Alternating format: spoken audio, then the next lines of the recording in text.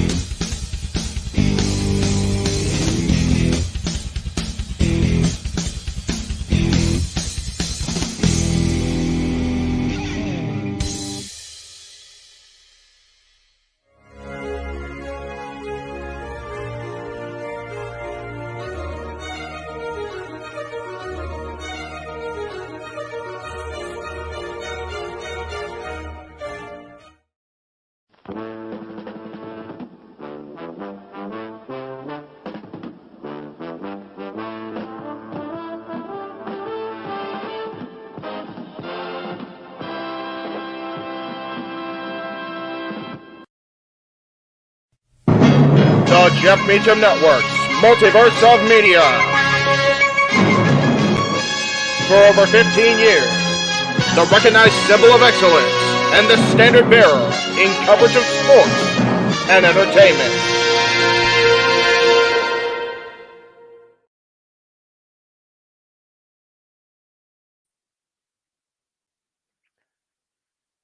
Ladies and gentlemen, it is the Immortal Showcase. It is the grand spectacle. It is the destination in the world of sports entertainment. Welcome finally to WrestleMania! Hello, everybody! What's going on? How you doing? How you feeling? You know what this is from the Superman, and my name is Noah Foster. Of course, I will be with the Renegade JJ Williams as we will bring you all our preview discussions and the highlights and coverage for tonight's WrestleMania. It's WrestleMania Saturday night, and the kickoff show just took place across the freaking Peacock if you want to tune in for that. As WrestleMania goes Hollywood here at SoFi Stadium. Beautiful venue, by the way, and that line all the way across the SoFi Stadium sign. For those that are tuning in for the first time, please subscribe, comment, and tell a friend. And those are wondering, the Renegade will be here momentarily. He's just refreshing things. But folks, we are here. This is WrestleMania. It is finally that time. It is finally that day. And we will see what comes ahead tonight. The WWE Universe out in masses here in front of the kickoff panel that consists of Caleb Braxton, Booker T, Wade Barrett, and Peter Guy. And of course, more importantly, the man that will be there live, the man on the marquee, Jeff Thunder Ifton, because we're on the 10-minute mark. Meacham, yes. Jeff, it's a reality. You are there. It is now. It is finally here. I am here. It is WrestleMania, baby, and right inside the gate. Can I get a hell yeah for a Stone Cold Lager, baby? Hey, I'll give you a hell yeah to that. I may be straight edge, but I'm not going to argue that. Anybody that's ready for WrestleMania in the chat, give us a hell yeah and tell us what you're drinking tonight. You know what I do. I always do the do, as it is. But Jeff, it's here, man. It's here, man. So, it's finally here. So I am going to head up to my seat that I've been sitting in for a month if you're watching the green screen. Right. But I'm going to head that way. Let's see. All right. I need an elevator. There might be an elevator inside the building. That'd be nice. Well, hopefully you do find one. I mean, so have they announced anything for a kickoff match, Noah, in my absence? Not yet, as they're literally talking about the matches that are ahead tonight. And of course, WrestleMania, it'll be hosted by The Miz, but also, as we now know, according to what's been shared, tonight's main event will be for the WWE Undisputed Universe Tag Team Championships. As Sami Zayn and Kevin Owens, they take on the Usos, where we will see a bloodline versus loyalty. Which one's stronger in the end? Of course, our opening contest will be for the United States Championship, as John Cena goes one-on-one against Austin Theory. As again, they just said, that kicks off WrestleMania. And of course, besides that, we also have a battle among 6 women here. Lita, Trish Stratus, and Becky Lynch take on Damage Control. And of course, WrestleMania starts live 8 p.m. Eastern Standard Time tonight. And of course, that's not all we have here, as Rey Mysterio, inducted in the Hall of Fame last night, goes one-on-one against his own flesh and blood. Inconsiderate piece of never mind. It's Rey Mysterio versus Dominic Mysterio, one-on-one, father An amazing versus night. son. 2 nights, really.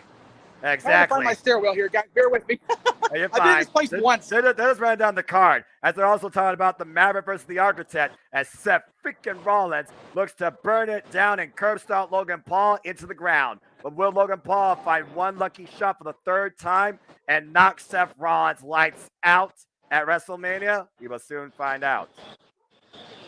And of course, as we know also tonight, we will have a fatal 4-way tag team match showcase. JJ, what's up, man? What is going on, sir? Thank you. You know, it's kind of hard to compete with this gentleman right here, but you know, I was asked to step my game up for WrestleMania, and so that is what I did. Yes. Mission accomplished. As we're seeing the people filing the SoFi Stadium and the man on the marquee there live trying to find his seat. As of course, we have Byron Saxton on the WWE Universe. As we this is what happens when Meach goes live. Travis is actually stuck right now. He caught a flat before he even left the Antelope Valley. His tire totally shredded. So I am. My father, God bless my father, dropped me off down. Whoa, look at these guys. Hey, that's a picture. Hey, guys, you're on the Jeff Meacham Network. Say hello. There we go. All right, very good. They're not paying attention. They're having too much fun. It's all good. All right, let me see if I can get upstairs here with a minimal hassle. It's always the adventure. That's cute. Let's see Byron Saxton. I'm going to mute myself. Hang on one second. Oh, you're good, man. Anyway, JJ, you're the styling and profile, man. I'm proud of you. This is the night. This is the moment. This is our time. This is your greatest call to date. It's WrestleMania, JJ.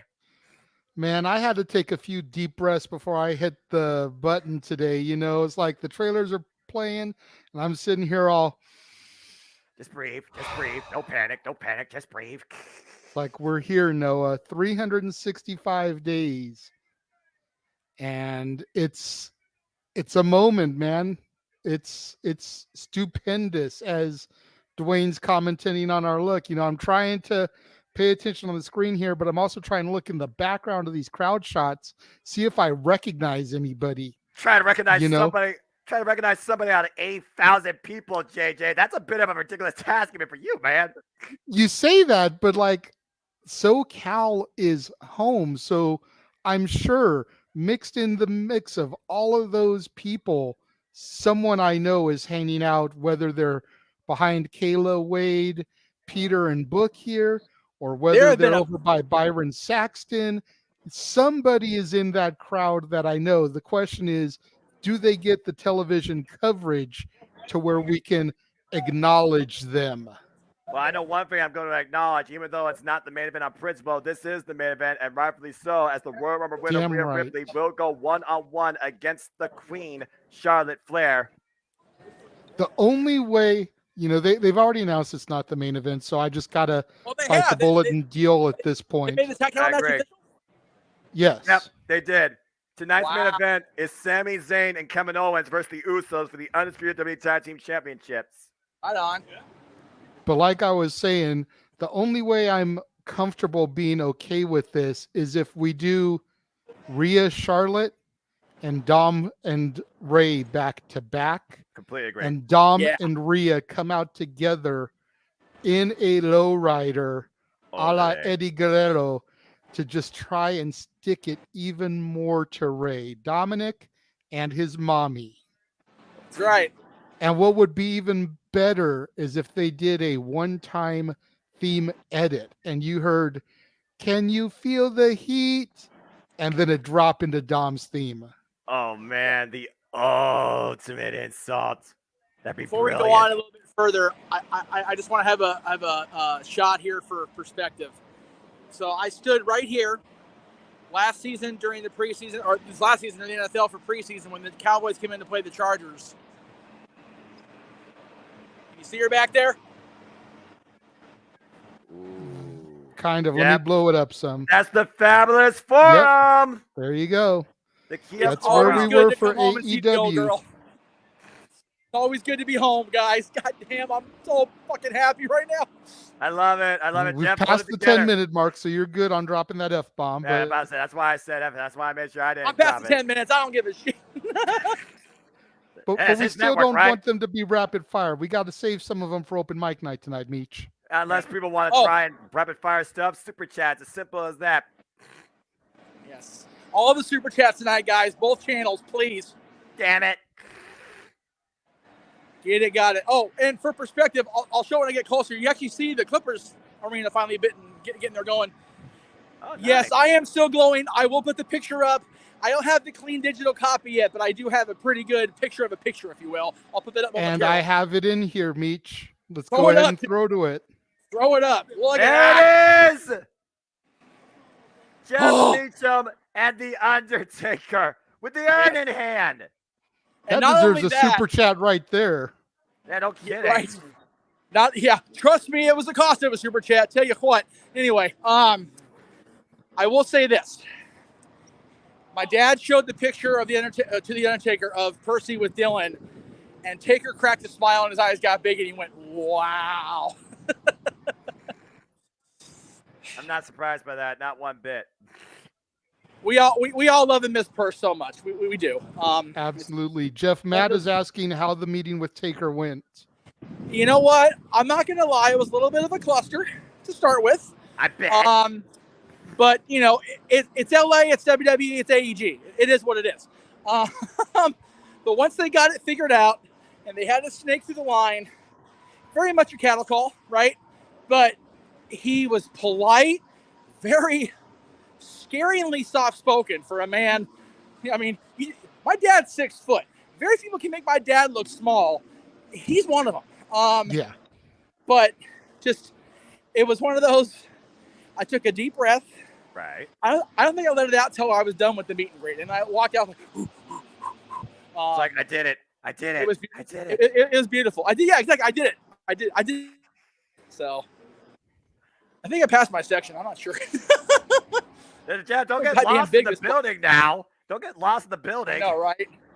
Well, the bad that goes with the good of Travis shredding his tire is the ticket I sold him. I used to get in the building, so I'm gonna sit in his seat for now. Oh, nice. It must be a better seat. It's better seats, yes. What the hell's 440 at? I'd be surprised if you find Cindy there. Cindy sent out a shot. Cindy's there also live. Where is Cindy sitting? I just want to set out there. Actually, never mind. Forget that. Forget what I said. No. Don't do that. Don't do that. Okay, I'm going the right way because I just passed 420. Shout out to RVD if you're here somewhere, dude. Damn. Well, he was at the Hall of Fame last night. So The Blues. Him and he Katie was, as Forbes. was Sean Waltman. So There you go. It's Pop LA. is in the Everybody's building. here, Bubba. So, Good to see you, Pop. Thank you very much for the compliment. good to see you, Jerry. Wish you were out here with us, brother. Good to see everybody. I hope everyone's going to have an incredible time Yes. wherever you watch this, whether it's with us, whether it's with your friends, family, everybody, acquaintances. It's WrestleMania, and WrestleMania is truly for everybody. Apparently, Kayla Braxton did not get our memo from last night because she's not wearing Be right the same back. outfit like Hey, I we mean, told you know. her that she needed to wear every time. But that's okay. She's forgiven because she still looks good. I'm about to say, Vanna White, how many times Vanna White wore the same dress in Wheel of Fortune? I'm just saying. Probably at least once a season because people forget about it. True. And shout out, of course, to your strafe Renegade. Of course, CC, the ladies of the multiverse, have their predictions in. I don't know if Natalia shared with you her predictions, but if she has them and wants to put them in the chat or even tell you them, hey, man, we'll talk about it too. I hope everybody, no matter what age you are, no matter where you are, no matter your fandom, casual, hardcore, man, lady, child, adult, tune in, check it out, see what WrestleMania is all about. That's it. I can't recommend going to at least one of these in your life enough. I can't. For And real. like I said, next year very well might be my first. I'll tell you what, man. With the calendar falling the way it does for next year, it's looking more and more likely I'm gonna try to finagle Dylan and I going out to Philly. Hey, let's hang out at the 2300 Arena. I mean, that sucks for us on the production end because, we won't have the simple man with the spectacular voice calling the action. That's a fair point. Won't have Jeff Meacham to help hold us down. It's literally going to have to be me and James, gentlemen. Well, it's one of those deals, JJ. Dylan's turning 16 that week, so I'm like, man, 16th birthday is a big deal. So It is a big deal. I know, Sweet 16, baby. That truly only comes once in a lifetime. Exactly. For me, Unlike it's more Roxina, than one. which came twice. Don't remind me of that stupid marketing gimmick. That just pissed me off. Big G, if you're watching, you just sent me a message. I appreciate it. I can't access my messenger right now because I'm trying to keep moving. I'm about to say, Jeff's got to find his seat before he passes out. Message JJ. Message JJ. I think he hit a dead zone. There it is. Yeah, there's going to be dead zones inside the arena, clearly. Oh, boy. Okay. First WrestleMania was 7 a long time ago. LOL. Yeah, I'm right. We're just talking about, what, 33 daggum years. Matthew, I'm allowed to go to WrestleMania, but every year there in Florida, something goes wrong. I have not been alive for almost 20 years. Matthew, never say never. I hope that you do get that time. All right?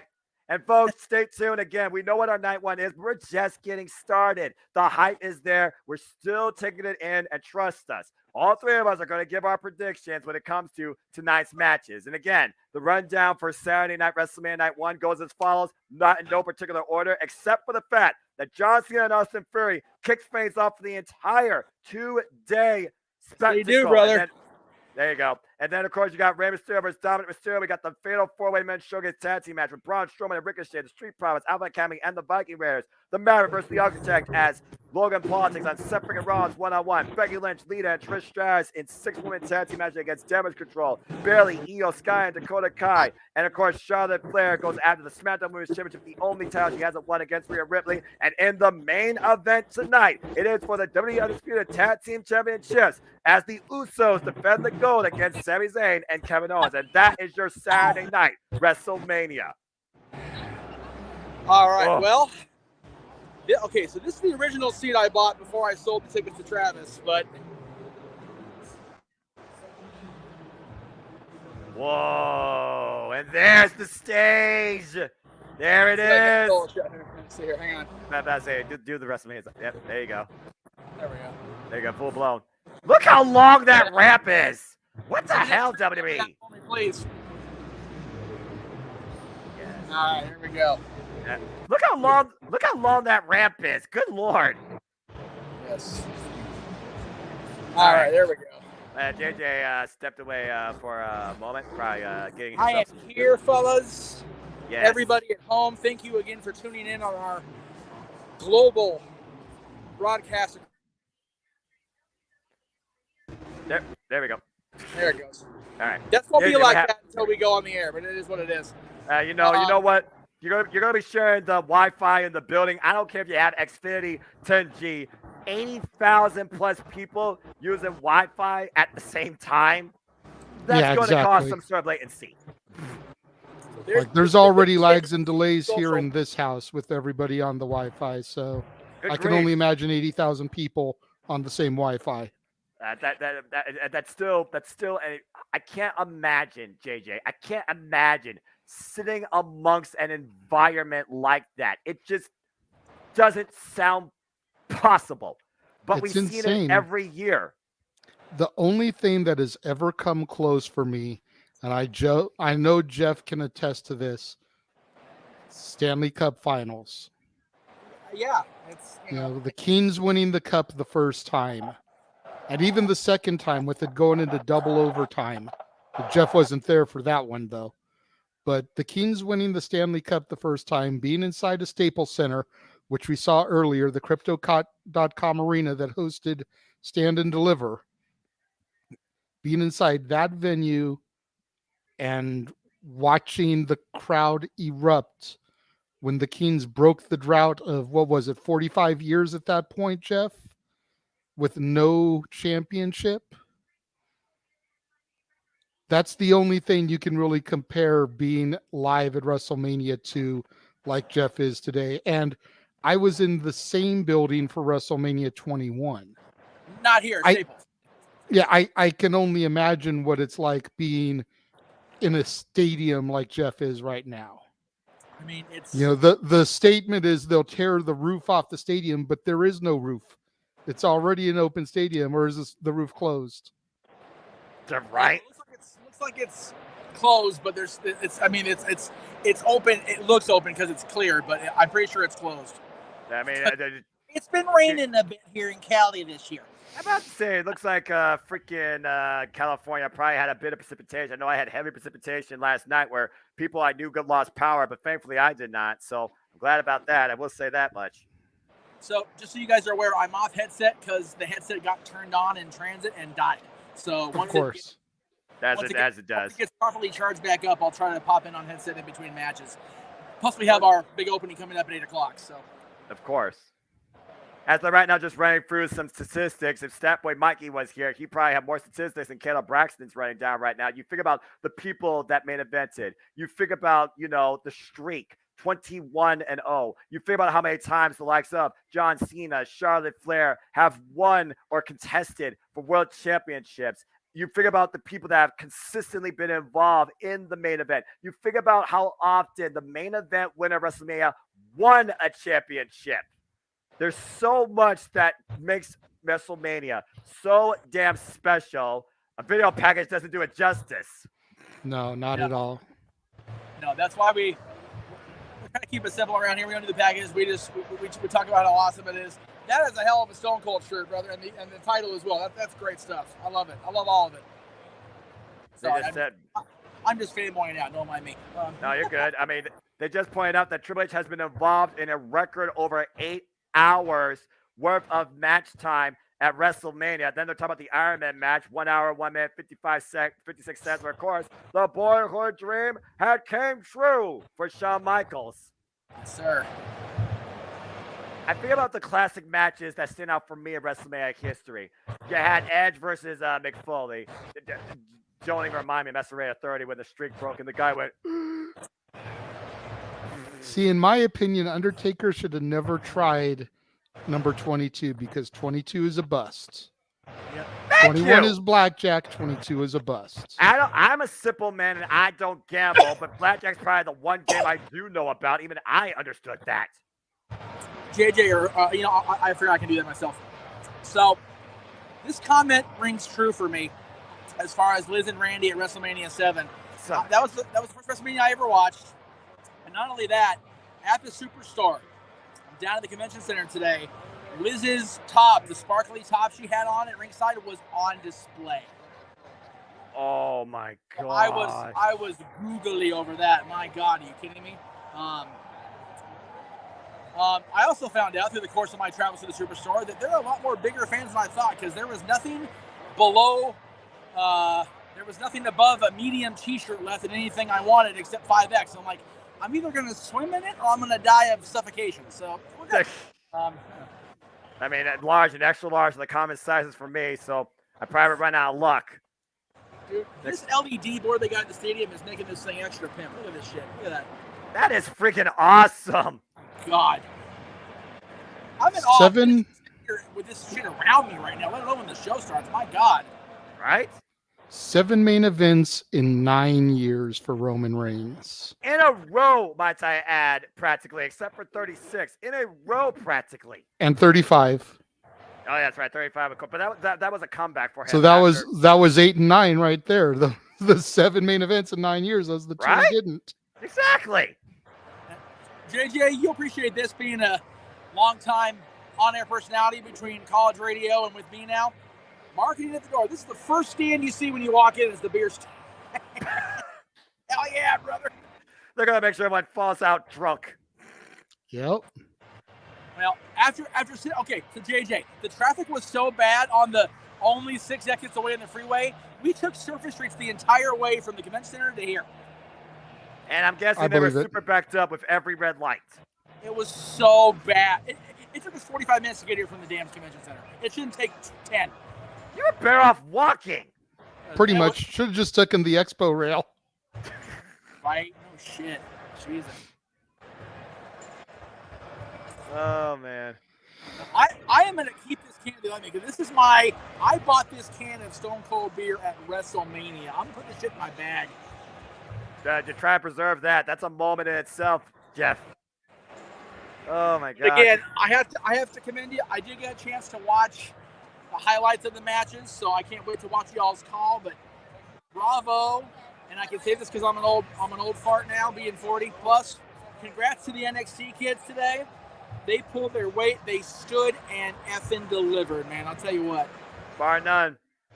Bar none. I'll even give credit to Chase U, JJ. You were right. You were absolutely right about them. While you're on mute right now. I don't know if you're thinking or such. We're just taking it all in. We don't know what to say at this point. We're bullshitting at this point. We got 1 hour, 36 minutes, and according to my clock, JJ, 20 seconds before the freaking spectacle begins. It's crazy. I guess you see they're testing the sparkly lights down there. I don't even see that or not. Yeah, I can kind of see the glittering there, flashing like fireflies in the night, if you will. Can you imagine if Bray Wyatt does show up just out of nowhere and that place just goes full Firefly? I think we're gonna have a major pop for everything. We haven't had a WrestleMania in Southern California since 2005. We were supposed to get a stadium show in 1991.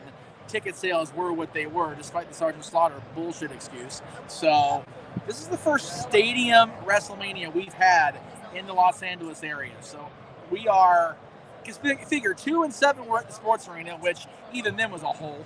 Right. 12 and 2000 were at the Ponda Center. I said what I said. And 21, of course, is at the Staples Center featuring Mr. Williams in the crowd there. So this is the first stadium-level WrestleMania we've ever got in LA County. And like I said on my post this morning, it was about keeping my word to myself. I have tried so hard since this thing really kicked off the ground that to keep my word to everybody. And every once in a while, people remind me, you got to stay true to you, bro. And I stay true to my damn word. I am in this stadium on these nights, WrestleMania, almost 20 years later. And to think, Los Angeles, for y'all, that's your 4th WrestleMania out in that area. Yes. You know what? I will say the opposite of that, Cape Ray. A great first half, a horrible break of a women's title match, and then an unbelievable show stealer in Angle Michaels, which made the show stealer playlist on the Peacock app, by the way. And then everything after that match was hot garbage, at best. Yeah, I was gonna pull a Willy Wonka here and be like, "Stop that! Time out! Reverse it." Yeah, the first half of WrestleMania 21 up until the women's title match was, I'll give it a pass. It was a good show. Then they had the women's title match. Christy Hemme had no business being in the ring.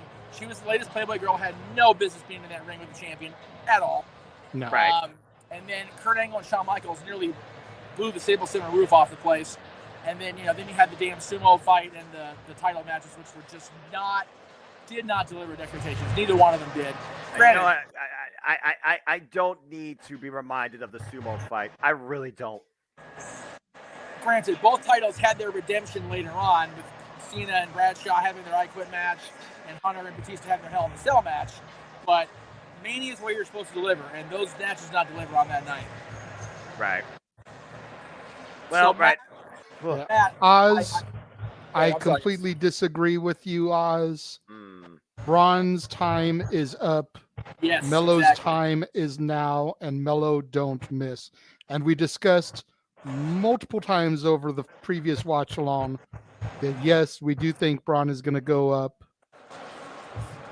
To answer Matt's question, I actually so JJ will appreciate this answer more than anybody. I had a Disneyland pre-night moment. Couldn't fall asleep. I tried. I did. I really did. I actually took a hot shower, got cleaned up, and I'm like, yeah, I'm not happening. So I settled into we'll call it a rest, because it wasn't a sleep. But I did watch SmackDown. I loved Ray's Mastering SmackDown. I love the Mastering Hall of Fame more. Let me be clear on that. That Mastering Hall of Fame was golden and gorgeous. But Ray looked good last night, and to see Legado del Fantasma get the LWO endorsement, that was pretty freaking cool. I know Zelina's losing her shit over that, so God bless Thea for the fandom.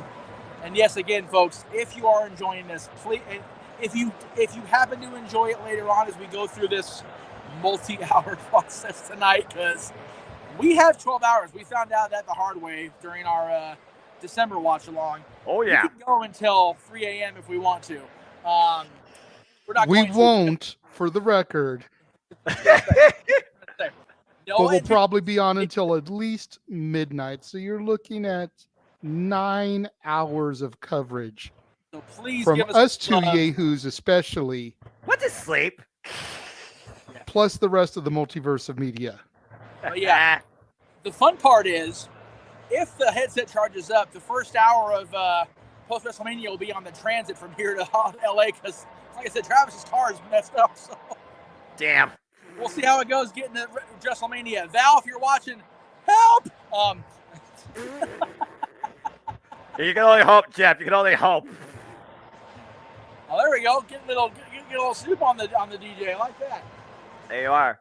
Well, it's funny, Ren. Let's go ahead and start talking about these matches while we're already 30 minutes in, because again, we do have let's see, Jeff's gonna say 1, 2, 3, 4, 5, 6, 7 matches. So let's go ahead and kick things off with what is going to be our kickoff. JJ, you've been honoring, you've been endorsing. I would say you've been advocating particularly for this individual, Austin Theory. You are one of the few that I've seen as a fan in direct conversation that has recognized potential in this young man's talent brought by Paul Heyman from Evolve. But now he goes against the 16-time world champion and the 5-time United States champion. John Cena said straight up, he believes Austin Theory is only hyping himself and doesn't even buy into himself. He already claims that Austin Theory has lost because he wins, no one's going to care. He loses, no one's going to care. You're still going to be irrelevant. So tonight, Austin Theory, it's put up or shut up. He said in an empty arena, in Theory, John Cena, you may have been my hero, but now I have surpassed you. It's one of those things where it's like you look up to somebody so much,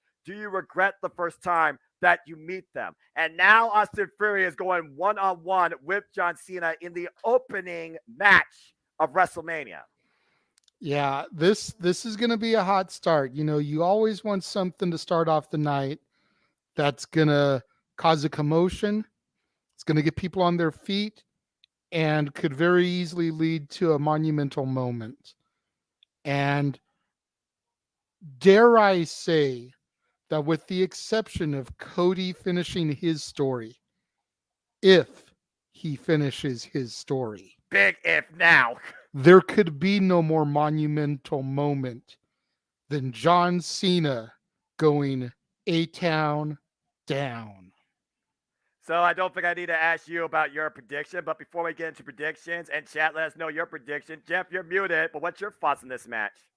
You know what though? I'm gonna go with Theory. I don't like that pick because it's no secret how friendly we are with John. I mean that's kind of the worst kept secret on the Casa at this point. But right. It kind of is what it is though. Theory is the future. He really is. He's the future of this company, and John beating him does nothing unless they reinstate the U.S. Open Challenge and Austin gets it back tomorrow night.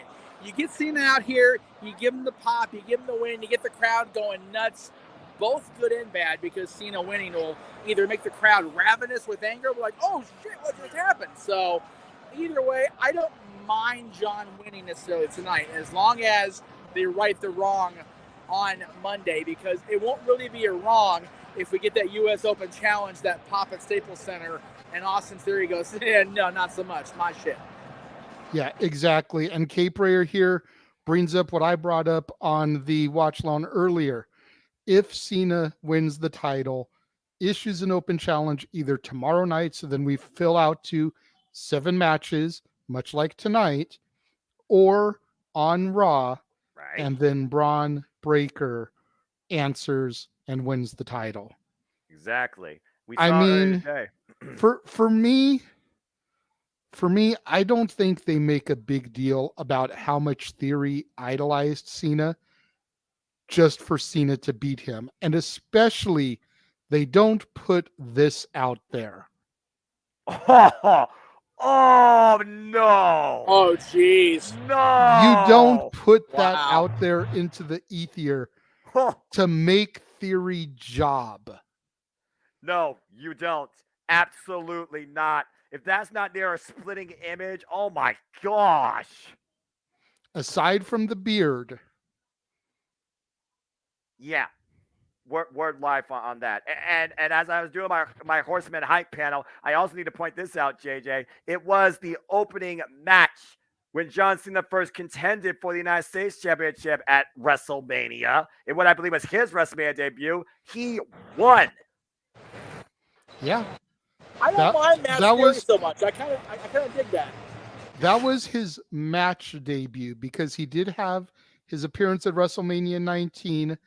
That was supposed to be the battle rap with Fabulous and Jay-Z, where he then dissed them as Austin Powers and Mini-Me cutouts because they chose not to show up and answer his battle rap challenge.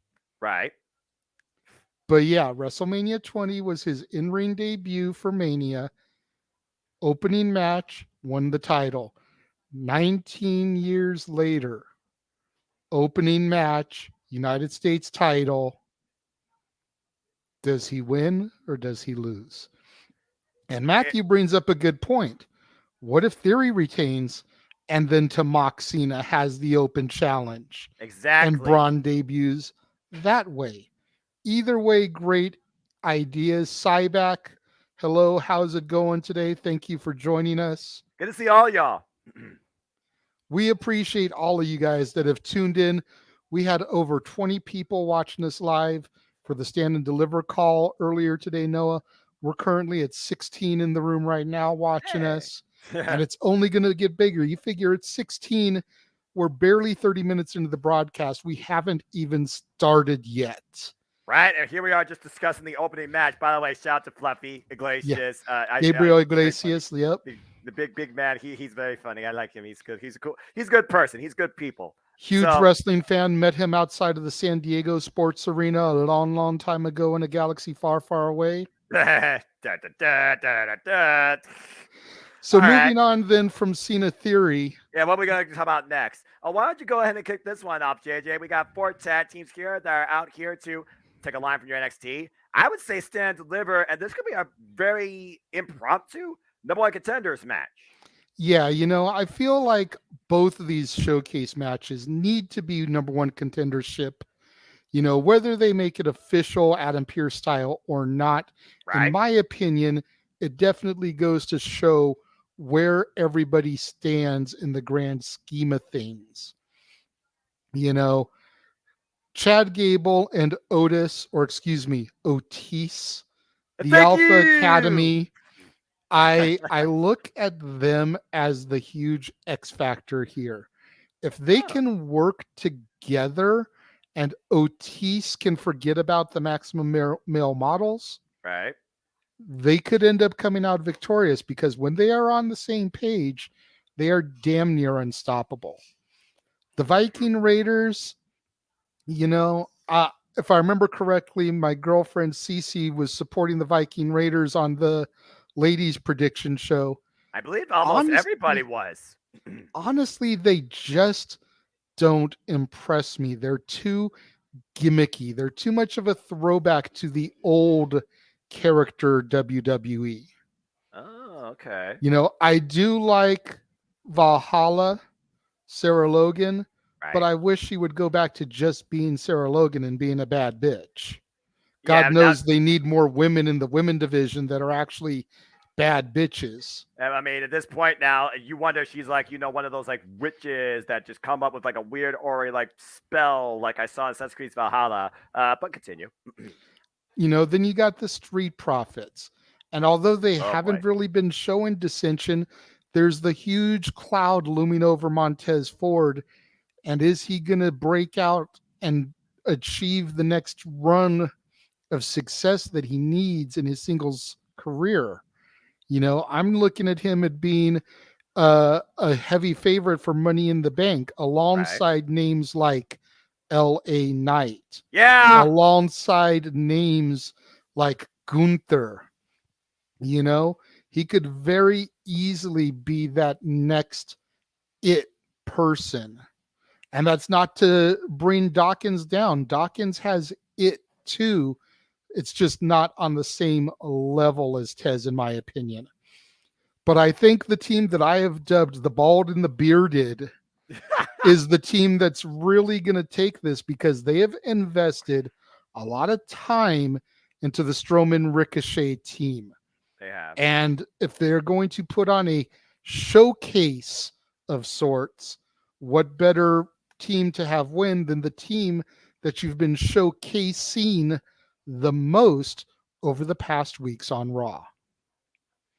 I can definitely agree with that fair analysis that, again, they definitely have been one of the more impressive teams to come across the tag team division, and Braun Strowman is no stranger to winning in unconventional ways at WrestleMania in tag team fashion. May I remind you of WrestleMania 34, where he won with a 10-year-old kid against the bar on his own. At least Ricochet is much more capable. But that being said, over the course of Go Home Week, we have seen the face teams thrive in these showcase preview matches, while the Viking Raiders have been more of the dominant force as the opposition. The Viking Raiders have been highly underrated since coming across the main roster. Only since this absolute repackage with Valhalla do they seem like an actual deemable threat. and I figure about the future of the tag team division's dynamic. The Street Profits have already won the NXT and Raw Tag Team Championships. Alpha Academy are previous Raw Tag Team Champions. Heck, they were in WrestleMania last year going up against RK Bro, I believe, for the Raw Tag Team Championships. And Street Profits as well. The Street Profits, of course, like I said, NXT Raw Tag Team Champions. But after Elimination Chamber, Montez Ford has every possibility. And also, I did see that exhibition against Seth Rollins. Montez Ford has every possibility to break out as a single star this year. So while you go with the small man, big man dynamic, and truth be told, Braun Strowman and Ricochet, they did have a chance against the Usos, which we'll talk about later. I think that we're going to see a surprise tonight. We talk about WrestleMania, the night of moments, the night of showcasing. You put up or shut up. There's not a bigger time to do that than your WrestleMania debut. I actually changed my pick for the deadline with the Viking Raiders on this one. I think they're going to surprise us. And the other reason I went with that is because in their TakeOver debut, they beat the Undisputed Era for the NXT Tag Team Championships. There's no gold on the line, but you might as well say the victory here is as priceless as gold itself. I went with the Viking Raiders. That's a hell of a take there, Noah. You know, honestly, I've talked about this on every live stream I've been on. Right. I've talked about this with every person in the house that was willing to sit and listen to me talk for 5 minutes. This WrestleMania, out of the 25 years that I have been in and around the wrestling business, is the 1 year where I do not feel confident in any one of my picks. Generally in the past, even if I have gotten my pick wrong, right, I was steadfast. I think it's going to be this person for this reason. God damn it. But this WrestleMania, all 13 matches announced, could literally go any way. Exactly. And I am totally here for it because everybody, all the haters out there, talk about how wrestling is so predictable. Not now. This card over the next 2 days is the least predictable I have ever seen. Because as confident as I feel in some of these, I sit here and go, yeah, but. ... You know, I mean, all right. It's just one of those things.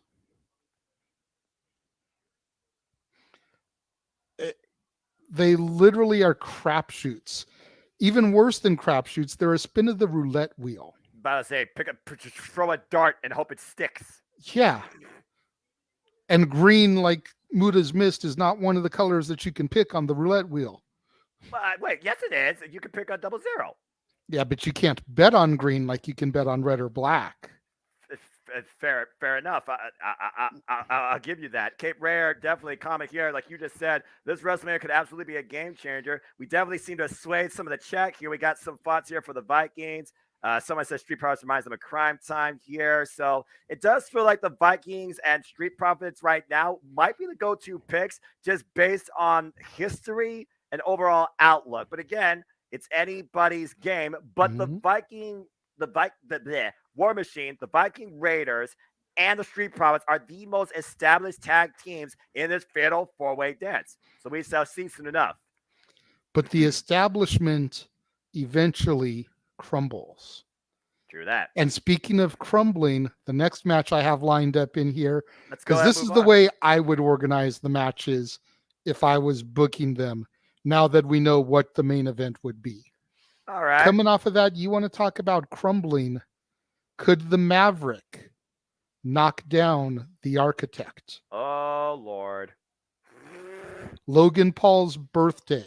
Logan Paul has only lost one match in his WWE career, his challenge against Roman Reigns.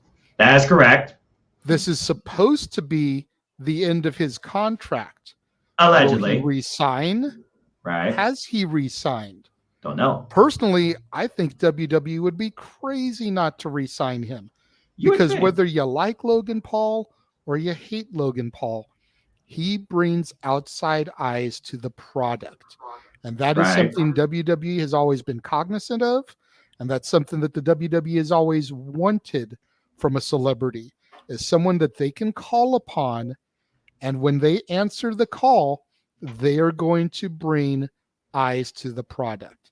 Even if they only use him for SummerSlam, Survivor Series, Rumble Chamber Mania, and maybe King of the Ring or Money in the Bank or a throwaway Saudi show.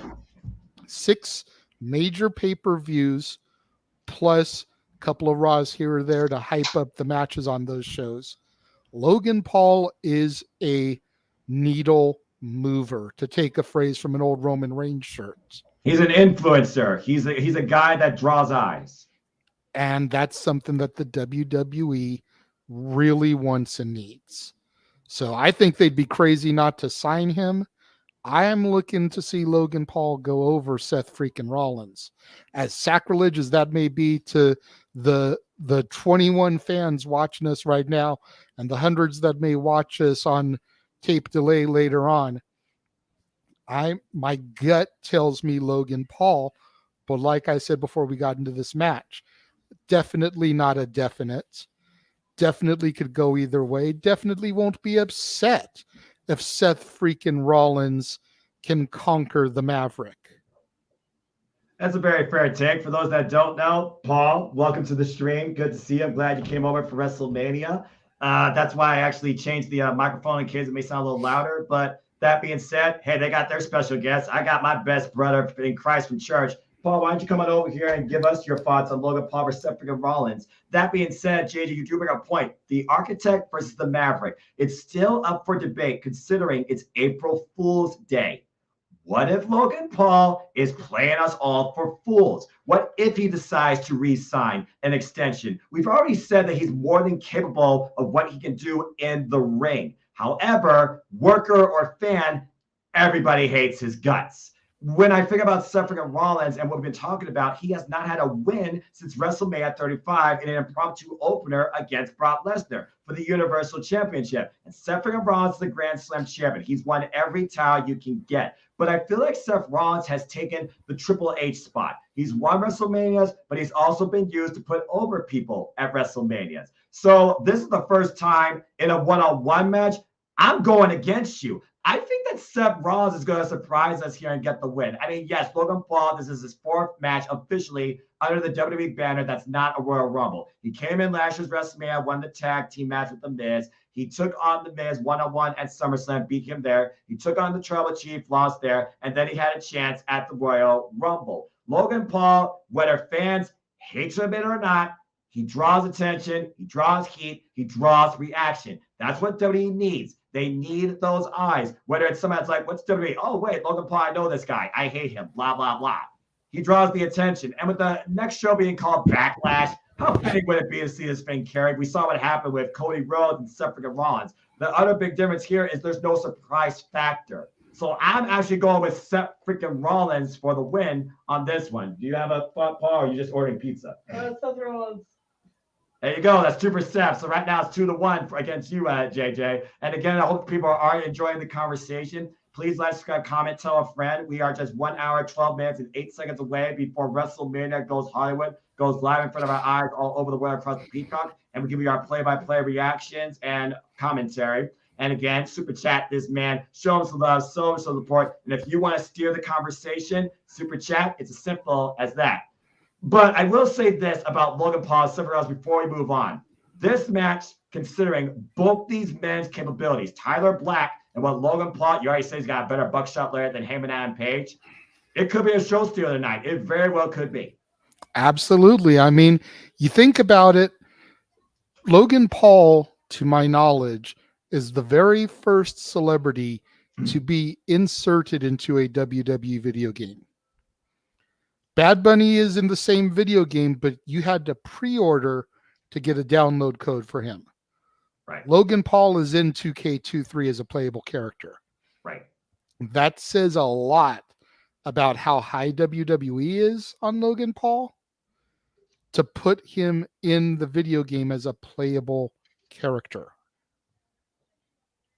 Very well said. And it looks like we got some partisan thoughts here. Seth needs to win, might get a new contract.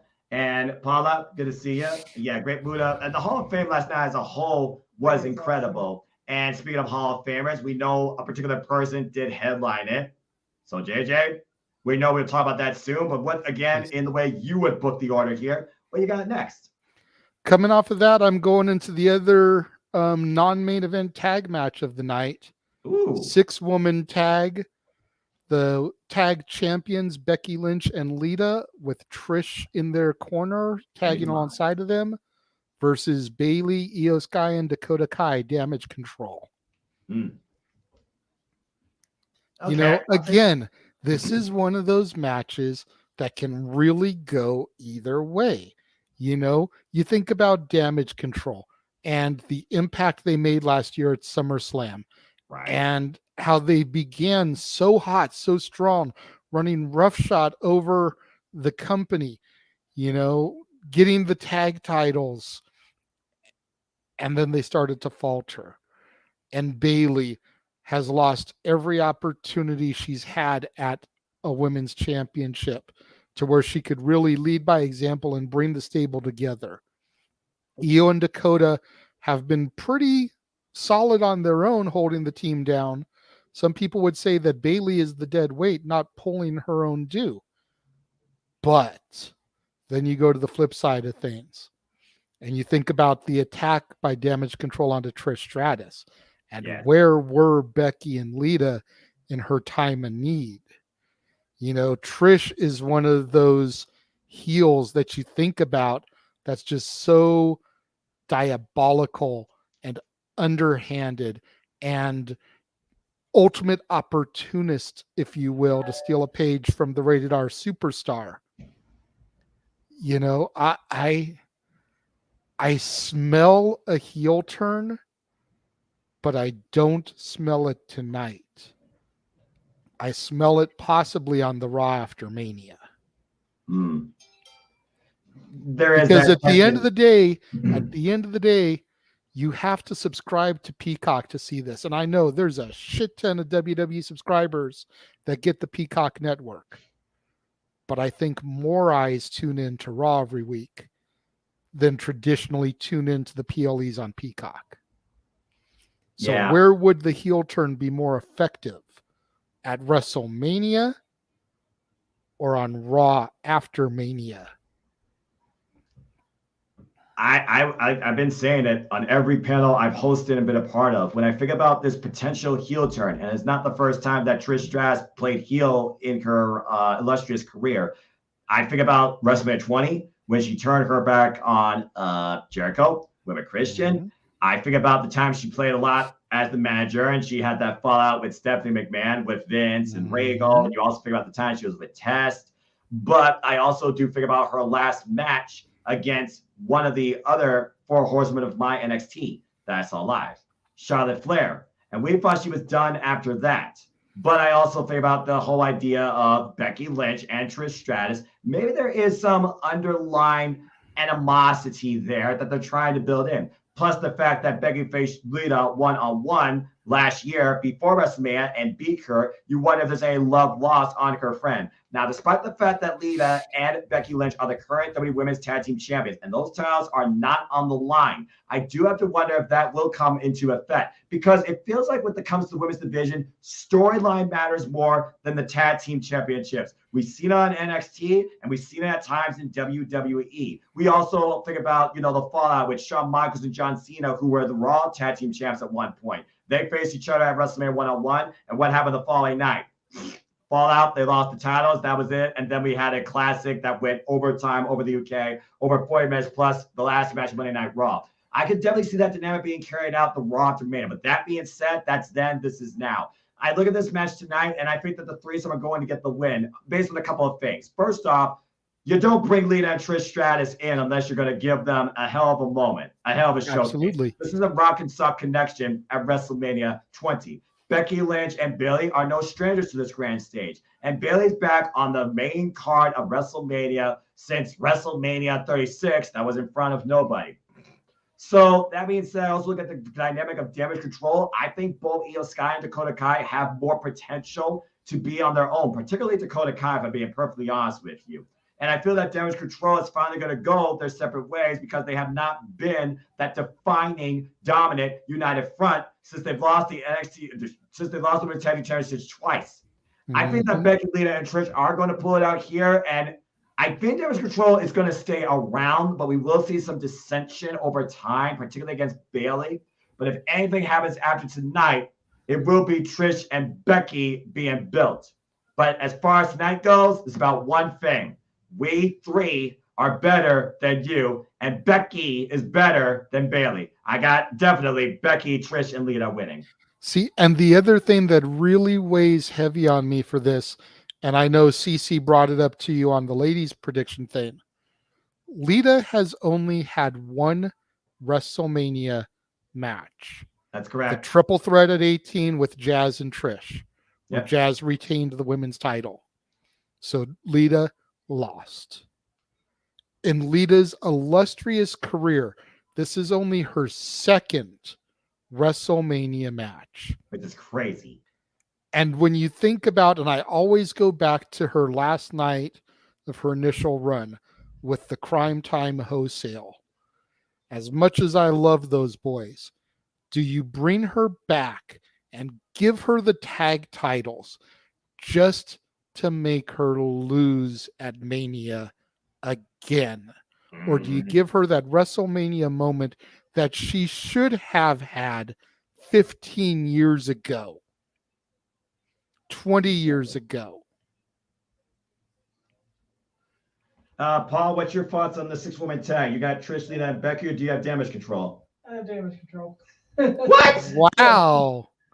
So matter of factly. I could see the turn happen tonight.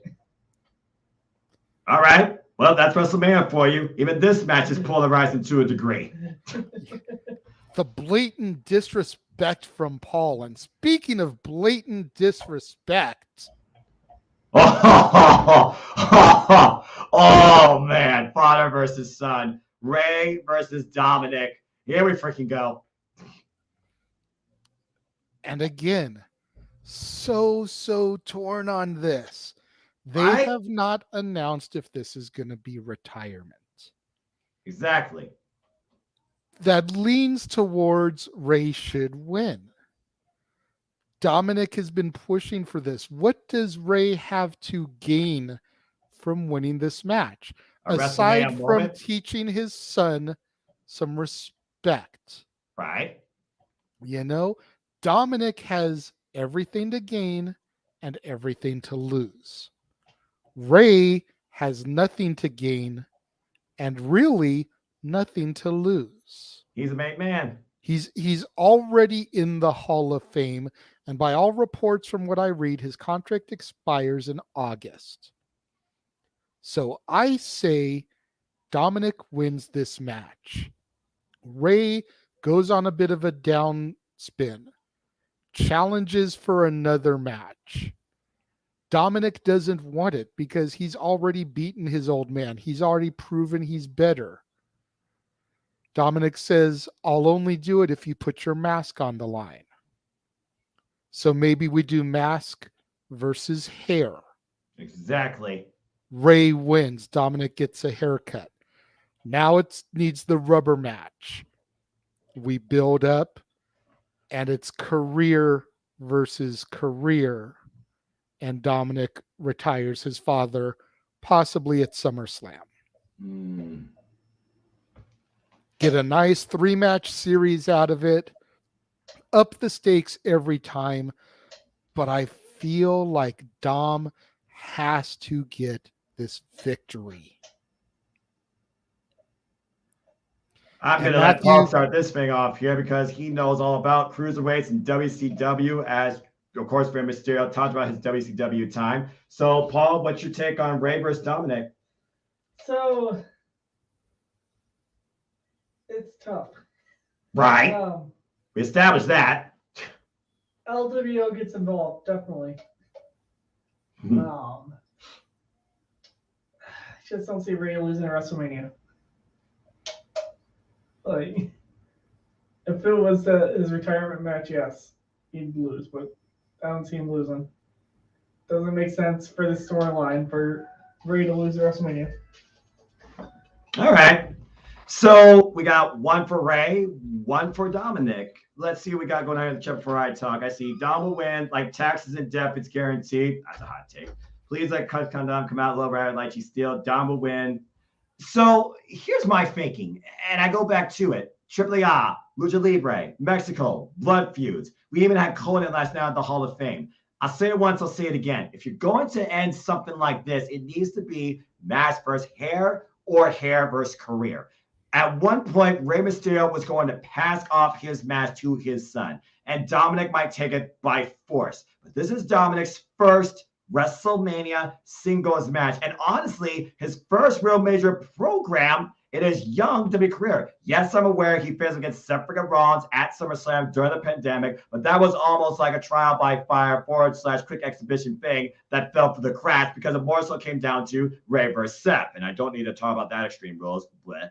But that being said, again, Rey Mysterio had the accolade. He won the World Heavyweight Championship at WrestleMania 22. He won the Intercontinental Championship at WrestleMania 25 and made JBL quit on the spot with still makes me laugh to this day. He outlasted CM Punk and the Straight Edge Society. He is the luchador. He is the guy that put Lucha Libre Wrestling on the map. Orderly. That being said, after that Hall of Fame speech, Dominic is going to be out to embarrass his father. It doesn't necessarily mean that Dominic has to win. You talk about yourself, build a program. Why would Rey Mysterio want to face his son again? Moreover, why would Dominic not try to face his father again? What's the bigger story? Who would want the rematch more? I look at this dynamic and I look at Rey Mysterio. You even said it yourself, the most humble man you could ever freaking meet. After that Hall of Fame last night, and even with contracts up in the air, August is not tonight, nor is it Monday. And we got Backlash, Money in the Bank, and SummerSlam possibly. In between that known time, he is still under WWE regime. I don't think this is a one-off, and I don't think it's going to be as simple as Dominic beating Rey. And with the fact that you got two matches for the Judgment Day tonight, one of them being for the SmackDown Women's Championship. We talked about it on my Horseman Hype panel. The Bloodline. Do they fall as a whole? Does one win versus the other? Do they both lose? Judgment Day, you got the same exact dynamic, except instead of two matches, it's three matches. Mm-hmm. And two of those matches are tonight. And of course, we're talking about Rey, Rhea, and Dominic. The dynamic of the Judgment Day. I think Dominic is going to lose here personally because Rhea really is going to be focused, of course, on trying to dethrone the Queen.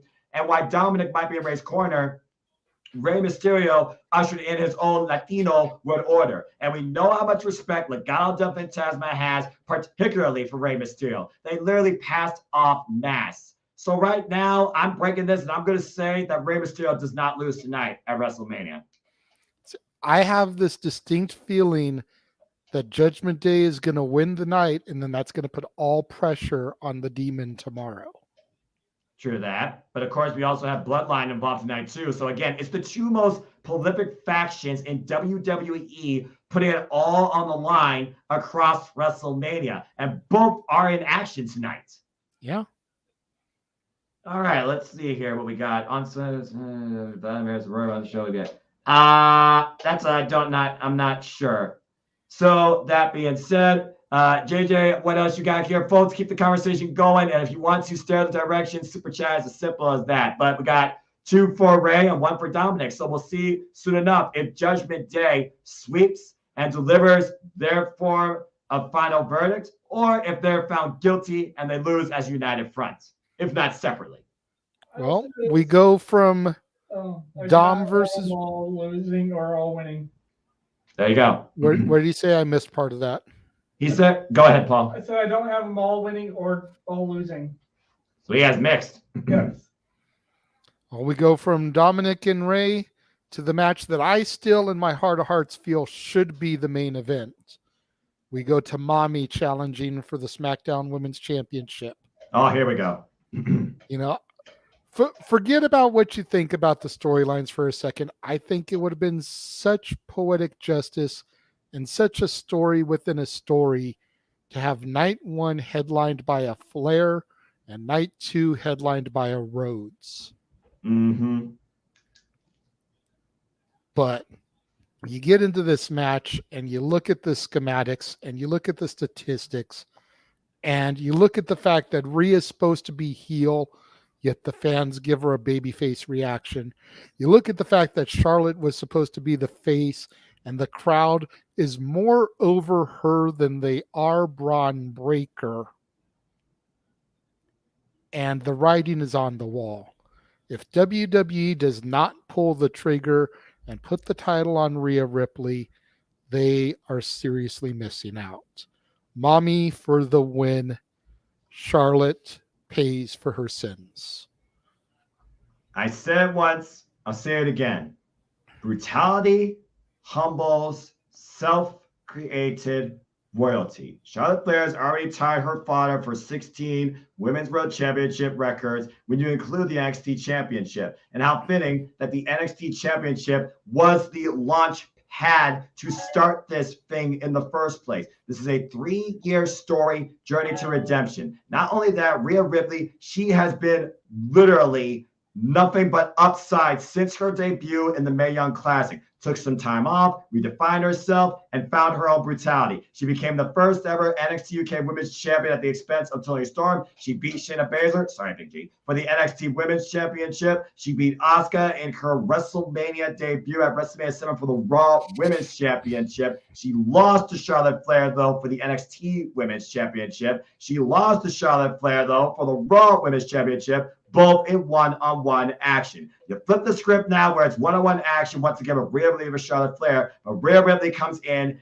as challenger. We have seen how much growth and development, redefining herself, the confidence built inside her, that Rhea Ripley shows once again to face the queen. While Charlotte Flair has remained consistent in her overall dictatorship of whatever championship she chooses to go for. That's why she's the SmackDown Women's Championship once again at the expense of Ronda Rousey. If one match is going to have a title change tonight, emphatically, it has to be this one. I know you don't bet against the Queen. You really don't bet against Charlotte Flair just because it's WWE, period. But Rhea Ripley deserves this and deserves to be a Grand Slam champion and deserves another WrestleMania moment. Rhea Ripley beats Charlotte Flair. I got a new SmackDown Women's Champion. Yeah, absolutely. And you talk about how Rhea's confidence has grown in the years since her last major encounter with Charlotte. It has grown exponentially since joining the Bloodline. Like, it was already on the up and up, but once she joined the Bloodline, botched Judgment Day. Excuse me, yes, the Judgment Day. I'm sorry, I'm looking at the TV and they're showing Bloodline merch. Of course, buy a shirt. Support the Judgment Day. Buy the shirt. Buy a shirt. But once she joined the Judgment Day, thank you for catching me on that. Just exponentially grown as far as her confidence. She is, like the comment said, on a roll. Exactly. And she's just going to plow through the Queen here. Paul, anything to add regarding that? Yeah. Short, sweet, and to the point. Simple as that. And now it is time for what will be the main event. Oh, Lord.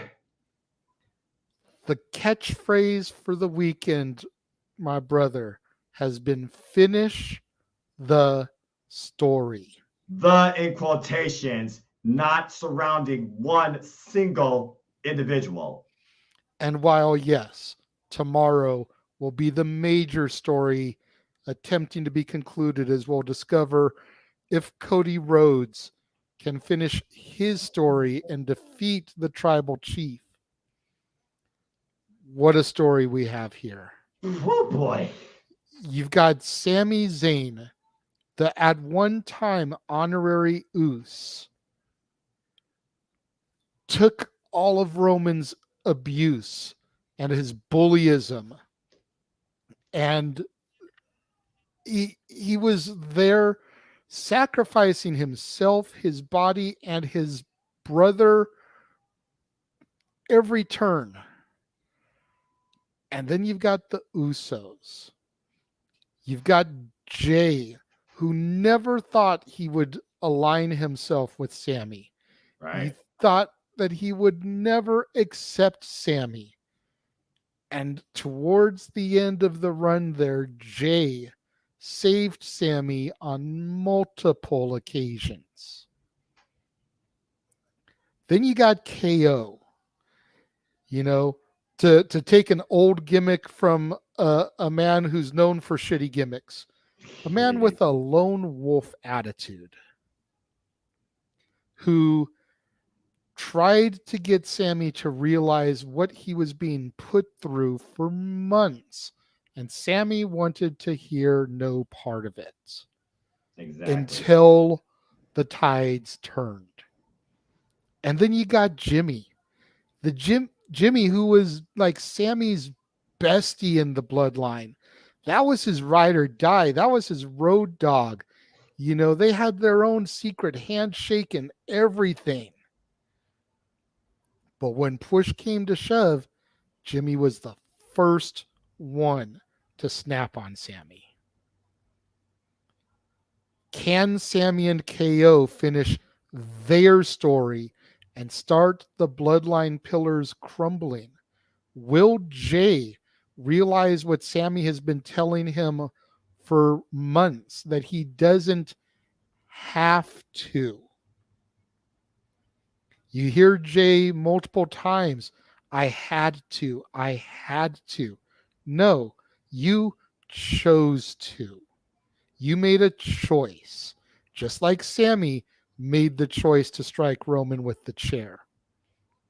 Will Jay realize that Sammy has been right all along? Does KO, after the Cinderella moment, turn on Sammy? There's so many X factors in this match. And no, I'm not talking about the shitty X-Pac stable. Damn. I believe in my heart of hearts that the team that I knew as Steen Erico, Kevin Steen and El Generico, Sami Zayn and Kevin Owens, are going to start the decline of the Bloodline era tonight on WrestleMania. I said it once, I'll say it again. After WrestleMania, the Bloodline is never the same again. But what added pressure, the fact that the Usos are the main event of night one versus the closer of night two being the Tribal Chief. Since the Bloodline came to fruition with 1 point, Jey Uso, making Jimmy Uso realize we're better together if we all fall in line. Instigated by Roman Reigns himself. That remains to be seen. And then we look at this idea. There were two key words I took away from that go-home promo last night. Loyalty, bloodline. There's blood, and then there's loyalty. There's oppression, and then there's cohesion. There's family, and then there's dictatorship. And truth be told, Sami Zayn and Kevin Owens are as close as brothers, if not their own family. And thank you, Grandma Daisy. Welcome. It's one of those things where it's like, no matter what, Kevin Owens, Sami Zayn, El Generico, Kevin Steen, together or against each other, they've always were better together in some facet. And now they're on a united front for the first time ever in WWE, challenging for WWE Tag Team Championships. They, of course, have accolades previously from Ring of Honor, but the Usos have been in every tag team that stepped up against them, makeshift or founded, including the longest-running enemies, the New Day. The key factor here, though, is Jey Uso heart fully into this. You saw what Sami Zayn said that struck a chord with him. I made a choice. You didn't. You still decide to fall under Roman Reigns' oppression. And we're going to relieve you of that by relieving you of the Tag Team Championships. Why? I still believe the in question is still in quotations. And I don't think it just relates to Cody Rhodes. I do think we'll get more of the story for at least one of the participants out of this match in Jey Uso. In losing, I think that Sami Zayn and Kevin Owens are going to be the first pillar to cause the Bloodline to crumble. We talk about Goodfellas and The Godfather. We talk about the vignettes. I say it all the time. Are we just waiting for Paul Heyman and Roman Reigns to be in the boat by themselves, and Paul Heyman pulls the gun out from his vest and pulls the trigger? We're going to see some sort of ending to this storyline as a whole. Now, whether or not that applies to Cody Rhodes and Roman Reigns, that remains to be seen. But as far as tonight, the Usos have been the most dominant tag team in modern wrestling history, WWE-wise. Time for a new guard to step up to the plate. I got Kevin Owens and Sami Zayn dethroned the Usos and got the new undisputed WWE Tag Team Champions. The only question at this point is how? Does Jey Uso eat the pin? Does he see the pin? Does he let the pin happen? Does Jimmy Uso eat the pin? Because how do you overcome a pair of brothers born by birth versus a pair of brothers put together by the wrestling industry that know each other so dang well? Either way, I think Sami Zayn and Kevin Owens get the job done.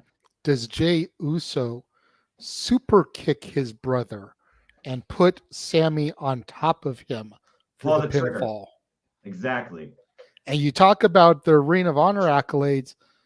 Let us not forget, although a smaller fed, a less known fed, their PWG, Pro Wrestling Guerrilla accolades that they referenced in their promo on Monday night. That's talking right. about how Los Angeles is what gave them their first major break. An indirect reference to PWG out here in SoCal. You talk about major break, JJ. Look who's on the screen. Yep, Mr. Jackass himself, the man who beat Sammy last year.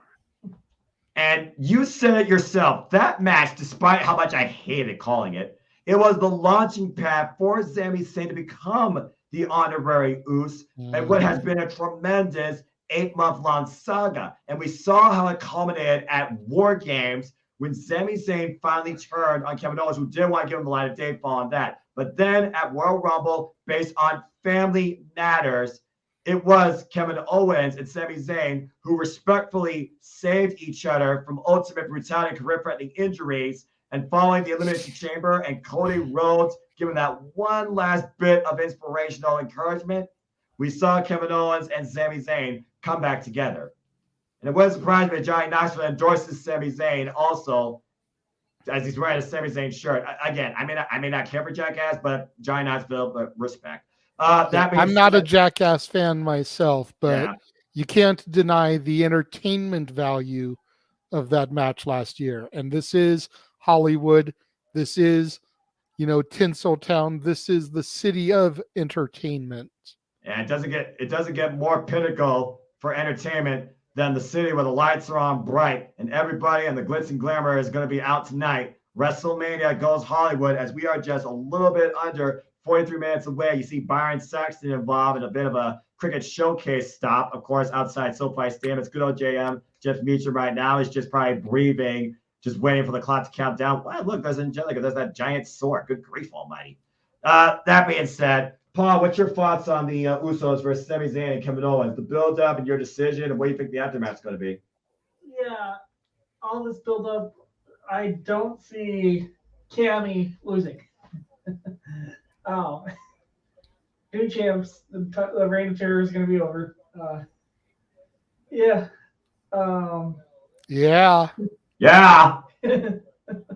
Let him talk to you. Go ahead.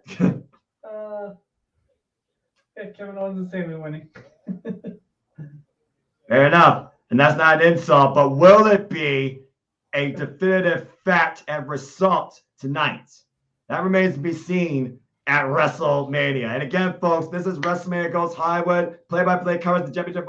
We are 42 minutes and 9 seconds away before we turn the curtain over and the show begins. And we are underway, opening up with John Cena versus Austin Theory for the United States Championship. I hope you all have enjoyed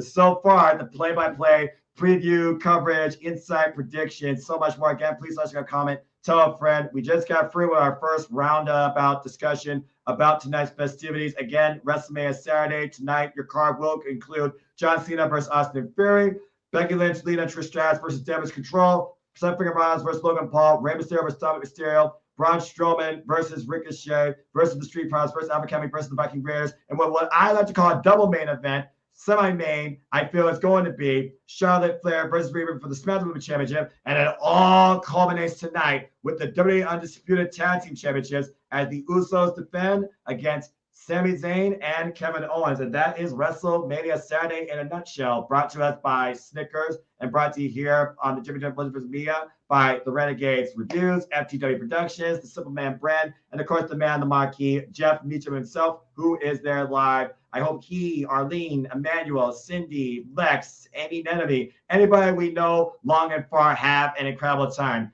And JJ, again, man, we are just minutes away, just under the 40-minute mark. Again, it's here, man. There is nothing more standing in front of us but minutes of suspense to see what happens tonight with WrestleMania Goes Hollywood. I'm just itching to get to it. Oz, how are we forgetting Solo? He's not booked on the show. He might be thinking of Solo Sikoa plays a part, because that's a good sub tangent when we talk about the bloodline. Solo Sikoa has been literally kept at the hip of Roman Reigns. He has not really been there by his brother's side, except when he's been involved in singles action per se. Solo Sikoa is the younger brother, by the way, of the Usos. Solo Sikoa is former NXT North American champion, forced to relinquish it when he was called up, of course, to the main roster. You wonder if Solo Sikoa could be an X factor here and how he would react if the Usos lose, courtesy of one of them turning against maybe the other. It could be a battle of brothers. That could be fallout here per se, but Solo Sikoa is a good front because we did not think about him at all playing a factor here, at least not tonight. It's fair statement, fair statement. But again, only time will tell us. Again, folks, they're going for the card. We went through the card. If you guys got questions, you got predictions, you got your own analysis, please let us know. And again, please let us comment, tell a friend, super chat this man. You want to start the conversation? Really? Super chat? It's as simple as that. That being said, Paulo Keep goes with Owens and Sami Zayn also for the win. Matthew with that. Yeah, let's go ahead and just freeform talk about that for a moment. Let's talk about last night's SmackDown. As we saw in the Dre, Bobby Lashley, the almighty Bobby Lashley, he won. Congratulations to him. Now, what does that mean going forward? I'm not sure. But LA Knight is not involved in WrestleMania in LA. Dummy, yeah. Now tell me if that makes any sense, JJ. Not at all. Seriously. Not at all. I still feel there will be one more match added tonight too. Whether it's Bobby Lashley coming out as the winner of the Dre and issuing an open challenge that then LA Knight accepts the challenge for, something has to happen. You can't keep the Almighty off of WrestleMania, and it's dumb to have LA Knight not featured in LA. Yeah. Get on the gravy train, folks. LA Knight is a guy worthy of the biggest, brightest lights. And that's not an insult. That is just a fact of life. That being said, Scott, good to see you here. We also talk about the fact Bray Wyatt, he's completely unknown. We don't know necessarily what he's going for. He'll be involved in WrestleMania. Will the host of WrestleMania, The Miz, be confronted in any sort of capacity per se? I should say the match between Lashley and LA Knight during the Andre, give them both a match. Again, that's a fair take. I don't know if that will happen. And also, ding, ding, ding, ding. Hey, look at that, yes. JJ. Thank you very much, Scott, for the super chat. We appreciate that. Yeah, we definitely appreciate that. And Scott's like, yes, you can finally super chat. That's right, folks. This man is monetized. So again, if you want to stare the conversations, we are just a little bit over 30 minutes away. Super chat. It's as simple as that. With that being said, JJ, is there any further thoughts or any further takes you want to do, or do you want to maybe talk a little bit about night 2 or anything else you want to do at this moment? Because we went for the card, and they're still talking about the 6-woman tag. I guess we could talk about Lita and Trish Stratus when it comes to when it comes to like their showcasing, whether it's at WrestleMania at individual capacity. You did talk about Lita's WrestleMania record earlier. Trish Stratus, though, whole different story. Well, yeah, I mean, Trish Stratus was the it girl for years for the WWE. I was always Team Lita over Team Trish. Meacham was Team Trish over Team Lita. I have nothing but love and respect for Trish Stratus. Definitely never spoke about her the way I did about Michelle McCool, which you can see on this past week's Throwback Thursday, if you have it in you to go back and listen to it. But You've been warned. Lita was always that cool chick that I never felt got her just dues. Right. So Trish has had WrestleMania moments, whether it's been defending championships, capturing championships, turning heel. She has had moments, and Lita just hasn't. And it's long overdue for her to have that Mania moment. Despite the fact that Lita is a 4-time women's champion versus Trish Stratus, who's one of the most predominant women's champion ever in this company's history, 7-time women's champion. In one run, she held that title for 448 days, having the title for a combination of over 800 days.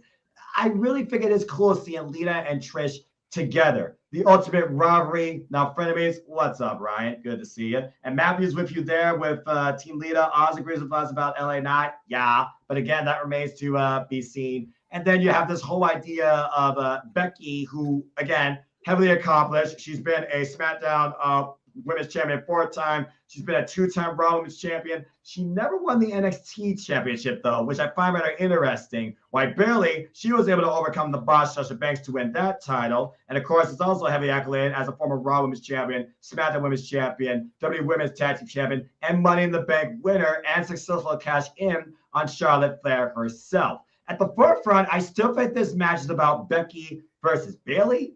But Lita and Trish, I do wonder how that all comes into factor here as well. I said it myself, generational frenemies. If I were to really split this match down the middle, I would figure out a way to set up Becky and Bayley versus Lita and Trish. That's my take on that. It's fair. That's fair. And I don't think I want to get into night 2. I want to save that for tomorrow. Absolutely. We're going to have another 2 hours to get into that. Right. But what I do feel like we should run over real quick for those who maybe missed our coverage earlier, let's just recap a couple of the highlights that I have images for from the NXT Stand and Deliver. Absolutely. For those that were unaware, me and JJ gave you a play-by-play live watch event for NXT. They stood and delivered, and they were our opening act for this incredible showcase weekend. And as you see before you, Gallus boys still on top as the Gallus firm outlasted the Creed brothers and the Tony D'Angelo family. But that wasn't the whole story. Who's there at the bottom there, Noah? What? I was saying that wasn't the whole story though, Noah. Who's there? No. That there on the bottom? Yeah, exactly. That is the Iron King, Joe Coffey, who says that this is the kingdom. Shows why the firm is the kingdom. Joe Coffey, the brother of Mark Coffey. Joe Coffey, literally the leader of Gallus, I would say. And then also, JJ, come on, man. You said it yourself. It was like a Disney Cinderella story. Yeah, I mean, the princess got the championship and got reconnected with the man.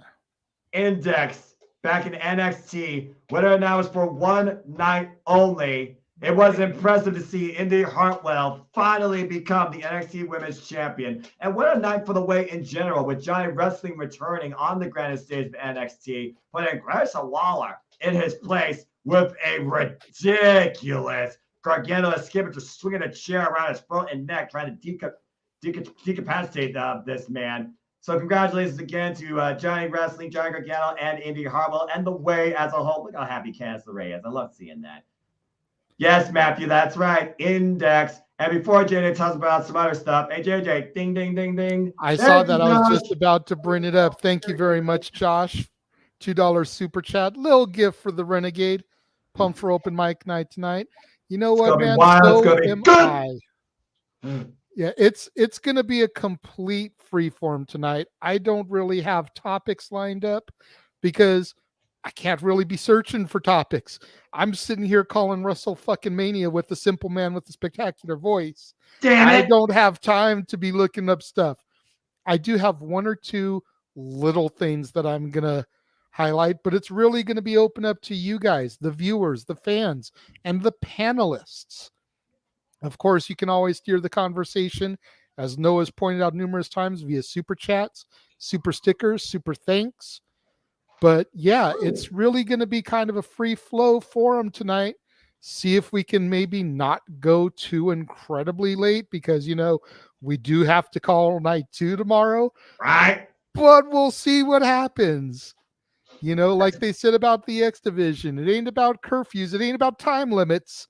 It's about no limits. And checks and championships define the industry. And thank you, Paula O'Keefe. That's very nice. Look at that. Super sticker. Ding, ding, ding, ding. Oh, yes. Thank you very much, Paula. We appreciate coffee. that. I got Mountain Dew. I'm fine. And yes, as you can see before you, Isla Dawn and Kaylee Abafaya. They are the new NXT Women's Tag Team Championships after a conscious choice by one Brooks Jensen cost Kiana James and Fallon Henry the titles. And I'm sure that fallout will continue on NXT Tuesday nights. As far as drinking coffee, Paula, I've got a Monster Kona Blend energy drink plus coffee that I'm sucking down right now to try and keep me going through all the chaos that is ahead of us. All the chaos, all the madness, all the spectacle, all the grandeur, all the moments, all the suspense, all the drama. Drama is the definitive word tonight as WrestleMania goes Hollywood again, folks. It's just closer and closer and closer. We are finally under the 30-minute mark. So if you want to be a part of the fun discussion, again, spread the word about this. Let us comment, tell a friend. And if you want to start the conversation in your own way, super chat. It's as simple as that because my friend over here is monetized. So find your way to Castle 18 Studios and give the man some love as we still continue our way closer and closer towards WrestleMania's Hollywood Night 1. The people still filing in this crazy joint. I can't believe how big this arena looks. I do have one more highlight from NXT that I'm going to show, but really quickly to Josh, I will probably put the link in the open mic night chat during the main event. Exactly. There will be, of course, a little buffer, a little intermission, even if it's just trailer length in between this and open mic night, but I'll probably shoot the link over in the main event. Yep. And then we talk about the new tag champs. We talked about the new women's champs. We talked about the Way being back together, minus one Austin Theory. We talked about how the Gallus boys were still on top. Damn right. But what we need to talk about now is how Mello didn't miss. Ballin'! Nothing but net. Finally, Carmelo Hayes has ascended and has become the new NXT champion. Endorsed by Braun Breaker himself with what really felt like a passing of the torch. What a moment, what a match, what a journey for the one of one. JJ, he truly is him. And now he is the face of your brand. Absolutely. I am so stoked for Mello. And damn, Paul. Mello is another one of those individuals. I've mentioned it a few times when we've done our NXT coverage. I did not like Mello when I started watching. I thought he was too brash. I thought he was too cocky. I thought he was too arrogant. But then I saw that he started to back up every word that he spoke. And at the end of the day, you cannot hate that. You have to respect it. If someone tells you to your face what I'm going to do and they do it, you've got to respect that.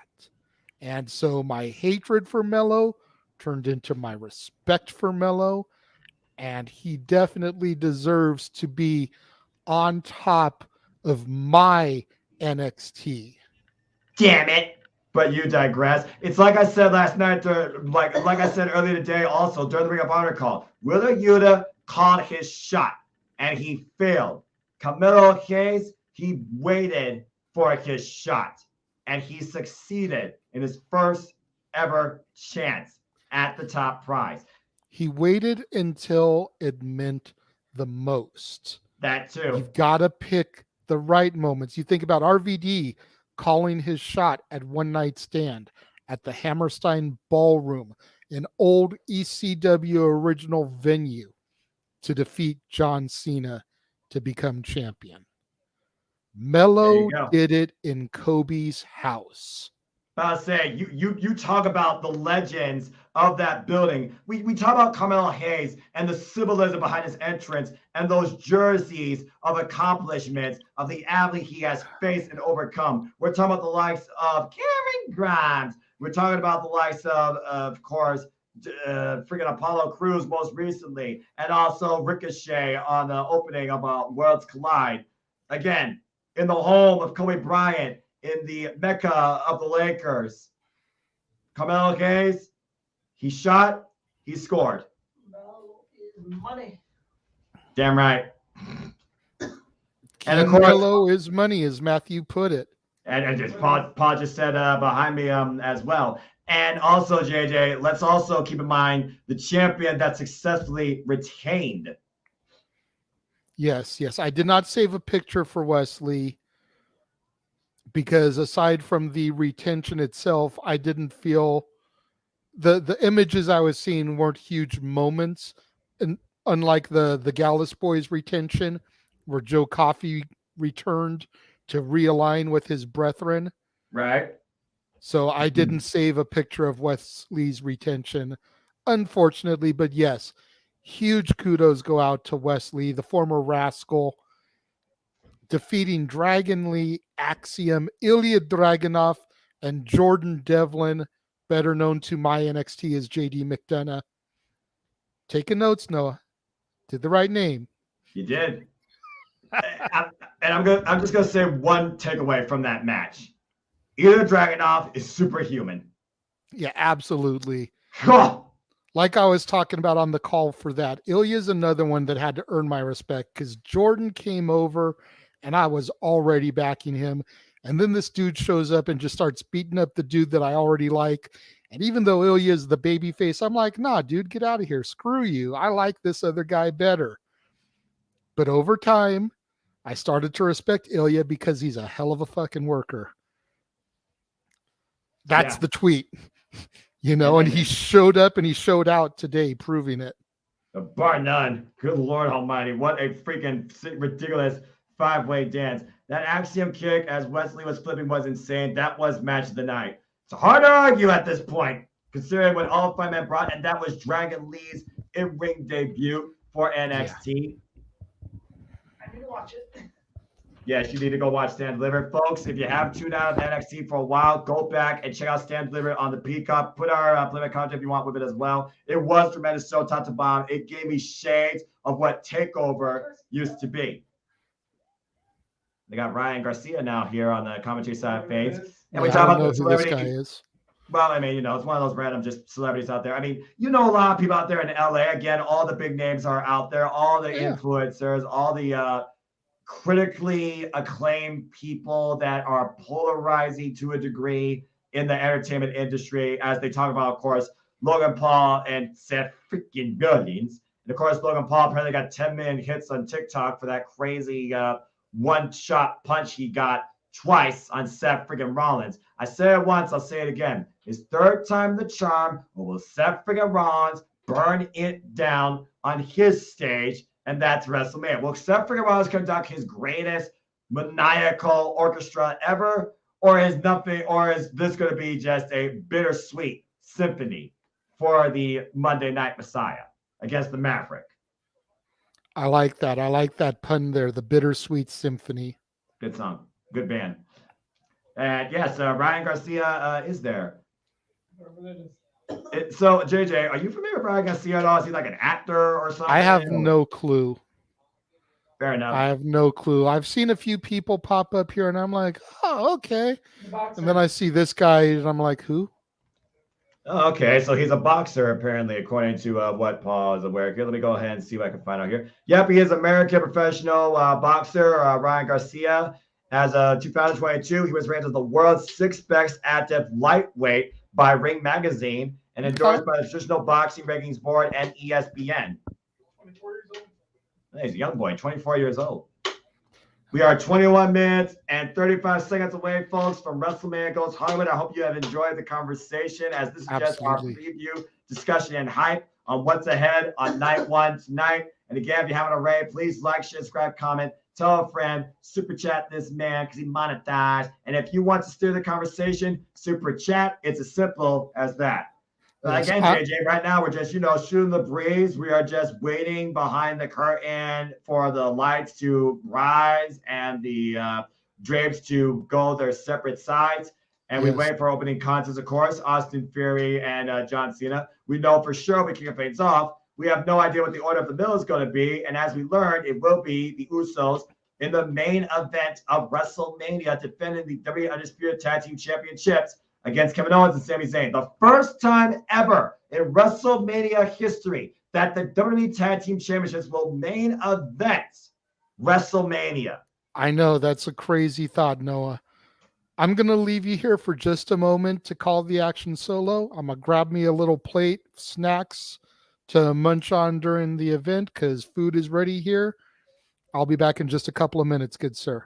Yeah, I know that. Either way, I'll be hot and ready. And again, folks, I hope you are enjoying the conversation. We are discussing night one of WrestleMania, as WrestleMania is for everyone. You don't have to be a fan of the WWE. You don't have to understand professional wrestling. You don't even have to decipher sports entertainment. But if you want showcasing, if you want storytelling, if you want that suspension of disbelief, if you want to see a one-of-a-kind showcase unlike any fan you've ever seen on your screen, WrestleMania is that event. It comes once a year. It is always a memorable moment, to say the least. And we are just minutes away going live across the Peacock to give you our play-by-play coverage as WrestleMania goes Hollywood this year from the SoFi Stadium 2 nights. And this is our night one coverage. Okay, Bear, getting some snacks ready now. A little pizza and cold ones. Don't blame you. Paul has hot and ready pizza and those Caesars behind me. So, Paul, do you have any further thoughts regarding night one? I know you talked a little about you picked Austin Theory for the opening contest. Yeah. What's your expectations overall on night one, man?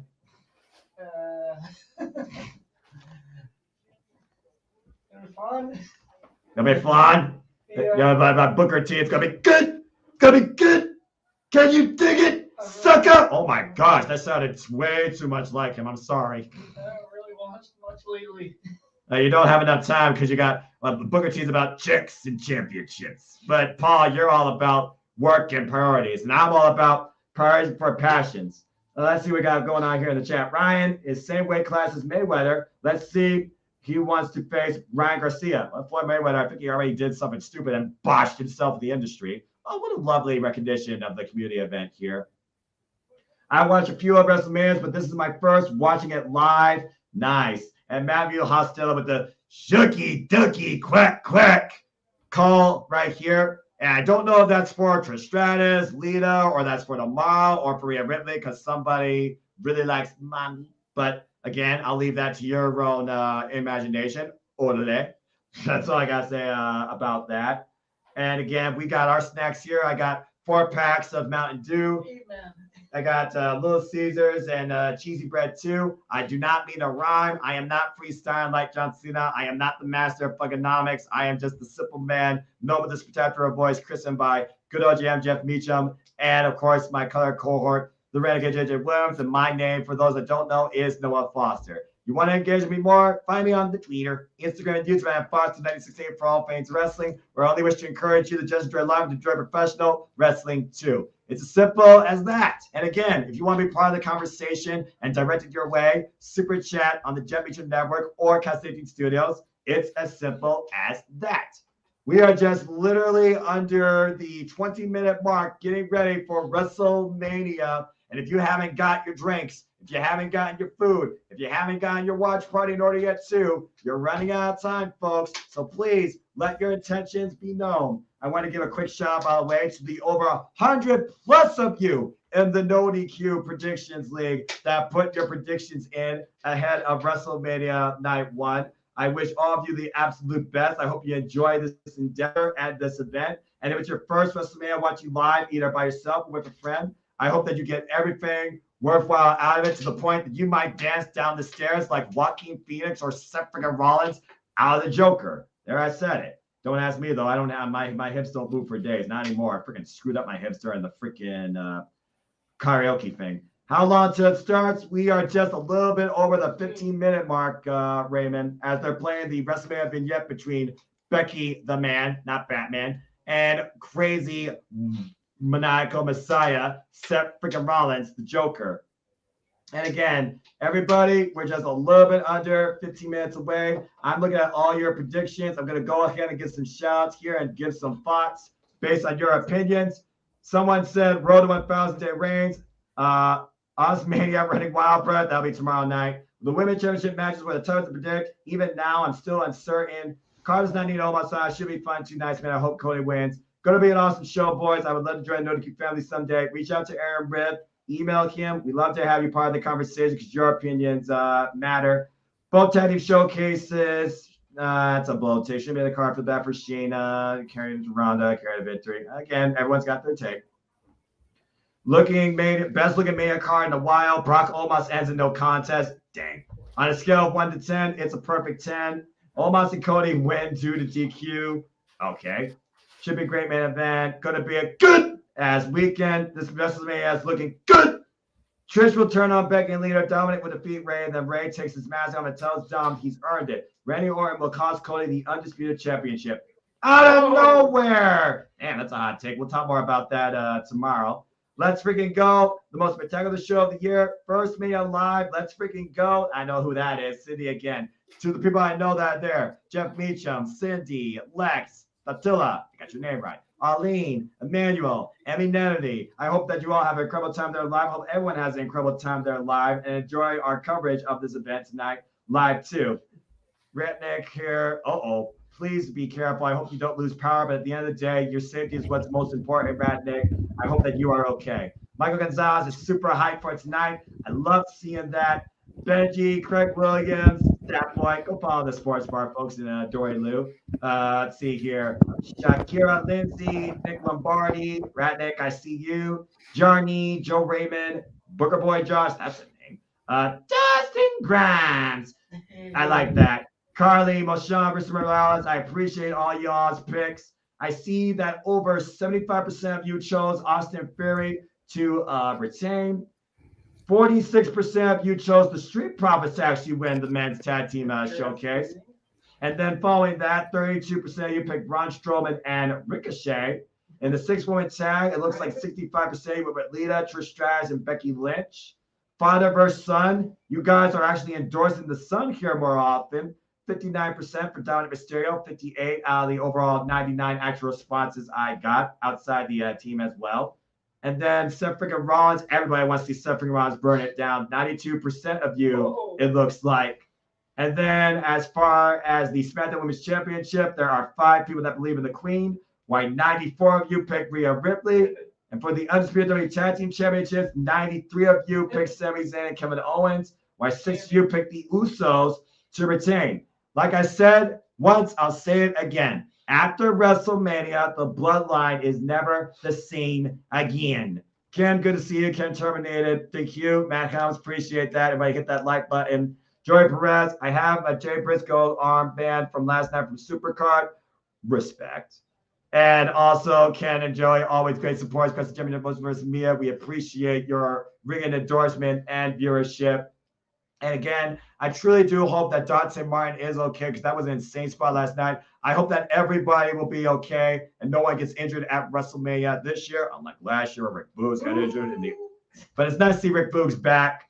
And again, folks, we are just literally killing time as WrestleMania Goes Hollywood comes live to us tonight and tomorrow night from Los Angeles, California, in the SoFi Stadium. And we are 12 minutes and 15 seconds away. Sync up your clocks before we go live with WrestleMania Goes Hollywood. I can only imagine how giddy good old JM is sitting in his seat and his device is still probably overheating. Actually, he's in the green room. He's waiting to come on. Next story. If Roman doesn't retain. Well, speaking of which. Yeah, I see you. Oh, man. You're muted. You're muted, bro. Yeah, you're good, but you're muted. Botch. I think he's talking to someone off camera. Oh, nice. And again, they're just running down the order as I ran down again. Again, the United States Championship will be on the line. John Cena looks to take the gold away from Austin Theory, and the Theory might be a spoiler for A-Town Down. It might be his worst nightmare tonight. We'll find out soon enough. And of course, WWE WrestleMania is brought to us by Snickers. The one candy bar I don't have. And of course, WWE 2K23. No odds, I do not. She is nowhere near ready yet. Yeah, I'm about to say, we saw Ava Rain's debut. That was the one thing we didn't talk about. And we saw a little bit decent physical showcasing, but more so preservation in character presenting. It was okay. It was on the kickoff. So there you go. Discussion's officially 100% base. I mean, is there any denying that? No. about to say, Paul, is there any denying that? Dude, seriously, what are you talking about? DDP from joining the NWO. Well, again, DDP apparently is more positive and more motivational than Joe Hendry, but that's a conversation for another day. Damn right. JJ, possibly! But I digress. Go check out our coverage, folks, of the Multiverse United with me and Jeff Meacham, where we definitely were encouraged by Joe Hendry despite the fact his team lost. And speaking of teams, of course, we got the failed four-way tag team match tonight between Street Profits, Braun Strowman, Ricochet, Alpha Academy, and the Viking Raiders. Who will take one step closer towards possibly a tag team tournament opportunity? We'll find out tonight. That's a fair pick. And again, brutality looks to overthrow royalty. Charlotte Flair defends the SmackDown Women's Championship against Rhea Ripley. A rematch 3 years in the making. And beyond. Time out a second, Noah. Jeff's trying to talk and chime in there. Go ahead, Meacham. Just make sure you guys can hear me okay, because I had to move, because where apparently Travis is finally on his way. The tow truck got to him in Glendale. Oh, jeez. That's a I'm sorry. Take that back. The tow truck got to him in the Antelope Valley. He's on his way to Glendale. Oh, well, that's brilliant. He gonna be a minute, but that's all right. All right, fair enough, you know. Yeah, this is actually where I'm going to be. Like where I've been in the green screen for the past month is actually right up here. So. Gotcha. I was about to say. Just figure it's easier to stay out of my seat so I can go down and scan Travis's ass in when he gets here. Yeah. How long can you stay in the same seat before the actual show starts? As now they finally start talking about the main event of tonight. Yes. Now we're on that 10-minute countdown, folks. Yep, you got less than 10 minutes, Jeff. We got less than 10 minutes, folks. Bloodline versus Loyalty will culminate tonight, WrestleMania Night 1, as they run down the track record of Sami Zayn and Kevin Owens. I'm starting to realize when they said limited view, they meant the stage. Yeah, I figured. Not bad. I'm good up there in the seats. Yeah, you're all right above the stage. You'll see all the pyro blow up off the top of it, though. I'm actually good right here as long as nobody wants to, stand here and hip check me out of the way. I'm kind of good. Hey, nice. Appreciate you guys. We got some fans of YouTube wrestling around here, all around me, so I'm good to go, brother. We're having a good time. Hey, man, you're surrounded by actual professional wrestling fans. Damn it, at the grandest stage of them all. But I digress. That's it. Like I said, of course, I'll be here, during the pre-show, and you'll see me in the intro momentarily, and then I'll send us into the opening match of. And we got I'll try to see Alan John because y'all can hear the pop for real as well as on television. Then I'll say toodles. Oh, good Lord Almighty! I can only imagine that freaking pop. Oh man. Yeah. Again. Gotta love the tech fails of good old JM. Freaking plug the damn headset in the charger. Forgot to turn the charger on. That's probably a wise idea. They're just saying. Whoop. Oh, Lordy. Again, folks, mere minutes away. Tick-tock. On the clock. So, JJ, am I seeing that right? We got 20 folks in at the moment, or 21? Yes, sir. Wow. Well, in the spirit of 21, go ahead and show everybody the picture they missed if they came in late and didn't see the picture at the top of the show, because good old JM came from this moment in time earlier today. Yeah. Oh my goodness. Just such a cool thing to start my Saturday. Everybody's getting hyped. The stadium's filling out nicely, man. I think we're gonna hit that 75, 80,000. Jay, if you want to take me on the screen real quick here and give me a solo here. Let's see if I can. There we go. It's filling out quite nicely up here. As you can see. Holy hell! Quick. People actually are on LA time for once. It's actually kind of nice. That is crazy. We're running on actually normal people time around here, which is nice. You know, you're surrounded by normal people. That's a nice finger for one. By the way, Paul's jaw dropped, Jeff. Paul's jaw dropped when you showed that picture of The Undertaker. He couldn't believe it.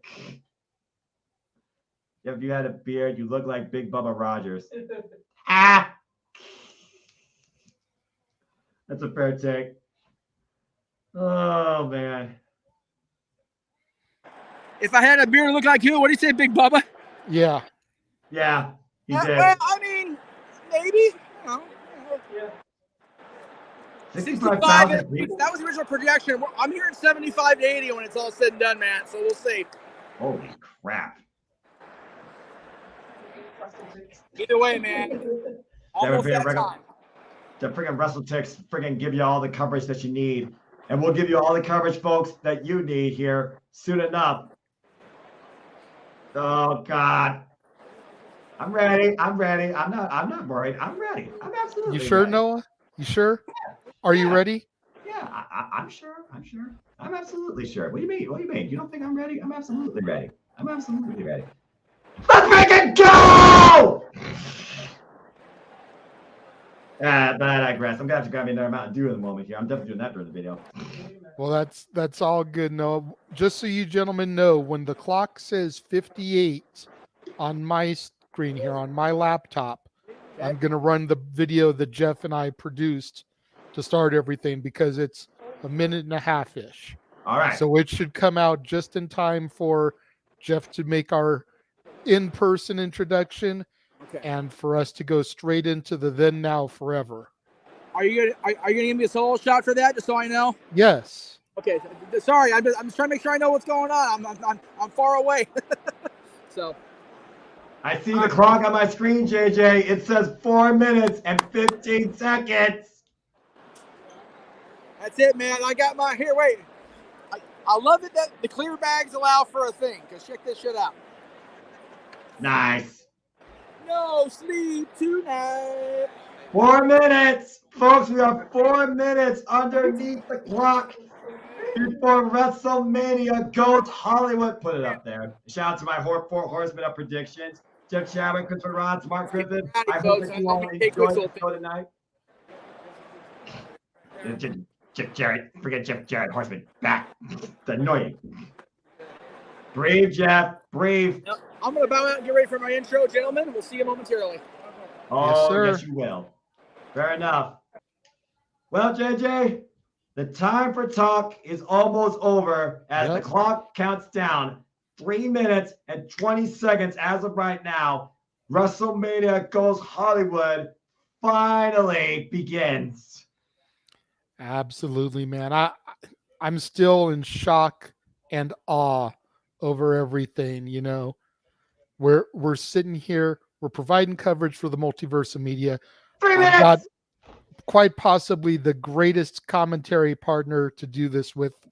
Jeff Meacham is live in person there, ready to pop in here and there and give us his thoughts as the action commences.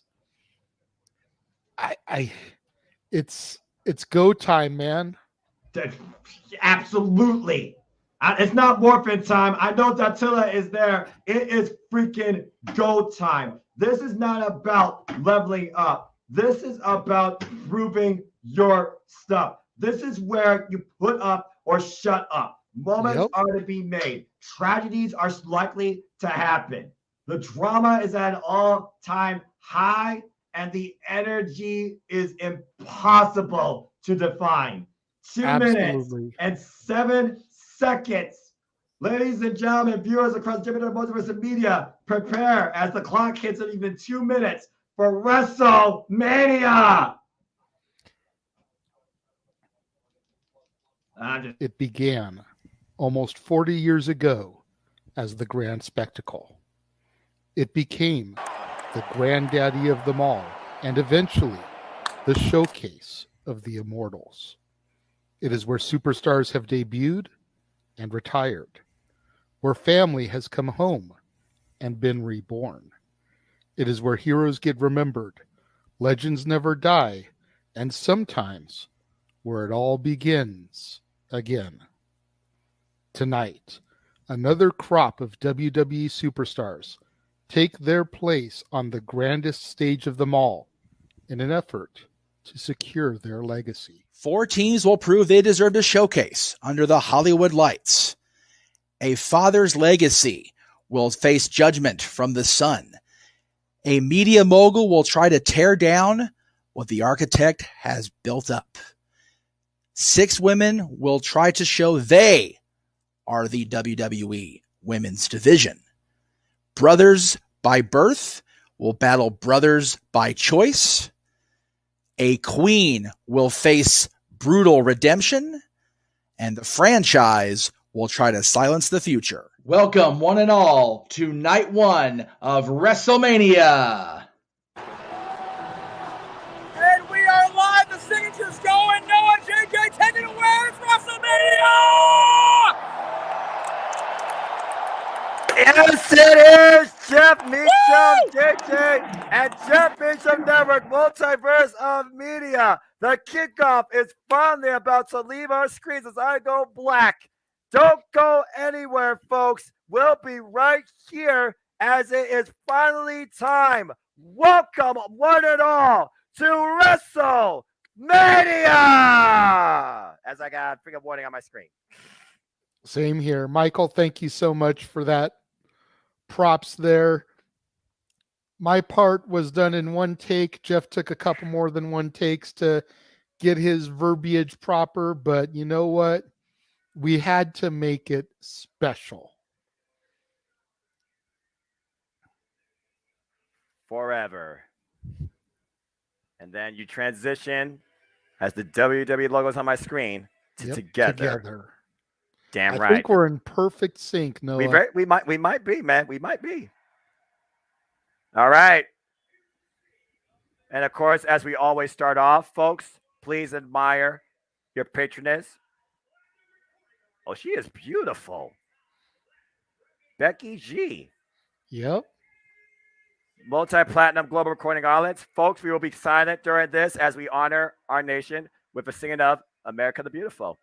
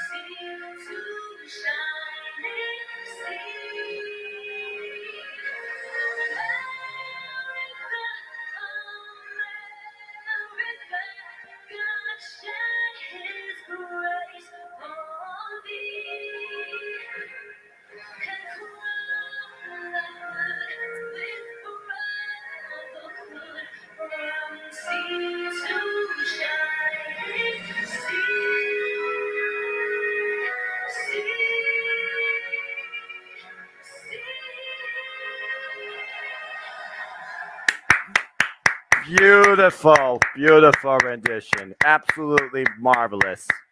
Bravo. USA, USA, God bless and God help America. I know she's well known to myself, Noah, as well as probably your buddy Datila, as she was Trini in the reboot film of the Power Rangers that came out a few years ago. No kidding. Mm-hmm. Oh, Kevin Hart!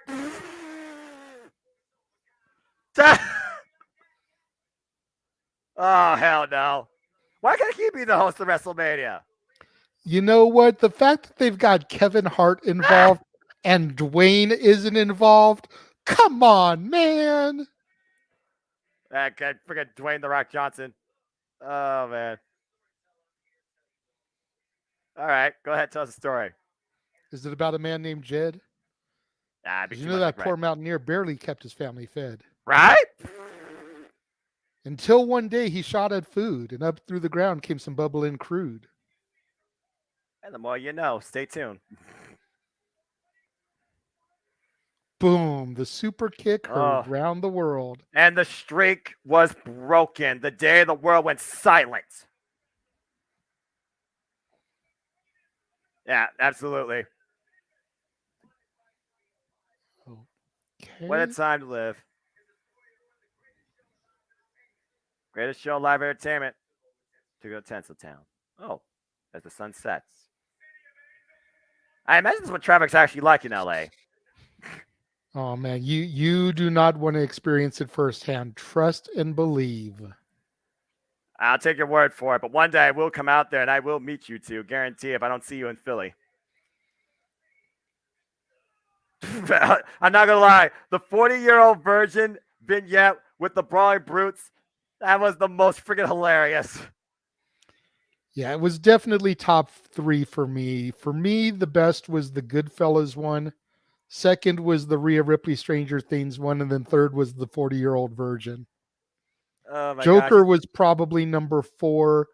The Ms. Maurice Top Gun was 5, and as much as I love her, the Bianca Montez Titanic one was the worst. Yeah, the Titanic one fell flat for me, if I'm perfectly honest with you. It was definitely the weakest out of all the little vignettes. I had to go back and watch the old school vignettes as well, and gotta be honest, I still like all the old school ones better than the new ones, but at least they tried. I completely agree. I feel like they couldn't hold a candle to the classics. Well, we'll see who holds a candle tonight.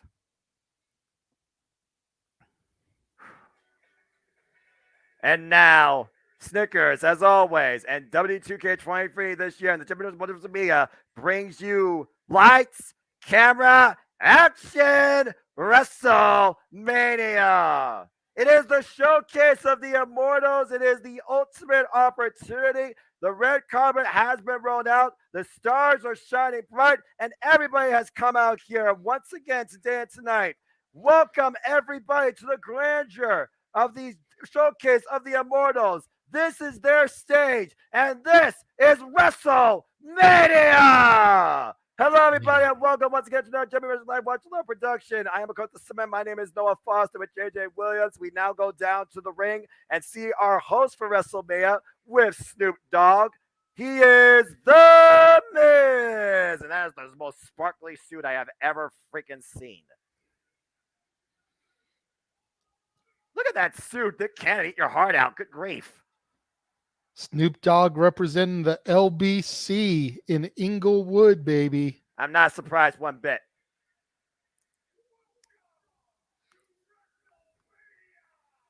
That's one way to welcome everybody in. As they're still they used to call Classy Freddie Blassie the Hollywood fashion plate. I think it's safe to say that the Miz is the current Hollywood fashion plate. Yeah, I think that's safe to say.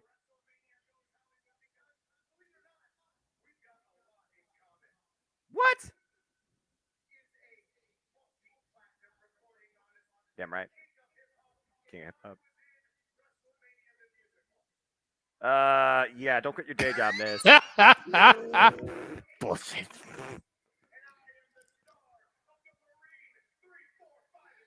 Overkill.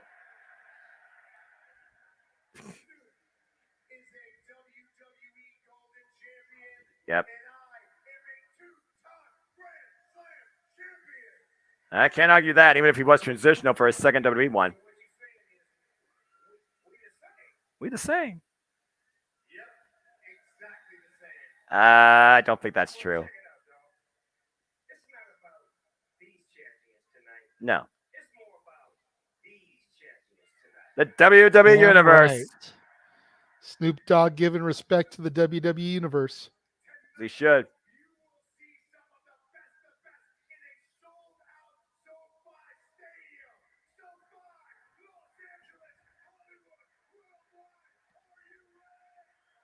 I think I'm ready. I don't know about you, JJ. Oh, yeah. SoFi Stadium Inglewood is like a second home to Snoop. When the Super Bowl was here last year for 2022, Snoop Dogg part of the halftime show in that very arena. Wow.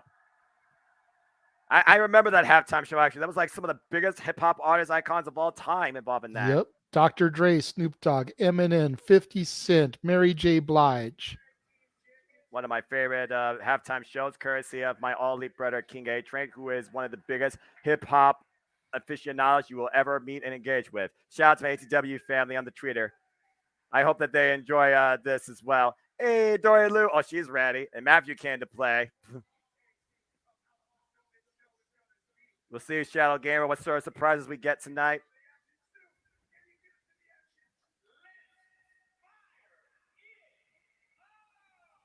Fire it up, baby! A-Town down to start us off, Noah. A-Town down, making his way once again down the immortal stage, and that is WrestleMania. Interesting entrance here with a lift up entrance corridor. Again, is Austin Fury only hyping himself up, JJ? He's literally just talking to himself as he finally makes way up. By the way, I love this stage and all the LED interaction on the stairs and the floor and everything. The biggest match, the biggest moment of Austin Fury's life, as again, folks, our United States Championship match kicks things off. So again, everybody, hello and welcome once again to our Championship Live watching event. You know what this is, for I'm the Simple Man with this regular voice from the Simple brand, and my name is Noah Foster. With me, of course, as always, my color cohort and analyst in all things WWE. He is the Renegade. He is the host of Open Mind Night. He is one of the dads, not always on wrestling. But tonight, he is styling and profiling and ready for the occasion and the ultimate call of his life. He is J. Williams. JJ, we have finally made it here. Are you ready for tonight? Man, I am as ready as I'm going to be, Noah. It is always a pleasure and an honor to be doing these alongside you and everyone else on the Multiverse of Media team. And this is our Super Bowl. This is Game 7 of World Series. This is the Stanley Cup Championship game. This is Wrestle fucking Mania. Let's go.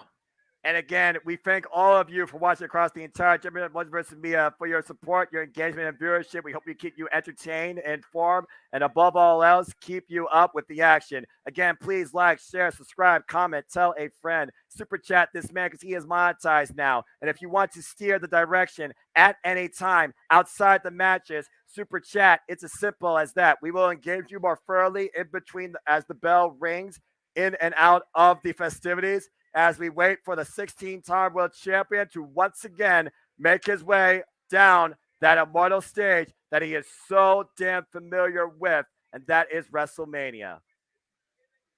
And the question, Noah, is which John Cena are we going to get? Are we going to get the hustle, loyalty, respect John Cena, or are we going to get the doctor of thugonomics? Well, I know one thing we are going to get. A guy that has granted, get this, over 600 wishes. He is the inspiration. He is the encouragement. He is the top draw, the most sought-after pick superstar. Why WWE has had such a tremendous impact on the younger youth when its long-standing community outreaches and support. John Cena has been the guy that no matter what the situation, what the condition, he has granted more wishes than anybody else in the history of the organization. That just proves the merit of John Cena. Including pandemic wishes. That's right. I remember seeing images of him visiting a child, wearing a mask, just giving him a hug. You know, like these kids are already going through enough shit, and then they've got to deal with the pandemic too, making them more at risk. John Cena just telling the kids, it will be okay. Oh, look at this. Speaking of making the wish. Oh, that's awesome. Those kids' dreams was to go to WrestleMania, and look at that. From all over the world, WrestleMania brings the world together. And so does this man. What a pop. Ladies and if that is his new shirt, if that new shirt of his is G.I. Joe inspired, I want that shit. I think it's safe to say that it is from that logo. Earn the day, hustle, loyalty, and respect. The #1 Make-A-Wish requestee. Ladies and gentlemen, 16-time world champion, 5-time United States champion, 23 years committed to the WWE. His name, and you can certainly see him, is John Cena! And he always has time for the kids. Oh, man. John Cena ready to go to work, making his way down the entrance way. What a ramp, by the way. For real. Don't gas yourself running down the ramp, John. This is John Cena we're talking about. Do you really think he's worried about that? He needs to be, because I don't think he's taking his challenger too seriously. I'll say it once. I'll say it again. You could use superlatives. You could use adjectives to describe this man. But arguably one of, if not the greatest, WWE, if not the most influential, WWE superstars of all time. Up there with the likes of Shawn Michaels, The Undertaker, Stone Cold Steve Austin. There has not been a more committed workhorseman for this company than John Cena since the year 2003, as the United States Championship is held up proudly. The $1 million question here tonight, Noah, is whose time is up and whose time is now? Well, comes down to an attitude adjustment or A-Town down, as John Cena looks for his 6th United States Championship. And Austin Theory looks for the ultimate victory. You said yourself. Raymond, the stage looks amazing. It's going to be interesting to see how this thing kicks off. And like we alluded to earlier, John Cena won the United States Championship in his first WrestleMania in an opening bout. The bell rings, and WrestleMania is officially underway with its first contest. John Cena, Austin Theory. This is for the United States Championship. You talked about countless times, JJ, the potential of Austin Theory, but we've also talked a lot of times about his arrogance, his ego. This guy that was endorsed by Vince McMahon, who was Mr. Selfie. Ever since that time passed, it's almost like he reset himself. He redefined himself. He found himself. And since winning the United States Championship back at Survivor Series War Games last year in a triple threat against Bobby Lashley and Austin Theory, he's had more confidence in himself than ever. But then John Cena came back, and schooled him on the mic.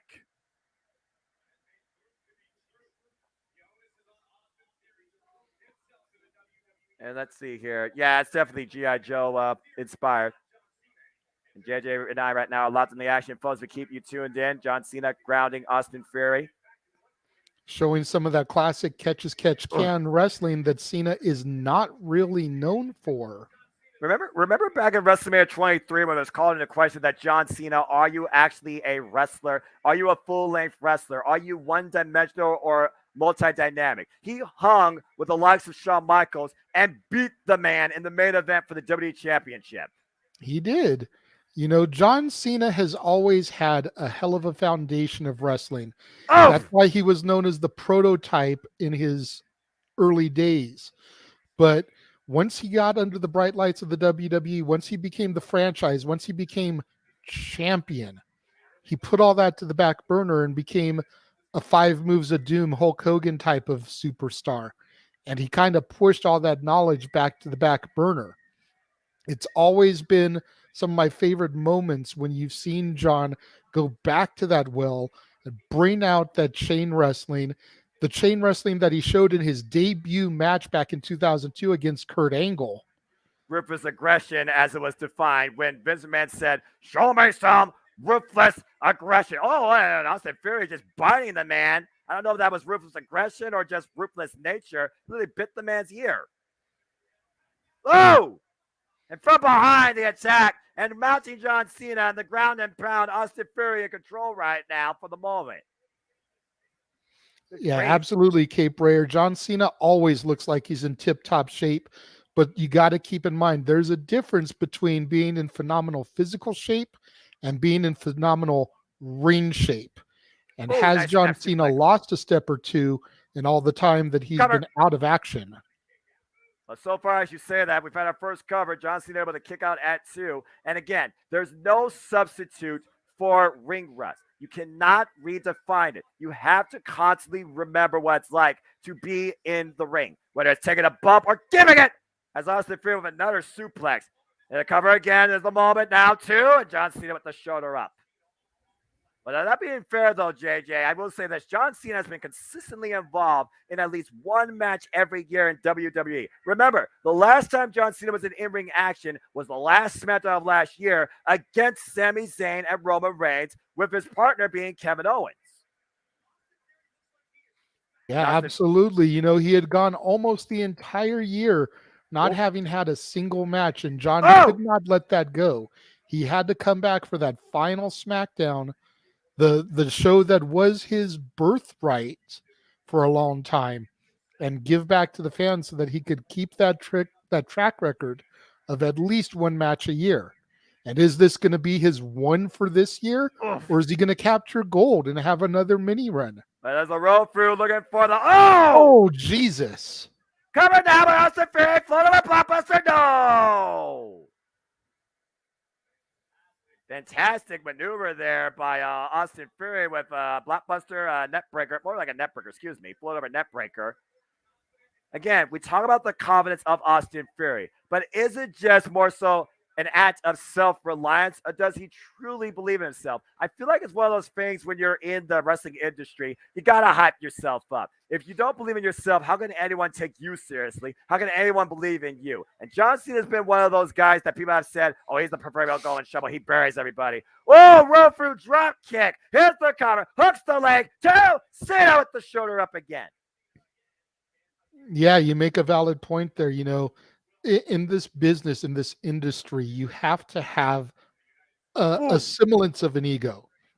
You don't have to have a huge ego, but you've got to have a little bit of ego. You've got to believe in yourself, like you pointed out. And Austin Theory knows how good he is, and he is still so young. He is only going to get better. Theory hasn't even begun to enter his prime yet, while some would say John Cena has passed his. Well, I don't know if he's past his as he's counted that and going for the STF. Step over, toe hold, face lock. Kenny got in the middle of the ring. He's got it firmly locked in. Is Cena going to win? Will Austin Theory give up? Austin Theory trying to break the grip, but he's got nowhere to go. There's no ropes anywhere near him. Oh, and biting again. The wrist and the hand of John Cena doing everything possible to stay in this match. What collision. Just run through John Cena. Cheap move by Theory, but effective. Wise man once said, win if you can, lose if you must, but always cheat. They do say that WrestleMania is written by the winners. And Austin Theory lost last year against Pat McAfee. Let's not forget about that. Yeah, you know, no one ever really remembers the losers. They always remember the winners. You know, it's like we said in the opening there, you know, heroes get remembered, but legends never die. Heroes can still lose, but the legends, the ones that never die. What an arrogant cover. Got a 2 count there. What do you expect from Theory, though? Nothing less, honestly. I mean, again, he pulls. He put one boot on John Cena's chest and thought that was it. Now the Snapmare takeover. Oh, big stomp right to the core of John Cena. John Cena, 45 years of age, 23 years of overall wrestling experience. Like I said, his entire career has only been WWE outside Ohio Valley Wrestling. While Austin Theory had his first match in WWE in 2018, but wasn't really signed in 2019, getting his way for the NXT developmental system. Almost getting lost in the shuffle before he was underneath the guidance of Johnny Gargano on the way, and even before that, Seth freaking Rollins in the ministry. Yeah, you know, and a lot of people forget about where Cena came from before OVW, and that's right out here, Southern California. Ultimate Pro Wrestling, headed by Rick Bassman, notorious for having discovered Steen and the Ultimate Warrior.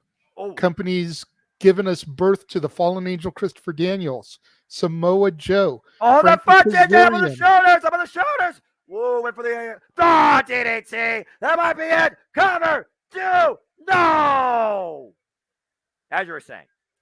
But the company that's given us, like I said, the Fallen Angel Christopher Daniels, Samoa Joe, the future Frankie Kazarian, Victoria, Adam Pearce, John Cena came through that territory before going to OVW, before becoming the Doctor of Thugonomics, and before being the franchise of the WWE. Big match, John, as JBL, Chris, and Kim. Of course, John Cena has won 65% of his world title challenges at WrestleMania. He was one of the most consistent performers and booked superstars in WrestleMania history. And John Cena right now trying to gather himself. Oh, gets out of the corner. Austin Theory runs in and gets nothing. Big right. And we know John Cena can throw one hell of a haymaker. You're not going to win a striking affair against John Cena. Very few people have. As Bobby Lashley, Great American Bash 2006, when we all thought he was going to become the champion. Oh, sleeper hold, though. That's one way to incapacitate him. Now, Austin Theory right now trying to wear down Cena. Make him pass out here tonight at WrestleMania. Now, what does that do for Theory's ego to make John Cena pass out? The man who never gives up. As you say that, John Cena might literally be trying to get back into this, but Austin Theory now putting all his body weight on John Cena, bringing him down to a knee and exposing that bald spot on worldwide television. Good grief. Man, they were not kidding. But again, John Cena said he'd rather have a bald spot than filter noise during his matches. Damn. Yeah, there's no filtered noise here. Some estimated 80,000 people gathered in Inglewood, California for this curtain-jerking match, Noah. And John Cena back up to his feet and pushes Austin Theory in the corner to force the hold to be released. Austin Theory following up. John Cena not picking up speed. Here we go. This is John Cena. The shoulder blocks. Got 2 of them. And the third one, the follow-up. 3. Theory in position, planted. Is it the time? Austin Theory, can you see him now? And on Cena off the ropes with a 5-knuckle shuffle. 4. And you called it. Now he's not pumping up the sneaks, but he's in position. Is he closing in on the opportunity? Austin Theory up on the shoulders. Might get answered, gentlemen. Grabbing the top rope with every inch of his life. And the referee, oh no, there goes the ref. Oh no, oh no. Drop toe hold though. Ref is down, and John Cena traps Austin Theory in the STF, but the referee is not going to see the submission if Austin Theory taps. And Austin Theory tap! Austin Theory tap! But John Cena, the official didn't say it! No. Chad Patton, the referee, still holding his midsection there. John Cena thinks he's got the match won. Austin Theory starting to get back to cup check. A dreaded low blow behind referee the official's getting back to his feet. Oh, come on, JJ. A-Town down. Not like this bullshit. Cover. 1, 2, Austin 3. Theory retains. A-Town down. With the biggest win of his career by hook or by crook, Austin Theory has beaten John Cena. Not without controversy. Cena doesn't go out like a complete chump, but he did the right thing. He put over the future of the business. Austin Theory taking John Cena A-Town down. And that being said, he also took the torch away from John Cena. Remember, like you said, the symbolism. WrestleMania 20. John Cena won the United States Championship against Big Show, and truth be told, he used brass knuckles during it too. And tonight, Austin Theory used a low blow behind the official and a freaking A-Town down, and Austin Theory has beaten John Cena. It truly is the next generation right here. It wasn't really ruthless aggression. It was definitely resourceful, aggressive nature by Austin Theory. Austin Theory beginning a new streak, 1-0 at, or no, that's not accurate. He lost last year. A-Town down for the 3 count. Fighting like a bitch, really? Like the low blow I'm fine with because he's a heel. But fighting like a bitch, really? mess. That's some next level pussy shit right there. That's terrible. Jesus. Hey, and man, yes, I'm a little drunk. That's why I said the P word. My bad. Hey, man, sometimes you do what you got to do to remain champion. Austin Theory did that. Like I said, wise man once said, win if you can, lose if you must, but always cheat. And Austin Theory lied, cheat, and stole that victory. And it's only cheating if you get caught, JJ. You know that. Yes, Jeff, go ahead. Like I said, I don't mind the cheating. Like, he's a heel. Fighting's like, ask my dad, like, we always say, don't start a fight to finish it. But if you're going to bite, you might as well just bow out and call yourself a, whatever. Because that's just, He punked out straight up. And that, I have a problem with, like I said, I got the pick right, so whatever. But, yeah, it's a bitch move. It's like I'm not giving you any more time, John Cena. I've done what I needed to do. And Dory Lou, listen. I reckon so. We all saw Fury tap out. Not happy with this one, but I expected Fury would win this match. And again, I feel like most people did because Austin Fury is the now A-Town down. Man, out here, Ratnick, just upset at the kid. I mean, like I said, you can cheat to be a heel, that's fine, but don't be fighting. Oh, look at that. There's a shot from outside. They're showing on the screen right now. So we inside SoFi Stadium, live, baby. Yes, you are, man. And that crowd looks electric. Whew. Well, that's one match down so far. It's the highlight of the night. Because Jericho's coming out. Confirmed. All right. Well, he said One down, 6 to go, sir. The question is, where do we go from here? That's the thing. We like I said when we were doing our run through the matches, I think we go to the showcase from here. Nice way to kind of bring things down a little bit. We started off hot and heavy. I'm not saying that it's not going to be a good match. I'm not saying that it's not going to have spots, but kind of bring things down just a smidge.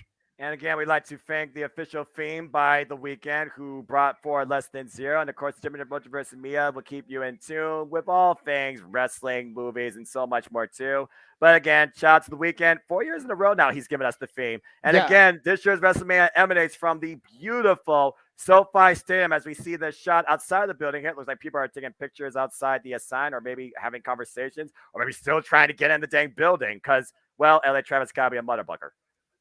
And maybe some pre-tape roll that they got earlier. I'm pretty sure everyone's inside by now. Yeah, I would hope so. I mean, Jeff, can you get us another shot of the seating area, please? Oh, man. No, guess not.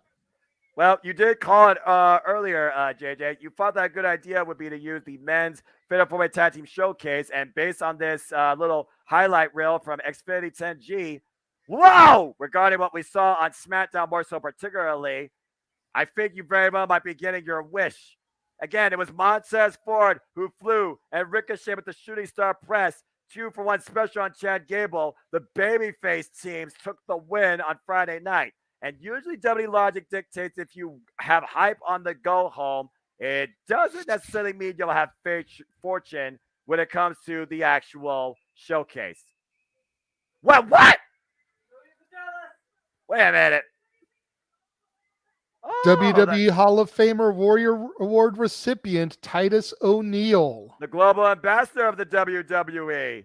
Straight out of the Florida area. And we're getting millions of dollars. Is that Nick Khan behind them? I can't tell.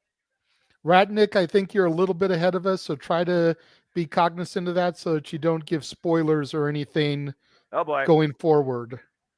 And here comes the monster of all monsters and his partner. This small man, big man dynamic has really worked well since inception.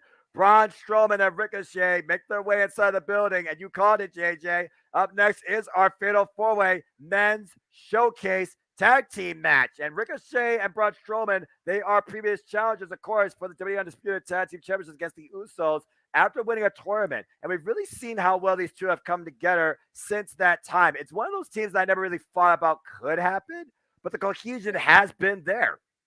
I think at the end of the day, it was punishment for Braun Strowman. He went to social media, started talking all the mess about the flippy wrestlers. Ricochet, definitely known for being one of those flippy and fly wrestlers. Right. So I think this was initially done as straight up punishment for Braun. But at the same time, man, he's made the most of it. He's making everything work. Like I said, the bald and the bearded, as I call them. And then you have Valhalla ushering in a raid as the Viking Raiders have arrived for the first time ever at WrestleMania. These are mean, powerful, dominant men that have left nothing but wreckage in their run in and out of WWE. And this is why these guys, in my opinion, are the favorite. We've seen lately how these two have shown an aggressive nature, not really involving any pinfall decisions, might I add. But we see what Ivar and Eric, of course, those that remember their actual names, they are former NXT tag champs. They're also former ROH. I will not be shushed. Former ROH and IWGP tag team champions. And here comes Chad Gable.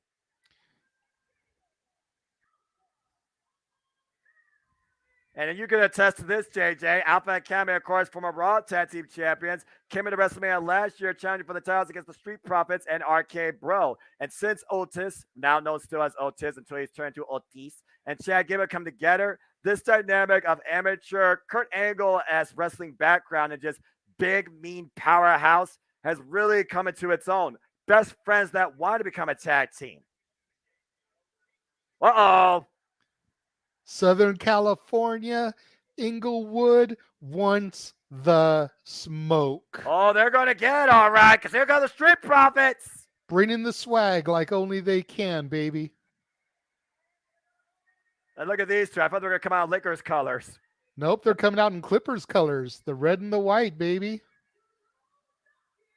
Montez it actually makes a lot more sense because the Clippers have a new home that was built right next to the Forum and SoFi Stadium.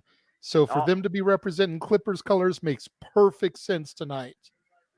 Fair enough. Again, former Raw Tag Team Champions, former NXT Tag Team Champions. We saw Montez Ford have a chance at the United States Championship inside the Elimination Chamber. Came that close, and Montez Ford has done nothing but continue to impress us. Why Dawkins, he's nobody to really, sleep on either. Of course, both these men had previous singles encounters with Austin Theory, who we just saw retain successfully the United States Championship. It's funny because prior to this match, Austin Theory was basically saying that, what have you two done since you've lost the Raw Tag Team Championships? Oh, yeah, that's right. Nothing. At one point, we didn't know if the Street Profits was going to be involved at WrestleMania. But they're involved tonight. So fatal four-way tag team action. The first team that picks up pinfall or submission will, of course, be the winners of this contest. An impromptu number one contenders match, I would say. Oh, boy. And let's see what we got here. Hey, Intuit Dome coming soon, maybe. Dory Lou wants the smoke. Bring me the smoke. She wants the smoke, JJ. And Shadow Gamer digs the Street Profits, NBA, or whatever city it is. And again, we're just going to remind you, if you wish to steer the conversation, super chat. It's as simple as that. Otherwise, please stay on point. Please stay on topic. Bell rings, we're underway. And it looks like in this match, only 2 men will be legal at a time. And we're starting off with Chad Gable and Ricochet.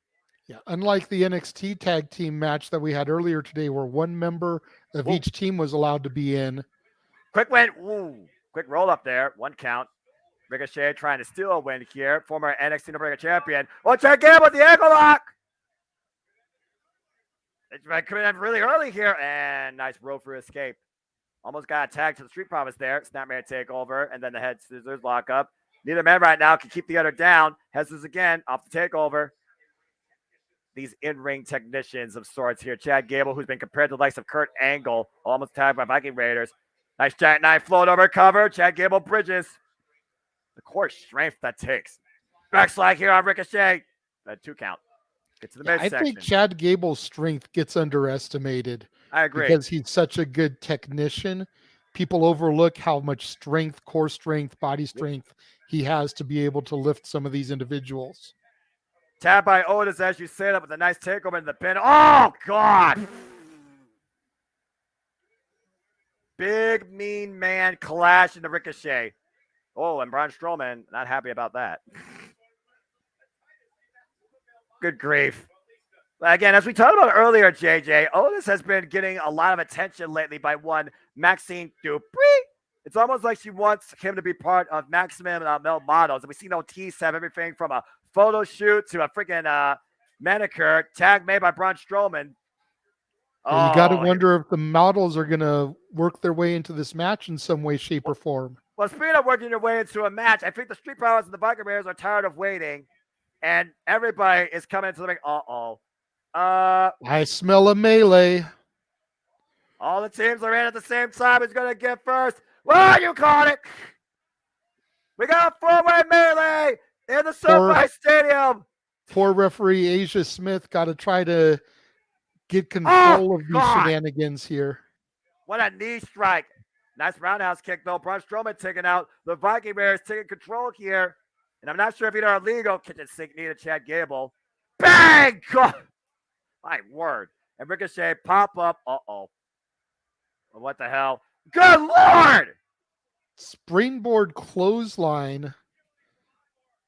The agility by Ivar with an impromptu modified electric chair type doomsday device. And now Montez Ford up in the Viking Raiders and planted! Going up, coming down. Yeah, I mean, we are in the home of, the Clippers, the Lakers, as Valhalla ushering in the raid that the Viking Raiders so far are providing, channeling some dark gods, Northern mythology, what the hell you want to call it. Look at that. Jesus! Montez Ford planted underneath California at that point. Braun Strowman, though, he's back up, and he wants the two big man. Braun Strowman waiting. Whoa! Broke through them like a freaking banner on an NFL football game. And Chad Gable now. No way. Trying to German suplex the big man. What you thinking, Chad? And now he's going to pay for it. Trying to deadlift German him, Noah. No, wait a minute. You just commented on his strength. Chaos Theory! Cover bridge 2! No! We just commented on how underrated Chad Gable's core strength is, and look at that. Another replay of it. That is insane. That is a 300-plus pound man rolled through into a German suplex bridging pin, and somehow still not enough for Chad Gable to get the win here. How is Chad Gable, I'll say it again, how is Chad Gable not a singles champion? Thank you. Thank you. The tag, though. Diving headbutt miss. Angelo Dawkins is legal. Oh, wait. Ivar with the tag, though. I don't think Dawkins is aware of it. Crash and burn on the mat. Ivar now legal. Ivar Everybody and Dawkins missing the high spots. Oh, my gosh. And high spot from the big man off the second. Wait. Valhalla. No. What? No. They up to the top rope. Ivar to the top. You gotta be kidding me. Moonsault. Oh, God. And a ring shake. Yeah, what the? No. Braun Strowman, the man who criticized the flippy flyers, going to the top rope. I hope they reinforce the ring. What a splash for Braun Strowman. Covered by Ivar too. No. 335 pounds flying off the top rope. That had a register on the Richter scale. What the hell? I have never seen Braun Strowman come off the top rope, JJ. Yeah, me neither. World's strongest slam to Braun Strowman. Oh hell, here we go. Dancing Otis. All the jello jiggling right here. Yeah. Where's Bill Cosby when we need him? Oh, wait. Never mind. I know. The pudding pop. Anyway. Oh, it's a Guri Montez Ford. And Ricochet now in. Oh. Montez with the kick now and a chance. Trying to go to the top rope. Chad Gable prevents the ascent. Chad Gable now looking up Montez Ford up. And now Eric in play. Eric, Chad Gable, both got Montez Ford hook, and now Ivar and Otis underneath. Someone's going for a ride. You said that already, Paul. I think they reinforced it enough. Oh, my gosh. And Ricochet. Oh, no. Oh, man. Tower of Doom. Again, JJ, you're in California. You had your fair share of earthquakes. I'm pretty sure that shook the foundation of SoFi Stadium to a degree. damn sure could have, man. God. Like I said earlier during the NXT bouts, man, that's just shades of what happens every day on the Cajon Pass. And we got to pray to God that doesn't happen where the 10 and the 110 and the 105 and all that meet later on this evening so Jeff can get to WrestleMania safe and sound. That had to been close to freaking 900 pounds of human body weight falling down in the middle of the ring, courtesy of Ricochet's crossbody on Montez Ford being the pulley to the Tower of Doom. And uh-oh. Well, Braun Strowman about to go around the world. All aboard the Strowman Express. Look out! There goes Chad Gable. Whoa, there goes Eric. And Montez Ford, Andrew Dawkins down. Whoa, there goes Otis. And Braun This Strowman throwaway match is stealing the show, Noah. as you expected. And Ivar also hits the Strowman Express. Chad Gable now. Whoa, man! Dawkins derailed it. Head-on Dawkins collision. derailed the Strowman Express. And someone forgot to change the direction of the tracks, apparently. And right now we got Eric and Ricochet starting star press. Springboard off the top rope. Works out Dawkins. Works out Eric. That's the damnedest we've ever seen. Boy, it's a Guri. The height on that shooting star press, springboard off the top rope. And now Ricochet Going somehow up top. might be looking for the 630 splash. Top rope, get your highlight reel ready. Oh, the knees. And Montez Ford, the splash on the knees. Covered by Dawkins. 1, 2, and a straight promise get the win. Wow, wow, wow. You said the Street Profits wanted the smoke, and they got it. They may be dressed in Clippers colors, but the Street Profits straight up balling in SoFi Stadium. Street Profits with the win tonight in this Fatal 4-Way Showcase. Let's take a look at some hell of of the a replays match, here. Noah.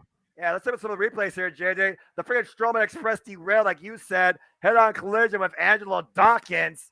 What happens when two forces collide? You just saw it. And then Ricochet with the springboard shooting star press off the top rope, the highest I've ever seen by the man. Follow-up shooting star press into Dawkins' knees, trapped on his knees with Montez Ford, the highest and farthest of splashes. And the inside cradle roll-up hooks the leg. Dawkins get the 3 Street Profits with the victory at WrestleMania. Man.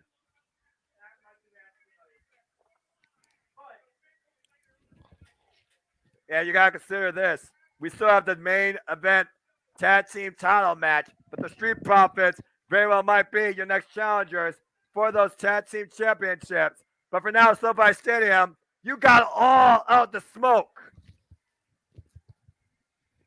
And let's see here. Josh said these 8-man saws all call this a blanket throwaway match and went, I bet. And that's an accurate point there. Kick right with the damn match. Matthew, you wanted the smoke, you got it. That was insane. Dory Lou loved it. And yeah, that was absolutely fun. Jeff, your thoughts? We got a short-term intermission. Holy hell. You think it was too short? It was actually pretty quick, though. 8 minutes. Yeah, Jeff, you're still muted if you want to say anything. I think I might see Ricochet versus Montez one-on-one. Oh, I agree. That needs to happen. And let's see here. No, they don't have blue. They have red, white, and gold. That's fair enough. As they right now are just running down some metrics here. So fun. Loved it. Shout out to James Hebert. I'm getting visual cues to know when to talk. It's freaking loud out here. You want to talk while we have a commercial break? You're okay. You're muted. I mean, it's all good. Oh, this visual cue? Okay. Whew. Yeah. Jeff, if you can hear me, I'm trying to stay off camera right now. There's a promo going on right now from Austin and Lesnar that's blaring over the speakers, so I don't want to get dinged either. Oh, got you. All right, well, Jeff, Renegade, you're all good. I hope you're having fun. And again, we got to make sure that... As loud a mouth as I am, I don't think I can talk over the stadium. No, you can't. I don't want you to...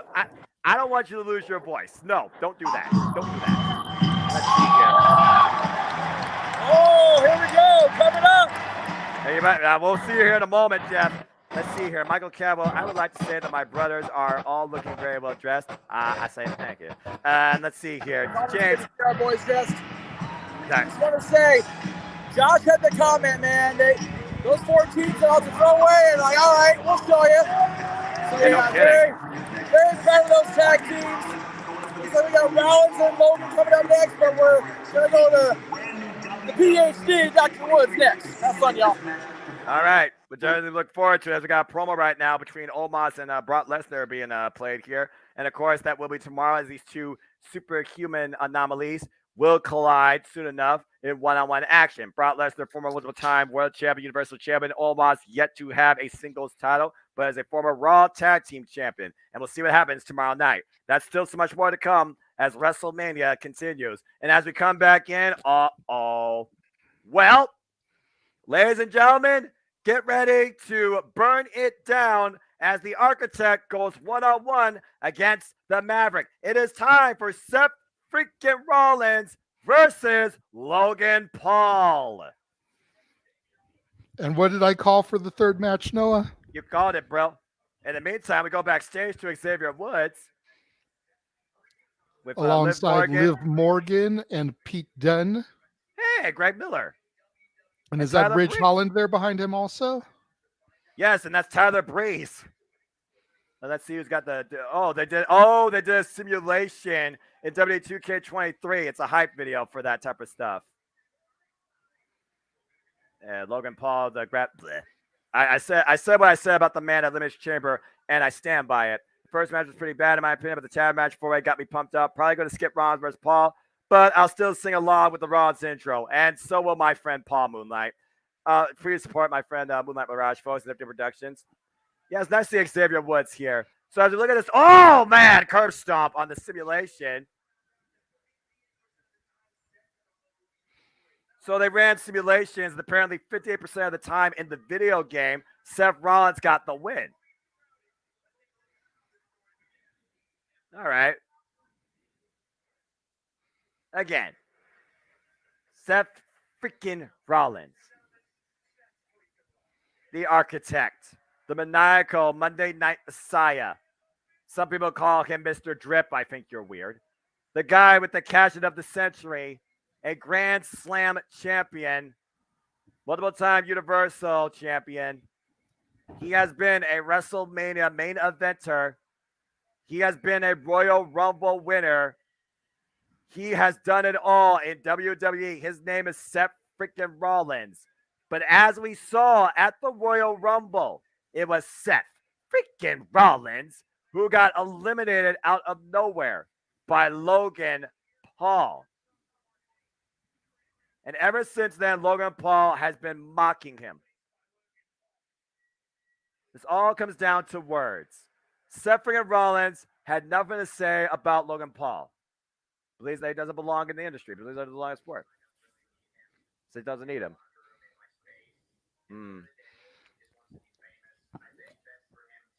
Calls Logan Paul just self-centered, obnoxious, famous. Says he should just stay away from WWE.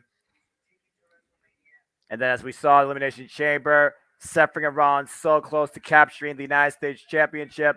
Logan Paul came in and made his intentions be known with that box shot lariat and a curve stomp of his own, denying Seth freaking Rollins the United States Championship.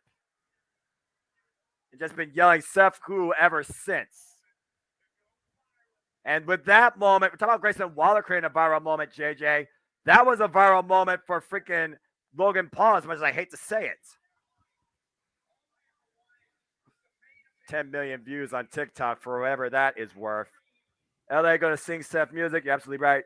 What is better, Pringles barbecue or popcorn or spicy queso? I'll go with Pringles. Pringles are all right. Everybody can't stand Logan Paul.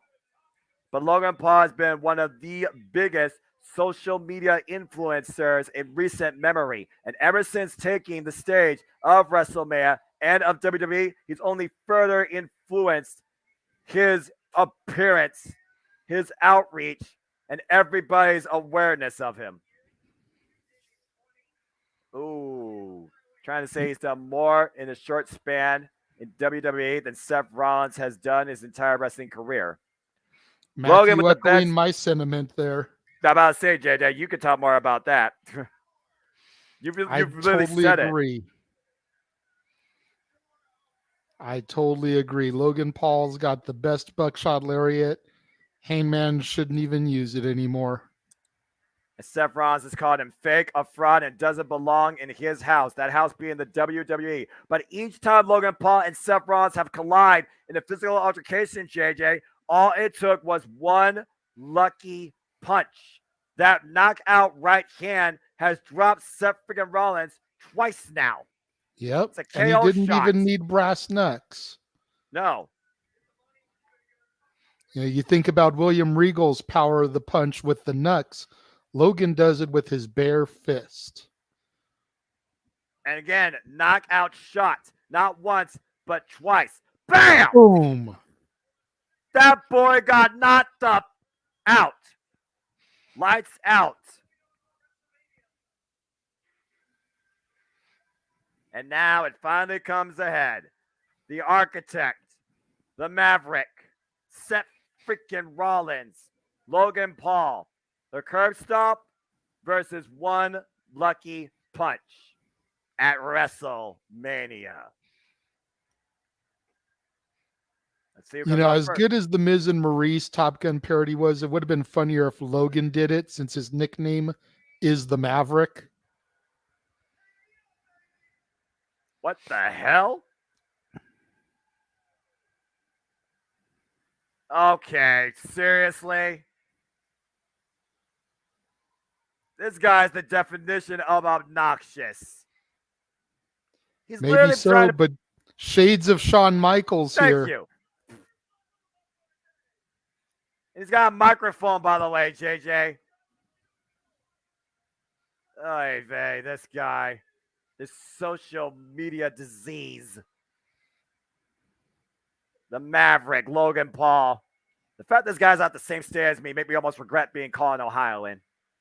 Well, that's okay. He now calls my state home, so you know. I'm sorry. We're both kind of screwed there. Well, damn it. Got to give him this, though, Noah. He is hyped for this moment. Okay, Logan Paul's entrance seems like fun. I would not want to do that. What the hell is this? And of course, Premier Jake, one of Logan Paul's investments. Looking to cheer him on tonight. We have a mascot that's going to accompany Logan Paul to ringside. I don't even want to know who's inside that. Statboy said that Logan Paul is not Shawn Michaels. Damn right. That's true, but Logan Paul's got a better win-loss record at WrestleMania than Shawn Michaels does. To be fair, you're not wrong, unfortunately. Considering he is 1-0 at WrestleMania. But can you really call that well, you didn't call it a streak. You did call it a record. Records are wins and losses. WWE makes a good hype promo. You're not wrong, Shadow Gamer. They always are the aces when it comes to production. And then, of course, you have really free marketing by Dory Lou. Absolutely right.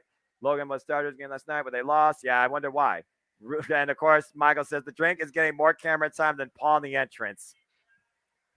I believe the drink Prime is a Logan Paul company. Correct. So that's part of why it's getting the marketing and the time. Is what better way for Logan to put one of his ventures over than have it there ringside with him during the entrance. Well, again, as we know what Logan Paul is capable of, considering this is his 4th match. He's been in the ring with The Miz. He's tattled alongside The Miz. It was last year in a tag team match against The Miz that he won. Huh?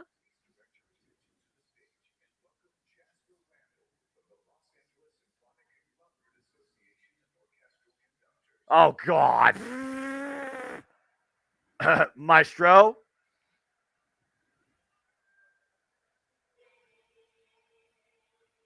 Oh.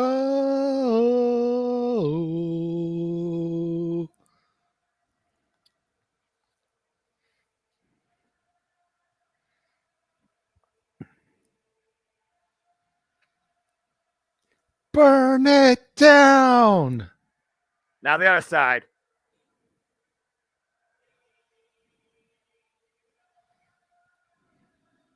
Everybody go ahead and sing along the chat. Whoa, Whoa. whoa, whoa. Not. Burn it down. Now, everybody.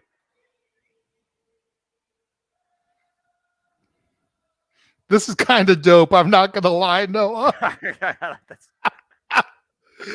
As hokey as it seems in the grand scheme of WWE WrestleMania entrances, it's pretty damn awesome at the same time. There it is. I love the drums on this song, dude. The double kick pedals. He is a visionary. He is a revolutionary. He is Monday Nights. He is the architect. He is the multiple-time WWE Universal Champion. He is a Grand Slam champion.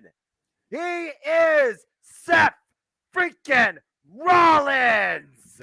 You know what, Noah? You know what, Noah? This is WrestleMania. Let's do it right for one night only. This is Seth fucking Rollins. Fair take. Look at the gear he's wearing. Right? Like, I'm not sure if he got that from Becky's closet, Jeff Jarrett's closet. Like, Jesus. That's got to be the loudest that theme has ever been played or orchestrated. Again, the drums. You can't deny the drums. I might call on, shout out to the Cleveland Call Andrew, follow and post on YouTube. I might call on to play the drums for this song at some point. For real. Like, this gives me like Metallica, Megadeth, vibes with the drum kick. Like I said, the double drum pedals to hit that bass drum that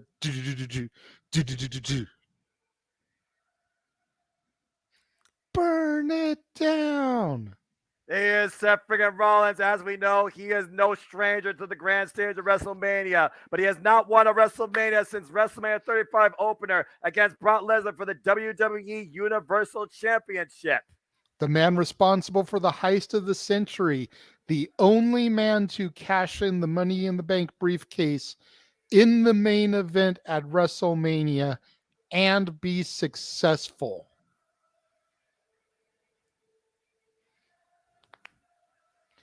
Burn it down. All right, that's enough of that. Seriously. That is Logan yawning in the corner. Look at him. He's over it. Hey, you know what? Why not just keep playing it? Why the hell not?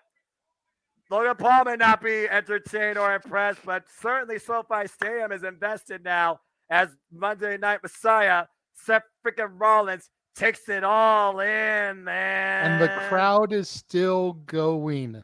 The music has stopped, and they are still going. You gotta love acapella.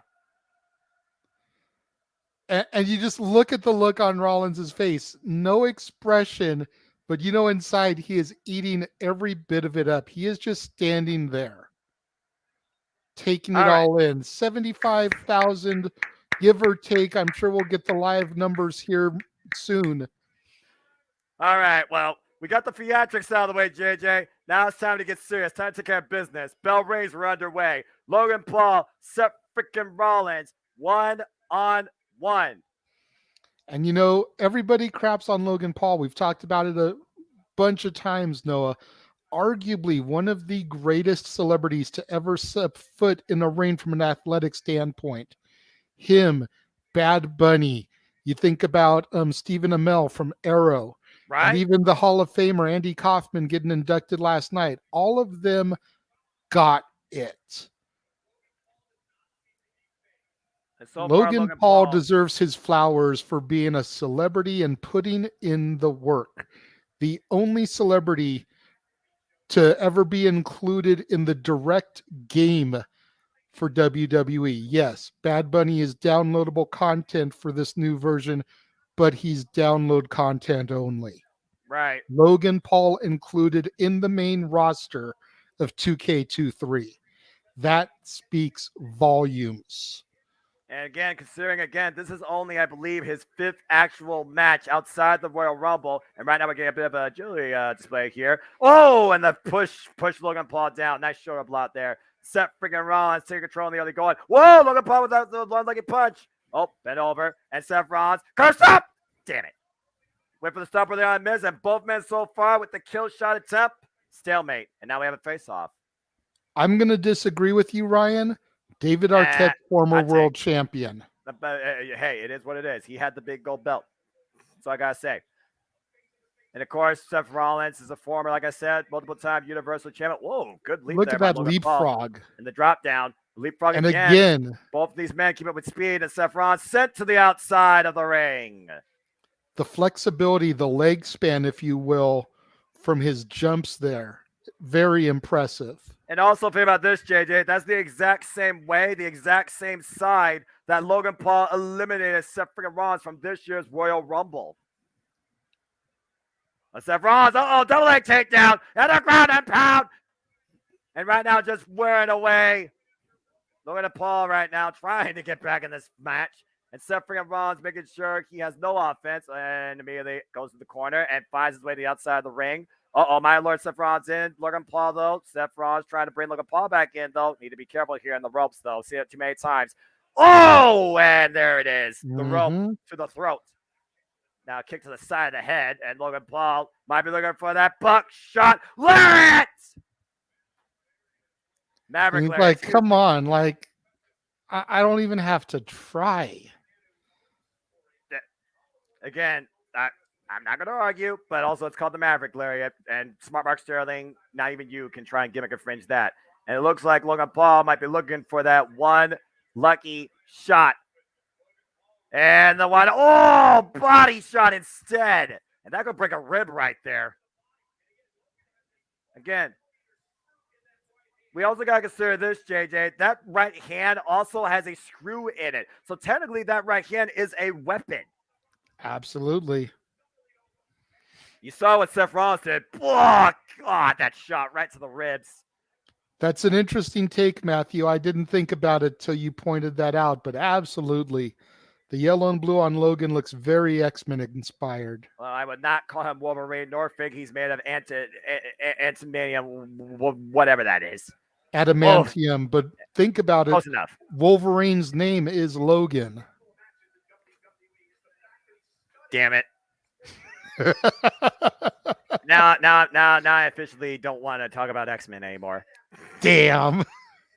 Yeah, meanwhile, Logan Paul trying to We don't talk about X-Men. We don't talk about X-Men. We don't talk about Bruno. Hello, Disney.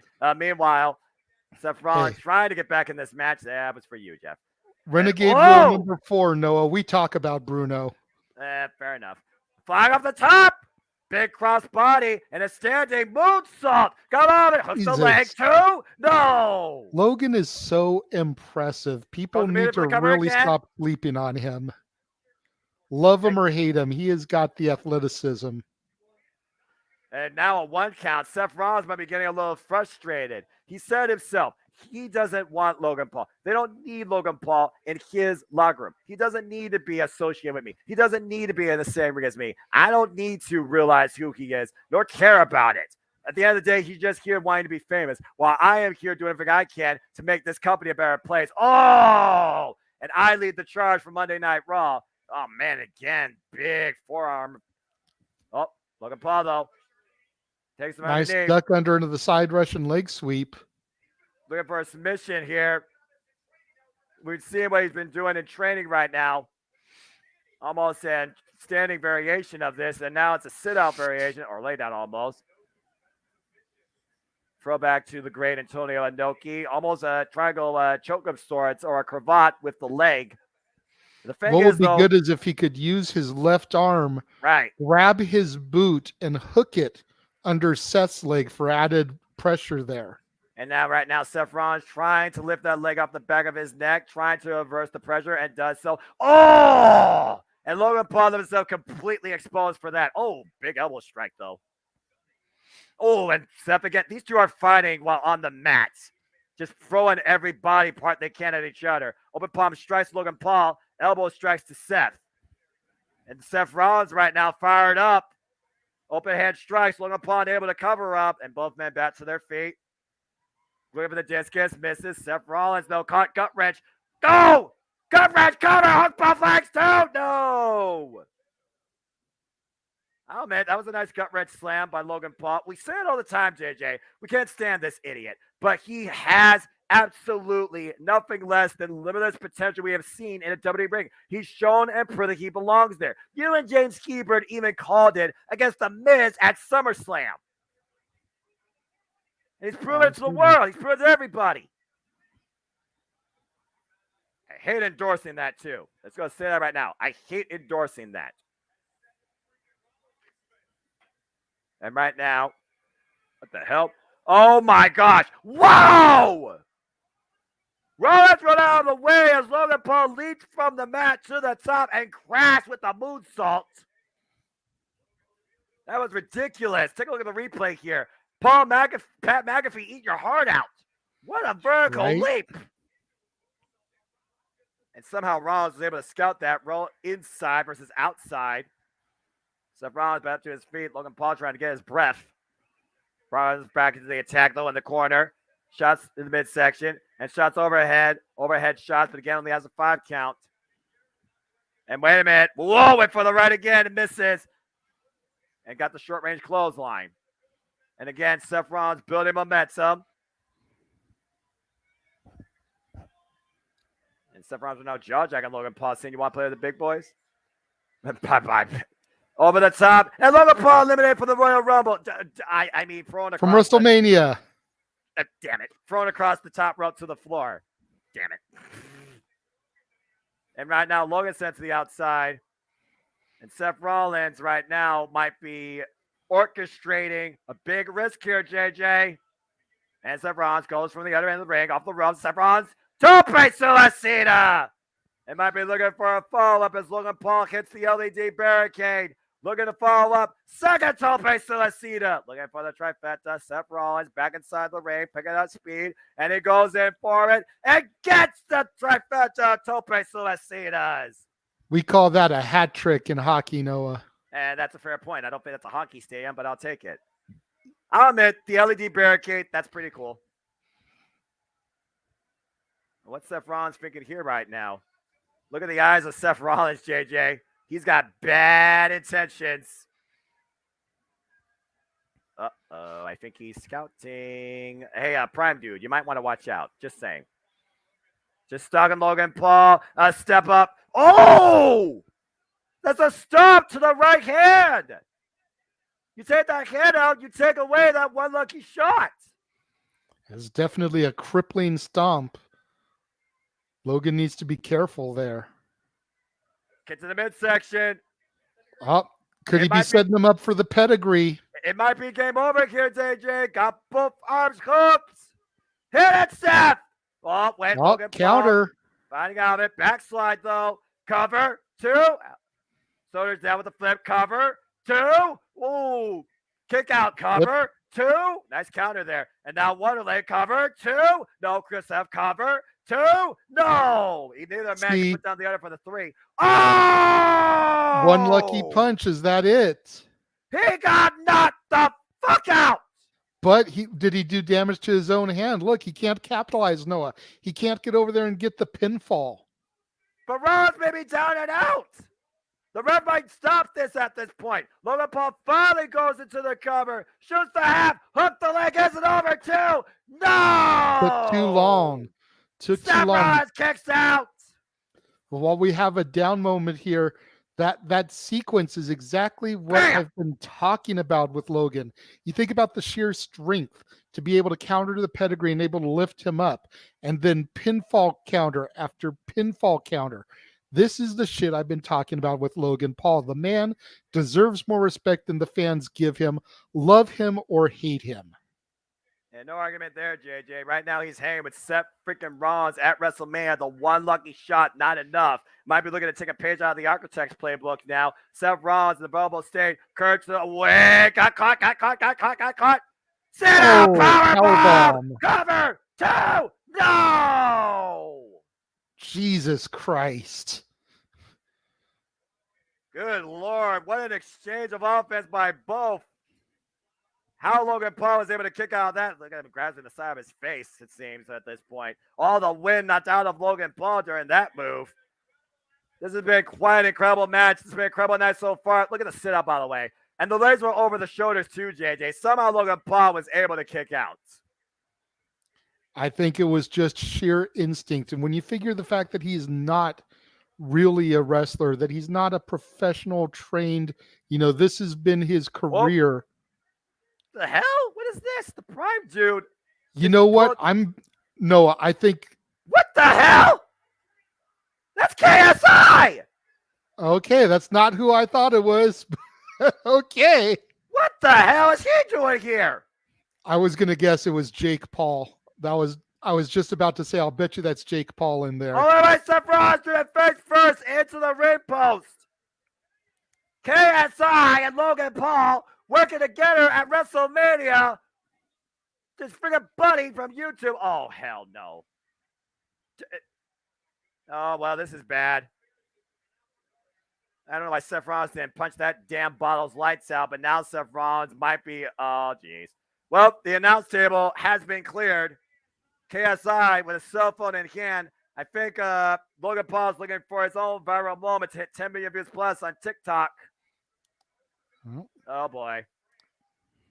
This is a ringing endorsement for his Prime brand, as you alluded to, JJ. Prime bottle in hand. Logan Paul on the top rope. KSI gloating. Seth freaking Rollins. Vulnerable spot. Logan Paul flies. Oh! Puts KSI through the table with that splash.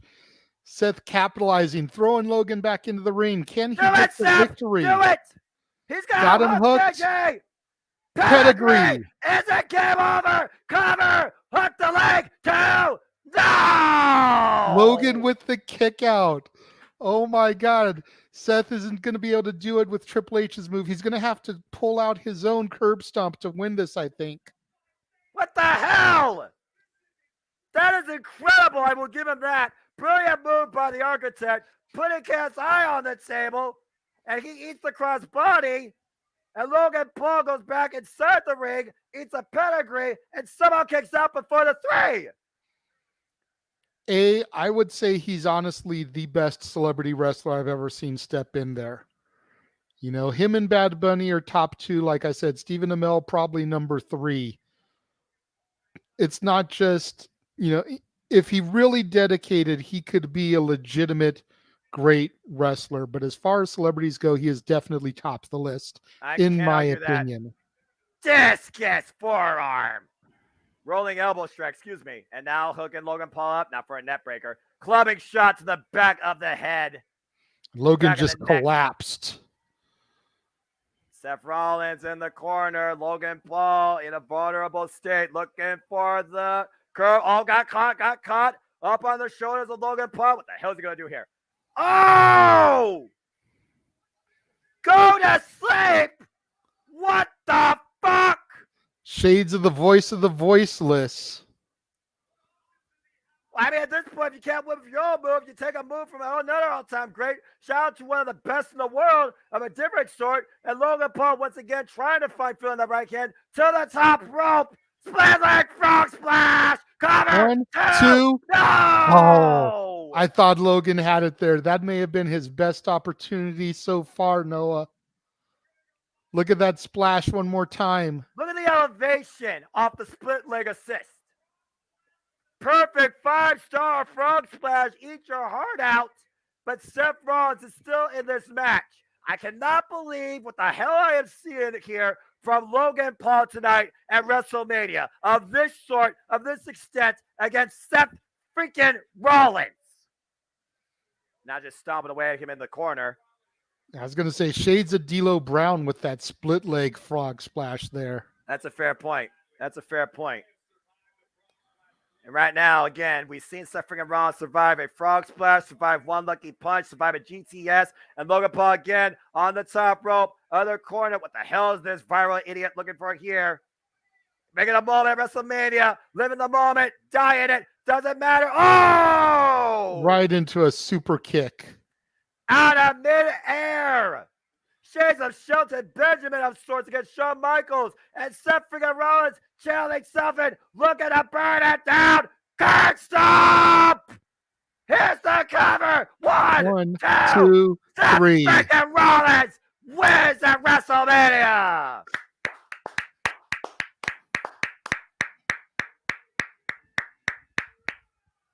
JJ, I will give credit where credit is absolutely due. I can't stand the man's guts, but he proved that he belongs at WrestleMania against all the greats that WWE has to offer. That was an incredible effort by the Maverick. But at the end of the day, the Architect once again burnt it down at WrestleMania and picks up the win. Let's look at some of the replays here. That ridiculous fly off the top rope splash from KSI. I don't care if it wasn't a prime set, but that still sucked and hurt. And then the freaking super kick out of midair finally set him up for Seth Rollins to curb stomp Logan Paul into oblivion long enough for the 3. The Architect wins. And the people over in London, England, apparently, in the BT Sports studio of sorts, are extremely happy to see Seth freaking Rollins with the victory. Good grief.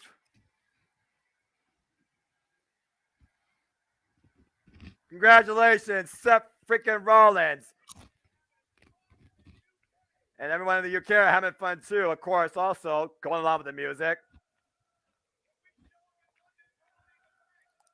And don't forget, folks, WWE will be going to London for Money in the Bank later on this year, and we'll be bringing you coverage right here on the Jeff Meacham Network, Multiverse of Media, as once again, Seth freaking Rollins burned it down and succeeded at WrestleMania. How's that for a birthday gift, Logan Paul? Logan Paul looks absolutely shocked. Just throw away that Prime nonsense. Probably better off drinking Red Bull. The Maverick may have had the moment, but the victory belongs to Seth freaking Rollins.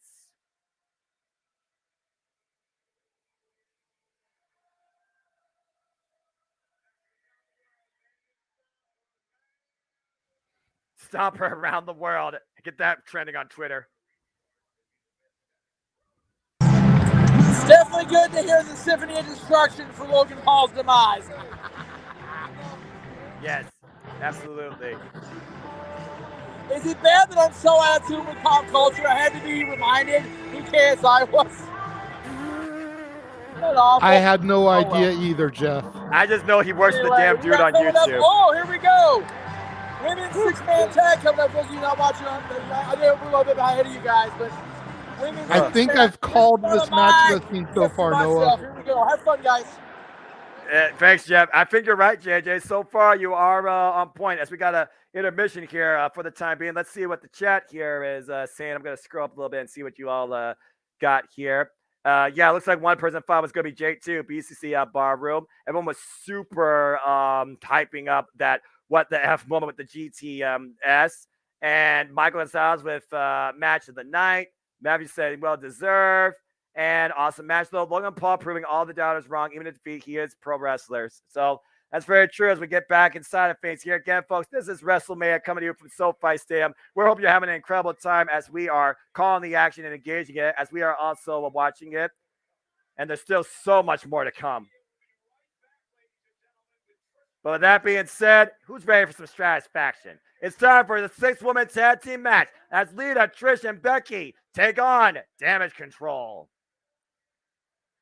And ding, ding, ding, ding. Thank you, Dory Lou, for your love and support with the $5 super sticker. Again, folks, you want to try and steer the ship, super chat. It's as simple as that. We appreciate all y'all's engagement along this watch-along event. Again, please like, subscribe, comment, and tell a friend. And right now, we are looking back at what brought us to here in the first place. After Bayley embarrassed Becky inside that steel cage and Damage Control said damage done, it was the man that came back and got the better of Damage Control with an impromptu assist by one Lita. And they faced Damage Control for the WWE Women's Tag Team Championships.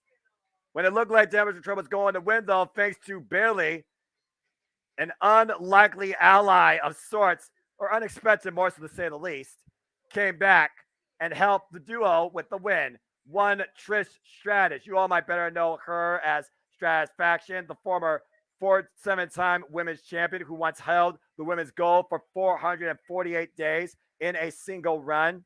And ever since Trish, Lita, and Becky came together, Damage Control have not had an answer for this trio. Time for the match that will make or break my predictions. Well, Matthew, all I got to say is good luck to you. It was the Lita assault that allowed Becky and Lita to become the new WWE Women's Tag Team Champions, now holding those titles for 34 days. Lita, of course, a trailblazer for women everywhere. Trish Stratus, one of, if not her greatest rival. These two were part of the first ever women's main event on Monday Night Raw for the Women's Championship. Trish Stratus, heavily accoladed, as I said, 7-time women's champion, has been on the grandest stage of WrestleMania. And then you got Becky Lynch, the man who was involved in the main event of WrestleMania, winning both the Raw and SmackDown Tag Team Championships. Trish with the challenge and barely accepts on Damage Control's behalf.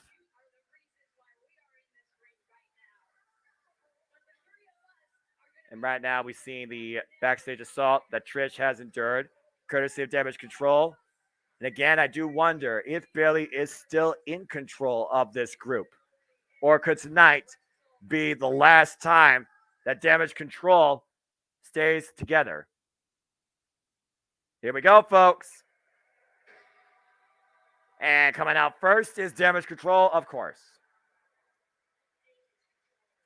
I don't care about their theme, I gotta be honest. Holy. Whoa, look at this. They certainly stand out. Bayley, of course, a former Money in the Bank winner, former SmackDown champion. Excuse me, trying to get my breath together. Former no NXT worries. champion. Let me just take a moment now that I'm back on camera here and thank Dory for the super sticker to my channel. Right. Greatly appreciate it. This whole match is interesting because Christopher Ross pointed out, you got the past, you got the present, and you got the future. You got Trish and Lita, you got Becky and Bayley, and you got Io Sky and Dakota Kai. Bayley has not had a WrestleMania match since WrestleMania 36. And ever since Bayley came back last year at SummerSlam with the allies of Io Sky and Dakota Kai, they have ran roughshod over Monday Night Raw in victory or defeat. They still left their impact. Yeah, absolutely. And I heard you kind of diss the Damage Control entrance theme a little bit. You know, from a musical standpoint, it's pretty damn good, but if you pay attention to the lyrics, it becomes corny as all shit. And that's the they reason needed why to do something better lyrically for it. And I think that's better, too much said than done. BCC, and good to see you. Oh, what's this? Oh, come on, not again.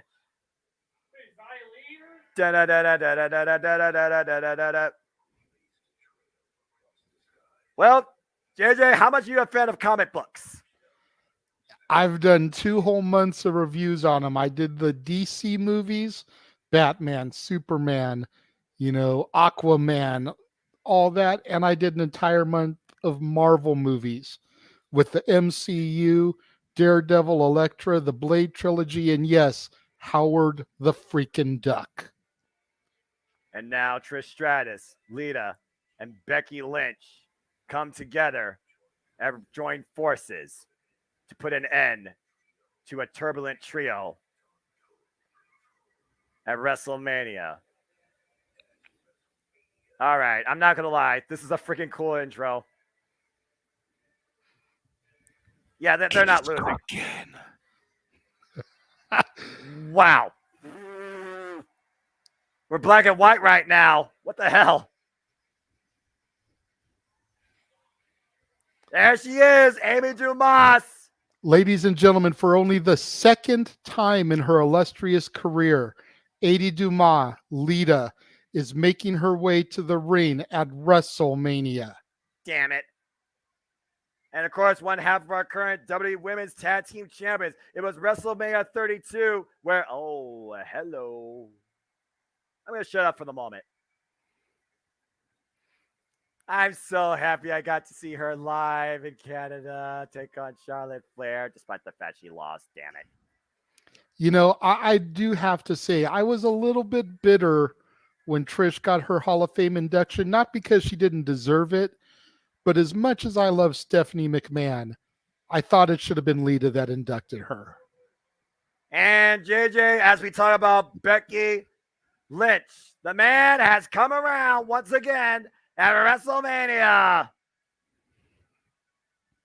The other half of the WWE Women's Tag Team Champions. What a trio. Right?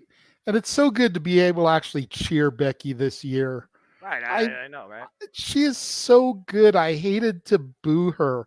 But when you're up here feuding with my girl Bianca Belair, I'm going to give you shit. Especially coming out here looking like Becky Gaga like she was there for those 6 months. But now that she's back to being a baby face, the fact that she's co-tag champion with my all-time favorite diva, and they're being accompanied to the ring, joined by arguably the most iconic female to lace up a pair of boots from the year 2000 on, Trish Stratus.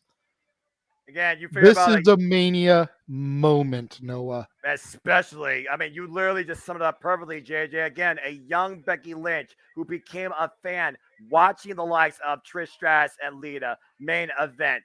Wanted to become this at one point. And then Becky Lynch became the man. And now the man is literally living her dream with two of the greatest rivals / frenemies in WWE history. Trish's hat and coat combination giving me Pamela Anderson vibes. Hey, I'm okay. Just throwing that out there. And the only thing that would make this better is if it's in all red and we got slow motion, but I digress. We're not at a beach, but you know, if you know, you know. Meanwhile, let's see if we get past the early emotional storm as we wait to see this bell ring and see who starts this thing off here. Again, I'm kind of a little bit shocked it's not Bayley versus Trish, but I'll take this. Because, of course, the Women's Tag Team Championships are not on the line here at all in any capacity. Generational cis-woman action, and we're getting it out of the way immediately. We got it lined up here. Bayley and Trish. We got Io and Lita, and we got Dakota and Becky. And so far, Trish, Becky, and Lita controlling in the early pre-bell ring going. Controlling damage control, if you will. Whoa! Oh, my. I think Dakota Kai's head collided with the announce table. It's a good way to get a concussion. And now things will officially start. Bell Reigns looking for a big kick, and Becky looking for the big man slam. Big Uranagi counter. Now Io Sky trying to come in. Oh, scorpion kick. Again, Dakota Kai, known as King Kai, also known as the captain of Team Kick. Tagged by Bayley now. And, of course, Bayley and Becky, no love lost with these two especially. No, 2 of the 4 horsewomen. And right now you see Io Sky coming in here. Dominating, and they're going, oh, the double knees in the corner. Io Sky, former NXT Women's Champion, NXT Women's Champion. Here's the cover. Get a 1 count. And again, we do talk about Becky Lynch and how accolade she is. You talk about the 4 women, horsewomen of my NXT. Sasha Banks, Becky Lynch, Charlotte Flair, and Bayley. There's one thing that Becky Lynch didn't do that the other 3 have done. Blah! And that was win the NXT Women's Championship. And now Io Sky flies with the missile drop kick. When you think about how successful she's been, when you think about how successful Becky has been on the main roster with women's championships, I don't think it hurts her at all. Again, we're talking about Becky Lynch. She is a 4-time SmackDown Women's Champion and a 2-time Raw Women's Champion. And now she is a current WWE Women's Tag Team Champion. Not a bad resume. No, not at all. And right now, Damage Control looking for a bit of trios action here. Freebird. Oh, nice. Ball there at 2. Did a Freebird action. I mean, to be fair, Damage Control has exercised the Freebird rule to their advantage. Matthew with Let's Go Io, Let's Go Lita. Dave Chappelle saying next matches have been much better. I mean, Dave, it's one of those phases where it's like, yeah, the opener was what it was. But since then, yeah, each of the matches have definitely elevated when it comes to quality. I'm not going to lie. This has been a tremendous show so far. Oof. Mm-hmm. And we've still got a whole other day to go, Noah. Oh, good grief. What a boot to the side of the head as you say that. Cover hooks the ref. Cover hooks the leg. Becky able to get the kick out of it too. Okay, the ref obviously distracted by Io Sky there. Not playing to her partner's advantage. Trish and Lita just waiting to get in the ring. Becky needs to make a tag. And Bayley now in. Not a wise idea mocking Miss Extreme, Bayley. I'm just saying. Yeah, no. Oh, jawbreaker. Blind tap by Dakota Kai, though, and Bayley sent to the outside. Becky needs to be aware, though, that Dakota Kai's legal. Oh, collision. And right now, Becky trying to find some sort of reprieve, crawling her way to her corner, trying to make the tag, it seems. Dakota Kai trying to capture the leg, trap the ankle. And again, oh, Trish taken off by Bayley at the last possible second. And Becky once again driven into Damage Control's corner. And the thing about this, Becky, of course, 20 years in the game. Lita, 24 years in the game. Oh, God, grief. And Trish Stratus has been 19 years involved in the game. But like I said, Trish Stratus, probably the most accolade here, considering she is a 7-time women's champion and has held the title one time for 448 days. That's longer than even Bianca Belair, who will be, of course, defending the Women's Championship tomorrow night. Yeah, absolutely. Definitely a record I know Bianca's looking to try to defeat, but we'll have to see if she can get past this weekend first. That's a fair point as well. You're trying to give Asuka a run for her money. Oh, shot by Lita there. There's the tag to Lita. And here she comes. Lita and Io Sky fight each other one-on-one for the time being. And we saw how good Io Sky is capable of being booked when she's in a one-on-one match, as we saw her against Becky Lynch on Monday Night Raw. And up and over and around. Lita Conrana. Vintage Lita right there. Of course, the getup Lita's wearing too is classic Lita for sure. With the mesh. Io up and over. And now Lita, what the hell? Inside out. Oh. Oh! Innovative offense there by Lita. Never seen that from her before. And the Rana dropped Io Sky on the second turnbuckle. And Lita proof in that the you corner can't with the teach knee. an old dog new tricks. Again, Lita just constantly keeps showing why she loves this so much. Again, she's the one that presented the actual women's championship for the first time ever. Oh, God! Vertigo! Here's the cover. Deep hook of the leg. No! What an implant DDT of sorts. A skull-crushing finale of a different variety. Io Sky with spikes. Keep in mind, Noah, Lita, 47 years old, will be turning 48 here in a few days. It'd be a nice early birthday gift to win at WrestleMania. And right now, but Lita, you wouldn't be able to tell looking at her. She still looks like she's in her 20s and moves the same. Well, again, we also saw last year before WrestleMania, Lita went one-on-one against Becky Lynch for the Women's Championship at Saudi Arabia. Oh, cheap shot by Dakota Kai behind the rest back. Kick in the back of the head. Io Sky taking cover. Is there enough here? No, Lita gets to shoot her up at 2. Lita's always got to be careful with a bump like that. Her surgically repaired neck from the Dark Angel set many years ago. That's fair enough, Paula. Again, so streamings are what they are. I hope you enjoy the show. Appreciate your support. And right now, 3-on-1, Lita in a dangerous spot. Oh, trios. Triple kick. Covered by Bayley. On Lita. Kick out at 2. Bayley with the damn it. And damn, Lita looks good for almost 48. I agree, Dory. Again, I've always been a fan. I still go back and watch Lita versus Trish Stratus, whether it was Monday Night Raw or whether it was that retirement match at Unforgiven 2006. One of the greatest rivalries in women's wrestling history, bar none. Yeah, I don't know if you can name any rivalries that could actually rival that one, considering the impact both had. Yeah, as far as long-term impact, yeah, there's very few. But you think about Sable and Jacqueline and their rivalry when the women's division first got rebooted in 98 there. You think about the Trish and Mickey rivalry. Right. You think about Lay Cool versus Mickey James. Been some great rivalries over the years. but I don't think anything really comes close to Trish and Lita. Damage control, just adding more damage to Lita. Trish Stratus unable to get in the ring again. Covered now by Dakota Kai. Hooks the leg. 2, and Lita gets the shoulder up again. And Trish Stratus has been the only one so far to not get involved in this match. Yeah, I've noticed that. I'm wondering about that. That we've talked about a Trish heel turn. Right. You know, whether it's tonight Tag. or Raw after Mania. The fact that she hasn't gotten tagged in yet. You know, you've got to be wondering. It's very reminiscent of what went on earlier today on Stand and Deliver and how Tyler Bate and Andre Chase were tagging each other, and Duke Hudson kept standing on the ring apron, not getting the tag. The closest Trish got to being tagged in, Bayley took her out before the tag could be made. Exactly. And also, nice stereo DDTs there by Lita. Finally tagged Here Trish we go. Stratus. Trish Stratus' first in-ring action. Bell to bell, I might add. Since her match at SummerSlam 2019 against Charlotte Flair in her hometown of Toronto, Ontario, Canada. Lou fans press on Dakota Kai.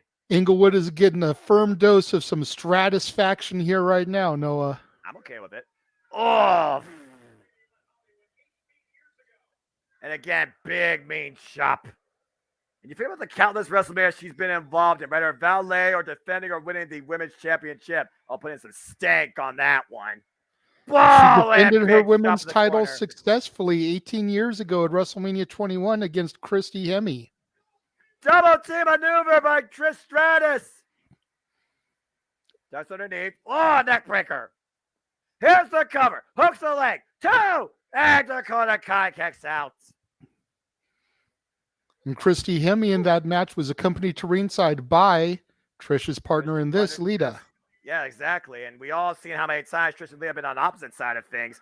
Of course, there was also Lita, who I believe inducted Trish Stratus to the WWE Hall of Fame. And look at this handstand. We all know the yoga background of Trish. Oh, denied. That is a negative there, Noah. Trish inducted Lita. Stephanie inducted Trish. Yeah, my bad. I knew it was one or the other. Again, you figure about the synergy. I mean, you figure about the last time you saw Trish and Lita in ring as well together. It was Evolution, the women's pay-per-view. What they figuring here? Trish with the assist. Handstand. Oh, no way. Got Dakota Kai. Oh, man! Damage control. Damage goods on the outsides with that assist. An impromptu takeover there by Trish Stratus. Taking Dakota Kai on the floor. Take a look at this, JJ. That was impressive. Oh, planted. Cover. Deep cover. 2. No. I completely agree, Darren. Man, we missed out on Trish versus Lita match back then. I mean, it's on Peacock somewhere, but yeah, it doesn't do it justice, but I totally get that. But I mean, you think about WrestleMania, you think about the Showcase of the Immortals, you think about the time when rivalries come to a head, and despite their storied rivalry, whether Lita was the face of the heel, whether Trish was the face of the heel, they never fought one-on-one at WrestleMania. Lita was always too injury prone. That's part of why she only had one match at Mania prior to tonight. Right drop, cover, you say that 2 count. And immediately go over the disarmament. Yeah, it's amazing the fact they did not go one-on-one ever at WrestleMania, but there wasn't that poetry and motion there. As Becky Lynch looks to take the arm of Dakota Kai, damage control, trying to fight back, and Bayley breaks the hole with a knee to the side of the head. Nice drop kick there.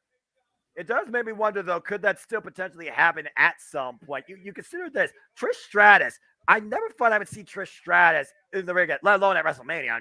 I'm just saying. It makes sense that Lita's here because she's a women's tag team champ, and she's been more consistently involved at least once a year in WWE.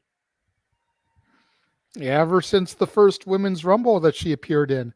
Exactly. So I want to say she came out like number 5 or number 6 very early on in the night. And I said Trish versus Lita. I raised you Becky versus Bayley after that slap to the face. Oh, clubbing shot to the back of the head.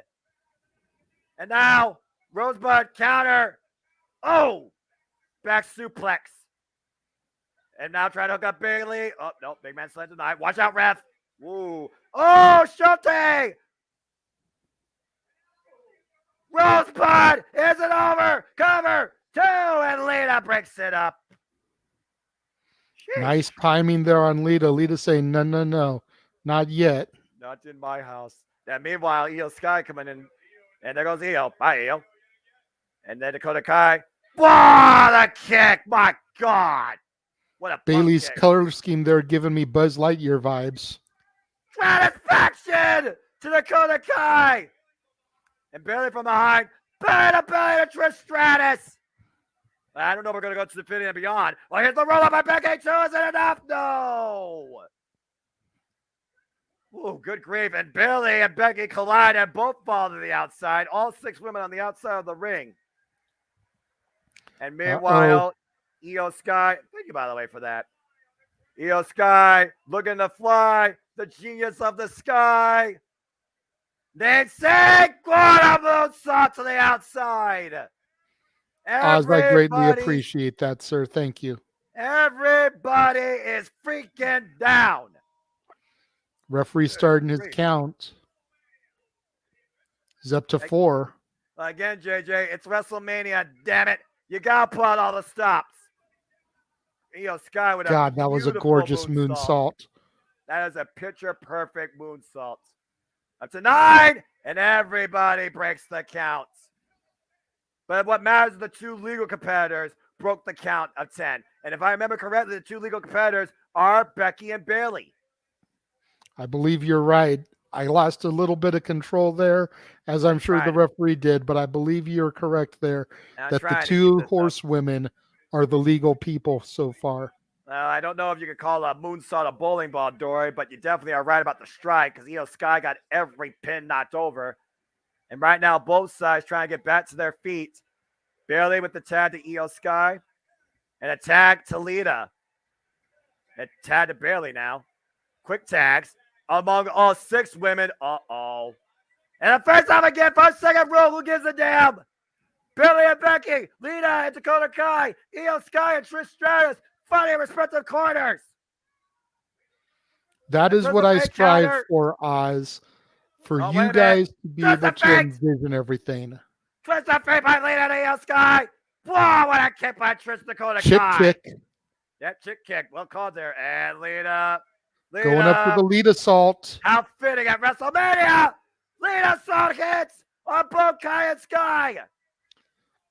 Lita taking her shirt off. I'm okay with it. Bailey still has I'm focusing. Bailey still has Becky though up in the corner on the second rope. Uh-oh. Avalanche belly to belly, possibly got her cooked. No, wait a minute. Becky counters. Avalanche back slam. Cover. 1, 2 for the 2, win. 3. Becky and Lita victorious. What a moment.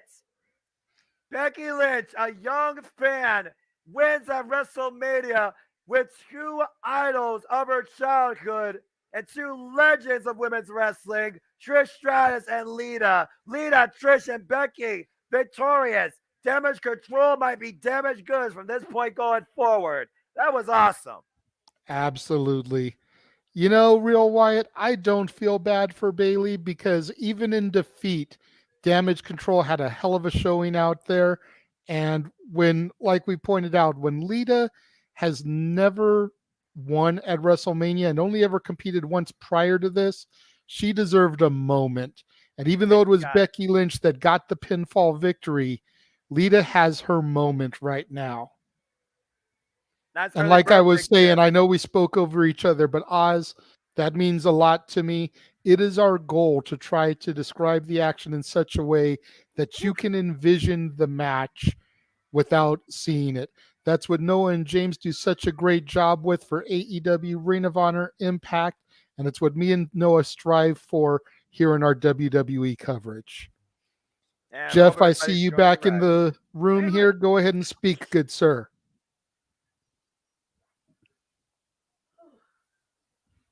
Okay, there's noise going on right now. Jeff will unmute and speak as soon as he can. All right. And again, thank you all for the love and support. And we hope not only does she still have it, she's better than ever, damn it. Both but he digressed. Jared, Lita was on, Trish was on, Becky is as great as she ever was. I'm surprised we didn't get more of an angle out of it, but I'm not mad one bit. My girl still got it. I'm stoked, man. That was awesome. Hello, everybody. I see you guys saying hello. I see everybody saying hi. like I said, it's going to be very sporadic. It's very loud. But I'm going to do my best to check in. We've got Travis still waiting for his tire to be changed. God bless the poor man. He's on his way. But we're getting to WrestleMania some way or the other. We'll try to do a full check-in during open mic night. I love you guys. I'll see you after the next one.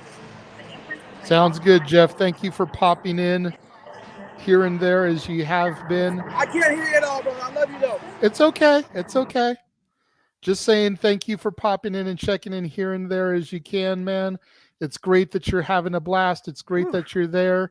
As much as I wish as I could be there, since I am now fully engulfed back into wrestling, where a year ago I was still kind of dipping my toes back in the water. I am so proud to be sitting here holding things down for the Multiverse of Media alongside the simple man with the spectacular voice, Noah Foster. Hey. We have 27 people watching us right now. Thank you to everyone tuning in. We've gotten up to over 30 people so far since WrestleMania officially kicked off. I just want to take this moment and thank everybody that has tuned in, that is tuned in, and that will tune in here to the Multiverse of Media. We enjoy bringing you guys this coverage. Truly. And again, this is the greatest aspect of my life on a regular basis, and I hope that you all continue to support us and encourage others, just like we do, to just your life and enjoy wrestling too. As we get ready for our next match here, as we come back and well, we just had a happy moment. Now we're gonna get personal, and this could be a sad moment. Father versus son. An affair that truly is about one thing, and that is family, as Dominic Mysterio looks to embarrass Rey Mysterio's legacy. It's Josh, thank you very much for the kudos. I appreciate that.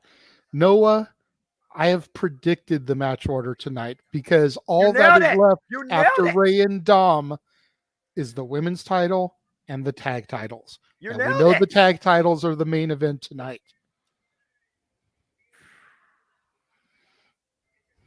Oh, man. Well, while you predicted the match order, we'll see if you predict this match correctly.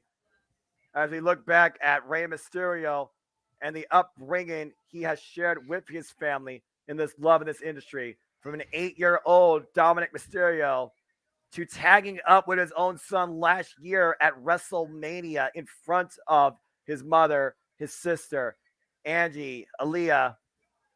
Father and son that held the tag team gold for a period of time. They did everything together.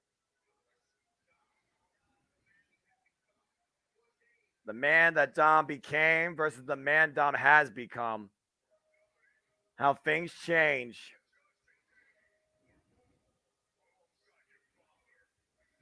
And we saw this come ahead. We saw this tease over the last year. And it finally played out at Clash of the Castle, when a friend was involved. Oh, dear. As we look back at how this all started. And then we saw the influence of one Rhea Ripley. Dominic Mysterio became a man of his own and turned against his own father last year in September at Clash of the Castle. Has been only under the influence of Rhea Ripley since. Dominic's new family and his new mommy, if you want to put it that way.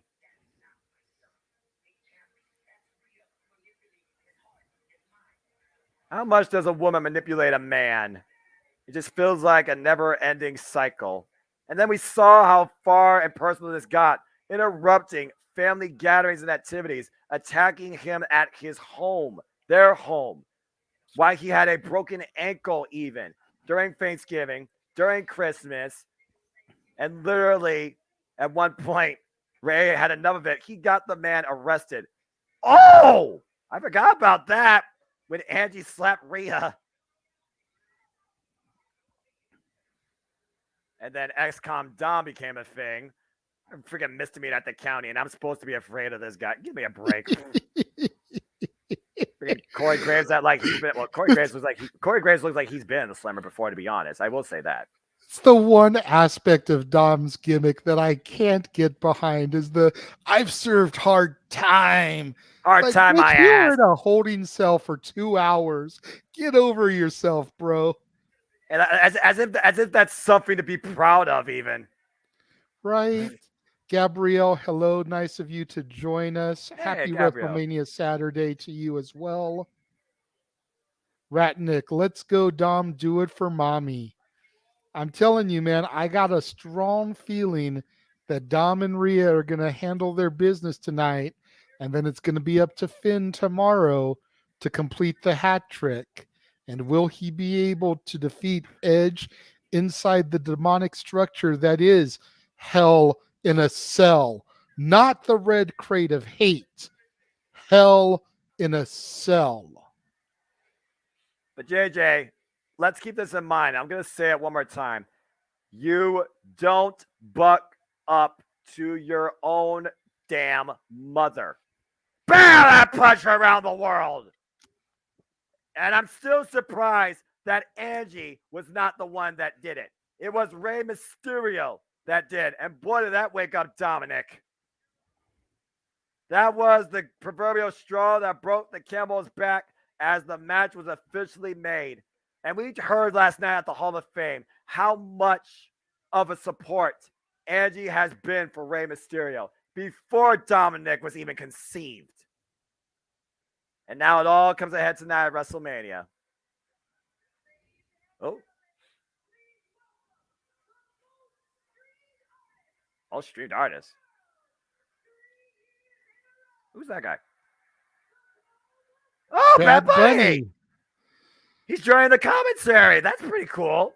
The man who will host Backlash from San Juan, Puerto Rico. Bad Bunny in the house. Puerto Rico, as you put it. Puerto Rico. I think that's pretty cool. That's with the Spanish commentary. Usually get like special guests on the English commentary. They got guests in the Spanish commentary. That's pretty darn cool. And of course, like you said, freaking Corey Graves in Puerto Rico. Leave him there. What the hell? The video package going on here, or entrance, excuse me. Cinematic entrance. Yep. Dominic just stewing in his holding cell. Wondering. Can you imagine if he was brought up in a police vehicle tonight? That'd be hilarious.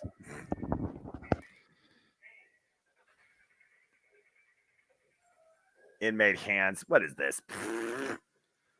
Are they going to freaking bring him to the ring in cuffs? That'd be hilarious.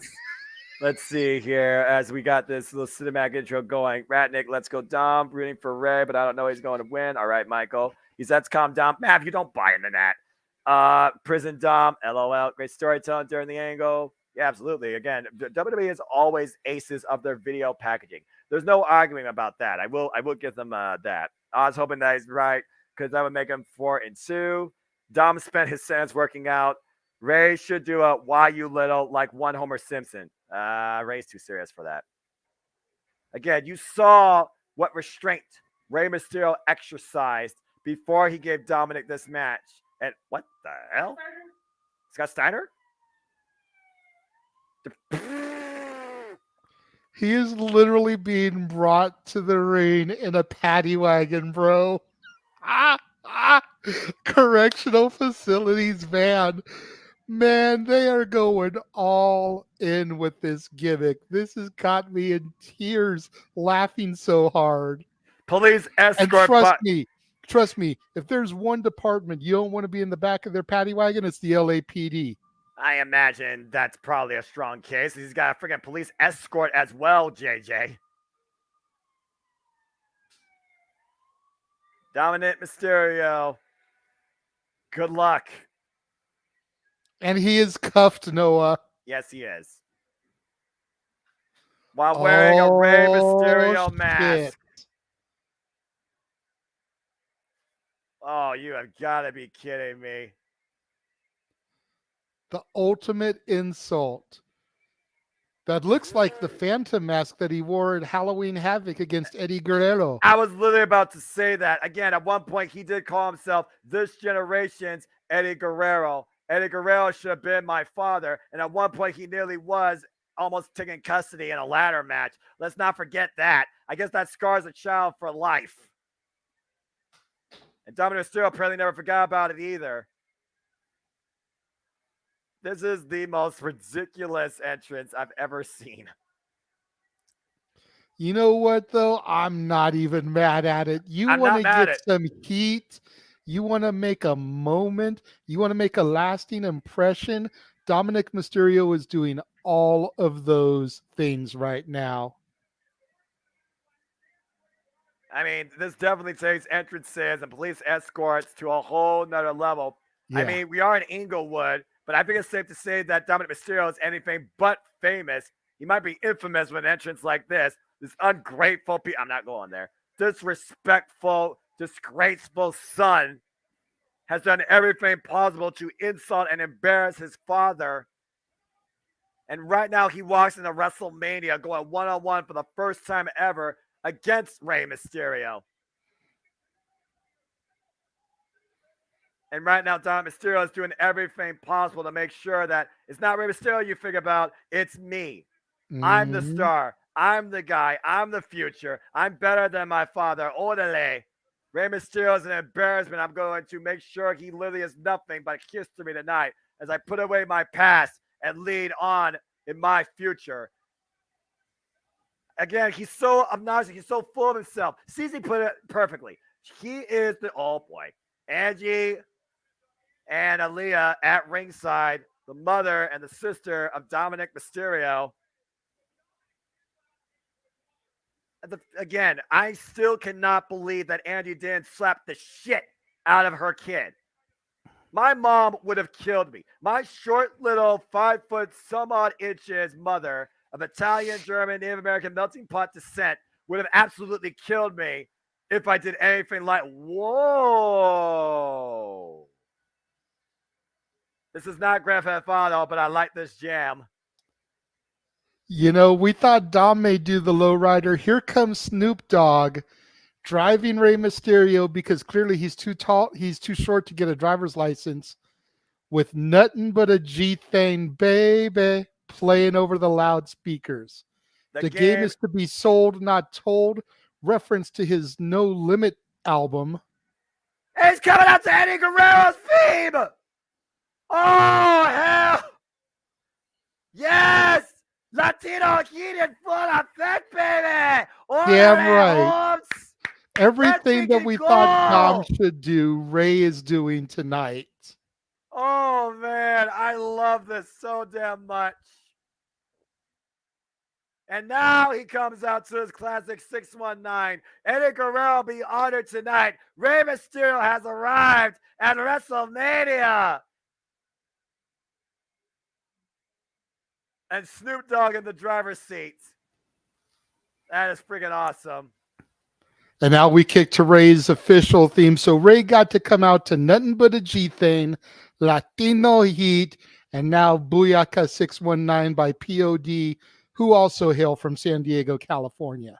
The only thing that would make this better, JJ, is if he popped out of the stage and came out to the Who's That Jumping Out the Sky. Yes. God, I missed that song. That theme was so awesome. And I missed that entrance. Damn it. You can't tell me you could have done that with this damn stage. Come on. For real. Anyway. At least had the intro with the have him shoot up, and then once he landed, booyaka, booyaka, 619. And you see Snoop Dogg holding up his Diamond Bedazzled WWE Championship. Oh, man. Again, we talk about Rey Mysterio, the restraint he showed. He never would fight his own son, but it took him instigating Rey Mysterio's wife, Dominic's own mother, to make this match happen. You know, and me and Jeff did a show about greatest WrestleMania entrances.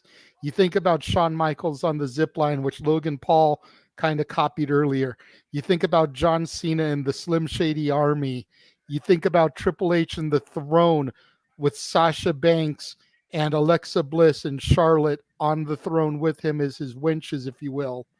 You think about these two entrances here tonight, both for Rey and for Dom, gonna go down in history as ones that people remember. Exactly. Rey giving props to Bad Bunny at the Spanish announce table.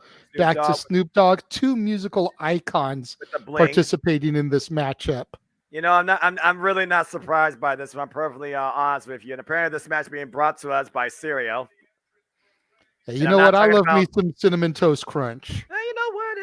It's a decent cereal, but I like me Lucky Charms. Meanwhile, this isn't about cereal, damn it. This is about to get serious. As we got Dominic Mysterio and Rey Mysterio face to face in the middle of the ring. Angie Dominic and telling Aaliyah. his dad, "You must be this tall to fight me." Well, bell rings, we're underway. I guess he got the mitt for the ride as we are underway. Shout out to connecting people off for wrestling. I love that sign. Very respectful community. Oh. Just a bucko shove away his father.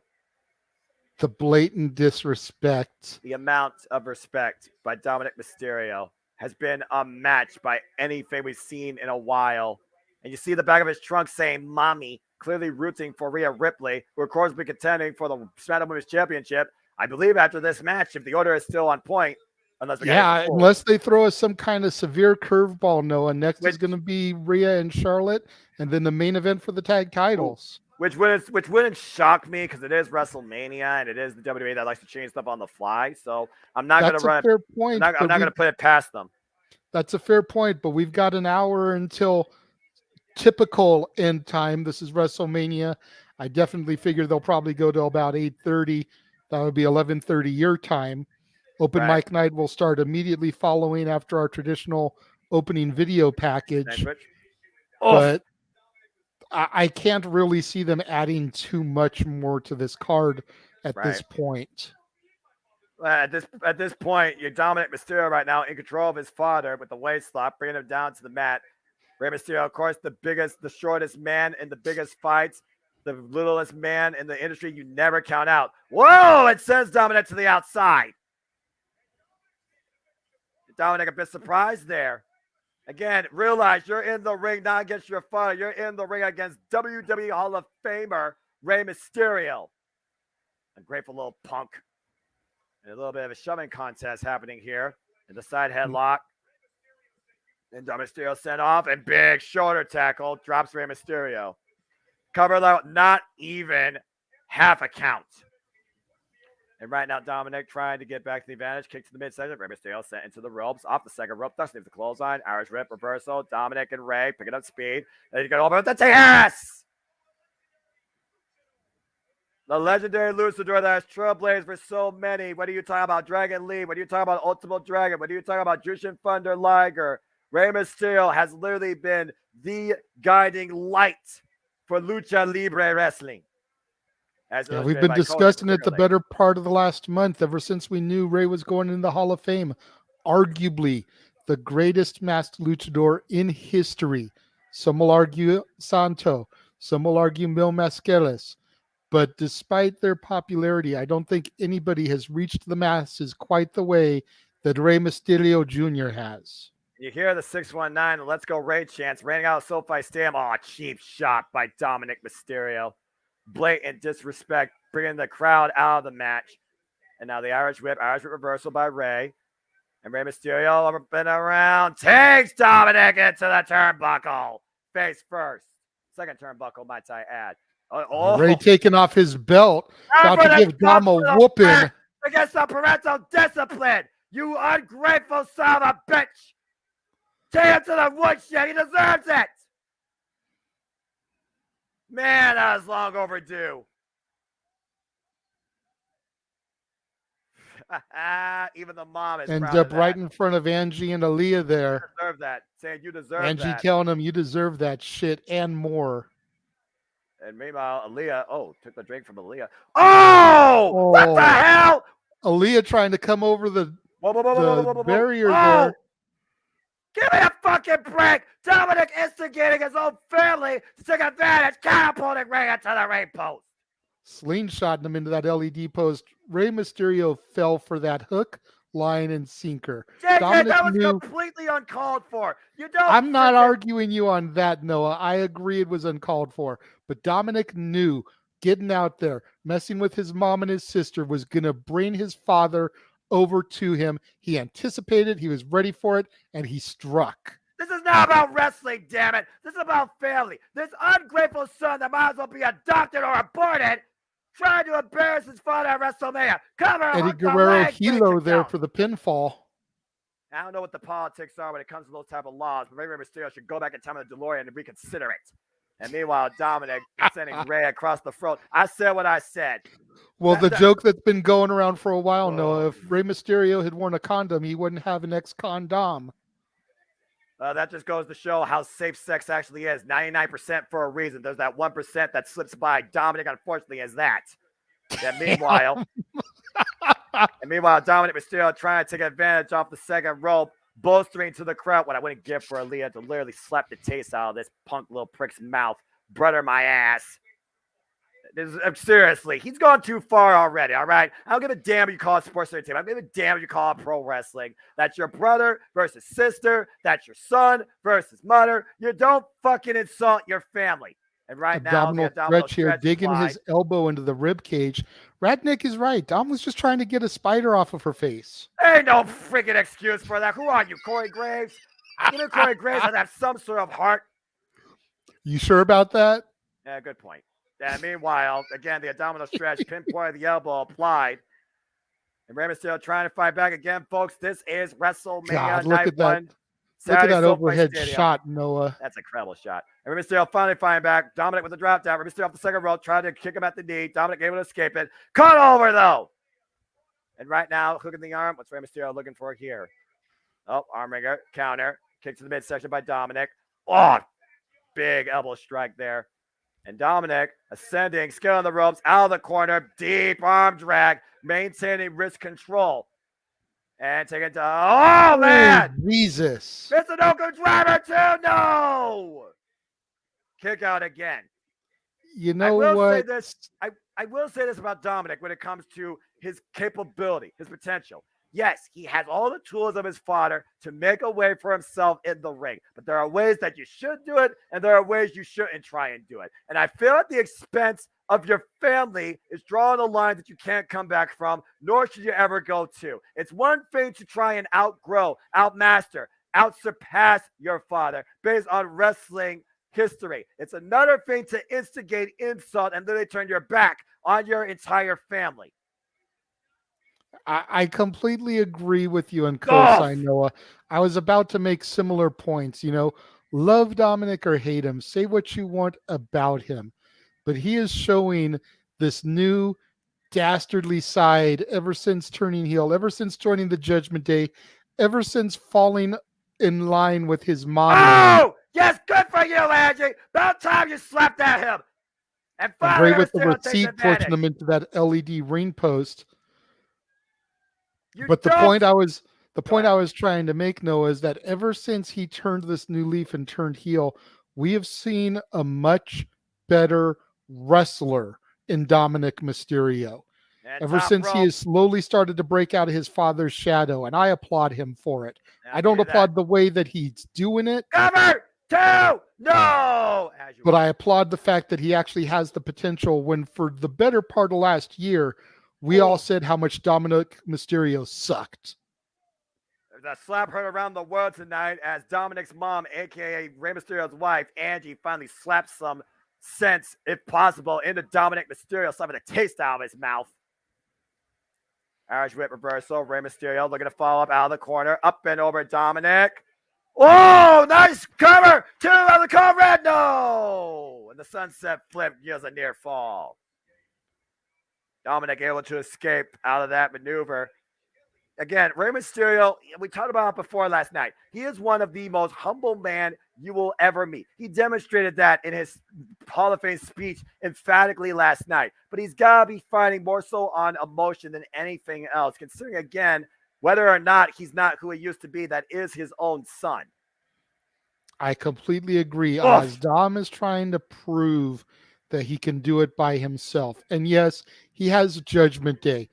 but you notice, okay, God. Damian Priest just came out there, as did Finn Balor. I was going to say, you notice, though, he didn't come out with them. He started out trying to do this alone. And now you got Finn Balor, and now you got Dominic, and now you got freaking Damian Priest out here at ringside. It's just turned to a numbers game. Rey Mysterio now fighting against the world. Not the first time, though. And up and over. Oh, man! Judgment Day may be out here, but let's not forget, Rey Mysterio has a newly formed Latino World Order last night with the Legado del Fantasma. They very easily could come out, get interjected on Rey's behalf, and is Conan still around? That's his former Filthy Animals partner. Here's the cover. Dominic for the win, and Rey Mysterio gets the shoulder up at 2.5. As that ridiculous overhead throw, and Rey Mysterio falling face first in the bottom turnbuckle. I thought Rey Mysterio was knocked out. And again, I do understand what you're saying, okay? Like I said, you're out to prove a point. But there are certain lines you shouldn't try and cross. And I still believe that one you don't cross is insulting and instigating verbally your own family, especially your mother. Oh, and now look at you. Oh, you've got to be kidding me.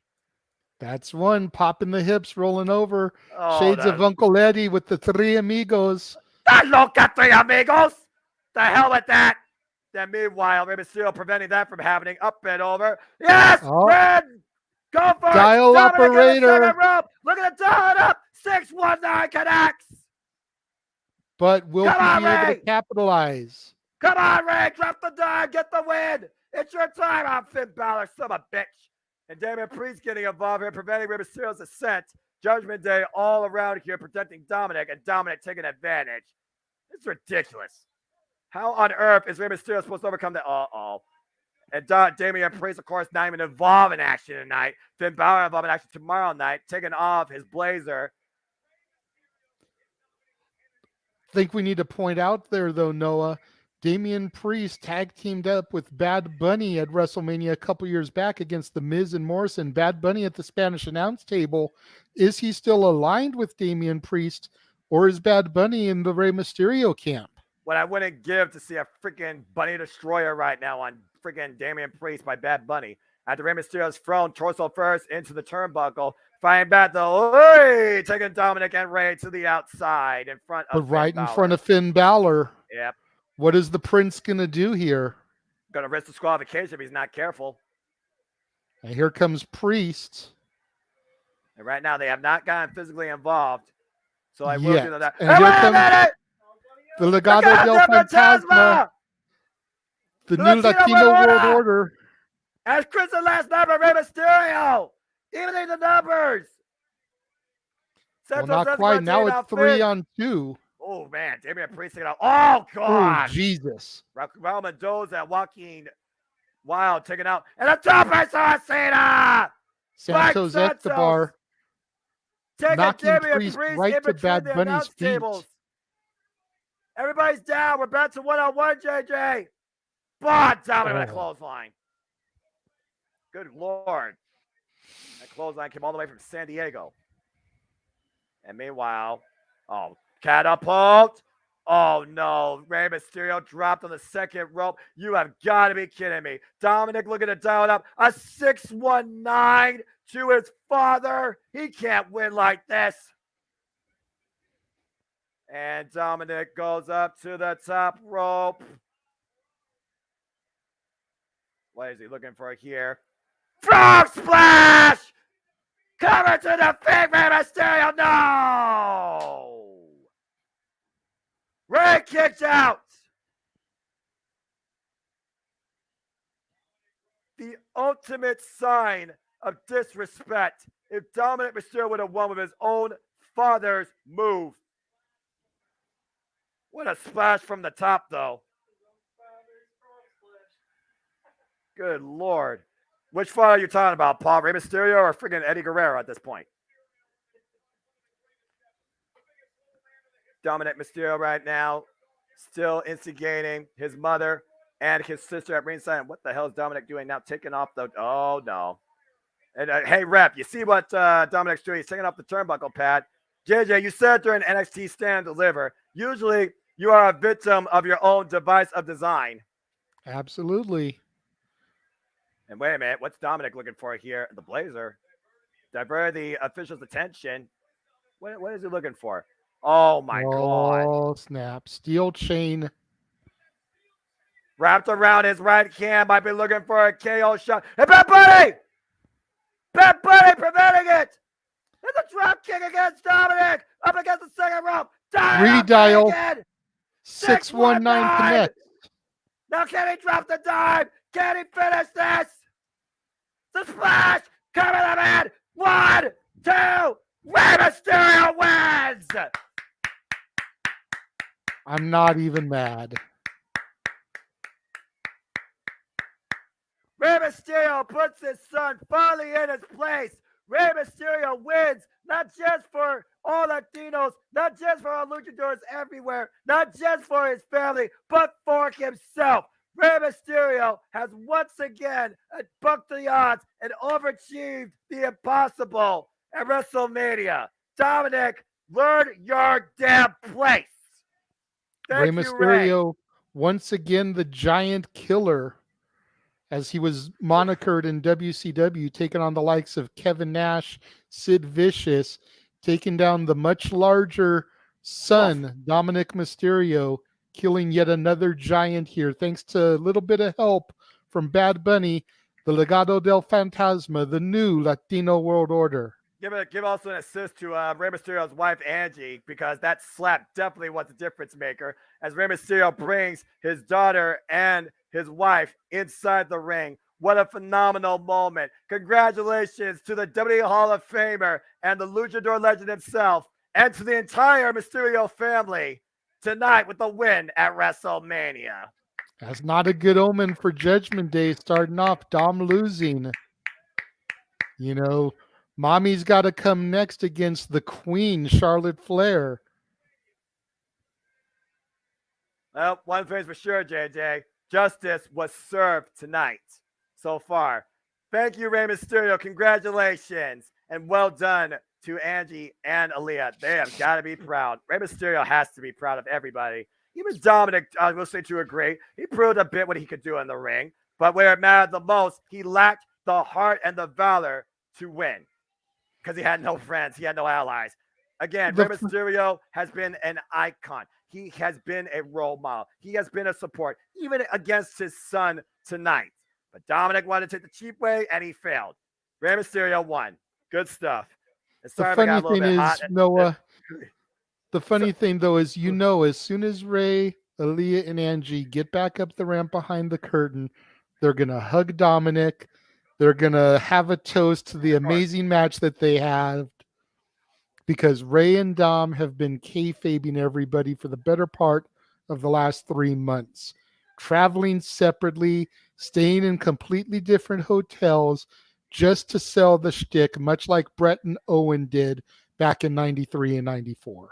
When you talk about traveling, JJ, let's go ahead and inform the people the next time you and I will be on commentary. Because, folks, if you're enjoying us with our call and our play-by-play color coverage tonight, stay tuned, because after WrestleMania comes Backlash.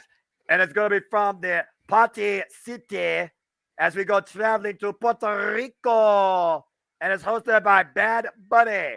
As next month, we bring you our coverage of WWE Backlash, Saturday, May 6th, 8 p.m. Standard Time, only on Peacock. WrestleMania goes Hollywood tonight, emanating, of course, from SoFi Stadium in the lovely area of Los Angeles, California. There you see a beautiful shot of the Santa Monica Pier, a tourist attraction for all ages and all comers. I can only imagine what the view is like from the top of that Ferris wheel. But it's awesome. Again, JJ, first off, I'm sorry if I got a little hot against anybody about politics, abortions, parent discipline, etc. What do I know? I'm just a simple man. But again, I know how important that was for Rey Mysterio. And again, you have to respect your father to a degree. You don't cross a certain line when it comes to family. And I'm looking forward to San Juan, Puerto Rico, getting a WWE Premium Live event again, JJ. It's been a long time for them. It's been 18 years. The last one they had was New Year's Revolution 05. And of course, we know WrestleMania is being emanated around the world. And I'm sure we got people around the world checking us out. And look at those Gunther signs. Well, of course, in we Cologne, know Germany. That'll be in tomorrow as there is a watch party going on in Germany. Everybody around the world is engaged in WrestleMania in some form. But you talked about it earlier, JJ. The Judgment Day so far is 0-1. But this one's going to hit differently because it's not about family. It's about legacy. As Charlotte Flair defends the SmackDown Women's Championship against this year's Royal Rumble winner, Rhea Ripley. Real brutality. Humble royalty. Will we bow down to the Queen? Or will the Queen bow down to Rhea Ripley? Oh boy.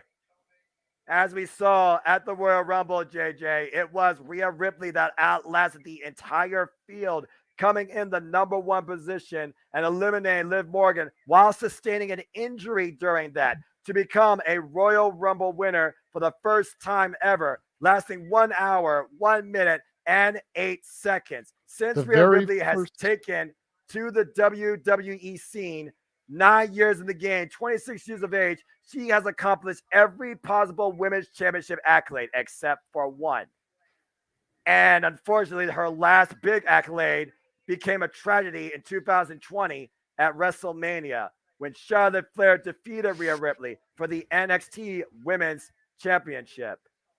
Charlotte Flair is truly the measuring stick, the obstacle to overcome in WWE, the 16-time to a degree women's champion. Charlotte Flair has held the NXT Championship twice, the Raw Women's Championship 6 times, the SmackDown Women's Championship 7 times, and is a one-time Divas champion, and is a WWE Women's Tag Team champion. Rhea Ripley was the first ever NXT UK Women's Champion, beating Toni Storm. She also is a former NXT Women's Champion, beating Shayna Baszler, and she also is a former Raw Women's Champion, beating Asuka in her WrestleMania debut. There's only one prize she has never won or even competed for, actually, and that's the SmackDown Women's Championship. So not only can Rhea Ripley get the one win that has eluded her, she can get the one prize that prevents her from being called a Grand Slam champion. Yeah, absolutely.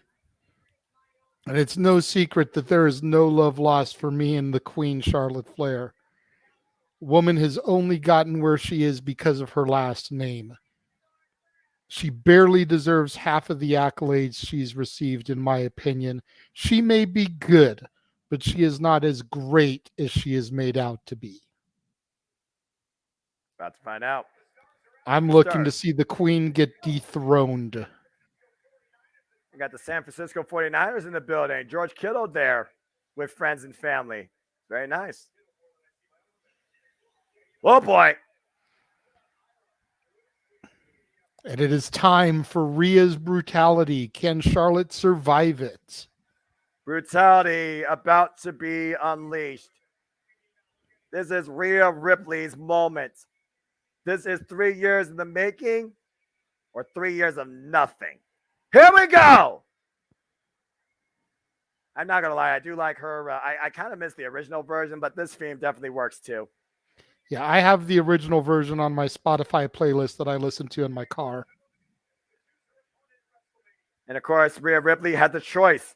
We thought for a moment, JJ, it was going to be Rhea Ripley versus Bianca Belair, considering their similar ties back to NXT. It was back when Rhea Ripley, Bianca Belair, and Raquel Rodriguez were all champions of the 3 brands. They all came together in a WWE NXT ring. What we thought was going to be last year at SummerSlam never came to be. And tonight, Rhea Ripley has focused her brutality on the Queen. And of course, WrestleMania tonight is presented by Snickers and W2K23. And of course, across the JMN Multiverse of Media, we hope you're enjoying the conversations, the reactions, and the commentary. Again, please like, subscribe, comment, tell a friend, hit the bell, give it a thumbs up. And again, if you want to try and stir the conversation, Super Chat, it's as simple as that. Super Chat on Cast 18 Studios, the Jeff Meacham Network.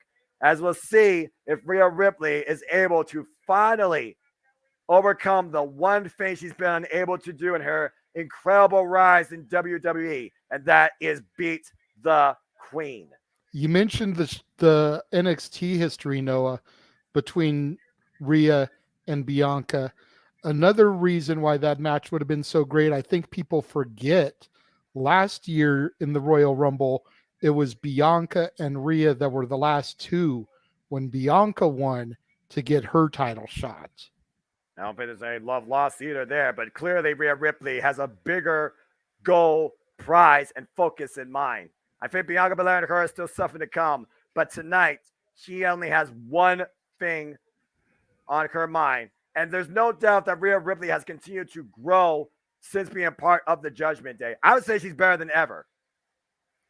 Oh boy. And I still think this should have been the main event. I know it's not a popular decision in the chat room. I know there's people that don't agree with me, but God damn it, the winner of the Royal Rumble deserves to main event WrestleMania. Cody Rhodes is doing it tomorrow night. Rhea Ripley should have got the honors tonight. Well, principles or not, at the end of the day, the only thing that's about to matter here in literally a couple of minutes is if the Queen loses to Rhea Ripley. It was last year at WrestleMania that Charlotte Flair came in as the SmackDown Women's Champion and overcame last year's Royal Rumble winner, Ronda Rousey. Before that, at WrestleMania 37, she was not even involved, I believe, in that altercation. And of course, back at WrestleMania 32, she won the Women's Championship against Becky Lynch and Sasha Banks. Every WrestleMania has been the Queen's domain to a degree. She has either won a championship or has not been involved in the decision in a multi-person affair. The only time someone's been able to take advantage of Charlotte Flair is if you have a gimmick in play or other parties to contend with. She is virtually unstoppable, though, JJ, when it comes to one-on-one action on the grandest stage of them all. That's because she is a Flair. And she has been handed everything to her on a silver fucking platter. When your last Take away Flair, the Flair name, and she ain't shit. Again, when you are born a Flair, it's enough pressure, it's enough controversy as it is. It's another thing to keep up that namesake. But Ric Flair said one time, I am not Charlotte. Charlotte Flair is not my daughter. I am Charlotte Flair's father. And there's no denying the star power of Charlotte Flair and what she has been booked and billed as, and what she has also made herself to be. Politics, marketing, selfish rights aside, you can't argue that Charlotte Flair is the measuring stick in WWE today. And because they made it that way. I agree with you, but that's on WWE for not booking the story properly. Both women's title matches have been horribly told throughout this journey. Well, Bianca and Asuka barely means shit. This match barely means shit. And that's WWE's fault from the creative standpoint by not selling it better. You're not wrong, JJ. Well, again, the story might suck, but hope the decision doesn't. Let's go down to Savannah Irvin for the introductions. One fall, and Jessica Carr is our official. I've been saying it my whole life. Royal Rumble Winners should be the main event. Again, we'll talk about that more after this. Bottom line, can mommy humble the Queen? We're about to find out.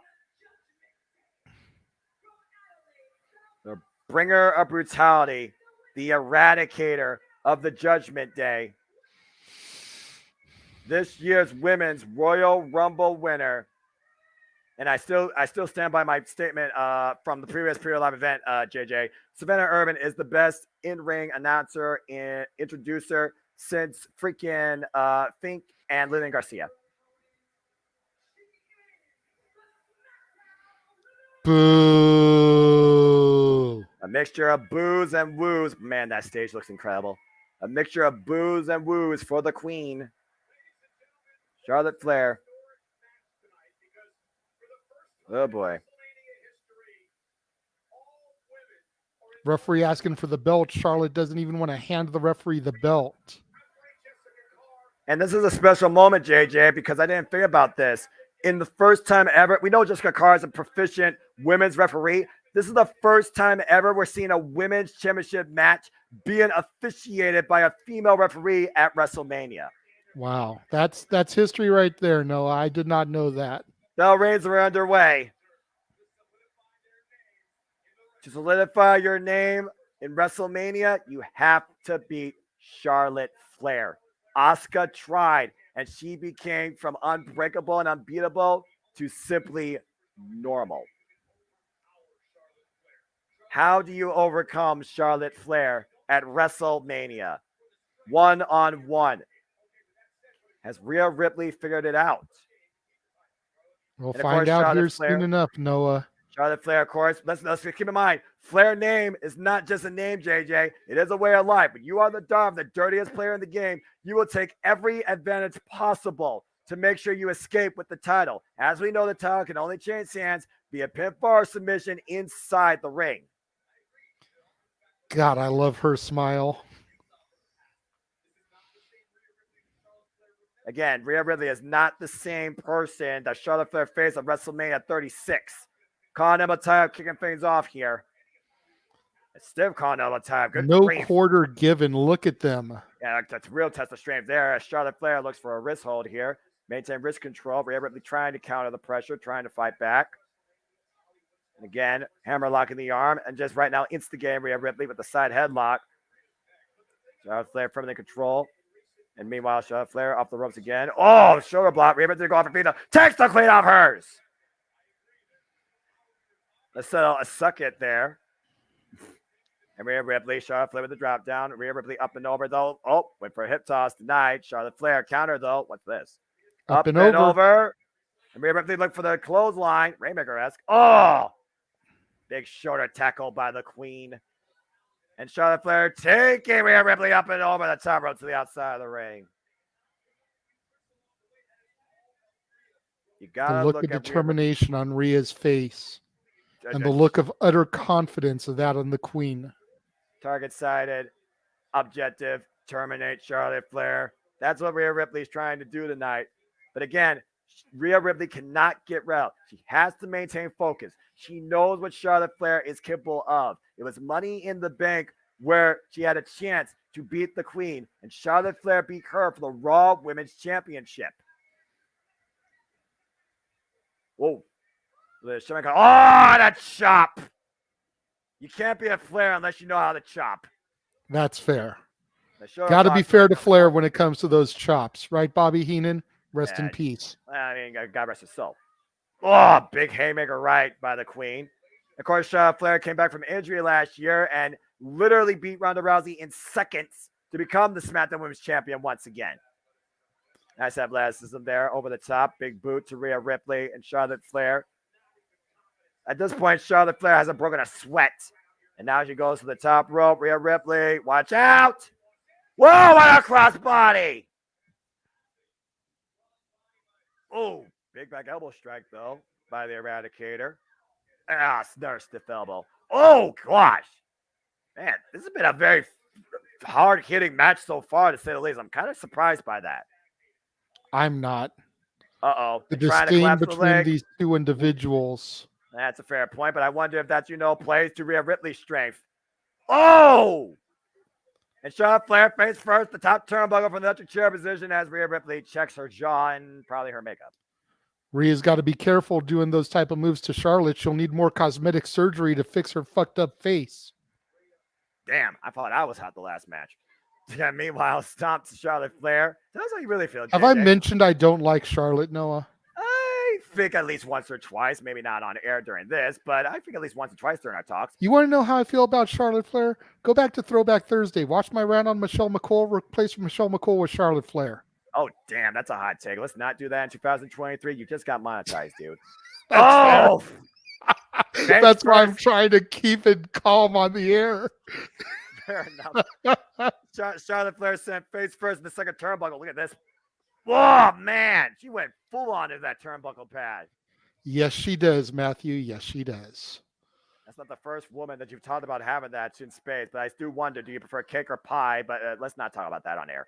Meanwhile, face first again. I think did Lily Garcia ever answer that question when The Rock asked her? Anyway, right now, Rhea Ripley trapping her legs around the Queen. Bringing her down to the mat, compressing the midsection here. Watch the hair. You gotta watch the hair, Rhea.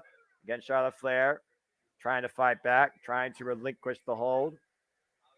Again, crushing the ribs of Charlotte Flair and clubbing her in the back. double offense here. Rhea Ripley in the dominant position. Jaw jacking here, and I would not expect anything less from these two. Again, maintaining hold. To submit Charlotte Flair would be unthinkable, I feel like, especially at WrestleMania. I agree. That would be a hell of a task. Oh, Charlotte Not Flair. impossible, but definitely improbable to submit the queen. Yeah, no kidding. And some separation made here. Went for the boot. Charlotte Flair, the roll up. The roll up. Ooh, 2 count on Rhea. And Rhea hooking up Charlotte. Ooh, shot to the small of the spine and back. Oh, God, you hear that? Off the ropes. Forearm echoing right off the spine of Continuous shots to the small of the back of the queen. Dropped her down to her knees, though. The crowd just approved. where I'm sure mommy wants to have her. Yeah, that's a fair point. But I digress. By the shirt, I did. I don't mark it myself. Meanwhile, Rhea Ripley continuing the punishment. Oh, but Charlotte Flair scouted that one. And Charlotte takes out Rhea at the knee. Oh, went for the chop. Rhea ducks underneath. Big suplex release. Suplex City. And the cover, immediately cover. 2. And Charlotte Flair gets the shoulder up. If nothing else right now, Rhea Ripley has taken Charlotte Flair out of the game for the moment. She's dictating the pace. She's slowing down the queen. She's wearing her down. Again, you see this beautiful overhead shot of WrestleMania. It's WrestleMania Night 1. This is our semi-main event. Hey, yeah, well, you know. I can see him way over there in the left-hand corner. Yeah, you know. One of over 80,000 expected to be on attendance. I can only imagine. But to your point, yeah, Rhea has slowed the pace down. She's made it slow, methodical. And you think about a submission expert like Charlotte. Charlotte likes things to be kind of slow and methodical as well. But I feel like Rhea has slowed things down even further, dominating her with her power game. Look at that short arm clothesline, and she still has the wrist locked. Exactly. Just dominating the queen with every step right now. And right now, such poise being shown. Ripcord. Oh, Charlotte gets the boot up, though. Oh, man. Got it scouted. Strike. Nice. I don't know how much she got on that back elbow, but it was enough to relinquish the wrist hold. And Rhea looking to fall in. Got caught. And right there, double impact by Charlotte Flair. Backbreaker and face first in the top turnbuckle. And the Lioness right now scouting her prey. Might be looking for. You see the wicked smile on Charlotte Flair, who once channeled Cruella DeVille with her own gear. This is where Charlotte Flair is at her most dangerous. And Rhea Ripley eats a chop. Big chop. And again. Oh, man. Ronda Rousey, by the way, once said that Charlotte Flair chops like a bitch. I don't know if Rhea Ripley is going to even have the breath to say that, but she probably faced the same thing, even though she's being worn away in the corner by those chops. And Charlotte Flair back in the driver's seat. Oh, and again, golly. Say what you want about Charlotte Flair. A Flair can chop. Oh, no. And literally her game plan, the figure 8, the figure 4 into the bridge with that vicious stomp to the left leg. Target sighted. And the queen sent over the top on the apron. Throws a shot, big right. And Rhea driven face first into the turnbuckle pad. Right now, Rhea Ripley, she's got to find a way to counter this. She's got to find her spot. She's got to pick her moment. Absolutely. I think she's waiting right now for Charlotte to try to go off the top rope, hoping she can capitalize on a botched move there. And you see the sign there, all hail Queen Rhea. We'll see if we have a new queen here soon enough. We got dueling chance. Let's go Rhea. Let's go Charlotte. Charlotte Flair on the top rope. Crossbody roll through. Rhea Ripley caught her. The power of Rhea Ripley. She's feeling something. Do it, mommy. I heard that, JJ. Oh, wait, pump handle. Riptide. Riptide. Countered. Hit a cover. 1, 2. No. Whoa. That was close. No, I'm not going to lie. I was a little bit scared there. Rhea Ripley setting up through the Riptide, but Charlotte floated over and spiked her with that DDT. How many heads have been spiked into the mat tonight? Good Lord, 2 and 7 Too eighths. many to count. 2 I and will 7 give eighths. Charlotte some credit on that float over spike into the DDT. That counter was pretty sick. And it pains me to say that, damn it. But you digress. Meanwhile, Charlotte Flair, again, look at the composure. Look at the composure. Is that doubt? Is that second guessing? Is that just redefining a plan? And now looking for the figure four. Rhea Ripley kicks her off, though. Once again, going back to the ankle, looking for the figure four. Rhea Ripley kicks her off again. And right now, Rhea. Oh, wait, it's like cradle. It's like cradle. Oh, no. 1, 2. Man, that was a messy cover, but got enough for a 2 count. Whoa, both with a boot. Almost looked like Charlotte didn't want to go with that cover. She's trying to botch Rhea's moment, but I could be wrong. Oof. Well, they both definitely went for the same thing there, JJ. Not the Charles lights out for a second. We're at a standstill right now. Rhea smacking her face, trying to get back into it. Sold out WWE Universe, SoFi Stadium. Night One WrestleMania semi-main event. SmackDown Women's Championship. The 2023 Women's Royal Rumble winner, Rhea Ripley, taking on Charlotte Flair. And right now, both these women getting up to a knee. Still throwing bombs. Oh, overhead. And Charlotte Flair blocks the shot. Answers back one of her own. Good grief. These two just emptying the gas tank. Walk! That was a mean kick to the midsection. Stomp to the feet. And there's a knee face first. Oh, Charlotte Flair. Counter. Hook her up. Whoa! Whew. I guess Charlotte Flair bringing a little bit of power of her own to the game tonight, JJ, with that overhead throw. Almost Charlotte kips up. Uh-oh. Charlotte Flair in the driver's seat once again. Charlotte Flair telling SoFi Stadium to bask in the Queen's glory. I don't think you can say that Charlotte Flair has limitless potential, but she might have limitless intentions to make sure Rhea Ripley never beats her at WrestleMania, nor becomes a SmackDown Women's Champion. Just stomping on her and might be looking for that. Oh, no. Then adding more insult to industry, going to the top rope. Might be looking for the way Rhea. Follow up, though. Got her hooked. Might be looking for a superplex here. And Charlotte Flair fights back. Charlotte Flair still up on the top rope, by the way, trying to get her bounce. Rhea Ripley, though, will not be denied. Oh, my God, overhead superplex. Cover. Do we have a new SmackDown Women's Champion? No. How the hell did Charlotte Flair get out of that at 2.5? Rhea needs to stay on top of her. You've got a prone Charlotte Flair right now. Pick her up by those blonde locks and give her the riptide, Rhea. Woof! Overhead, face first suplex. Almost an impromptu moonsault that Charlotte Flair didn't want to take. And Rhea Ripley crashed hard to the mat as well. Yep, she's got her by those blonde locks. Rhea listening to me. Yeah, and by the way, as they alluded to, Rhea Ripley literally rushed into the cover. Drop block by Charlotte Flair. Natural selection! Is that enough to retain the title? Come on, Rhea. 2! No! 2.5, and Rhea immediately rolls her way to the ropes. Oh.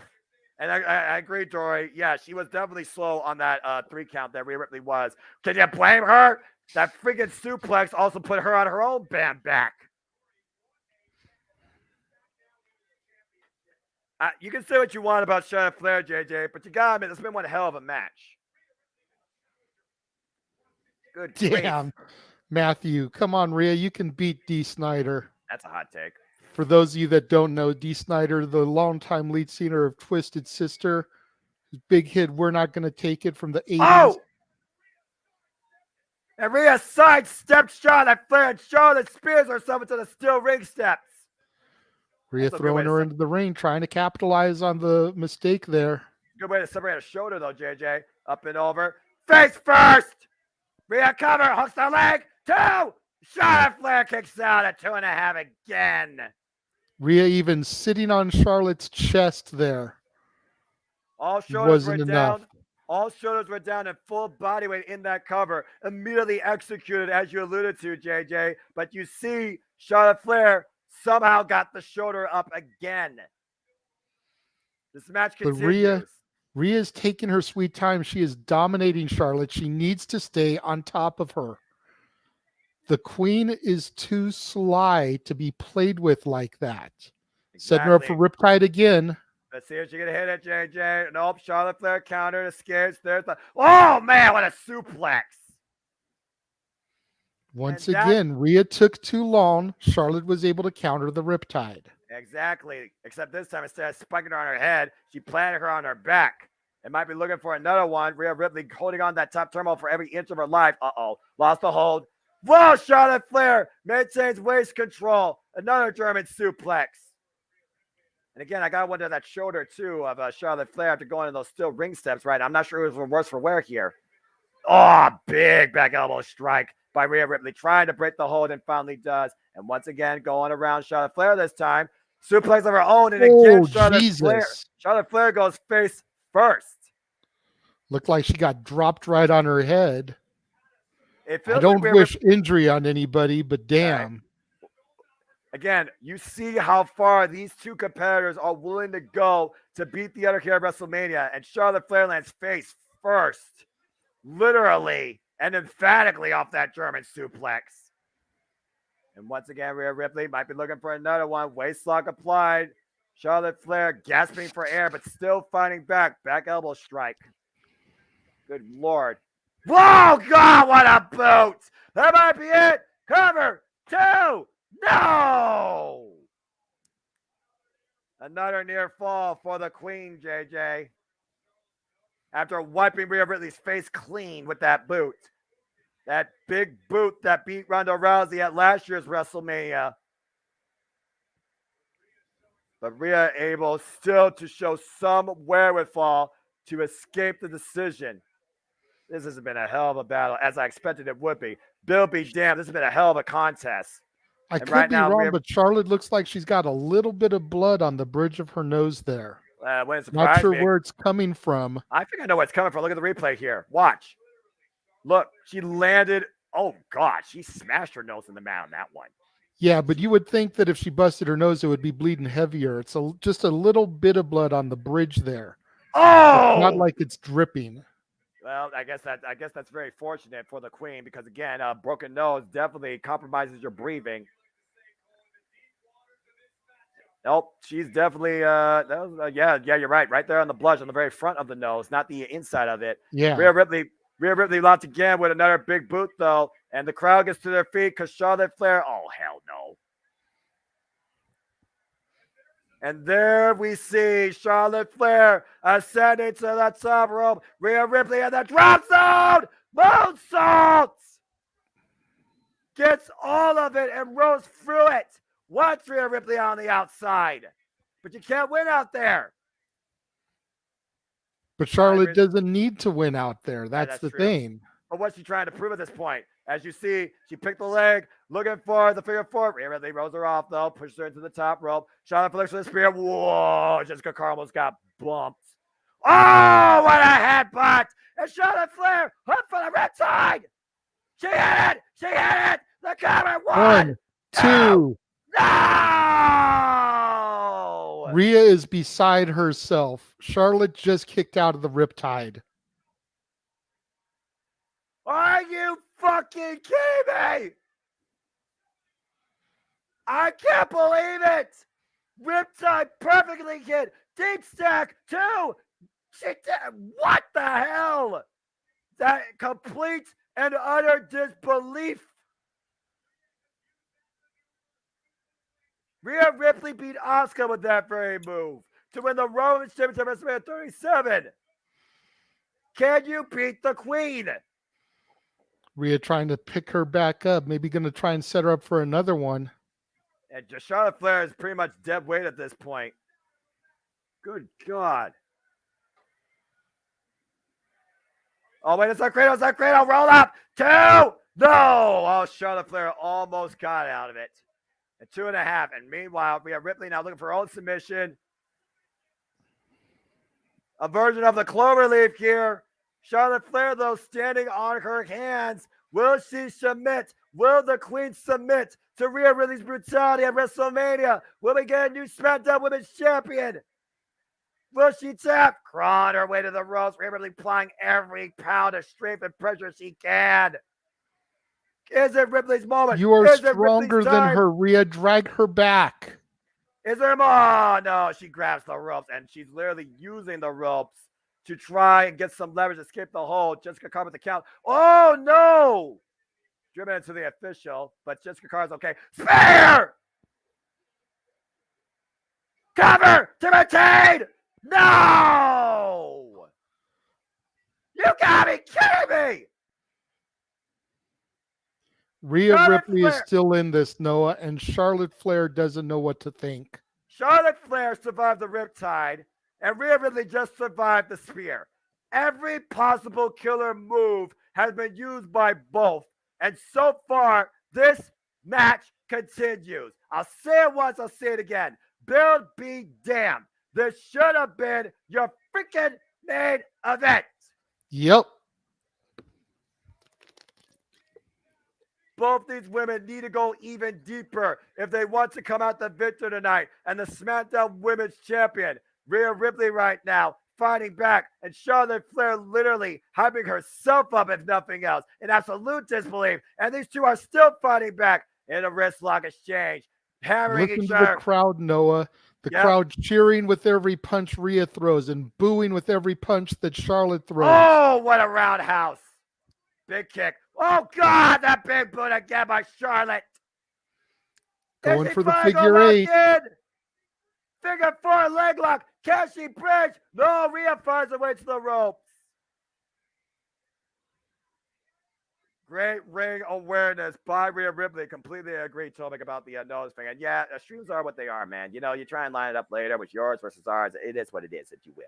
As long as me and Jade are perfectly in sync, that's all that matters. And here's my question, though. If Charlotte, whether she's supposed to be a face or not, if the crowd is shitting on her, making her the heel in this match, why break the hold? Get disqualified. You keep your championship. Rhea has to fight another day.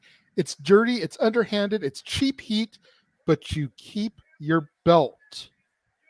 Sometimes, JJ, a champion needs to prove why they are a champion by beating a competitor that, yes, they may have beaten in their time, but they never beat them on a stage like this, nor have they beat a competitor like this. We talked about before how much Rhea Ripley has grown. To be a champion is a sense of pride, and clearly Charlotte Flair is demonstrating a lot of that tonight. Oh, my gosh, what the hell is about to happen here? Charlotte Flair has Rhea Ripley in a situation. Rhea fights back, though. Big chop again. Both of these women on the second rope. Oh, my God! Face first off the actual ring post. Charlotte Flair might literally be out. Charlotte Flair's not moving, by the way. I want to just put that out there. Charlotte may be literally out cold.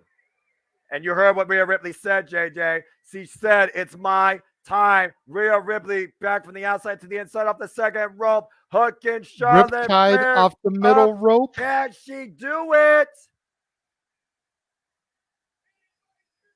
Riptide. Riptide.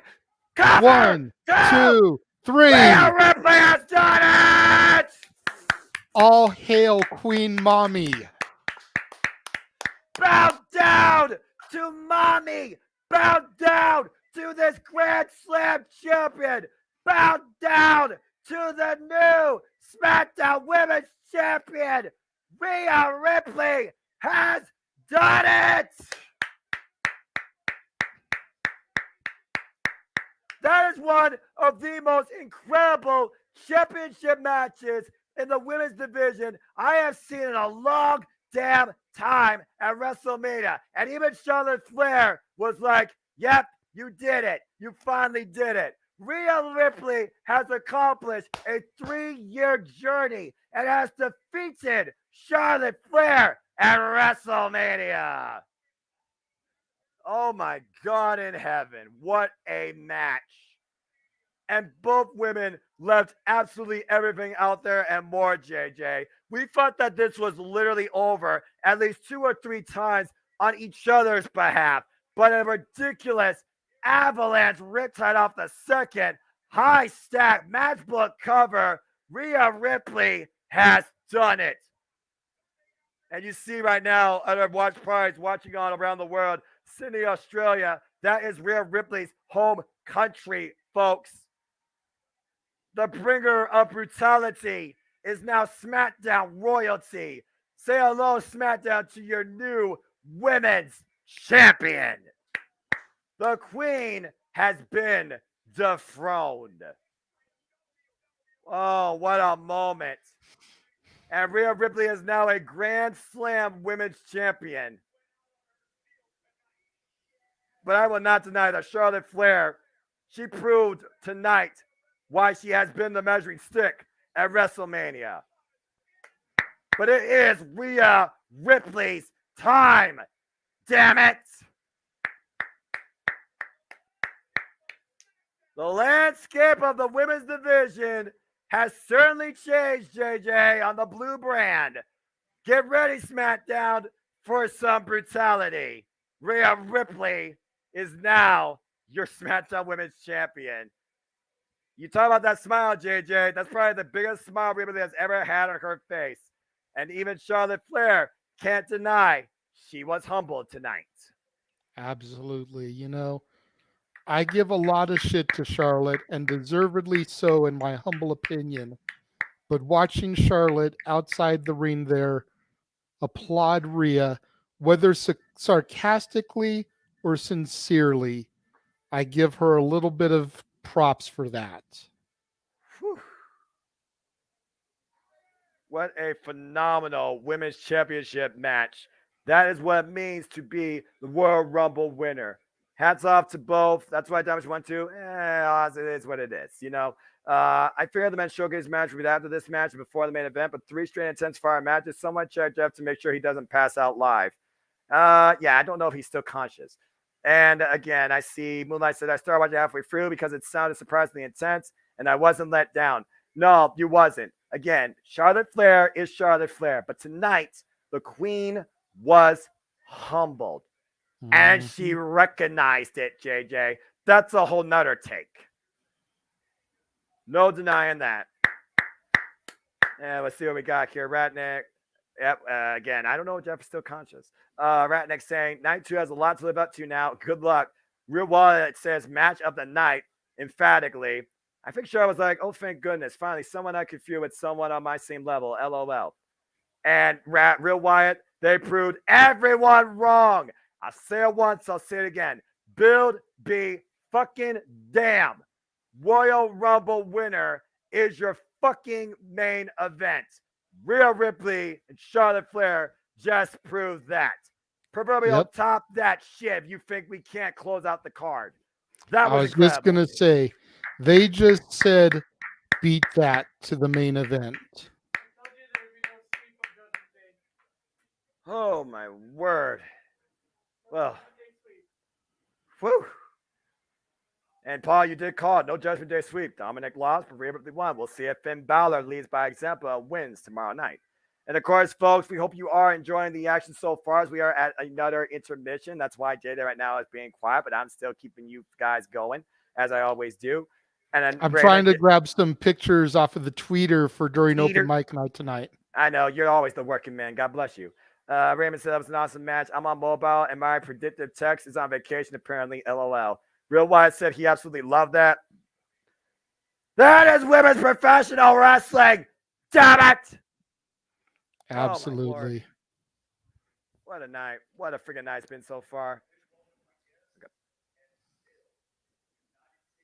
And we got Byron Saxton backstage right now with Austin Theory. Oh, Lord. There's time for a glow. Whew. Yeah, we talk about the crowd needing to cool down a little bit before the main event. Here's your cool down. He said it. He said it. He did it. Do you believe in Austin Theory? I'll tell you this. I believe in Joe Hendry more than Austin Theory. There, I said it. I believe in Austin Theory more than I do Joe Hendry. Blasphemy. And meanwhile, again, I hope you guys are enjoying our watch-along engagement, commentary, and the experience. You can find more of these all the time at JMN Multiverse Of Media. Again, please like, subscribe, comment, tell a friend. And if you want to, do the do, like me, like Corey Graves, like Michael Cole. Keep yourself energized. Keep yourself going. Keep yourself having a good old time. Damn it. But I digress. Yeah, right now I'm drinking some water kind of balance between the doctors and the energy drinks I've had before open mic night. And right now we got the host of WrestleMania and Snoop Dogg in the ring once again.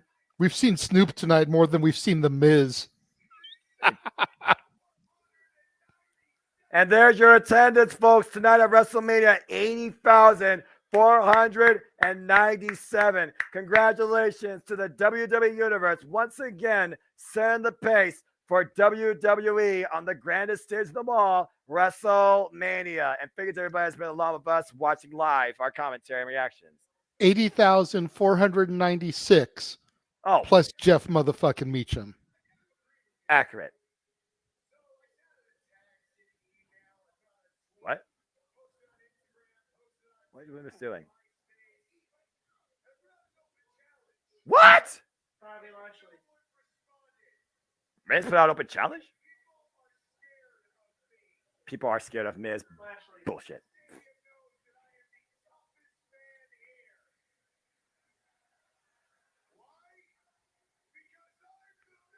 Oh, here we go. And I'm awesome.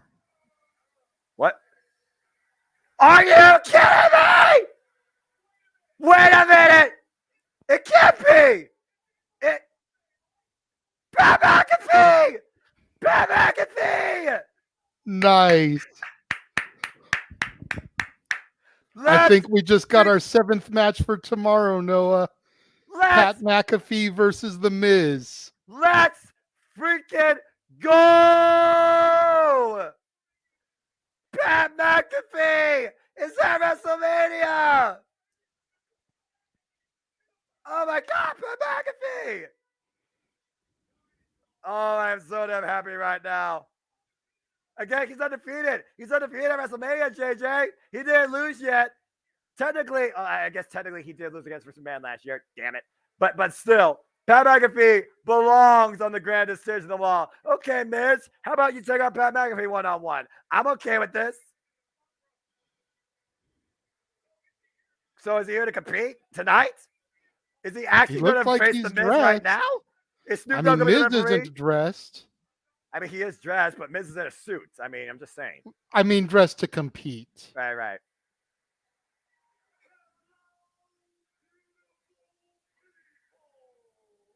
Hey, Pat McAfee. I'm happy. Hey, that was a little bit of respect to Snoop Dogg there.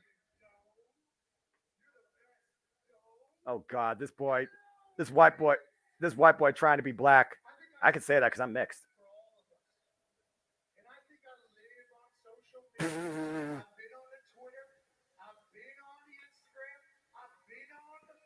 Been all the social media platforms. What? Yeah. But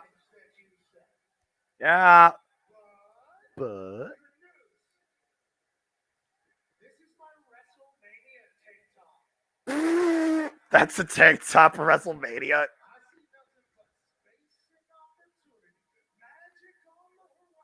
I say do it. Do it, bro.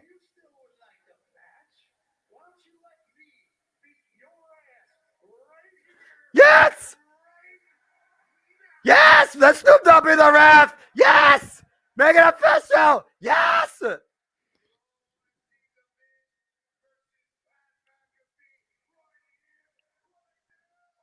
Hell yeah, absolutely! Let's do it! Let's do it! Shut the fuck up, Corey Graves.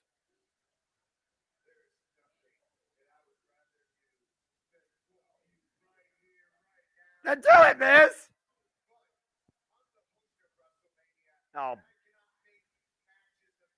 What do you mean you can't? What?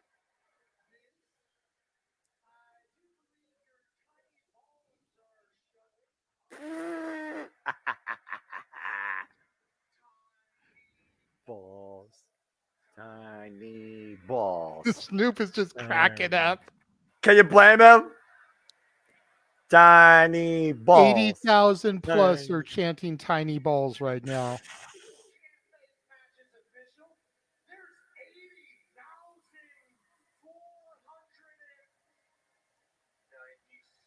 97. 96 and Jeff Meacham.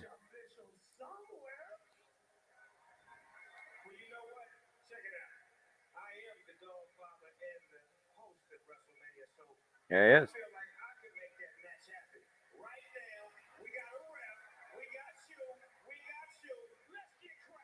Yeah, yeah!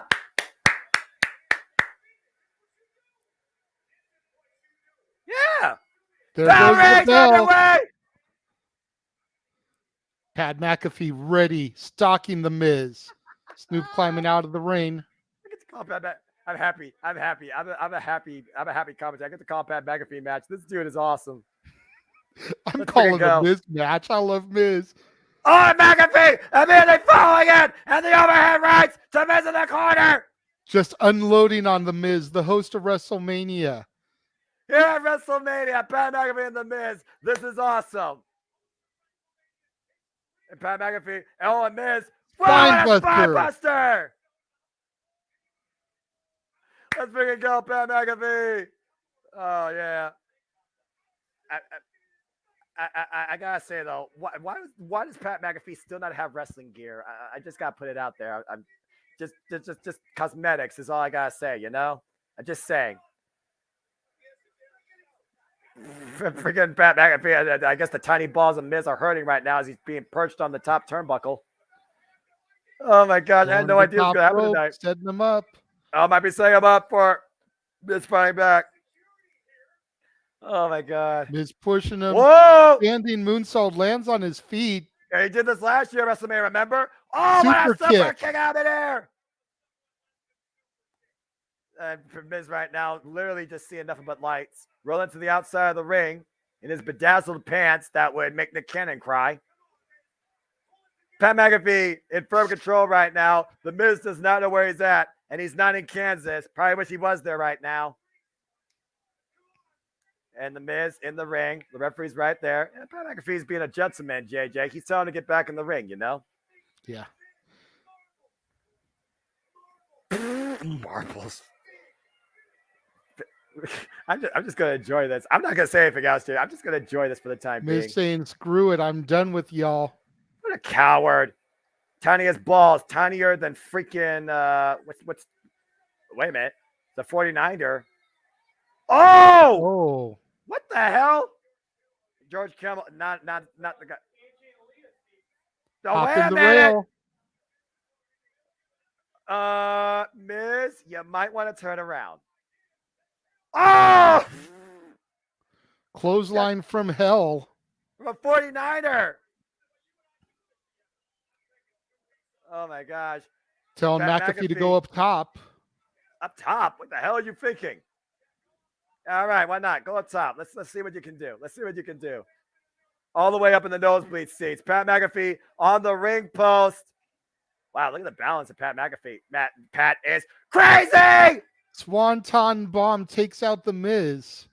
Beautiful Swanton bomb off the top. And look at that jumping hip attack. Low bump. Freaking 49ers right now getting a bigger victory here than they have at the Super Bowl. And right now, Pat McAfee with Miz in the ring, looking to capitalize. McAfee looking to create another WrestleMania moment here, JJ. And the Miz. Uh-oh. Pat McAfee. Line it up. And the punt kick. It's good. It's good. The counter. 1, 2, 3. Pat McAfee wins. Pat McAfee wins.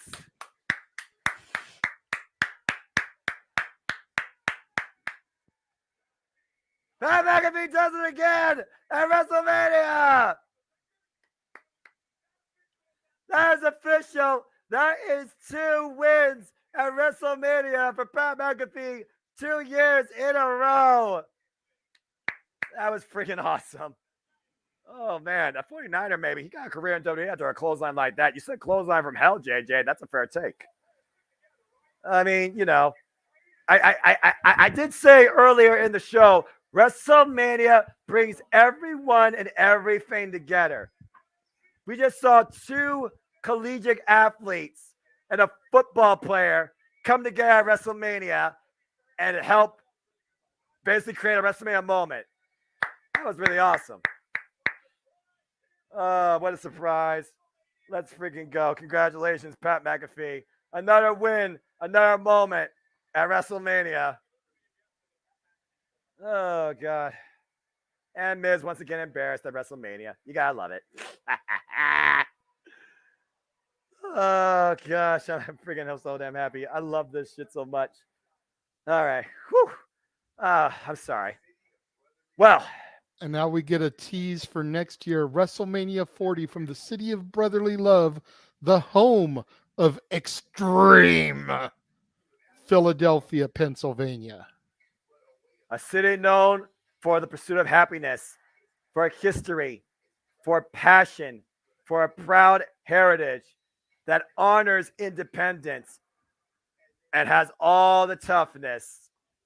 And now, next year, will play as the home in April of WrestleMania. I agree, Ratneck. 40. Ring the Liberty Bell as the Lincoln Financial Field gets WrestleMania April 2024. Let's freaking go. But that is next year. We are back at SoFi Stadium in Inglewood, California, the heart of Hollywood. Jeff Meacham in attendance, along with 80,476 other people, or whatever it was. Jesus Christ.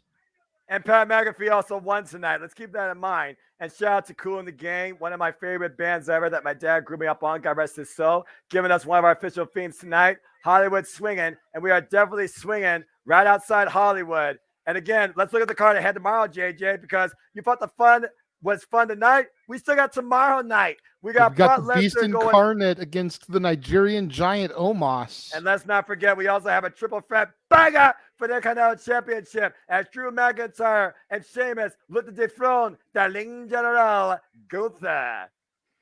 And that's not all. We got another Fatal 4-Way showcase. This time the women, Liv Morgan and Raquel Rodriguez versus Natalya and Shotzi Blackheart versus Ronda Rousey and Shayna Baszler versus the other ones. The Karens. Quick. That's fine. And of course, tomorrow night, final judgment awaits inside the Standard Hell in the Cell as Edge takes on the Demon Finn Balor. The EST of WrestleMania, Bianca Belair puts her title against the Empress of Today, Asuka Kana. They're going to become the Raw Women's Champion of tomorrow. And of course, in the main event, will we see the finish to the story as the current WWE Undisputed Universal Champion Roman Reigns defends the gold and his legacy against Cody Rhodes? As WrestleMania still goes Hollywood. Can the American Nightmare do what his brother and his father could not do and become the WWE champion? We will find out tomorrow, Noah. Again, over 100 plus of you have put in your predictions for WrestleMania weekend. It has been an extremely polarizing result of yes, no, maybe, possibly, what if, could be, maybe. For the main event tomorrow night for the WWE Undisputed Universal Championship with Roman Reigns and Cody Rhodes. Does he finish the story? Does he define his legacy? Does he preserve his family's history? He said in some of his theme, wrestling has more than one royal family, but that family has not achieved what the Onai families, head of the table and tribal chief, have, and that will be tomorrow night. But JJ, we talk about finish the story. The story of the bloodline hits its first act in our main event tonight as two brothers bound by wrestling face two brothers bound by blood. Loyalty versus family. It is the Usos defending the WWE Undisputed Tag Team Championships against Sami Zayn and Kevin Owens. We've seen the story unfold, JJ. You could literally talk about this story all night with how many twists and turns it has, considering the honorary Us that once was found his way back to a brother. Arguably the most compelling in professional wrestling since the McMahon Austin era, since the higher power. Like, this story has kept us on the edge of our seat with every twist and every turn. You know, you mentioned brothers bound by blood versus brothers who were forged in guerrilla warfare and halls of honor. We really saw the testament to Sami Zayn and the bloodline at War Games last year when he low-blowed Kevin Owens and set him up for Jey Uso to get the win following a Haluma kick, and embraced Roman Reigns, saying he doesn't need Kevin Owens anymore. And then you fast forward 2 months later, JJ, the Royal Rumble. Roman giving Sammy the opportunity to take out KO. The barbaric nature of the bloodline in full force, but Sami Zayn had a final test that night. We wasn't sure what it was going to be until Roman Reigns handed him the weapon of choice, the smoking gun as you called it. And as soon as Roman Reigns' back was turned, Sami Zayn made the choice that he can never turn back from. Well, I paid for it. Like I said, the Uso that Sammy thought was his ride or die, Jimmy, the man he had the secret handshake with, the first one to attack him. And we wondered where Jimmy Uso and Jey Uso stood after that. Sami Zayn's been trying to encourage, uplift, and I would say free Jey Uso from what some would call an oppression of forced loyalty to the bloodline. It's one thing to be loyal to your brother. It's another thing to be true to your family. We saw what happened on Monday Night Raw a couple of weeks ago as Jey Uso and Sami Zayn embraced each other on the entranceway. And what felt like a true heartfelt moment was a bittersweet memory for Sami Zayn as Jey Uso made his choice and super kicked Sami Zayn into oblivion.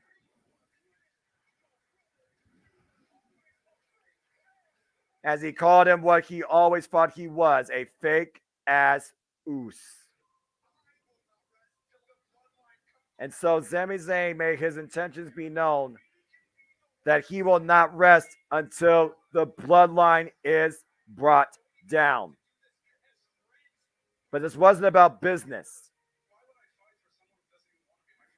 This was about friendship. For the longest time, we saw Kevin Owens wonder whether or not Sami Zayn truly was his friend. We were wondering if we would ever see these two united again on the same front.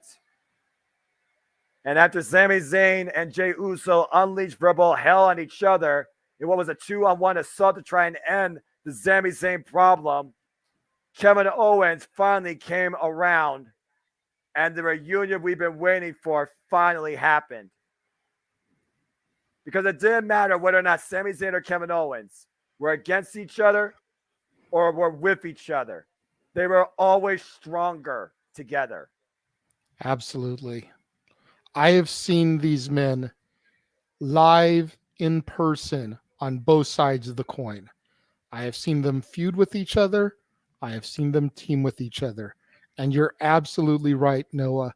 When these two are on the same page, arguably, there is nobody that can stop them. But if anybody can stop them, it's going to be the ones. I'm not doing it. Freaking safety dance. That died in the 80s. Anyway, as you were saying, JJ, Wesley, I don't know. We'll have to wait and see. I'll talk more about that tomorrow when Final Judgment is decided. Shadow Gamer is saying the best storyline of all time. Moonlight saying that Raw episode, though. Didn't Jay want to be on Sammy's side, but he had to stick with family, so that's why he still hugged him anyway? I think Jay is leading the bloodline into a false sense of security. Oh, great. Wait. Philadelphia. What? Who the hell is this guy? Lil Uzi Vert. King's going to have to educate me on this, dude. What is this about here?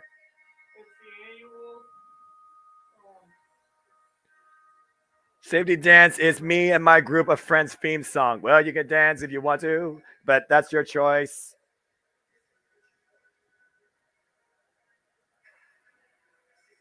I gotta imagine this is probably the entrance for the Usos. A different take. You're way off, bro. This is Sami Zayn right here coming out. Are you sure? No, I'm messing around. I was about to say, it's an April Fool's joke. It is still April 1st. I mean, it could be. It could be an April Fool joke. We could get Sammy and KO coming out right now. That's a fair point. Just to play mind games on the Usos. This guy's giving T-Pain a run for his money with this auto-tune. Why couldn't you get T-Pain performing that instead of this loon? But anyway, I will say this theme's beat is definitely amping up this match. I will say that. Yeah, I agree, Michael. So I called it.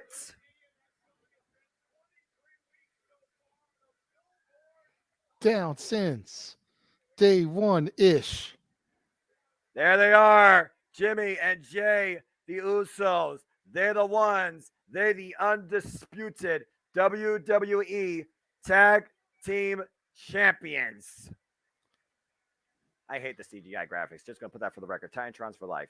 You know what? Some of the CGI graphics are pretty cool. The ones they use for the Judgment Day, the ones they use for the Usos and for Roman, they're pretty dope. I'm not going to lie. But Fair on enough. an overall presentation, I miss the Titantron. You know, the old school videos that they had, nothing can compare with those. And I'm not even going to point out that we got the Usos coming out. The song talks about the Uso Penitentiary, and Right. Lil Uzi Vert had his pants down around past his ass. Oh, We God. won't even go there. You know, Yeah. Don't drop the soap, Lil Uzi Vert. Whether you're in the Usos Penitentiary or the same one that ex-con Dom was in, don't drop the soap. Well, that's a choice in a different facility. As again, this is SoFi Stadium at WrestleMania, and this is the Usos not looking to drop the WWE Undisputed Tag Team Championships against a pair of brothers born in the industry versus a pair of brothers born by birth in family.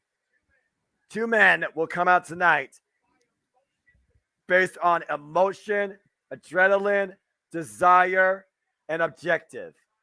Will we see the first pillar of the bloodline be taken down tonight? We talked about it earlier on SmackDown. The Usos even call WrestleMania Bloodline Mania. They are the focus. They are the main event of each night. And the story to be finished is the bloodline by the end of it all. As Kevin Owens comes out once again, ready for a fight. Welcome to KO Mania. This match has got a lot to compete with after the women just went all out Pun a intended. few minutes ago. This had better steal the show. Otherwise, I hold steadfast in my claim that I was right all along.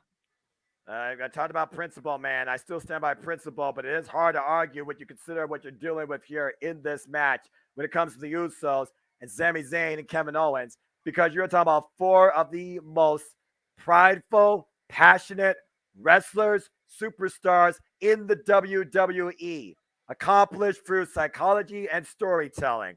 As we look at the chat right here for the moment, as Kevin Owens waits for his brother to come out shortly. And here he comes. These two men may have been Canadian born, but they are California made. Pro Wrestling Guerrilla in Los Angeles put them on the map, and they are headlining WrestleMania in the same city. This is a huge moment for Sami Zayn and Kevin Owens better known the world over as El Generico and Kevin Steenerico. And welcome to WrestleZania. As you call yourself the Renegade of WrestleZania. You basically sum it up perfectly, JJ. There you go, folks. Read the name and believe it. Simple as that. And tonight, WrestleMania is brought to you by Intuit TurboTax for our main event. And of course, this live watch-along event across the JMN Multiverse of Media is brought to you by two passionate wrestling fans and the man of marquee who is there live. I hope that you continue to support us and enjoy these watch-alongs and commentary and takes. Please like, subscribe, comment, tell a friend. And again, if you want to dictate the conversation, super chat. It is as simple as that on Constant Aging Studios and the Jeff Meacham Network. I know that there are a lot of pro wrestling guerrilla faithfuls in that crowd tonight. They are just eating this up. Not too far away from PWG stomping grounds, JJ. No, the Globe Theater where they currently reside is just a hop, skip, and a jump away. You know, the Jewish Community Center in Los Feliz, where they made their name the Sweatbox, just a hop, skip, and a jump and away. Burbank Armory, Reseda, a little bit further, but their current home and arguably their most well-known home, just down the freeway. Let's go down to Mike Rome for our introductions before this bell rings. Oh, boy. The challenger is being introduced first, of course.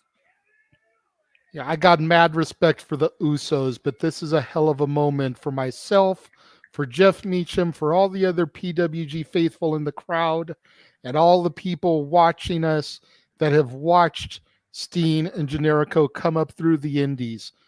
You figure, yeah, KO headlined Night One last year against Stone Cold Steve Austin, but Sami Zayn went toe-to-toe with the jackass Johnny Knoxville. Exactly. And now, a year later, they are in the main event of Night One for the undisputed tag team championships. History being made here tonight, Noah. First time the tag straps are on the line in the main event of WrestleMania. And the thing is, in WWE, they never won 9-minute NXT Tag Team Championships. Sami Zayn first won the NXT Championship. Kevin Owens took the NXT Championship off him. They had a trio rivalry of matches in 2016, still talked about to this day. Why Kevin Owens ascended to United States Champion, to WWE Universal Champion. Sami Zayn eventually found his way to the Continental Championship. As the bell rings in the immortal line of James Hebert, here we go! Sami Zayn looks like he's going to be starting it out against his former ride or die, Jimmy Uso. I said it before the match began. What would the dynamic be once Sami Zayn and Jey Uso were in the ring? We have Jimmy Uso first, staring down Sami Zayn and talking about him too. Yeah, you think about the turn that Jey had recently. That's not too surprising. Overall, Jey never liked Sami. The surprising one was Jimmy. That, like I keep calling him, that was his ride or die. They had the secret handshake with each other. Jimmy was Sami's hype man. So this one hurts even more than Jay's super kick a couple weeks ago. And there's the tag to Jey Uso as you talk about that. And let me just say real quick, out of over 100 plus of you, over 93 plus of you chose Sami Zayn and Kevin Owens to beat the Usos here tonight in WWE WrestleMania Goes Hollywood Night One main events. And we're finally going to see Jey Uso and Sami Zayn collide physically. Stiff collar double tie kicks things off. We're finally going to see what these two merit is capable of one-on-one to a degree in the ring. And right now, Sami Zayn trying to push Jey Uso off the ropes. And right now, oh, the power of Jey. Big shoulder block there, shoulder tackle, excuse me. And you see Jey Uso holding up the sign. We the ones, they're the ones, they're the ones to beat. It depends on who you ask about. Rooting KO and Sami, let's go. Come on, KO and Sami winning for PWG, as you alluded to. Rikishi would be proud of his son, family, main event WrestleMania. That's a fair point as well. The sons of Rikishi. Yeah, the statements they made, Raymond, about starting in LA were actually made on Raw Monday night. Exactly. But I'm sure they replayed the video on SmackDown. Because I haven't seen SmackDown, but I saw the comments made. I did watch Raw. Again, Sami Zayn refused to be subservient to Roman Reigns based on the oppression he was seeing. And a little press by Sami Zayn takes Jey Uso down. Just opening up some rapid fire shots on Jey Uso. Again, I'm going to leave that comment from Joey Perez right there. Come on, KO and Sammy, win for PWG. I mean, we already seen international showcases. Also, my friend Jeff tagged to Jimmy. Also, this is the first Muslim of sorts. Let's talk about Sami Zayn's heritage here, JJ. This is the first Muslim of sorts main eventing WrestleMania. Yeah. Oh, God. There's a reason he doesn't go over to Saudi Arabia. Big clothesline there. The ref count starting. We're up to 3. And sending Sami Zayn face first into the freaking ring post. The same Knoxville, I love Sammy versus Knoxville and Matthew Houston. If you're that real. Again, entertainment for everybody. And Jey was looking to fly. Tope Suicida set up by Jimmy. Kevin Owens now. But Kevin Owens is not legal. He has to keep his emotions in check. And of course, this is a WWE Undisputed Tag Team Championship match. Decisions could be rendered via pinfall submission inside the ring. Count disqualification means nothing. Snap suplex on the floor. That corner ring post has got a lot of work action tonight. Yeah, you're not wrong. I thought Sammy was Jewish. Oi. No. That is very wrong, but that's okay that you don't know. Now you know. So there you go. We are here to educate you and entertain you. The Usos have held these titles, JJ, now for 623 days total, with the SmackDown Championships paying accessory as they were unified against Arcade Bro for 317 of those days. They have beaten the Brawling Brutes, Braun and Ricochet, Drew McIntyre and Sheamus, Street Profits, and their ultimate rivals, the New Day. Every team that has stepped up against the Usos has fallen. Oh, God, what a boot. And again, right now, Sami Zayn in desperate need of a tag and dragged to the corner. There's the tag again now. The tag to Jimmy. Usos just dissecting Sammy there, not letting him get to KO. They know KO's a powerhouse. Oh, God, what a cheap shot. They got to contend with. They figure if they can wear Sammy down, they'll be easy pickings. And there you go. Trying to instigate Kevin Owens' temper. We know Kevin Owens can be a real hothead. Oh, yeah. But he's also a family man. Remember what he said. He came back in Elimination Chamber not for Sammy, but to avoid his family seeing the same thing that happened to him at Royal Rumble, being bludgeoned by the bloodline. He did do it for Sammy. You want to talk about some pedigree here. Do you want to know who Kevin Steen defeated for his first PWG championship, Noah? Covered to retain. 2 count. Go ahead and tell me. The phenomenal AJ Styles. And by the way, AJ Styles get well soon. This is the first WrestleMania AJ Styles has missed since being involved in WWE, which I still find freaking insane. But it's not about AJ tonight. It's about family. It's about blood. It's about loyalty. This is our Night 1 main event. The Usos defending the WWE Undisputed Tag Team Championships against Kevin Owens and Sami Zayn. And right now we are seeing Sami Zayn still being occupied by the Usos and isolated. Oh, there's a nice boot, though, to Jay. And Jimmy trying to come up with a cheap shot. Sami takes him down, though. And Jay sent to the outside. And Sami Zayn right now with a moment of reprieve. This might be the moment he needs to make the tag. Kevin Owens stands firm and ready. Sami Zayn trying to be aware of his surroundings. Checking behind him. There's the tag, Kevin Owens. Going up top. KO the legal man looking for something big. Cannonball! Watch the Usos out on the floor. Oh, that ring post again. That follows it up with the clothesline to Jay and another one to Jimmy. That freaking one-man wrecking crew. Kevin Owens taking out the Usos like he's been doing his entire life. Oh, what a splash from the apron. Kevin Owens in the driver's seat now, ascending to the top. KO coming out like a ball of fire here. Frog splash. The temple splash cover. 2 new champion. No. Not yet. That was too quick, Noah. Not going to happen that quick. That's a hot run right now. Definitely a hot tag by Kevin Owens wiping out the Usos. What a giant frog splash, by the way. got all of it. But Kevin Owens somehow not able to put the Usos away this early. And Jey Uso right now might hit a stunner. Nope, counter. Wait a minute. Hook him up. Oh! Pop-up neck breaker. Coming now by Jey to retain. Kevin Owens gets the shoulder up before 3. Whew. And just like that, the Usos have regained control off of one move. Take a look at the replay here. The snap on that neck breaker, popping up Kevin Owens in the air. Jeez.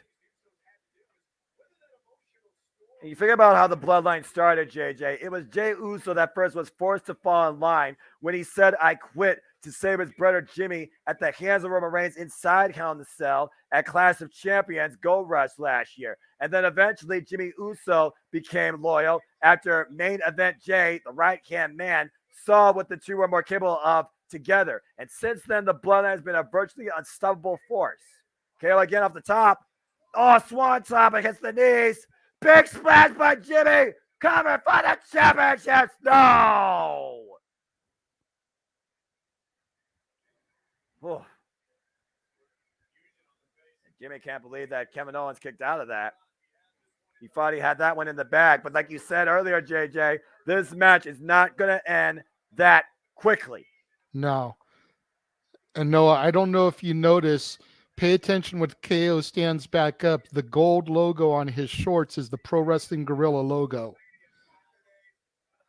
A little bit of a tribute there to PWG. Sammy has one too. Oh, they're going to back it up though with the hip attack. Yeah, I just saw it. Oh, what a super kick. That's awesome. And another super kick.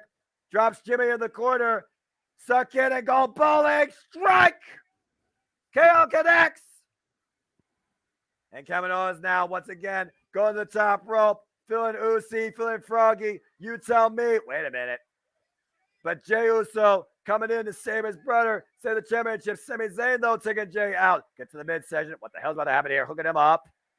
Oh, my God. Bomb on the apron. Swanton bomb. Coming in. To the title, too. No. Yep, it says fight there on his with the gorilla logo. And then the one on Sammy's looks like it's written in maybe Muslim dialect. Friggin' brainbuster of sorts on the apron, and the swanton follow up by Kevin Owens. Still not enough to put away the Usos. Now Sami Zayn legal. Looking up at the lights. Is Sami Zayn the one tonight to beat the bloodline? Uso splash! 2! No!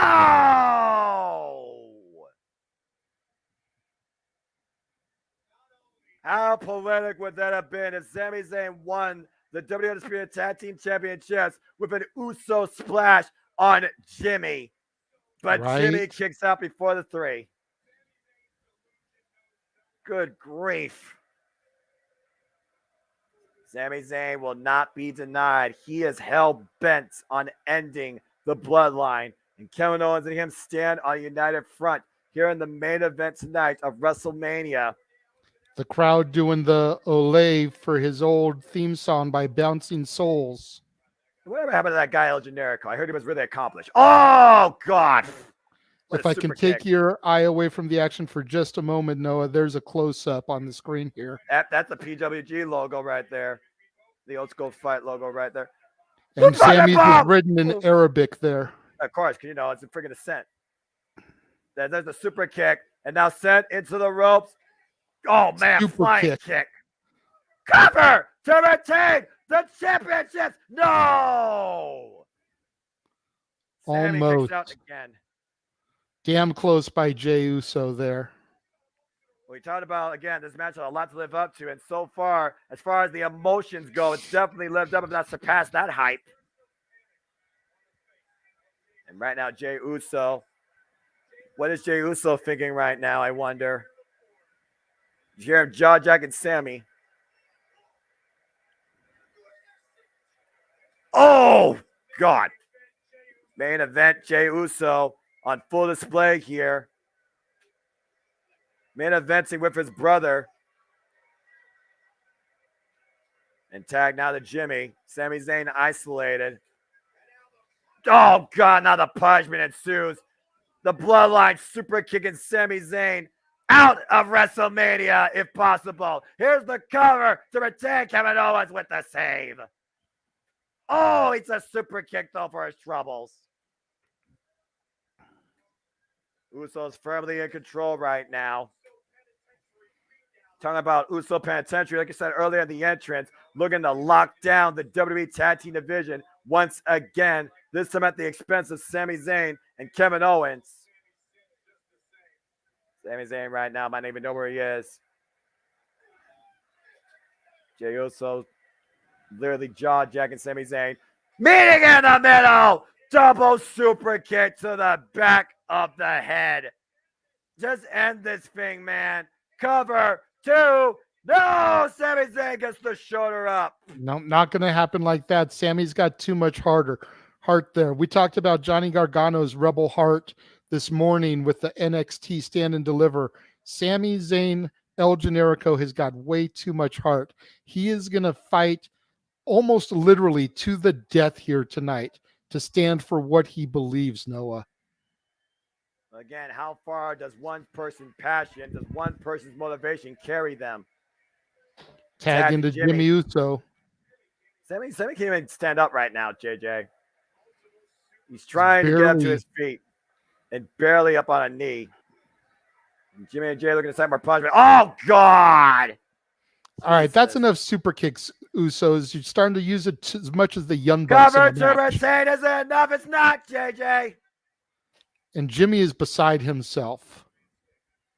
Yeah, when you talk about the sixth sense of a wrestler, at this point, Sami Zayn's not here. This is instinct. But at this point, you might need to be concerned for Sami Zayn's old well-being if it comes with the head of his brain. Good grief. Again, this match is taking a very somber tone. It's a 2-on-1 affair right now, and it's all perfectly legal. Quick tags, quick succession. And Sami Zayn, Jey Uso, Jimmy Uso. They might be looking for the 1D. Can they hook Sami Zayn up? Oh, wait, Kevin Owens. Kevin Owens. Sami Zayn with the cover, too. No. Oh my God. That was incredibly close there, Noah. Oh, my. And Kevin Owens literally dribbling Jimmy Uso, on the announce table, Spanish announce table. That's seen its fair share of work tonight. And Kevin Owens, what the hell is this? And we're in a football stadium, but we're right next door to the future home of the Clippers with that dribble there. And Kevin Owens looking for the power bomb there, and Jay saves his brother Jimmy. Super kick to Kevin Owens. On the Spanish announce table, both the Usos got Kevin Owens hooked up. Might be setting up for a ride. Power bomb! Oh, Jesus. Kevin Owens is dead, Noah. Through the normal announce table. Kevin Owens is down and out, like you alluded to, JJ. Planted in the most emphatic form of the word. God. Referee starting the count, though. Sami Zayn is at least getting an opportunity to try and get some composure, try to get his breath, try to get back to a vertical base. But he is literally all alone on an island unto himself, while the Usos reside on the island of relevancy. And they're looking to send Sami Zayn up for the 1D. That's gotta be it. Cover to retain the championship. No, it's not. Sami Zayn is back up. Sami Zayn is the first ever person, JJ, to kick out of the 1D. This match continues. And look at him. He's damn near spazzing out there, but Sami has just got too much fight, too much intestinal fortitude left. It's not one and done, folks. Sami Zayn kicked out at 2 9/10. And here comes Jay. Try to pick apart Sami Zayn. It all started with these two. It very well might end with them. At one point, Jay said that Sami Zayn brought out the best in him. And now he's slapping him around like a punk bitch. But listen to what Jey Uso's saying. He thought he was his brother. He thought he was something. Why won't you quit? You talked about the heart, the resolve of Sami Zayn. Jey Uso going to snuff it out with this. Oh, my gosh. Physical onslaught in the corner. He's trying to snuff it. You were hoping that nobody would get injured tonight, JJ. Sami Zayn is really at risk here at this point. He's his own worst enemy. This is very sick and sadistic and violent by the Usos tonight. And it's almost like Jey Uso's looking to end Sami Zayn. We talked about the Sami problem that Roman Reigns has been talking about. He's been wanting to get resolved ever since the Royal Rumble. He's been unable to eliminate it. Jey Uso might be the very tool he uses impromptu to try and eliminate it. Jey Uso following up here. Haluva kick! Jey Uso just used Sami's own haluva kick against him. And Sami looks like he is dead on his feet. He is crumpled over like a sack of potatoes. Oh, wait a minute. Exploder! By Sami Zayn! How is that even possible? His heart, Noah. The heart of a fighter.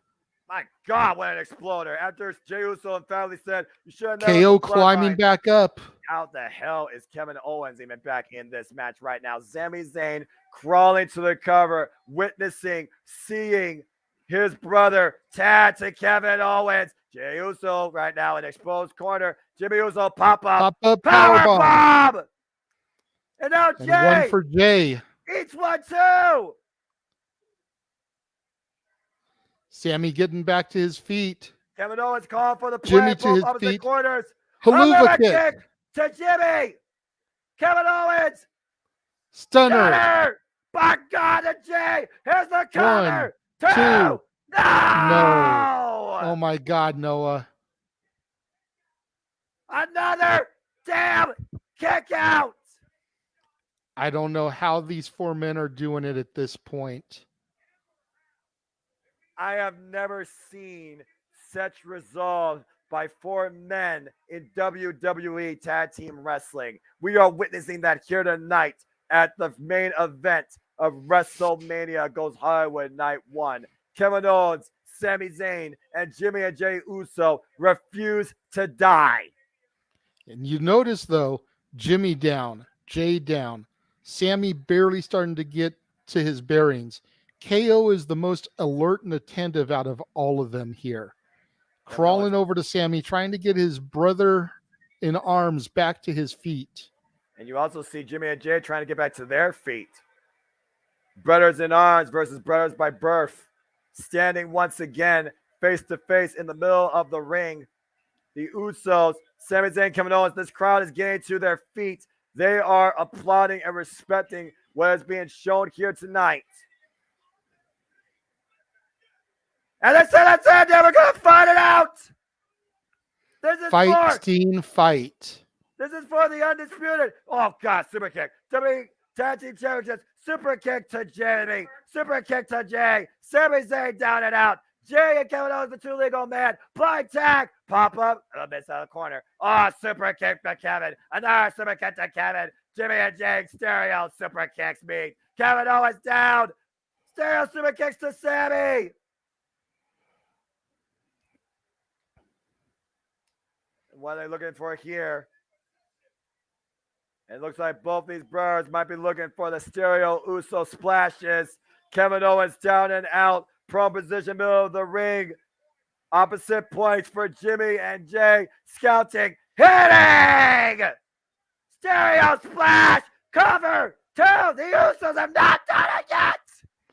Holy hell. You've got to be kidding me, Noah. There is no by God reason KO should have kicked out of that. What the fuck am I watching? You're watching 4 men lay it all on the line. Double Uso splash. Not enough to put down Kevin Owens. What the hell are these 4 made of? And how do you break 1 for the fucking win? The Usos right now, though, still in the driver's seat. Jey Uso in the ring, looking at prone Kevin Owens. Jimmy and Jey trying to figure out the next game plan here. What do you do to put down a problem that will not die? Can you solve it tonight? Kevin Owens, the legal man, vulnerable, still down in the corner. Jey Uso can't believe it. Kevin Owens looking up at Jey. He's looking for it here, trying to lift the big man up to the corner. I'm not sure what he said there. And right now, Kevin Owens using the ropes just to stand on his feet. Pretty sure they were calling the next spot just a little too audibly there, unfortunately. It is what it is. Stereo super kicks again to Kevin Owens in the corner. This is not a super kick party. This is super kick brutality. I was going to say, it sure as hell seems like it is. Jack. They said it's time for a big one. If the 1D didn't do it, an avalanche variation very well might.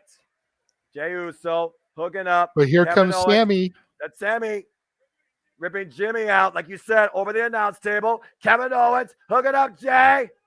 Avalanche Fisherman Buster! He's got a chance. He's got a chance. Do it, Kevin. Sammy is ready for the tag.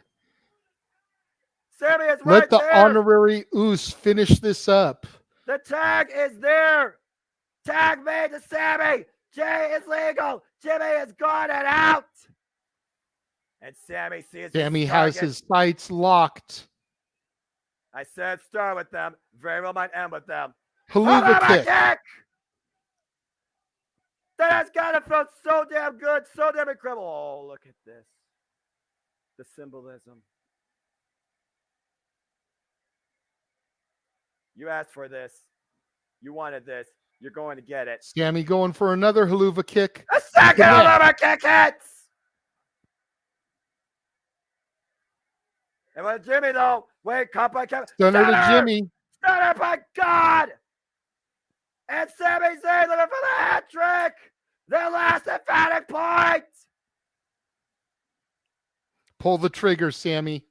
Do it this time. A third haluva kick. kick. The cover. 1, 2, 3. Kevin Owens and Sami Zayn have done it. And the new WWE Undisputed Tag Team Champions of the World, El Generico, Kevin Steen. You talk about finishing the story. Tonight, Sami Zayn finished his story in one of the most emotionally driven tag team contests I have ever seen in WWE history. Two brothers brought in this game by blood in the industry just overcame two brothers brought in blood and birthed by family. Kevin Owens and Sami Zayn accomplished their mission and take the bloodline down at WrestleMania. And it took 3 emphatic haluva kicks to Jey Uso to finally write the final sentence in this story. Kevin Owens and Sami Zayn are your new WWE Undisputed Tag Team Champions. The ones have fallen.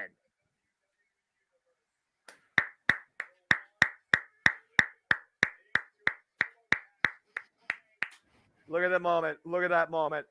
Look at that moment. JJ brought to tears practically. Kevin Owens and Sami Zayn, two brothers since PWG, since ROH, out of Canada, forged their own legacy and have made history. Kevin Owens and Sami Zayn are your new undisputed WWE Tag Team Champions. As one story finishes tonight, will we see the conclusion of the bloodline tomorrow night when the American Nightmare Cody Rhodes faces the unstoppable, it seems, Roman Reigns? But tonight, Sami Zayn and Kevin Owens were damn sure undeniable and became undisputed WWE Tag Team Champions.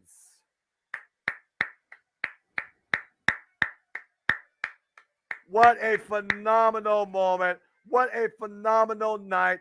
What an absolutely glorious conclusion to a story that was over a year, but honestly an industry in the making. Hold them up, boys. It's 100% real. Kevin Owens and Sami Zayn are your new WWE Tag Team Champions. And as we look towards tomorrow night, as one story concludes, I would like to personally thank each and every one of you for tuning in to this first of many more to come, but the first half of the WrestleMania live watch-along events. For the Renegade of Zany Mania, JJ Williams, I am the simple man with the spectacular voice, and my name is Noah Foster, as we will bid you adieu as far as the show goes. This has been WrestleMania Goes Hollywood, and the final act for Charlotte Flair and the Usos has concluded. I'm speechless right now. No, I'm trying to keep my composure. It's all right, JJ. It's all right. It's absolutely all right.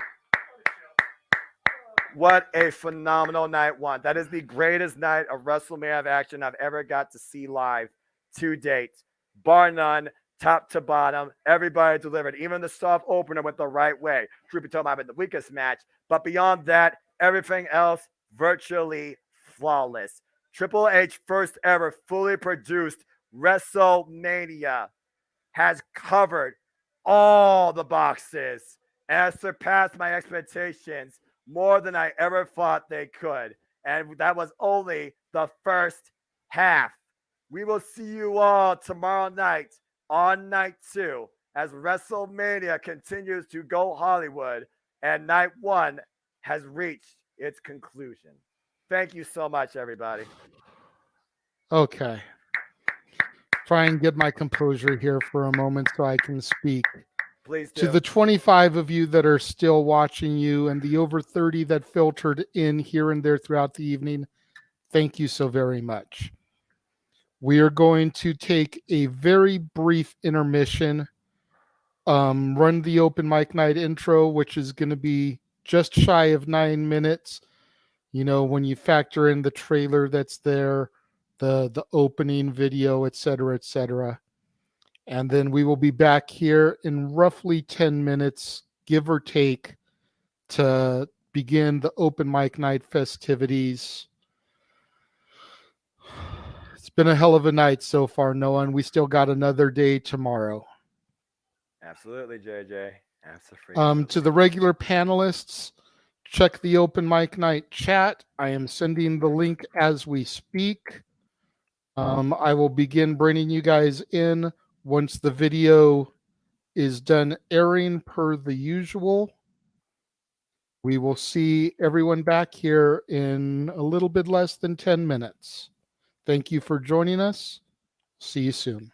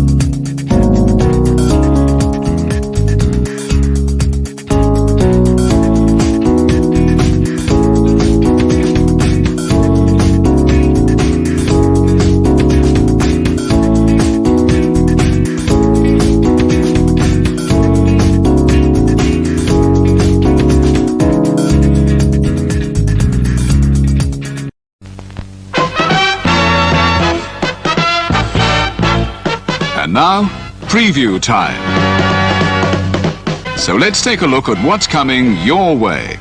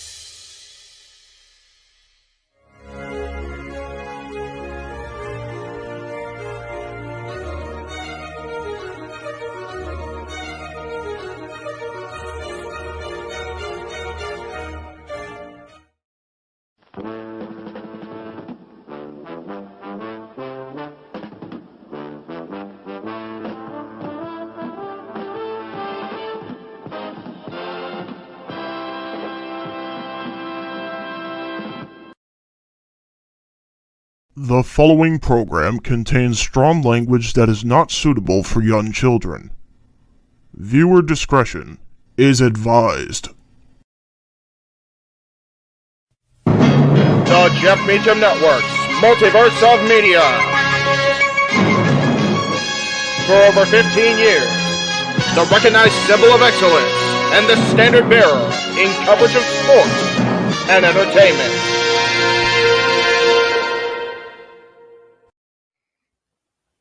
JJ, Jeff, you want to kick this thing off? Because I'm still trying to process everything here. Yeah, it's like, who wants to go first? Who wants to go first? Well,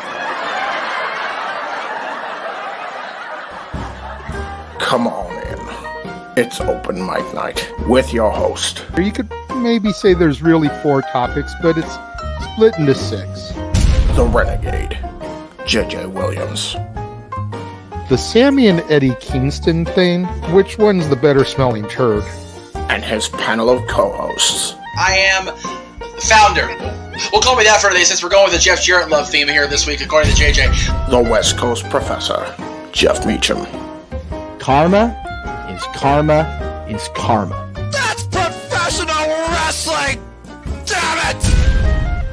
The Simple Man, Noah Foster. It's showtime! Yeah! How you doing, JJ? How you doing, Jeff? James. Yeah. And the He-Man, James Hebert. Imagine Bill Burr, Joe Rogan, Paul White, the Baldies! There you go! It sells itself! Get in there! Short his ass and shit the bed. He's not Amber Heard. Give it time, JJ, give it time. No, I'm sure Jeff has some stuff that... Dumb move. Just don't pull this bullshit again. You get one. Tony needs to stop caring about the ratings. Bradshaw said as long as the ads are in place, we're not going to lose that third hour. Ring of Honor does not have to be AEW light. They don't necessarily have to coexist with each other. We kind of saw that tonight to a degree. Along with a panel of guests. He's no longer glorious. Don't you bring that up. You want me to rant about what my NXT used to... No, we are done here for the night. I swear, James. Because you never know who may show up for open mic night. I leave our company in the capable hands of an extraordinary group of superstars, employees, and executives. The first thing that came to my mind was, it's about damn time. Amen! I literally touched everybody in the state's trash. So it's horrible, you guys. Peyton's new thing is Dennis the Menace, but it's funny because she calls it Dentist the Medicine. That's great. When Elliot Taylor came out and did Born for Greatness live, I was popping my pussy, having a great time. I didn't care. I was having so much fun. Sit back, relax, and enjoy the show. Fuck Bill Belichick.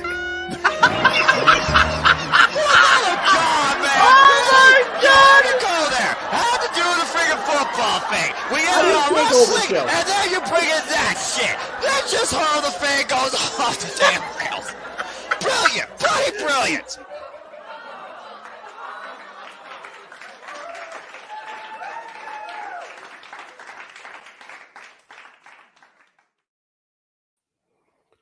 What is going on, everybody? Welcome to Open Mic Night, the Saturday night shenanigans as they have been known. Real Wyatt, I did see your super chat in the chat room there. I will get to it in a moment. I have it starred. Let me bring in the rest of the panel first. First and foremost, the man who has been the Jim Ross to my Jerry Lawler for the better part of 12 hours today. And if he's not sick and tired of me yet, I don't think he ever will be. The simple man with the spectacular voice, Noah Foster. Hello. I had to get changed into comfy clothes. I poured me a honey jack and drink in honor of Jeff Meacham. That was a hell of a roller coaster ride that we had over the course of the day, dude, between not your NXT, but my NXT, damn it, with their standing and delivering, and boy, did they ever deliver. And then WWE WrestleMania Night One, boy. It's been a night, I'm telling you. I'm already exhausted from the emotional roller coaster of the day, let alone that main event. And we've still got open mic night to get through, my brother. That's professional fucking wrestling at its finest that I've ever seen. That is the greatest WrestleMania in itself, only half it of all time. For our first, fully produced by Triple H. Thank you. And JJ, it's been an honor. This has been the greatest professional wrestling weekend of my life. And there's still more to come. I still have a voice, and I'm still around for the haul. I got myself some food. I'm ready to continue on too. I hope everybody's continuing to have a great time as we now get into some open discussion shenanigans. post thoughts. And again, please let yourselves be known too. And like, subscribe, comment, tell a friend, and super chat this man. If you want to stare the conversation, super chat. It's as simple as that. And thank you all once again for allowing us to bring our passion and engagement to your virtual, I would say, doorstep. JJ, I don't know what to say after what we've seen, particularly today with you on both fronts. That was one of the best days of my life in WWE content. Thank you very much, sir. It's been my honor and privilege to call it along with you. You make it so easy, and I'm sure the next man I'm going to bring in can attest to that. Ladies and gentlemen, the third member of the regulars for Open Mic Night, of course, Jeff Meacham, will be popping in here and there when he can. He is on site. But the Heb man, James Hebert, the color man to just about everything else Noah does that isn't WWE commentary. James, you can attest how easy Noah makes it to be second fiddle right next to him. Very easy. Very easy.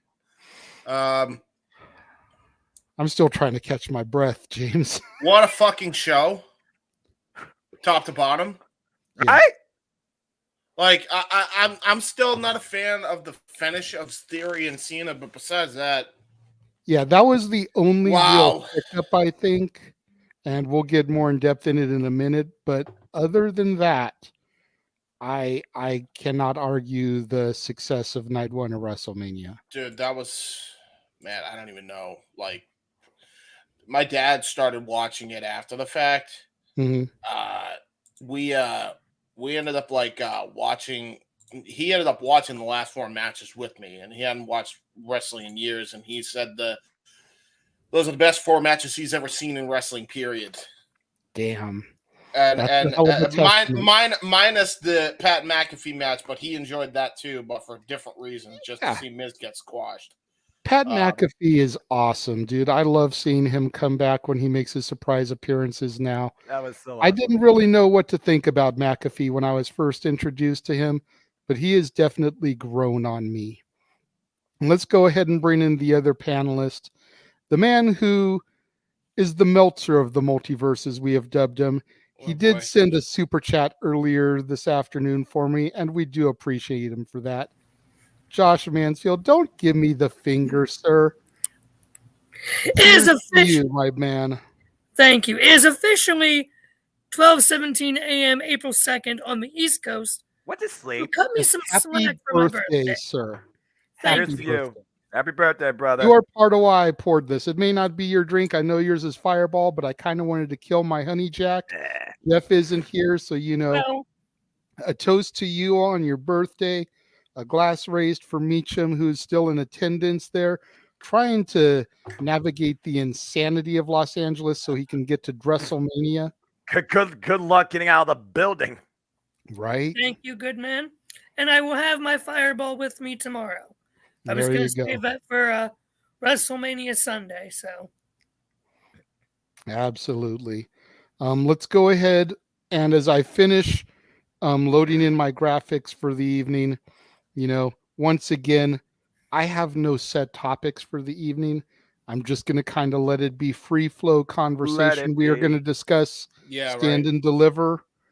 We're going to discuss Night One of WrestleMania a little bit. And we'll just see kind of where the super chats take us and where the comments take us. There you go. I do want to throw up Michael's comment here. Great show, JJ and Noah. You guys were incredible tonight. Stop. Thank you very much, Michael. I do appreciate that. Y'all are too kind. Listen, I'm just a simple man, all right? I have no journalistic degree whatsoever. I just simply see what I see, and I just say what I say, all right? I'm just having fun with this, okay? We know, but we have told you time and time again, sir, if you wanted to seek out an independent promotion in your area and try to do commentary for them, you could do it and be successful. You have the gift of gab. You may be humble and try to downplay it. I am flattered anytime somebody comments how great we are as a team, because I go into a lot of these, and especially tonight, WrestleMania, professional wrestling's Super Bowl. Damn it. I was a wreck at the beginning of the night. I could tell. I didn't show it, but I was trying to keep my composure. Again, sitting next to you makes things so easy. Even especially in the seat. I appreciate the kudos. I am flattered when we get those kind of compliments. I know James is too. All of us that are part of the commentary team are. So thank you for making us look so good. And thank you, the audience, for acknowledging us and appreciating us even more so. Yeah, we're the ones of a different sort that's just going to continue to encourage you to just your life and enjoy professional wrestling too. What's he said? Awesome. The super chat from Real Wyatt. Thank you for the $1.99 super chat, Real Wyatt. Ding, ding. Please try to be patient. We did see your super chat come up, but we were trying to throw to the video break so that we could get our breath. We could get some food, some drink, get ready for open mic nights, the Saturday night shenanigans as they have been known. So thank you for your super chat. $1.99 super chat says, awesome night. Tag match came close, but he felt that Charlotte and Rhea was the match of the night. What are your thoughts of that? I'll let you guys start as I continue loading some images in here. Let's go ahead and just put it out there right now, guys. In principle, the Royal Rumble winner is the main event. In context, the story of WrestleMania is where the bloodline will stand. Each of those matches were on par with what they needed to be and what they absolutely did and what they both achieved. Mm-hmm. I still hold to principle because that's the way I am, that the Royal Rumble winner is the main event. You could dislike Charlotte Flair, but tonight the Queen was humbled. And an emotional story time with the Usos and Sami Zayn and Kevin Owens. What started with Jey Uso and Sami Zayn since day one ended tonight at WrestleMania. In my personal opinion, it's 49-51. But I still stand by context that the Royal Rumble winner is truly the main event. And the fact that Avalanche Riptide is what it took for Rhea Ripley to finally stop the Queen for the 3. That is theatrical storytelling at its finest when it comes to your outlook of women in professional wrestling. I give it to them. Absolutely. Before we go to James or Josh, whoever wants to jump in here next, let me welcome to the panel Stat Boy in the house. Thank you for coming in and joining us here. So, Stat Boy. What a night. So who wants to go next here as far as the tag match and the women's? Go ahead, James. So I saw you raise your hand. I gotta be real. They made the right call. They made the right call 100%. Even if Rhea and Charlotte is the better match, which for the record, I think they were on par like Noah does. I think they were equal footing tonight, by the way. Mm-hmm. They were that fucking good. Those two matches was the perfect 1-2 punch closer, basically. I don't even count the break match because that was just impromptu anyway. Yeah. Those were the matches of the night, but you just weren't gonna top the best story that WWE has been telling for the last, I don't even know how long. They had the bloodline, and I've been saying it from the off, regardless of whatever history says, had to main event both nights. Mm-hmm. They had to. There was no other option to go, or the crowd would have died. That was the right call. I can co-sign with that to a certain extent, bro, because yeah, the bloodline has been the dominant story for the entire duration of the last 3 years, essentially. Mm. I'm a firm stickler in tradition. That's the only reason why I was so adamant about the women closing it out, because Yep. the winner of the Rumble is supposed to get that main event shot at WrestleMania. Yep. And by not doing that, you sort of cheapen the Rumble, which is my favorite night of the year. I love the Hall of Fame. I love WrestleMania. Do not get me wrong, but the Rumble is my event. And I just feel like they cheapen it by doing that. Raymond, we are currently talking about the Usos match as well as the women's match. We are comparing and contrasting. Yeah, so my thing with that is too, I would have said yes, but the reality is, and I think Rhea and Charlotte knew this, there was no way. They had to have known. If we don't go semi-main, we're fucked. Dude, Agreed. You put them in the main event, that crowd is deader than dead. We're talking Becky Lynch, Ronda Rousey, and Charlotte Flair vibes from 35. Damn. Dead serious. Like, it would have died a death in that spot. It was in the perfect spot. It had to be in the semi-main. I agree that they shouldn't have done that. But there's a couple things with this. Like, one, it was ill-conceived, and you and I have been talking about it for I don't even know how long. Ill-conceived for Charlotte to ever return as a babyface. Absolutely. It was the dumbest move they could have ever done. And yes, granted, if you go by characters and the way they built them up, Rhea's absolutely been more of the heel. But how many times do we have to go with Charlotte as the hot dog for longer? You know, Mickey TMD said it on Twitter when I was scrolling through Twitter.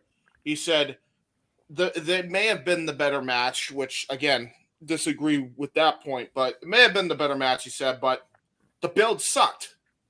Build was fucking terrible compared to everything else on the show. Yep. And we definitely addressed that.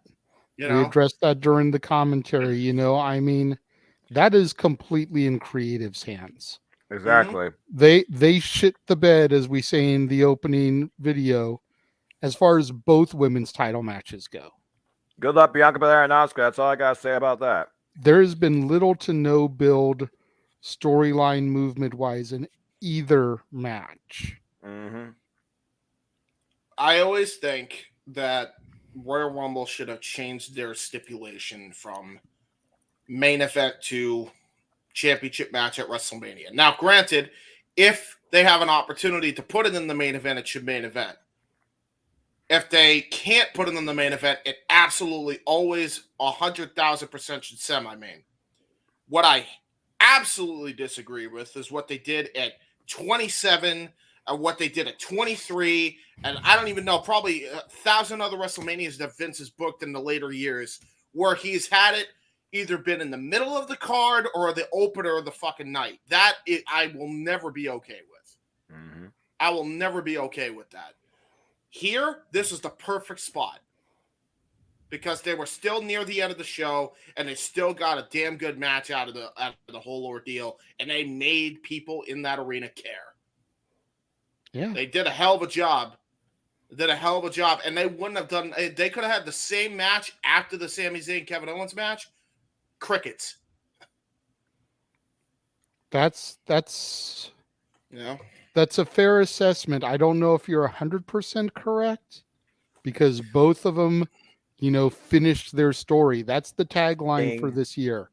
Finish the story. Both Rhea and Sammy finished their story tonight. The in quotations, JJ, like I said, the in quotations, one story is not the only story to reach a conclusion. No. We saw two of them tonight. You know, we could have seen 3 this weekend if Mark Briscoe had won his title match yesterday. Damn. But alas, he did not. Right. You know, I'm going to go ahead and jump over here in my images. This was one that was towards the end here. Again, I apologize to everybody that these aren't perfectly sized to fit the screen. We're kind of spitballing here. We're kind of improv. I am using Jeff's room because we wanted to make sure we broadcasted to all the channels in the multiverse. You know, usually we only get out to mine, Jeff's, and Noah's on my channel. Through Jeff, we can include James's. Right. So forgive me, we're kind of spitballing here. But good. here is the image that has been going around as of late with all of Roman's defenses. Yep. Will Cody finish his story tomorrow, or will his name be added there, another notch in Roman's belt? Can the undeniable overcome the unstoppable and become undisputed? That is the story to be finished tomorrow night. It'll be interesting. It'll be an interesting thing all around. Absolutely. But Josh, I think you wanted to say something. You had your hand up. Was there something you wanted to say about this match? So with this topic, yes. Holy freaking crap! Here's what I'll say. In terms of in-ring action, the nod goes to Rhea and Charlotte. In terms of storytelling, it goes to Owens and Zayn. And Exactly. I completely agree with that. Yep. I personally think, as much as yes, Rumble winners should close, where the storyline and the drama is the most potent with the fans, where it draws them the most, needs to be what closes. They made the right decision this time. Having the women's title match semi-main, but in between the fun little McAfee Miz, I think was the right call. Right. My biggest problem. Sorry, I didn't mean to step on you there, Josh. My biggest problem with the main event was the 2,500 super kicks from the Usos. I legit thought I was watching a Young Bucks match. Yes. That's why. So, Meltzer will probably give it 25.5 stars. Oh, God. Do we have because of all those super kicks? But, I mean, that it was a little bit too much. I think everybody in the room here can attest to that. I completely agree. But actually, you did a very good segue for me. Thank you. Speaking of the man I am named after in this multiverse, he actually sent out a tweet about the women's title match that perked my interest. Okay. And part of what he said was, and I quote, among the best women's matches in WWE history. Bar none. End quote. I would not be surprised if this gets 5 stars from him. Yeah, people buy it. I wouldn't count on it. The thing is, even if he gives it that star rating, I don't take anything he says seriously anymore. I know, but a lot of people do. Fair enough. Fuck him. A lot of people do. I don't care what he says. James, I get it. At the same time, though, it is what it is. Simple as that. But if that happens, it's a story either way. I will say, for my money, if Night 2 delivers even half as good as tonight did, this Mania as a whole will go down better than Mania 31, better than Mania last year, better than Mania 19, and I will dare fucking say it. Yeah, probably 17. Better than Mania X7. Yeah. That's the bar to surpass. WrestleMania of all time, if tomorrow delivers in the way that it should. Here's the thing. Night 1 already did that. Yeah, about to say. Night 1 already did that. It's we only had half. Of a full show. Yeah, that's right. We've only had half, and you would think this was your WrestleMania, honestly. Yeah. If we were just basing on tonight, oh yeah. Whew. But God. Again, that's my take on between those two matches. Fair enough. Stat Boy, anything you'd like to add before we rear things back around and start running in the order I have images lined up? Yeah. I'll be quick and because I still got stuff to do and get ready for work again tomorrow. But I'll just say I can agree that on the stipulation of the fact that the Royal Rumble winner is supposed to have that spot. I get it. I can see both sides. I hate being on the middle. I hate that. You know, I don't like being gray. I like being black or white, yes or no, A or B. 49-51. I get all that. I can agree with the story versus the spot. You know, right. I'm very happy that Sammy and Kevin, you know, got get their title reign. I would have liked to see a little bit more of, you know, Jay kind of still being, do I want to fight him? Do I not want to fight him? But that all took away 2 weeks ago, of course, when he made his decision. Right. The match was excellent. Both matches were excellent. I can't deny that. So, you know, I was even saying when Dory Lou and I were watching the women's match and they're going back and forth and the near falls, I told Dory Lou, I said, I'll bet you that Kevin and Sammy are in the back and they're like, we got to follow this. There's that moment, you know, they're having a good match. They're having a great match. Now it's our turn. So, you know, I mean, it's WrestleMania. You got to put everything out on the line. I'm also now a little worried about tomorrow because, you know, okay, step one, the Usos have lost their belts. We've been saying this for weeks. Does this crack the bloodline? What are the odds of the swerve that Roman wins tomorrow? You know, and he's still in God mode, and you're building up Cody's story to get the wrong ending. And I know I'm kind of ranting and going all over the place, and I'm sorry about that. A small thing I noticed, Dory Lou and I talked about this too, they made the promo for the Today Show. The champions are going to be on the Today Show in New York. WrestleMania is in Los Angeles. So we know Rhea's going. We know Rhea's going to the Today Show. Gonna have this flyer.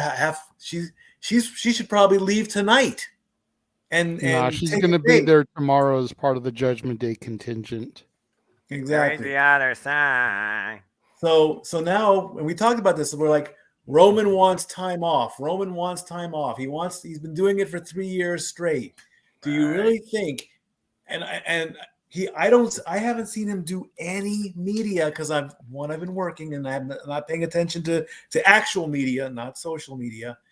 But do you really think he's going to want to go out there, have a great match, win, fly all the way to New York, fly all the way back to LA to come back to the crypt, or they are doing crypt at Raw is at Crypto.com, right? Or are they going to stay at SoFi? It's at the Staples Center. Okay, it's at the Staples Center. It's the same place. I just can't call it the crypt. Agreed. Do you really think Roman's going to want to do that after saying for 3 years, I need a break? You're going to send me to New York and send me back to LA? Cody would do it in a heartbeat. Or Roman just doesn't appear on Raw. He has to appear on Raw. It's the Raw. No, he doesn't. No, he doesn't. Roman hasn't appeared on that many Raws or SmackDowns lately. As long as he's on SmackDown Friday night, the brand he's actually contracted to. If he doesn't show up on Raw after, okay, let's say Roman wins. If he doesn't show up at the Raw after Mania, that will ruin every possible praise he would get for the match tomorrow. Not necessarily. Why? I don't. Go ahead. Yeah, my only issue with all that is you're talking about they're all going to be at the Today Show, whatever. You really think Roman as champion is going to be in kayfabe, is going to be okay sitting right next to or in between Sami Zayn and Kevin Owens as tag team champions? It's a fair point. It's a good point. And considering also storyline-wise, notice who Sammy pinned to win. Pin Jay. Exactly. Indeed. Yep. So, like I say, tomorrow night has got a lot to cover, so I'm going to take out of here. Josh, happy birthday. Thank you, Stat Boy. God bless you. I love you. You're my brother. JJ and Noah, you did an excellent job tonight. And when the first thing I saw was Jay in his nice clothes, I'm like, damn, my brothers are looking very well dressed. So kudos to you guys. Thank you. I know you're gonna kill it. You killed it tonight. You're gonna kill it tomorrow. I love you all. You're all my brothers. Let's see what night 2 can do. Exactly. Before you give us your traditional outro line, once again, thank Dory Lou for me for the super chat that she sent. Absolutely. Let her know how much I greatly appreciate it. Go ahead and give us your exit line, good sir. I will see you Tuesday in the sports bar. I love you all. Stat Boy out. All right. Thank you very much, Stat Boy, for popping in. Greatly appreciate that. We're going to go ahead. We're going to go back to Stand and Deliver. Me and Noah kind of ran through these somewhat quickly during the pre-show because we had some time to fill. So for those of you that didn't see it or that didn't watch Stand and Deliver, you're going to get a little bit of a highlight recap. We're not going to go through every match, but I'm going to throw up a few moments here from the course of the show. Really quickly see what they've got over here. Super chats. Okay, nothing. So the first match actually of the main card was the women's ladder match. She did it. And there you see Indy Hartwell ascended the ladder. Thank God. But I don't know if you can only see it because the comment there, James. Look at who's under her armpit. Hi there, Mr. What's his? Why am I Dexter Loomis. Yeah, I almost called him Sam Shaw again. Index was back in NXT. Together. He got up under her, got between her legs, envious position, helped her ascend the ladder so that she could capture the women's title. Hell of a moment for Indy Hartwell and Index as a whole. Then we went to the tag team titles. James, who's that underneath the Gallus Boys? Fuck yeah! Gallus Boys officially on top! Let's go. They're finally all together. That's right. Joe Coffey made his return, helping his brethren retain the titles. This was one of the highlights of the night for Noah. You should have seen the smile on his face. You can see the smirk on it now. I'm giving him the solo shot. Look at that. Say it for me, Noah. How you doing? I'll say it once. I'll say it again. I'll say it till my room turns green. Got it, boys on top. And they retained? They retained. Yeah. That was the post-match, James. Yeah. That was after the match because he came out during the match to help him retain. I see. Crowd started booing him. Yeah.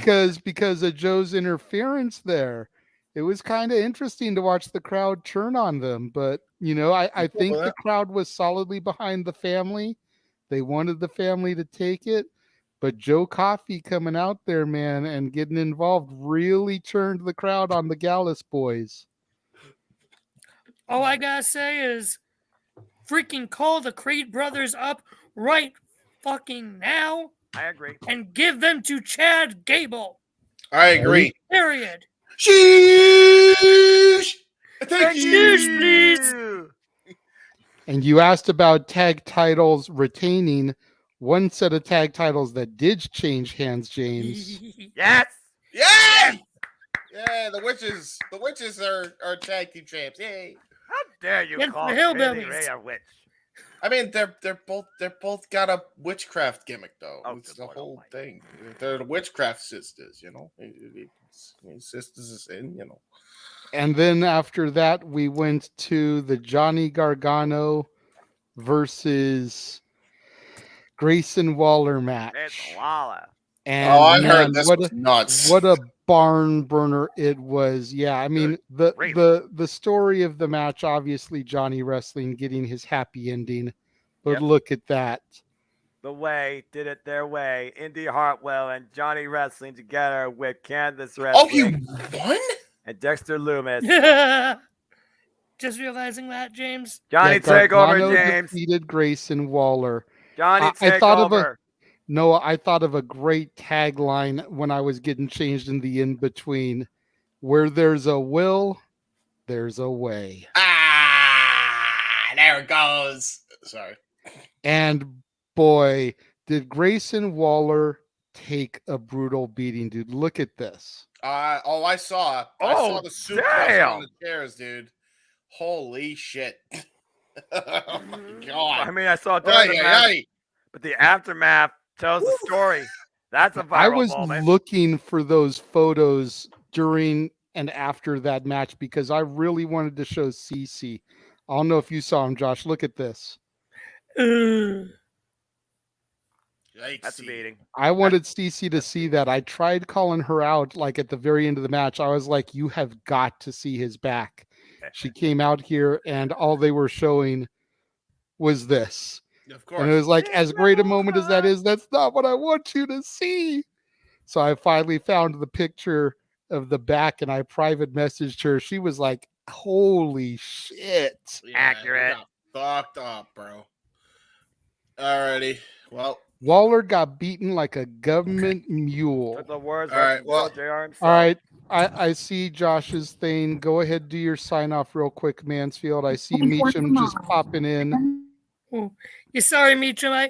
You just got here, but I gotta actually head out. My sister's on her way home, so we will officially, more formally celebrate my 26th birthday properly tomorrow. Have a good time. So, thank you all. This has been a great night. You guys were amazing calling it. I just want to say real quick, every time there'd be like a big spot I'd be watching on Peacock, I'd quickly get my phone, get to YouTube, because you guys were a few seconds behind me, just so I could hear Noah prolapse in excitement at whatever spot it was. Yes. And it was always worth it. Absolutely. One more time, sir, before you bounce out, I'm going to raise my glass to you, the birthday boy. Cheers with my honey jack and Dr. Pepper here. Yeah, Jack Daniels and Coca-Cola right here. Oh, Lord. There you go.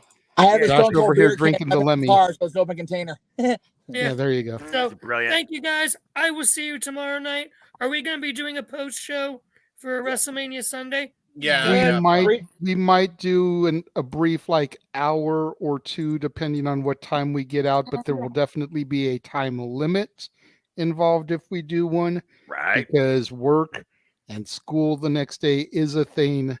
So it definitely will not be a long 4-hour endurance test edition of Open Mic Night. So Fair enough. Well, either way, I will see you boys tomorrow. Cheers to you guys. And as always, gentlemen, say it with me, if you will. I don't understand it. 3, 2, 1. Fuck Bill Belichick. Belichick. There you go. Yeah. Ladies and gentlemen, the Meltzer of the multiverse, Josh Mansfield, bowing out. Ladies and gentlemen, Mansfield has left the building. Anyway, Meacham, welcome to Open Mic Night. Glad you're able to participate and pontificate. We've just basically kind of been running through stand and deliver highlights real quick.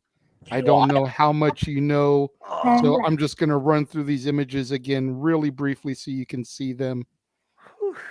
Index together again. Dexter Loomis helping Indy Hartwell climb the ladder to become the women's champion. No shit. Good for Indy, man. Joe Coffey making his return to make sure that the Gallus boys stay on top. Hey, yeah. Hey, yeah. Isla Dawn and Alba Fire as the new women's tag team champions. Johnny Wrestling conquers the Grayson Waller effect, and post-match, we had the way standing tall. Where there is a will, there is a way. This is the way, kids. And just so you can see this, you're going to have to go back and watch the brutality of this match. Look at Grayson Waller and the after effects. Do not mess with Shawn Michaels or Shawn Michaels' kids. Yep. I mean, that back tells the story. Yeah, Dude, no kidding. He's got lumps on his muscles, bro. Yes. And then this is the new image. That was everything I showed before you pop in. All right. The main event, Mellow did not. Right. And look at. Go ahead. I'm sorry. No, you're okay. Braun Breaker giving his seal of approval, man. He presented him the title. He raised his hand. He's doing the honors, pointing to him. That's right. You know, this is your new face of NXT. Absolutely. He is I, and I am him. Carmelo Hayes is him. Damn it. Well, I'm glad I was able to take the time to walk to the car. I was able to stop bawling like an idiot after the main event, so I'm glad I got that time. I'm sure you and a bunch of other people in that stadium eventually got done balling and found their way out of that building. It was hard for me, Meacham. I had to contain myself. I had tears too. Noah had to carry my ass through the wrap up of the call because I was trying to control my emotions. It's fuck, so much for that. And we'll get to that in a moment because I do have images saved already of them. I found the post that Aaron put up a couple months ago of them in the PWG ring and Aaron and I on the ring apron at. Pretty sure it was the Van Nuys venue that we had for a while there at Gorilla, and one of a mile, turn right, and then exit right. It was wonderful to see that. Again, I've been a fan of the Bloodline storyline the entirety of the time, but to go from Van Nuys Armory, which at best 200, maybe 300 people. Yeah. Right. To 80 fucking thousand people. Right. 80,496 in attendance, plus Jeff Meacham. Yes. Yeah, well, figure I'm number 497.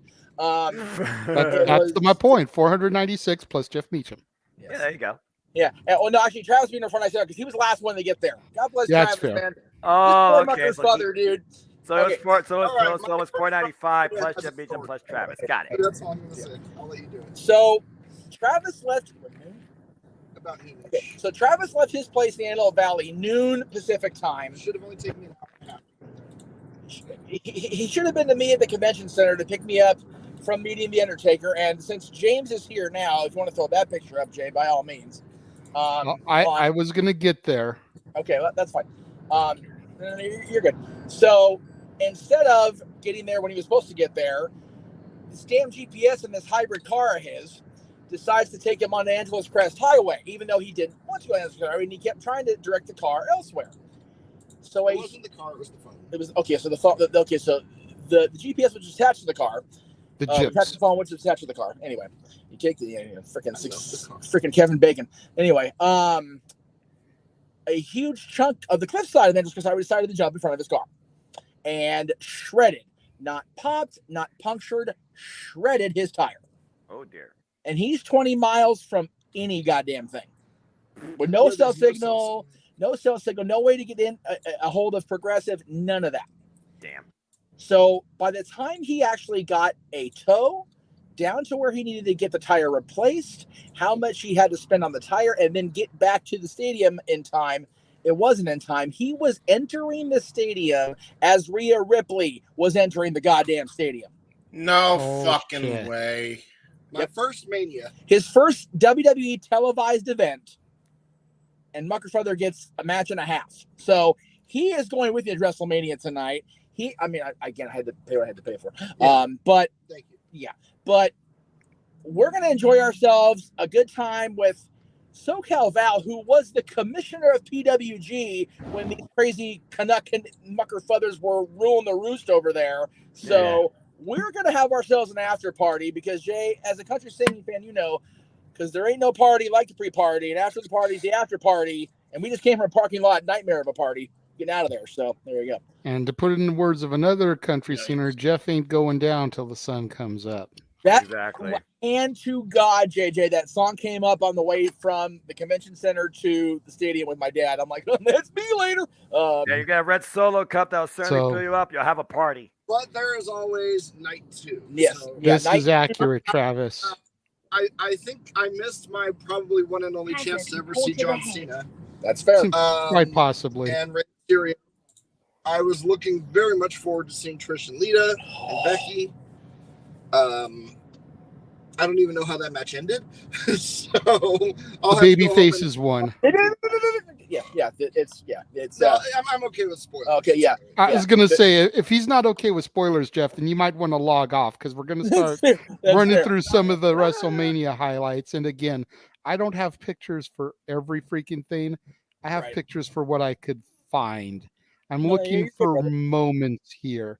So yeah, you're good. As Jeff touched on, 80,495 plus Jeff Meacham plus Travis. Right. Now, if you'll allow me the chance to editorialize a little bit. Okay. Sure, go for it. Jeff and I used to run the only all-women's professional wrestling company in Southern California, probably in the Western United States. They're aware. JJ was part of our show. Your audience. Your audience. Wild. Okay. Yes. Which has been gone for 12 years now. Yeah, it's crazy. But when we were doing our thing with Wild, the intention was to be the anti-divas. At the time, they still had the butterfly belt in the WWE. And yeah, they looked good, but that wasn't the important part of it. We wanted them to do what the guys did. Yep. And I think we did a pretty good job of doing that. I think we did showcasing that for the absolutely. Absolutely. That makes sense. So for me to walk into Mania, to my first Mania, and see Charlotte Flair and Rhea Ripley putting on the clinic that they put on tonight. Right. Damn right. I just really felt, and I know I had absolutely nothing to do with that, but it just made me go like, holy shit. Yeah. You know, I think we were hopefully at the forefront of what eventually moved into this. Of what became a 7-hour odyssey for you. The silver lining was you walked in on a fucking banger of a women's match. That was. Would you guys, I mean, I missed the first half of the match. But would you guys say, how would you rank that in women's matches in Mania history? Well, I'll tell you like this, Travis. A lot of people in the chat room are saying that the women's match was match of the night. Wow. Okay. Now, their expressions, some of those moves, some power moves that you don't normally see out of the women. I just thought they told such a great story and they had such great psychology in there. The absolute, just viral hatred. It felt like the drive to be the best, to beat the other, despite Charlotte Flair beating Rhea Ripley at WrestleMania in front of nobody. Yes. They were out to prove a point tonight, and they both did. That was one of the best WWE Women's Championship matches I've ever seen in general. So I said this on Twitter. I'm going to say it again out loud, and if I get shit for it, that is what it is. Yeah. Jess's false finish 2 counts were rough. Like, they were rough. They came off rough in the ring, watching from up the high. Watching on the big screen, they came off really rough. Like, I don't know if you guys noticed on television, her hesitation after 2 going into a false 3, it looked very ill-timed on more than one occasion. You compare that to the referee of the tag title match, there is no comparison. And again, I said this and I still stand by it.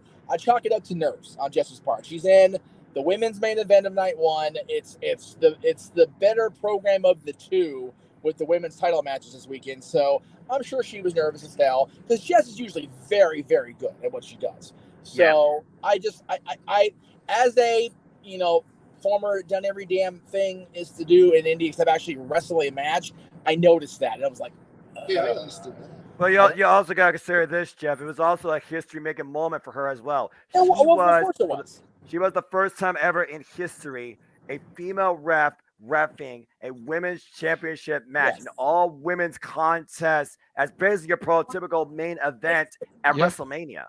Yeah, and add Samantha Irvin into the mix too. You had a female ring announcer, a female ref, a female champion, a female challenger as your semi-main event of WrestleMania. Yeah, the only thing you were missing at this point was Veda Scott as commentary. Yeah, my only regret on Sam introducing that match was she was introducing the Usos. I was like, no, I want Sam to do the undisputed thing, and she didn't get to do it. No. Yeah, He's a little bit extra. We've talked about that before, Jeff. But since you brought up this match, one more time I'm gonna run through these pictures here that I had saved for it.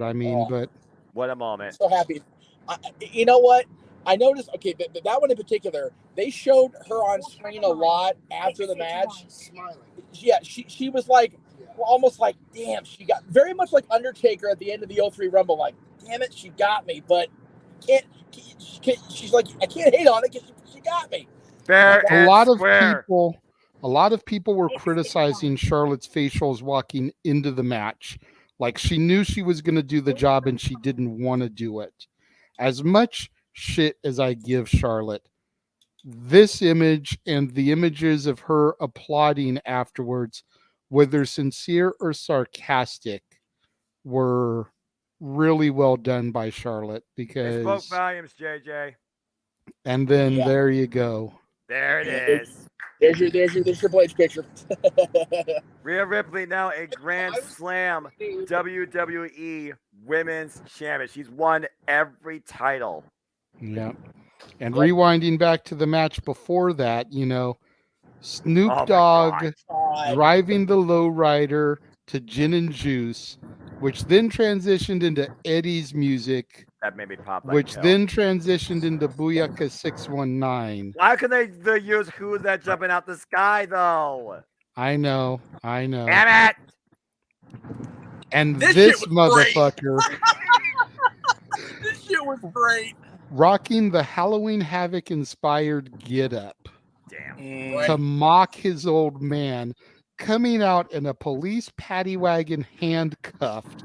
And trust me, I told Noah on the call, if there is one city you don't want to be in the back of a paddy wagon, it's fucking Los Angeles. Right? Especially Inglewood. Are you fucking kidding me? Seriously. Like, I'd say ask Rodney King, but he's dead now, so you know.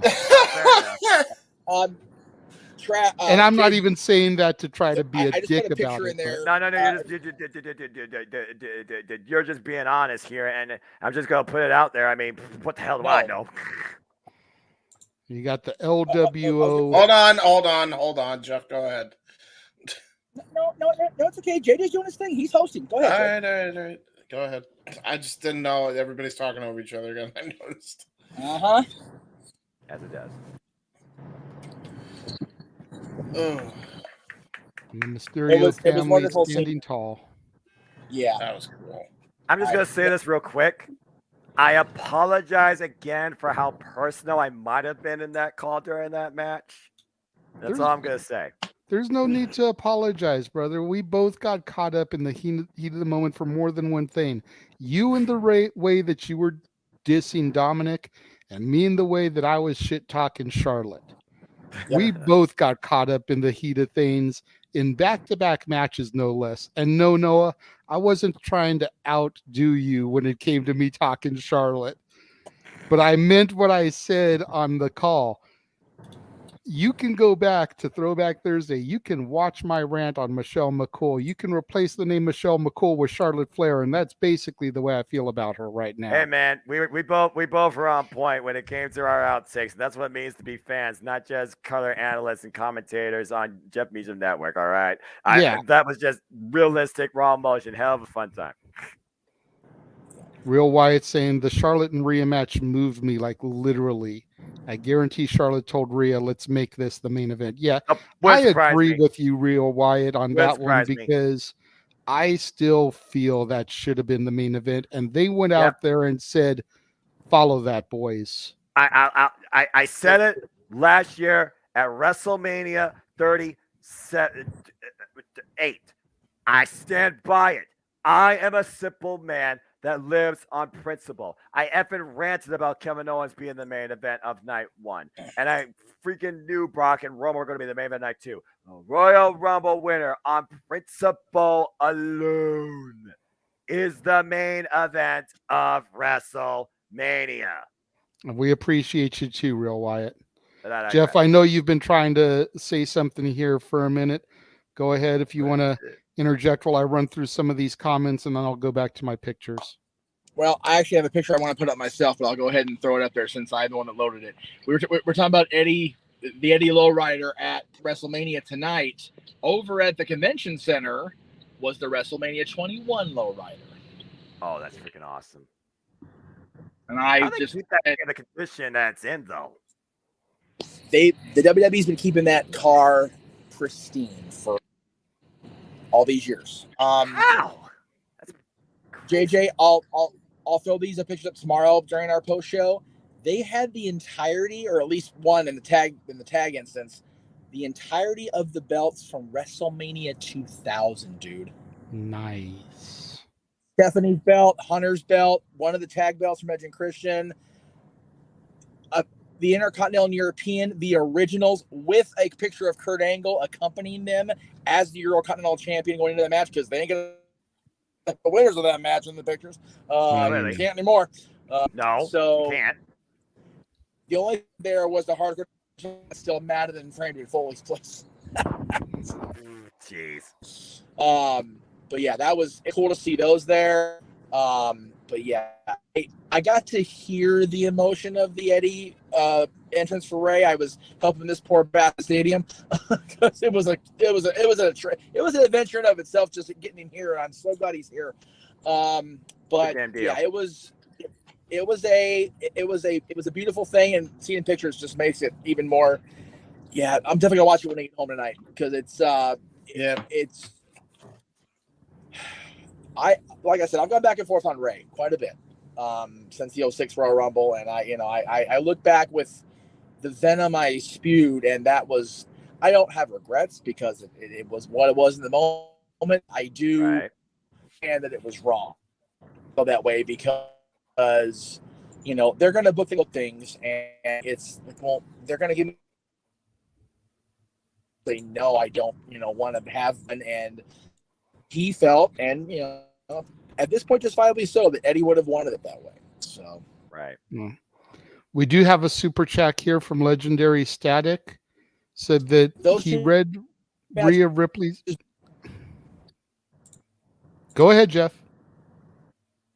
No, go ahead, Jay, please. Okay. Said that he read Rhea Ripley's lips, and it looked like she said thank you when she did her finish from the top rope. Did we pick up on that? I did not notice that. I'm probably going to have to go back and rewatch that finish. I remember she said it was my time now, but she might have said thank you. I don't know, probably. I only heard it's my time that she went up there and hit the avalanche riptide, so I'll definitely have to really look at that real close and see if that was said. But what really did feel like a humbling, but also passing of the torch to a degree. Charlotte Flair's got to respect the work that Rhea Ripley has put in, regardless of politicking. Absolutely. Finish going through these comments here. All right. A lot of these comments are on point. Agree. Yeah, it was good. And then, of course, we've got some images from the main event. And Jeff, oh boy, I know you're probably going to get emotional again. I'm going to try not to get emotional again. I'm just going to shut up. And so, I'm gonna take this comment down. Did you notice the tribute there on their legs? Can you see it? I did. The PWG logo with, I'm assuming, fight written in Arabic on Sammy and then in English on KO. I did. And I was, fuck yeah, I did. I saw that. I didn't notice it at first, but I saw it on Twitter. I was going through trying to find some images, and I pointed that out to Noah. Dude. And then, oh gosh. Oh God, Jay, you're gonna kill me. PWG Tag Team Champions to WWE Undisputed Tag Team Champions. And Ring of Honor in between. Yeah, you talk, Noah, about undesirable to undeniable. Yeah. These boys went from undesirable to undeniable to undisputed. Exactly, JJ. I said it at the end of the night. Sami Zayn has finally finished the story that was his and Jey Uso's story. And it culminated with Sami Zayn and Kevin Owens coming together in the main event of WrestleMania and winning the WWE Undisputed Tag Team Championships. It was phenomenal.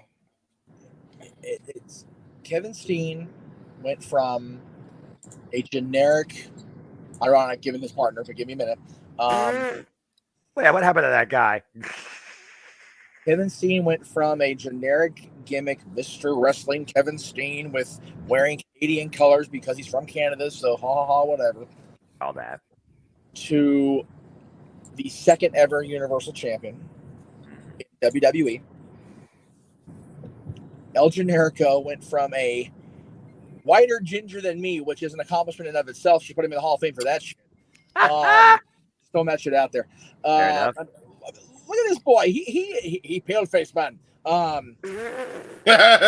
a gimmick, literally the generic luchador. That's what El Generico is for.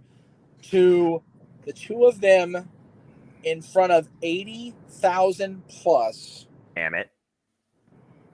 Holding up the tag team championships of the largest wrestling company on the planet. I fuck. He's broken. Yeah, it's one of those. I was speechless when I left the Undertaker thing, and I've had time. I had no time now. But yeah, I am a complete and utter mess. Wow.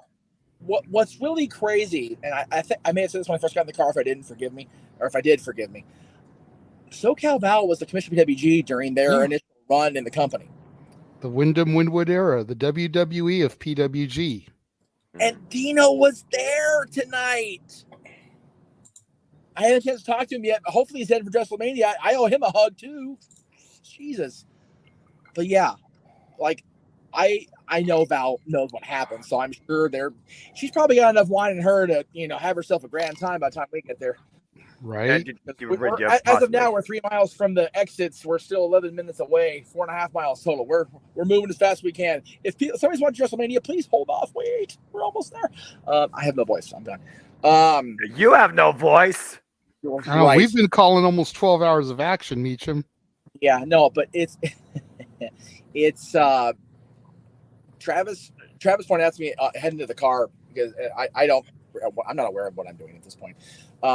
Travis said that, he's not one for showing that kind of emotion. He's not that person, but the energy he radiates, he felt mine, and it was exponential compared to what I've been in our entire over 15 years of friendship, because I was screaming. I was, doing Sammy's theme. I was Let's Go. I was just a complete and utter physical disaster.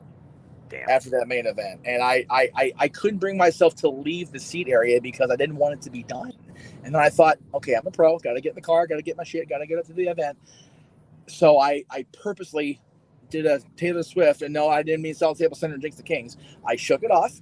And here I am now, trying very hard not to, because I have to go in front of people momentarily, that I don't want to be a disaster again. But for everybody that was at those shows with JJ and I and Team No DQ and my son's mother and everybody, my daughter's mother. Yeah, this is our fucking WrestleMania moment. Yeah. I can understand that based on what I've learned. Two of the biggest, probably the two biggest names to come out of PWG and make the WWE level. I know there's others I'm not remembering right now, but roll with me here. Main evented WrestleMania. That's the fucking tweet. I would argue that they're the two biggest that have come from PWG, because I agree. Yeah, you got your AJ Styles, your Samoa Joe, but they were UPW. They were TNA Impact beforehand. Yes. There's nobody else I can think of from PWG that has made it that big, with the exception of maybe the Bucks. I was going to say a PWG original in WWE. The only other person you could qualify, and he's not a in-ring wrestler for the company, is Adam Pearce, the second-ever PWG champion. Yeah. And, again, you look at that, as the PWG tag champions, and then you go to that, and that's for Top Gun Talwar. That's for Disco Machine. Yes. That's for Super Dragon. Yes. That's for Scott Lost. And that's for Excalibur. And yes, that is even for the controversial Joey Ryan. This is for everybody that ever worked for that company, ever paid a ticket for that company, anything. But specifically the original PWG6 that founded that company. Yes, the men you just This is for them. A picture tells so much. Yeah. The PWG logo is on the in-ring gear of the outgoing of WrestleMania WWE Tag Team Champions. This is SoCal's WrestleMania, man. And like I said, I made that promise to myself. WrestleMania 21, that was your first PWG weekend, dude. Yeah. And I was there for night one of All-Star Weekend, the very first one. Saw those guys wrestle. Yeah, exactly. I wasn't there for night 2, but I also wasn't at the Hall of Fame like you were. Exactly. But I was there for night 1 of the original All-Star Weekend. And here we are, man. almost 18 years later, you're calling them winning the tag titles. I'm in front of among 80,000 people, bawling my goddamn eyes out, screaming myself damn near hoarse. And I pointed out to Noah, the Globe Theater, their current home, just around the corner from where you were. Yep. The Sweatbox, the Jewish Community Center, just down the freeway. Yep. Literally in decent LA traffic, probably about 15 minutes away. In typical LA traffic, probably about an hour and a half. Yeah. I will say this. I've said it for a month. I was worried about this because everything was within a roughly 8 to 10 mile radius. Not Time out real quick, Jeff. Your buddy Emmanuel, who you were with earlier today, Emmanuel and Arlene. Yes. $15 super chat. Thank you, boy. Thank to you. my channel. Shout out to the announcers crew. We'll donate another 15 to JJ's channel. Thank you so much, Emmanuel. Thank you for reminding me about them. Give me one.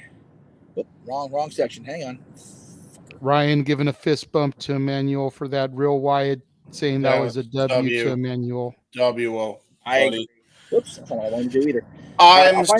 I'm so happy, by the way, that because I don't know if I ever gave my thoughts on the main event, but that seeing where they came from and where they're at today is effing crazy. It's crazy to me.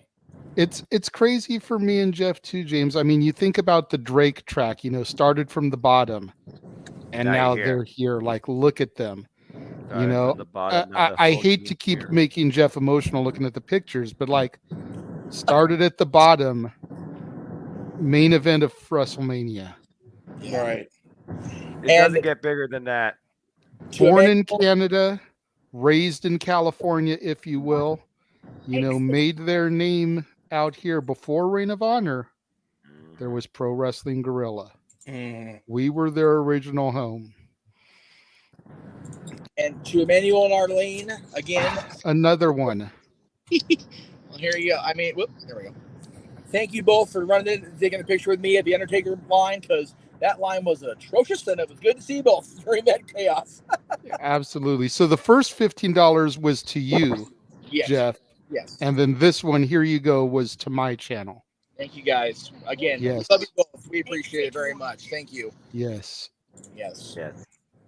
Thank you to Emmanuel and Arlene for being part of the prediction panels this week. Emmanuel on the Simply Predicting WrestleMania panel, Arlene on the Ladies of the Multiverse panel. Thank you, Emmanuel, for the $30 you just threw our way. 15 to Jeff, 15 for me. Greatly appreciated, good sir. Great way to start April. Making money. Daniel, that super chat was too sweet. There you go. We are.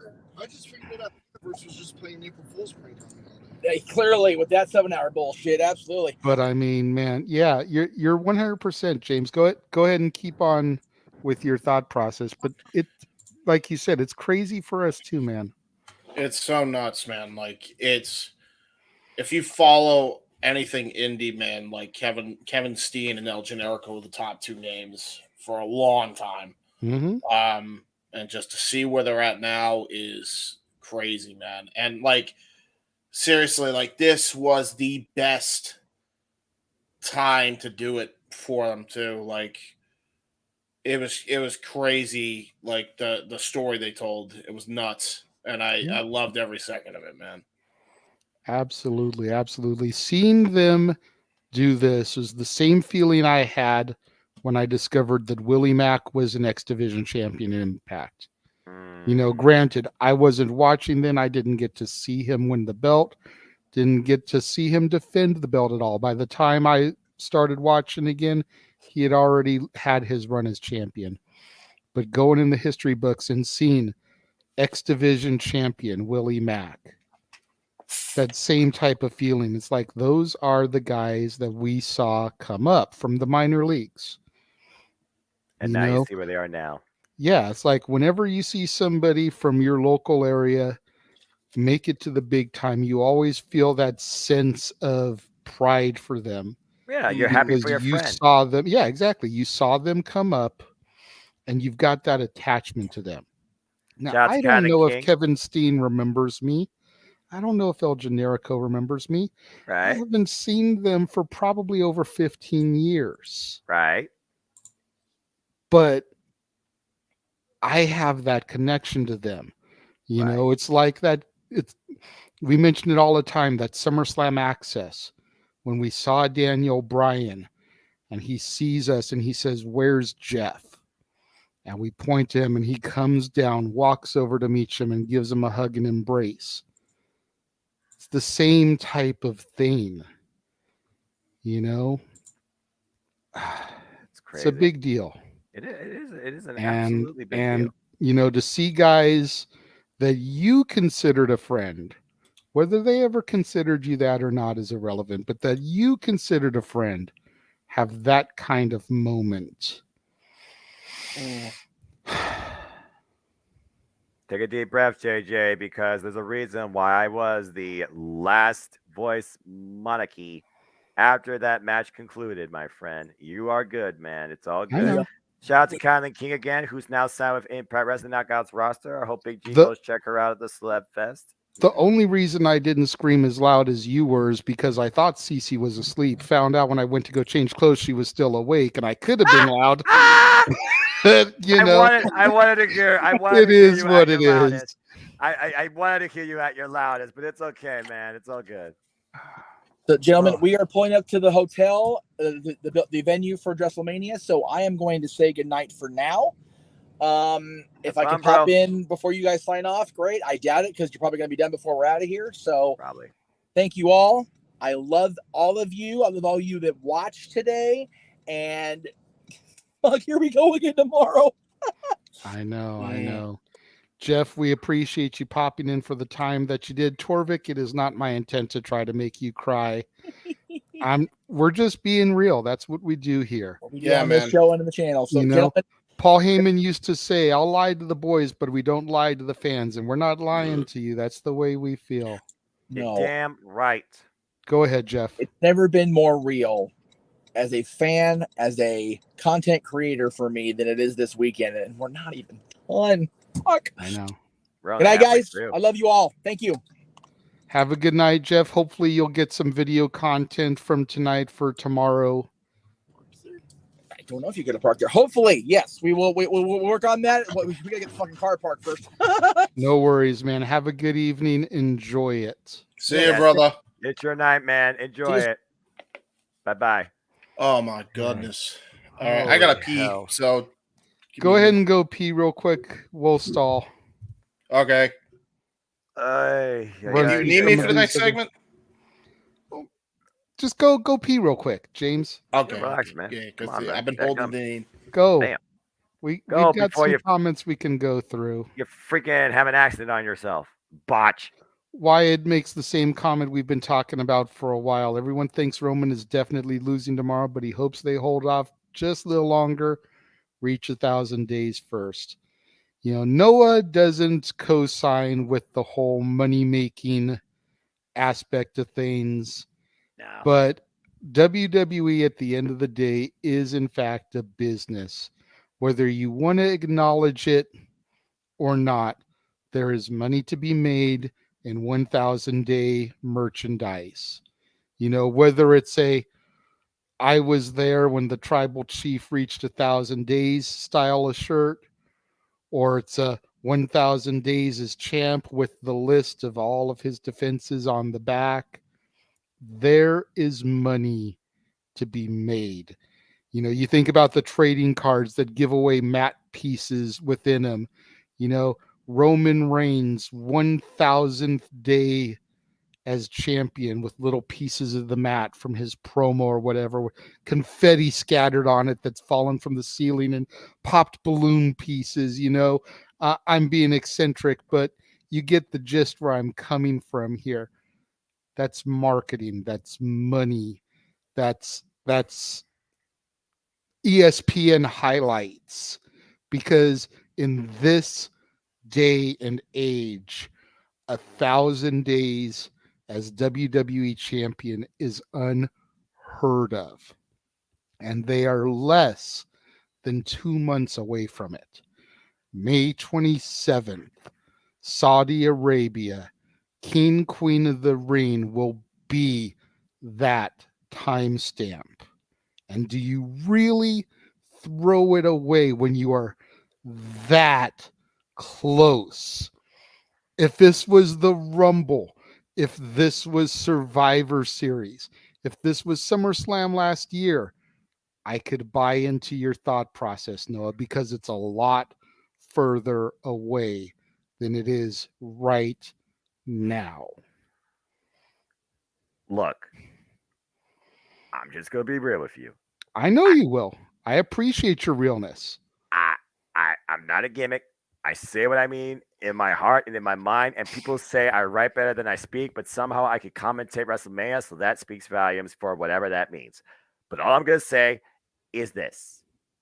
They brought somebody back into the company to main event with Roman Reigns at WrestleMania, with as long as that deep of a legacy in the family of professional wrestling that could rival the O'Neills to a degree.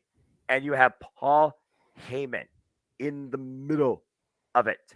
If the pieces were not so damn lined up in such extreme freaking synergy to actually make you believe that this could actually collapse at WrestleMania and Cody Rhodes fulfills a legacy, I just don't know what does. I don't think the 1,000 moniker right now with the state of WWE and this level of storytelling outweighs the moment of Cody Rhodes making that history at WrestleMania, because I don't think it's never going to feel bigger than now. I understand what you're saying about the 1,000 moniker days, but we just saw one pillar of the bloodline fall, and Jey Uso was the one to suffer at the hands of it. If they don't have in some capacity Jey Uso and Roman Reigns continue the story before, during, or after the main event tomorrow, then the story is incomplete as far as its epilogue. But you gotta give this thing a conclusive ending. If they weren't going to give Pete Dunne 1,000 days, then I just don't see them giving Roman Reigns 1,000 days. I just don't. That's why I do believe that Cody finishes the story. If they can't find somebody within the company itself to take the titles off Roman Reigns, then what else do? You rely on legacy. You look at history. You think about longevity. You look at the storytelling. And you bring in somebody that's been an upset to the system, or could very well be, in WWE especially, and that is freaking Cody. I just got to see Cody win. I just got to. I just think that Cody has to finish the story at WrestleMania, or the story will not matter ever as much. I just got to. How confident are you in that? After what I saw tonight, and seeing the fact that they were the main event, which did throw my mind a tailspin, but it was too late when I found out. I said it once, I'll say it again. I'm a man of my word. And at 6 p.m., predictions were a lot. The only thing I changed was Viking Bears, Batch of Street Profits. After the fact that freaking, damn it! Kevin Owens and Sami Zayn were the main event of night one. Bloodline filling as a whole both nights. I do have some creeping doubts, but I still need to stand firm in my conviction. If Cody Rhodes is going to believe in himself that he can do it, then those that have followed the story of the American Nightmare have to believe in it too. I've never met the man, but I have so much tremendous respect for him and his family. And I met Dustin Rhodes live and literally told that to his face personally. I had to see Cody Rhodes finish the story. I'm at 90% right now, but I still believe Cody can do it, should do it, and will do it. I still more so believe in Cody Rhodes. He has to. Do you believe in Cody Rhodes more than you believe in Joe Hendry? Oh, no, I have no hesitation. Way more. Way more. I had to say it for Noah because he gives me so much shit for not believing in Joe Hendry. I had to call him on that. You dick. He's been so serious about the Cody talk. I had to break him a little bit. Bro, I'm going to be real with you. Yeah. There was no... If Triple H showed anything tonight, it's his time. It's his WWE. And in Triple H's world... no amount of short-term selling of goddamn t-shirts, Vince McMahon style, that has the 1,000-day fucking number is worth getting rid of the perfect fucking feel-good story. There's no way. There's no way.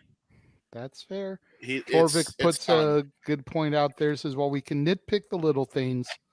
Overall, a really great night, not just for WWE fans, but for professional wrestling fans as a whole. That's what it's truly all about. And that right there is the comment of the night. I said it in the beginning during the kickoff. WrestleMania brings together everyone, everybody, everything. You're a wrestling fan. You're a sports fan. You're a cinematic, dramatic fan. You're a casual. You're a spectator. You're a curious human being. WrestleMania leaves something with you in some damn capacity, whether it's a voice, a personality, or a moment, or somebody in that damn ring. You don't have to recognize 95% of the people. You don't have to understand anything that's going on particularly, but you know that WrestleMania, when you click it, when you look at it, is truly a one-of-a-kind thing. And this WrestleMania, first ever fully creatively produced Triple H WrestleMania, is only halfway through and has succeeded so much expectation for me and has already succeeded my love and rankings in the WrestleManias I've seen my whole life. Josh put it perfectly.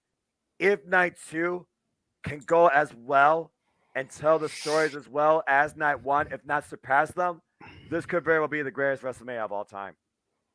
That's a fair assessment. And I agree with a little bit with Real Wyatt. I think Cody needs to chase just a little bit longer. Personally, I feel that if Cody had not gotten injured and put on the shelf for 6 months with that torn pec, I would be more okay with him ending Roman's reign, pun intended, tomorrow. But having missed that 6 months of the chase, I feel like that kind of needs to be added to the point right here, which would allow Roman to get to that 1,000. That's just a personal feeling. I don't have anything against Cody. I do want to see Cody win. I was ready and willing and dead set on Cody finishing this story.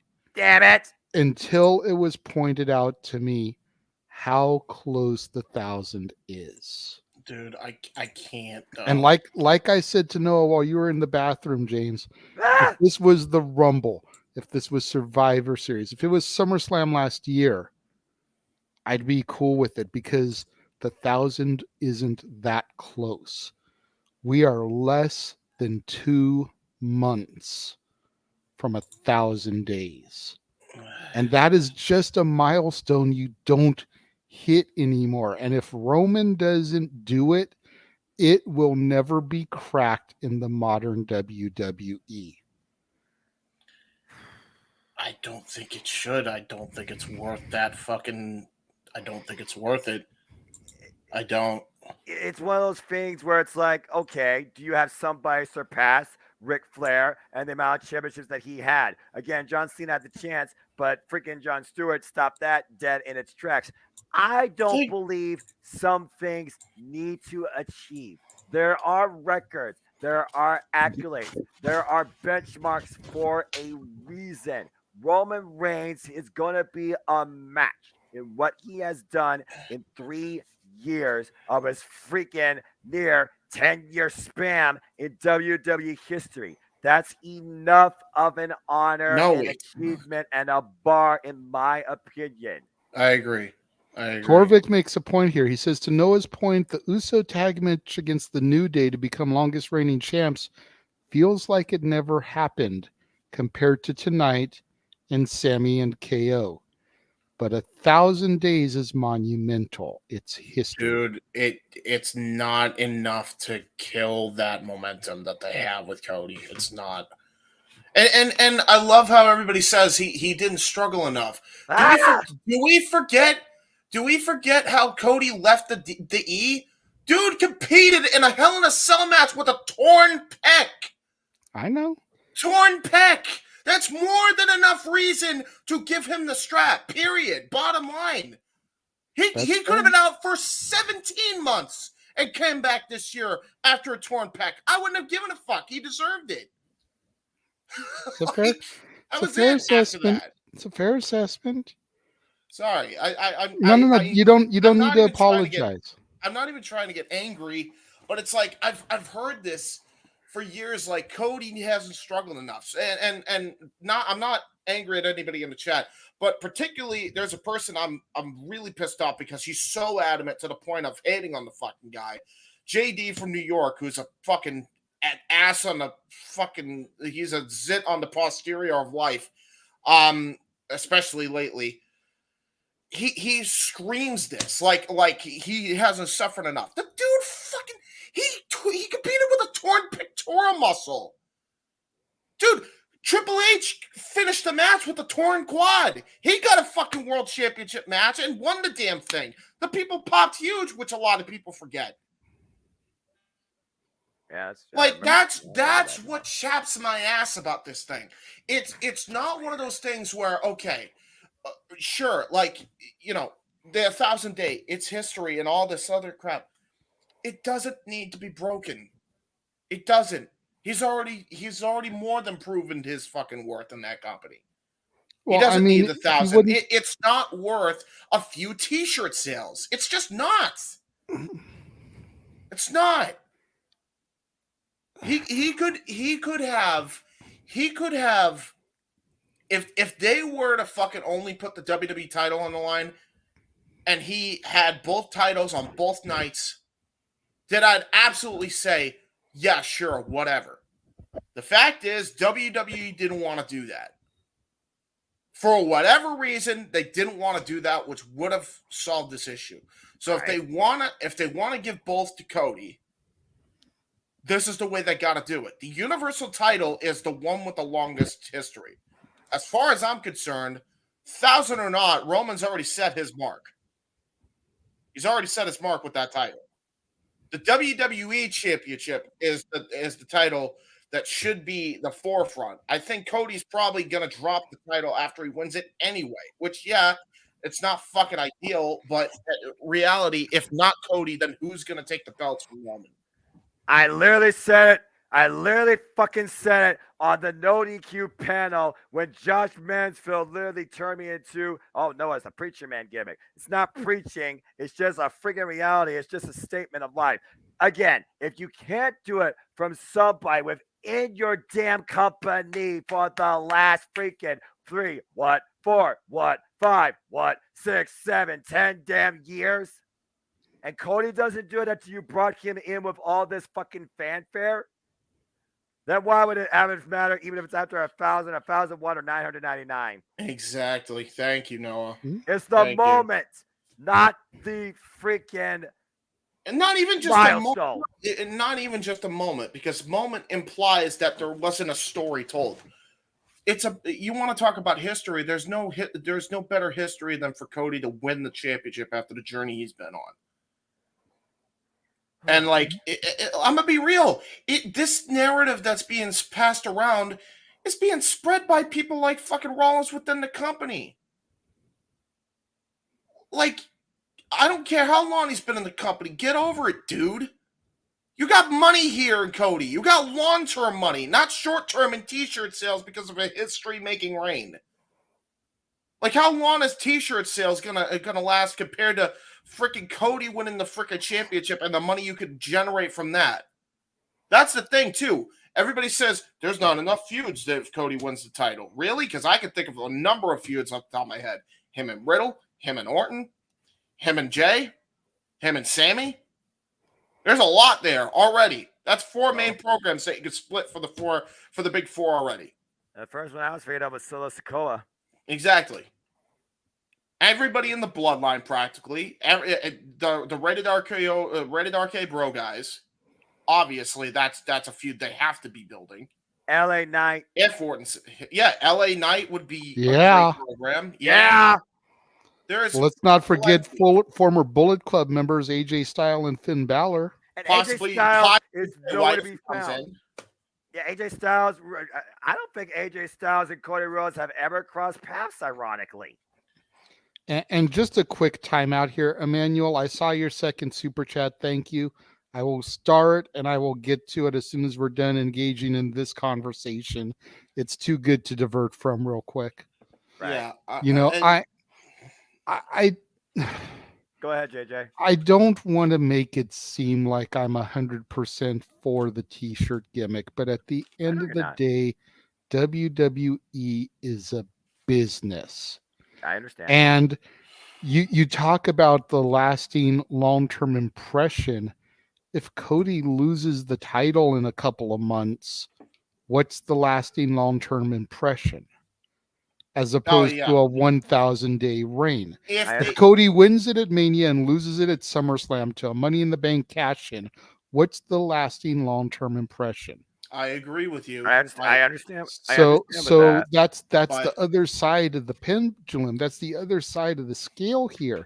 If Cody wins the belt and then loses it, sure, he won't lose it at Backlash, but if he loses it at King of the Ring, if he loses it to a same night cash-in at Money in the Bank, if he loses it at SummerSlam, you broke the 1,000-day potential streak for a 4-month run. It's yes, I agree with that. You know what I mean? Like that. No, that's I where it's understand weighing in my head because I'm trying to look at it from a business standpoint. I'm looking at it from a fan standpoint. Right. I'm looking at it from a booker standpoint. Right. You know, and again, 1,000-day runs don't come along every day. You are less than 2 months away. King, Queen of the Ring in Saudi Arabia will be the 1,000-day benchmark. I understand and I hear, and to a certain degree, I agree completely with where you boys are coming from. And I'm not trying to hard sell and convince you to come to my side, come to the dark side. We have cookies and ice cream.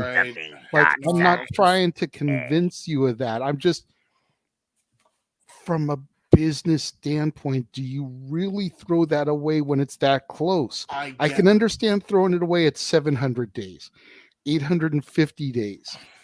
But when you're at 945 or whatever it is they said that he is at as of today, do you throw it away when you're 55 days away? Ah, damn it! Like I said, I'm so unsure. I can't wait to see this and call it. And as far as the last time you could hear a 1,000-day run for any champion in the wrestling industry, Nick Aldis held the NWA World Heavyweight Championship for 1,000 days. Kazuchika Okada held the IWGP Heavyweight Championship, one run for over 700 plus days. Pete Dunne held the NXT UK Championship for nearly 700 days. I understand that milestone might never be achieved if Roman Reigns doesn't succeed. But again, if you don't finish the story with Cody Rhodes and why there is that balance of risk when it comes to reward versus consequence, devastation versus accomplishment. Cody Rhodes made it clear when he came to WWE, he did not come here to be a coach. He came here to be the player, the player and do the work every day as the WWE Undisputed Universal Champion. That's a hell of a moniker to carry his own way. It's one of those things that, again, I just don't know at this point, under Triple H's regime, that he wouldn't let Cody Rhodes finish the story. Speaking of stories, yeah, I definitely agree. Backlash, like I said, it would be Ray versus Dominic again.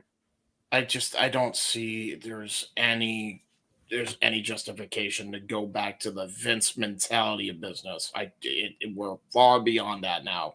Tonight proved that. Like, this Mania was off the charts good, and they followed through with giving the people what they wanted.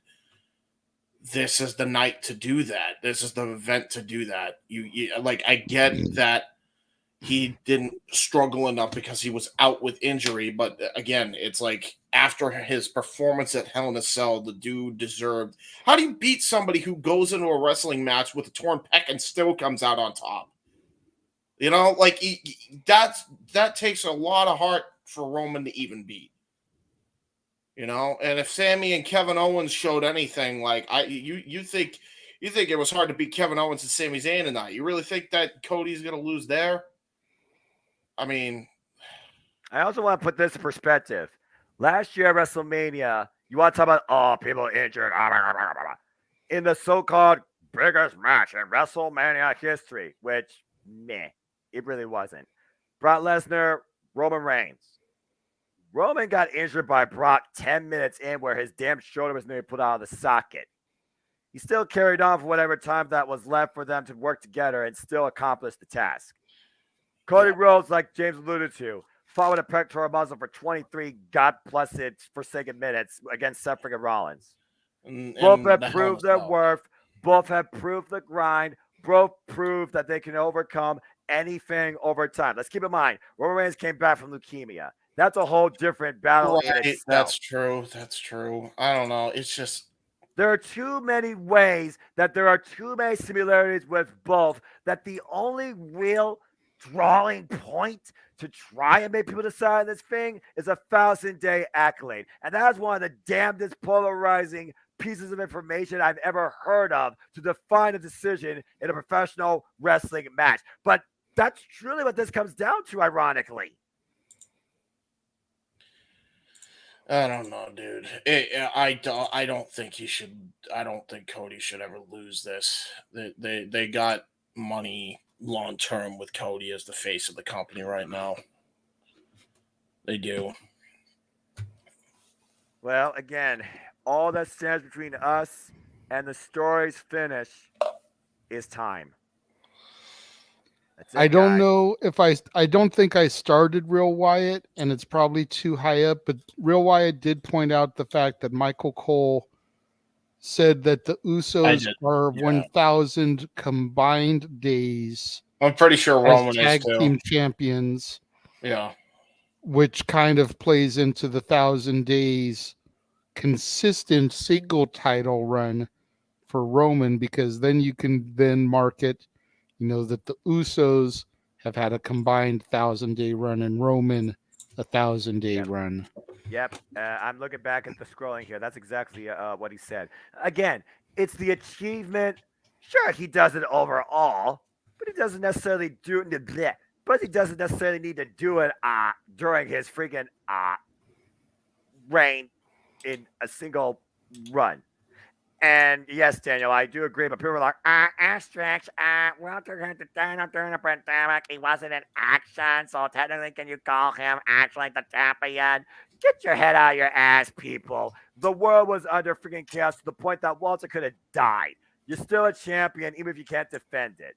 And that's why I say, and this goes for ratings, numbers and statistics of that type of sort be damned. Days combined with his reigns already surpassed it. 1,003 days. So if they really want to make money, Tomorrow's the day to do it with this combined raise. That's it. That's the best way you're going to be able to do that. Yeah, Charlotte Flair, 16-time world champion. Just saying, some of those reigns were less than 100 days. Right. I don't see. Now, again, if they end up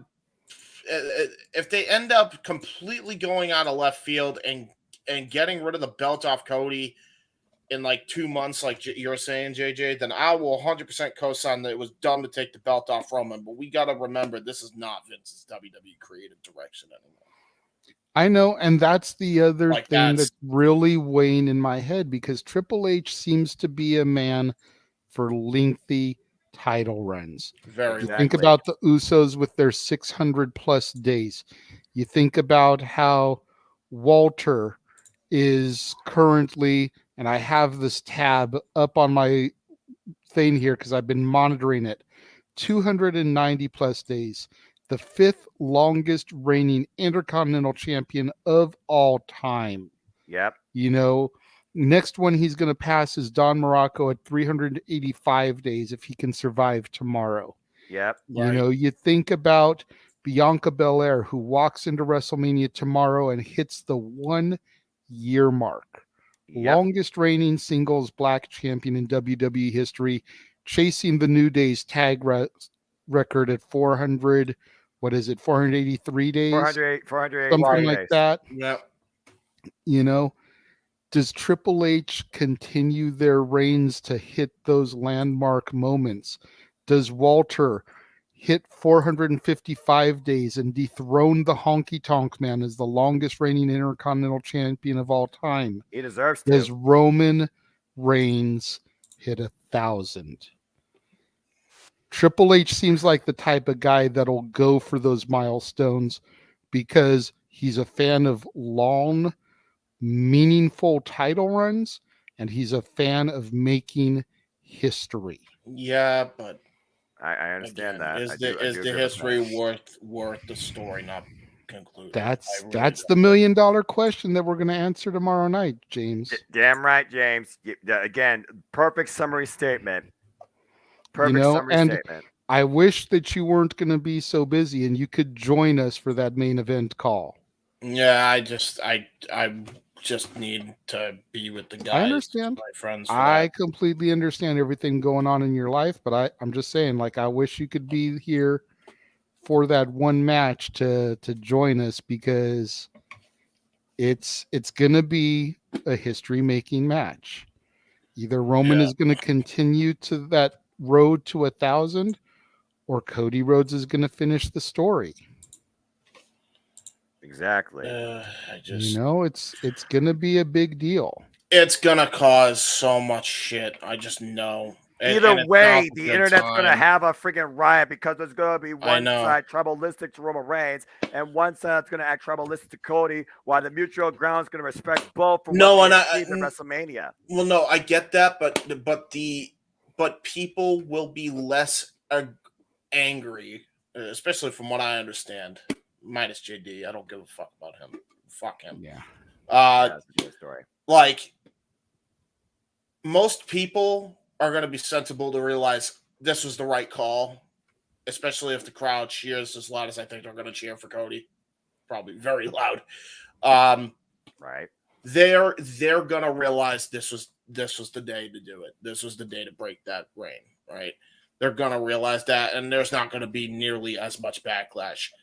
But, oh my God, if the other were to happen, man, like, especially with a sale coming up, man, I don't know, man. You're risking a lot to cause a riot on social media in LA afterwards. I don't even want to think about that. And I don't think it's right to rant or riot or do any of that crap. I'm not condoning it, but human beings kind of suck sometimes. Right? You're not wrong. So avoid disaster and do the proper fucking thing that a lot of people will be tolerant of and okay with, or give it to Roman for a cheap cash grab with T-shirts and piss off a huge amount of your fucking audience that you just built goodwill back up over the last calendar year or since Triple H has taken over. I don't know. You be the judge on that one. I think the answer's pretty clear. For some, it might be. For others, it's still yet to be really deciphered or seen. Anyway, we've been on this topic long enough. I don't want to keep Emmanuel Super Chat waiting anymore. No. I get what you're saying, James, but this has been a damn good topic. Remember, this was going to be free flow tonight. True that. And the thing is, JJ, you realize what we're going to be doing literally during the pre-show? Dissecting this even more. Mm-hmm. I'm glad I'm not there because this is giving me a fucking headache. I'm going to be real with you, G. Hey, I took a Tylenol during the pre-show earlier too because my head was pounding. I'm still trying to go through all these comments before I can even get to the super chats and everything. There's so many comments are piling in, gentlemen. It's WrestleMania talk, damn it. It's the freaking biggest story in WWE history. Damn it. It's the freaking main event of night 2 of WrestleMania Goes Hollywood. WrestleMania 39. Damn it. It's the freaking match that defines WWE's future. Damn it. I did star your super chat, Torvik. Like I mentioned for Emmanuel, we've been in this conversation. I'm trying to run through these comments still. Hot take here. Randy could cost Cody the titles. I really know. It will. Randy is part of that past that he never completely overcame. There may be something there to finish. Finish the story. May not necessarily mean winning the titles, as Noah pointed out. Finish the story could be dealing with the past from his legacy leader before he can overcome Roman Reigns. You're risking problems. Mania, if that fucking happens, if you do anything but Cody winning the title, I'm telling you guys. It's one thing for Cody not to win the titles. It's another thing to think about the way Cody doesn't win the titles. Yeah, and especially if it's by dirty, I think that will actually be worse than better, actually. Again, I said on No DQ, your last friggin' biggest shot was a guy that was involved in the main event across a continent, across the Atlantic, that turned to a damn karaoke singer. I'll never believe in Drew McIntyre again after that nonsense. And yeah, that was crowd control, but it was BS crowd control. It was a BS setup and moment. And it proved that Roman Reigns couldn't get the done by himself. It also proved that WWE doesn't believe anybody in their ecosystem should beat Roman Reigns or has even the chance to face Roman Reigns for the titles at a grand marquee time. I honestly wonder if it wasn't in Clash of the Castle, would Drew McIntyre even have gotten the chance? Yeah, exactly. Because how many people on that BT Sports graphic you showed up have had repeated encounters with Roman Reigns, and somehow some of those encounters were weaker than the very first one. Need I remind you about the steel cage match with Kevin Owens and Roman Reigns, where he simply handcuffed the guy and walked off. It was always like, Roman Reigns, I'm done with this shit. Yeah. But I'm just saying. Also, Finn Balor, how badly did they have to rehabilitate him after he fucking fell as the demon, and that's how he lost? Oh, don't remind me they exploded. Jesus, like that was a thing. Like they have done so many of these screwy finishes to keep this reign going, and not a lot of them have been received positively. I understand. That will be such a notch in the frustration belt of so many people if they do anything dirty to have Cody lose that it will just be frustration coming out of everybody. I would say at this point during Roman Reigns' reign, the only ones that made the most sense in a positive ever because it pushed the storyline in a better direction is literally Kevin Owens and Sami Zayn respectfully this year at Royal Rumble and Elimination Chamber. The other ones were kind of just blasé because it was either shenanigans or outside interference. Right. That's the thing. It's just I can't take, like, it's one of those things where you have to find some middle ground here. And if that middle ground means you could sell 1,000-day shirts because he's reached the combined days that he held the Universal title and he's already reached 1,000, and so that way Cody can win the fucking title, so be it. I'm just going to say this real quick for JJ, which I know I finally caught up in the chat. Stop having the WWE Championship play as an accessory. Yep. That's all I got to say. I agree with that. Fair. All right, that's good for now. And that's the reason. Like, and think about it like this. The 1,000-day reign, that started with the Universal title. Everybody forgets that. His WWE title run is not even the 1,000-day thing. No, it'll be a year tomorrow, I think. Exactly. Cody's deal is to get the WWE title. The Universal title, regardless of whatever we want to say, he is gonna drop that more likely the very following week, so he could put that on the line in the King of the Ring. That's probably going to be the grand prize that people fight for during that time for the men. Guaranteed, that's where they're going to go with that. I'd almost bet my money on that. He just wanted to get that away from Roman Reigns' grubby paws because of all the shenanigans that he's dealt with retaining the title. You know, interference galore, a turnbuckle exploding, friggin' God knows what else that helped Roman win the belt, you know, or retain it. And again, Raw has no top prize at their show right now. They literally are running basically a ship it out of captain. And that's the thing. Like, you could have the WWE title on Raw and then keep the Universal title on SmackDown.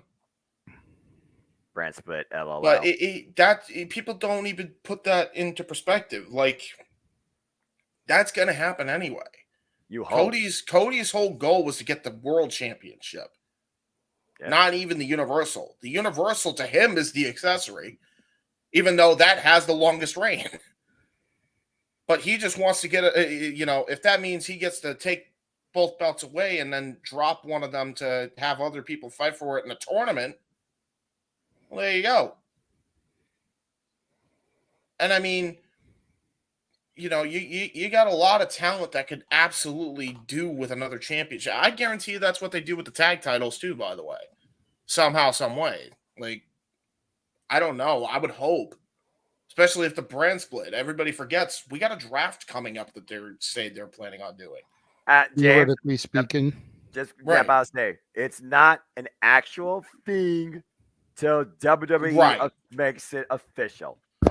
But they've been planning this for a while. Even Triple H has said that's been in the books, like straight out of his mouth. Doesn't mean plans don't change. Plans might not. I'm just saying, going by what Triple H is saying there too. That's fair. I get it. Straight out of the horse's mouth, or just playing the company man. I mean, who's to say? True. Fair. All right. Damn, that was some good conversation. Damn it. Emmanuel's $5 super chat was, do you believe the Cinnamon Toast Crunch was meant for Bray Wyatt? Yes. It was kind of strange for a dad versus son match. Oh, absolutely. Bray Wyatt has been, let's just call it what it is. He's been booked to be a guy to sell a brand. He was there for Mountain Dew Pitch Black, and he tried to simulate that into his character and presentation. God only knows what you could have done with Cinnamon Toast Crunch and made that seem absolutely ridiculous. Bar none, that was definitely the plan. And against Bobby Lashley, potentially nonetheless. Yeah. And then Torvik's $2 super chat. Why was Ray's mask so chunky, padded? It looked kind of weird.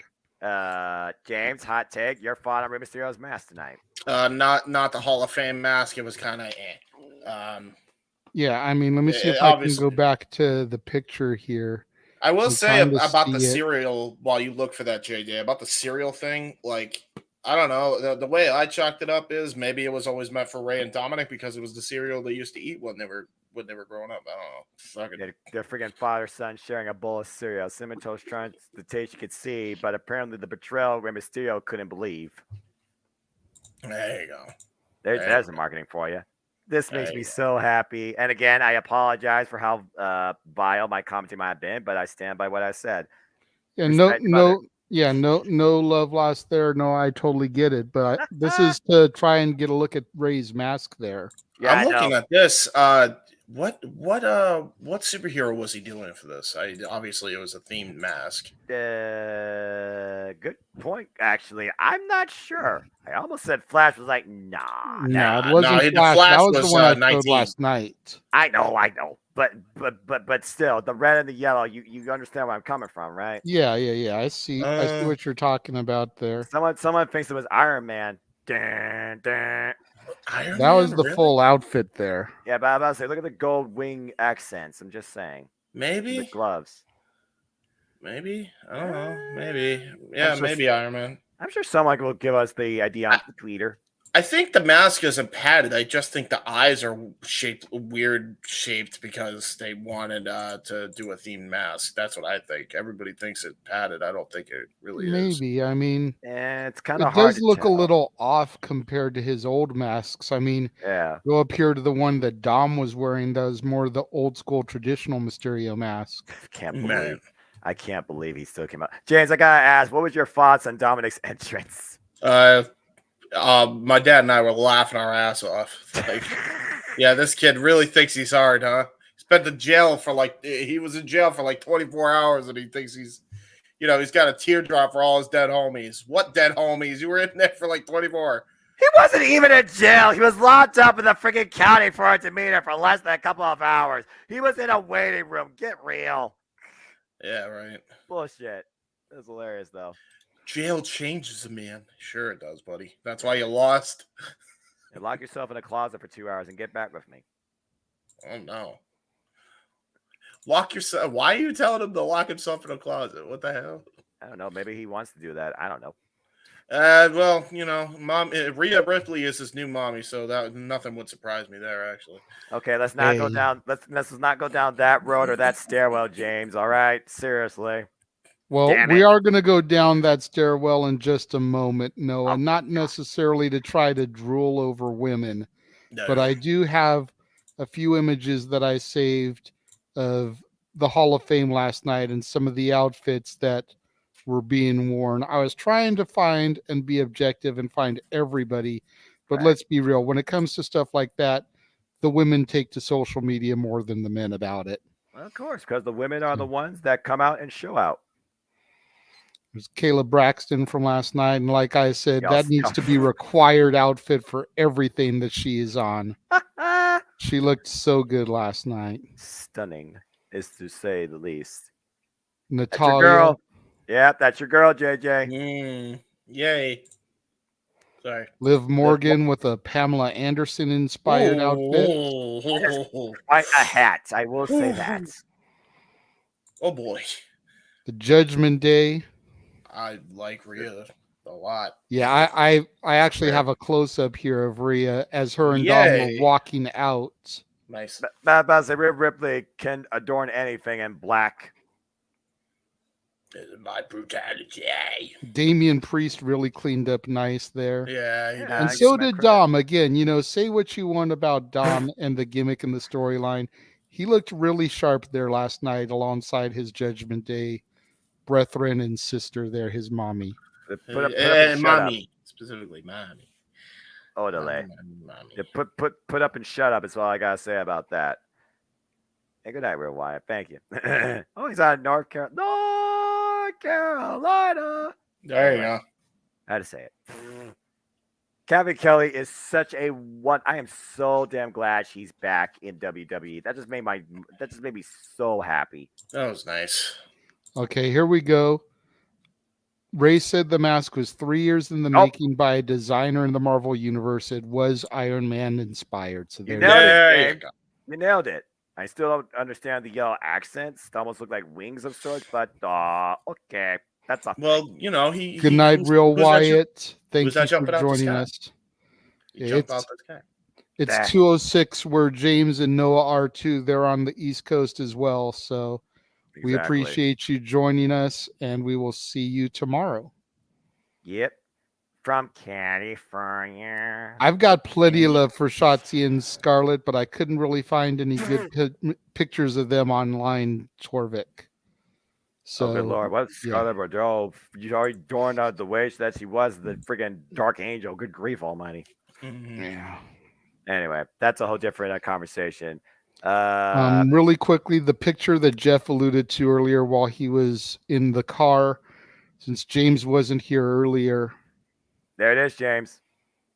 Yay! That's cool. I appreciate The Undertaker. He said that his dad was giddy after course he doing that, was. because that's his dad's all-time favorite right there. Dude, I love that Jeff has the urn too. That's great. I would have let Taker hold the urn, and do like the whole presenting it thing, but that's just me. I mean, you're not wrong, JJ. The way I see it is this: I wish that Jeff Meacham did the whole Paul Heyman thing with the urn, or did this like the wide eyes and the slight look away. I think that would have been really cool. Oh my Undertaker! Anyway, my voice is gone. No, it's all good. We gonna try and rush through the rest of this here so we good. can get a little bit of rest. I think there's another. Is there another How super was chat? No. Okay. How I swear we did. Yeah, we did. No, I covered it. Oh, Oh, did we? No, it did pop up. My bad. What? Not sure if it Hey! came out on the pay-per-view, but the jumbo screen was having technical difficulties. Fans booing, chanting, "Fix the screen," and then it fixed. I knew it, JJ. I knew it. Fight's not the only one that has technical issues. Even in SoFi Stadium, WWE can still not get their act together on that ridiculous round screen that you all have in that building. I have a question. How was the Yes. conversation? Did he have a conversation with Taker? Not Jeff? really. He said it was kind of like a cattle call. Once he finally got there, Taker was a little bit late showing up. And then once the line started moving, it was more or less a cattle call, move along. And the shades of when I met Adam Cole, baby, and Shayna Baszler as the respective NXT and NXT Women's Champions back at SummerSlam Access 2019. I had Taker choke me for Joseph. Jeez, Emmanuel! Emmanuel, if you can send me that on either Please. Facebook, Instagram, I will post that in the room here and we'll show that to everybody because I'd love to see that. Yeah, exactly. The freaking eyes on your head, like, oh, freaking hilarious. You have to pay extra to get Taker to hold something. LOL. That wouldn't surprise me. Yeah. Anyway, that is still so damn cool that literally Jeff Meacham met the freaking Undertaker. That's absolutely. Torvik says the top 3 spots from Night One. Everyone. Oh God, why you do this? Okay. Yeah, like that's hard to try to go back and think of everything. Like I literally need to rewatch stuff. I'm gonna rewatch our call probably. You know what? It wasn't Night One, but one of the spots for me was Grayson Waller's Van Terminator on a Johnny Gargano. That was pretty cool. That was a fair. I did see that gif. Okay, that was an insane spot. For Mania, I'll go quick. The German suplex from Rhea on the Charlotte, along with the Riptide, and then Sami Zayn's 3 haluva kicks. That's it. There's my 3 spots of the night. I definitely would say the Riptide from the top rope was definitely one of them. It was the Avalanche Riptide that allowed Rhea to win, but let's call it as we see it. I still am shocked at some of the spots done in that women's match. Jessica Carr, high pressure situation, off center count or not. When freaking when Sami Zayn kicked out of the 1D, the first person ever to do that took me out my damn seat.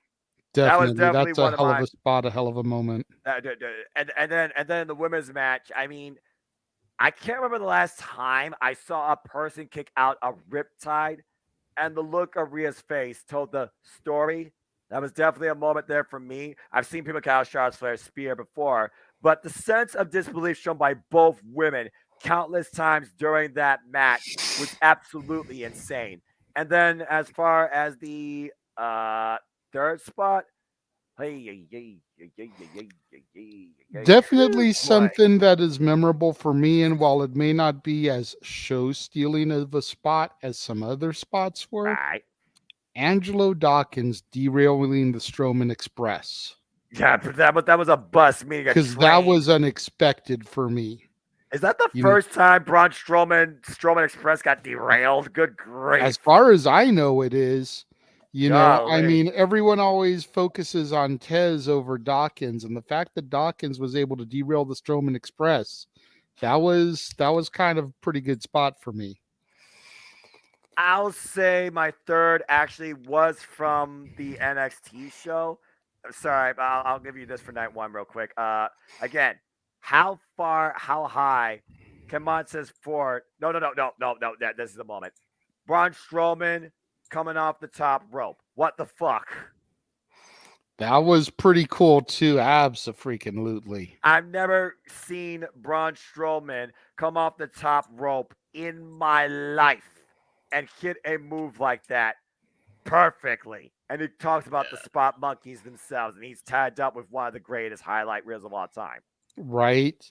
Like I said, I felt like that pairing is a punishment for Strowman for having mocked and ripped to shit the floppy, flippy flyers. Yep. You know, and the bald and the bearded, man, they're doing pretty good as a team. Yeah. And then the Chaos Fury, as Torvik alluded to, Gabriel's stalling German suplex, the roll through and the suplex with the bridge, the Chaos Fury, using Strowman's own momentum off the ropes to pull that off when I thought that was impossible. Yeah, that was definitely a moment that took me back to say the least, bar none. Oh, yeah, that Chaos Theory German was pretty good too. Again, James, I said during the call, how is Chad Gable not a fucking singles champion yet? I agree. JJ, what about you, buddy? Anything other spots? I gave a few of the ones that I could come up with. I'm not seeing anything, Emmanuel. Botch. We'll worry about that probably later on here. The Renegade JJ Williams. That's my Instagram. Yes. As far as NXT, yeah, I'll give a spot from there since we called it, and I'll admit that show did impress the hell out of me, top to bottom. Kudos to everybody involved. That 5-way with Wesley, Dragon Lee, Ilya Dragunov, JD, and Axiom.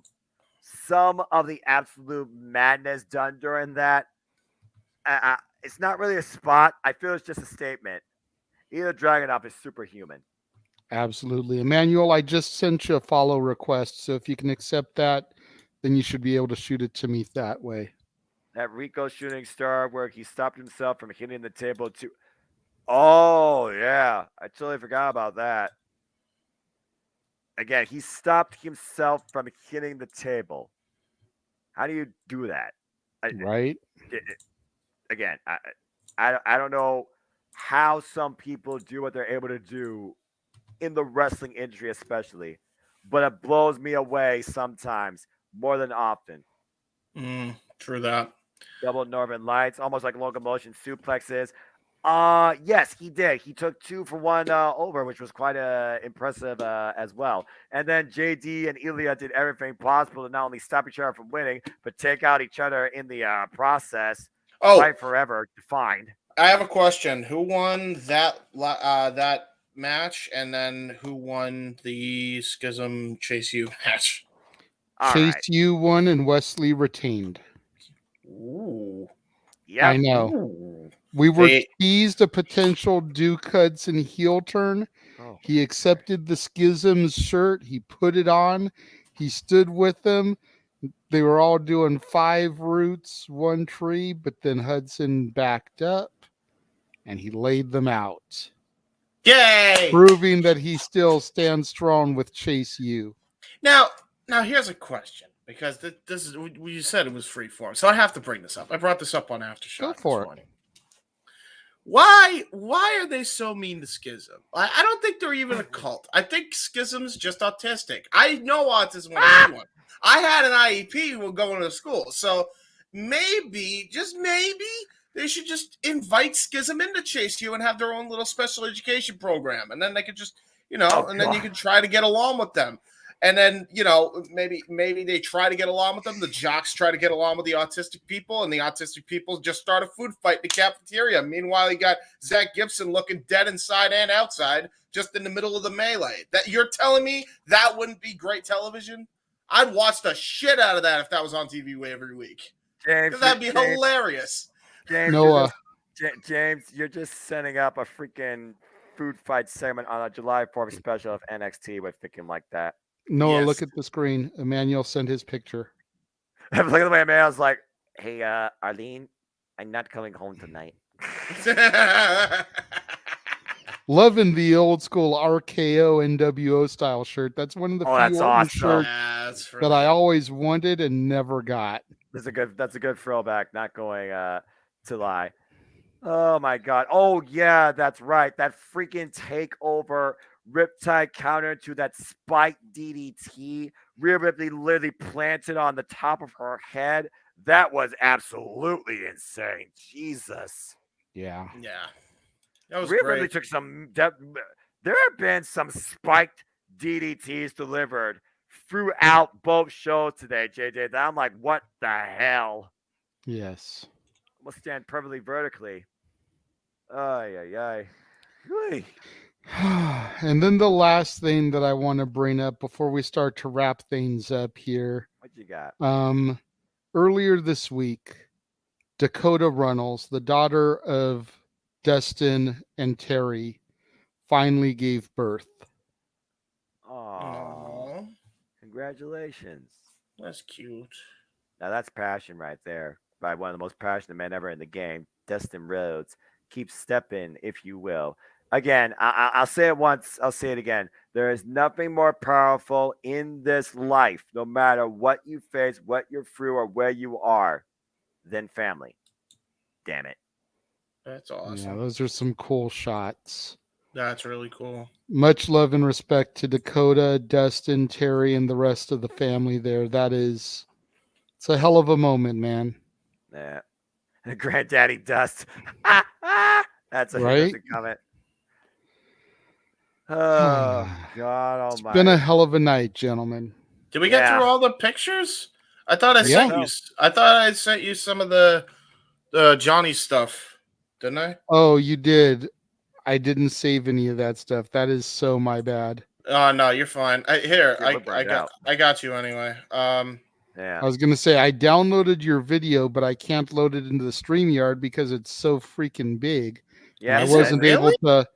My video. Yeah. I could just screen share. That's no issue. That's cool. You're good, bro. I'll have it ready for tomorrow night. I just didn't have a chance to upload it to YouTube to kind of shrink it and re-download it because I didn't want it to slow down my connection being online. Right. Yeah, no, you're fine. To Torvik, two things. One, StreamYard only allows you to go up to 12 hours. We're not trying to do that again. And two, it is 2:22 a.m. and I don't know what these two gentlemen have, but I have 11:22 for me. There you go. I say, people, I have church in the morning as I help continue to guide our team ministry every day behind my PC. So again, in less than 6 hours, I gotta get out of this suit and get in my church suit. Yes, this is not the same suit I wear to church, among others. So we do dabble in Discord. James usually does his broadcasts on Discord. No, well, I use Discord, for my stuff, But real quick, I just want to share this real quick. I'm hoping I don't accidentally click off and then dogs Johnny. But this is what he sent. These are the videos here. So the first one is from Ring of Honor Supercard last night. This is from the Commander and God. This is from the Commander and the Vikingo match. Here it is. Hopefully you don't get dinged by this. This is footage. It's fan footage, so we should be okay. It's fan footage. We'll be all right. Yeah, this is Johnny's shot of this. He got the best shot, I think, out of everybody in there. God, I remember this spot. He did not get this. Yeah, he did. Watch him track this shit. And Commander walks Fucking around. natural. Good God! That was so cool. I couldn't believe Johnny got that shot. There was a... that's the Jeff Meacham Watch Along event. I don't know why that's there. On the network, you know. Oh, Jesus, it happened. It's okay. Right. If you need to queue up the next video, go ahead, and then I can always re-add it. Exactly. Okay, yeah. There you go, guys. Try. No! Get off! I'm not ready yet. Sorry. I'm botching. Big time. This boy needs rest. While James tries to look that up, this past week at my daughter's school was a spirit week leading up to the prom. Ooh. And, she's not old enough to go to the prom yet. She's still junior high. Prom is for high school. Right. But one of the days was Dress Like a Celebrity Day. And she decided to recreate this outfit and pose of one Mr. Dwayne Johnson. Gee, I wonder what that is. Nice. Can you smell what Nataya's cooking? Can you smell what the turtleneck's cooking? That was so cute. She did that. I was like, that's cool. Oh my God, kid. All right, here we go. And so this is Willie Mack. I got this because I know you'd appreciate it. Johnny's marking out for him, so hold on. That's such a word. There you go. Can you smell what the Rock is cooking? Natalia. And now here is Johnny's seats for WrestleMania. He's pretty much seeing everything. Wow, he's on right the floor. near ringside. He's on the floor, and he got to see this awesome stage setup, dude. Look at that. Nice. Dude, look at that. I stand by it. That was one of the grandest stages I have ever seen at WrestleMania. And then SoFi Stadium. There's that logo. All those people. And then here is, I believe this is Seth Rollins' entrance. Yeah.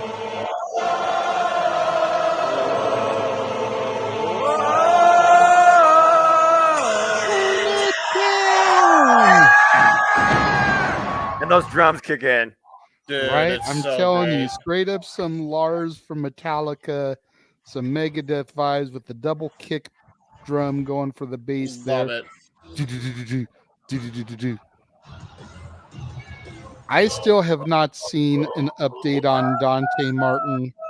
I know we said we would try to have one for tonight, but I have an update. He has a broken leg. It's official. Okay. He definitely has a broken leg. I was going to say, with everything going on today, I wasn't able to try to track one down, but James there with the clutch save, broken leg, unfortunately. Get well soon, Dante. Absolutely.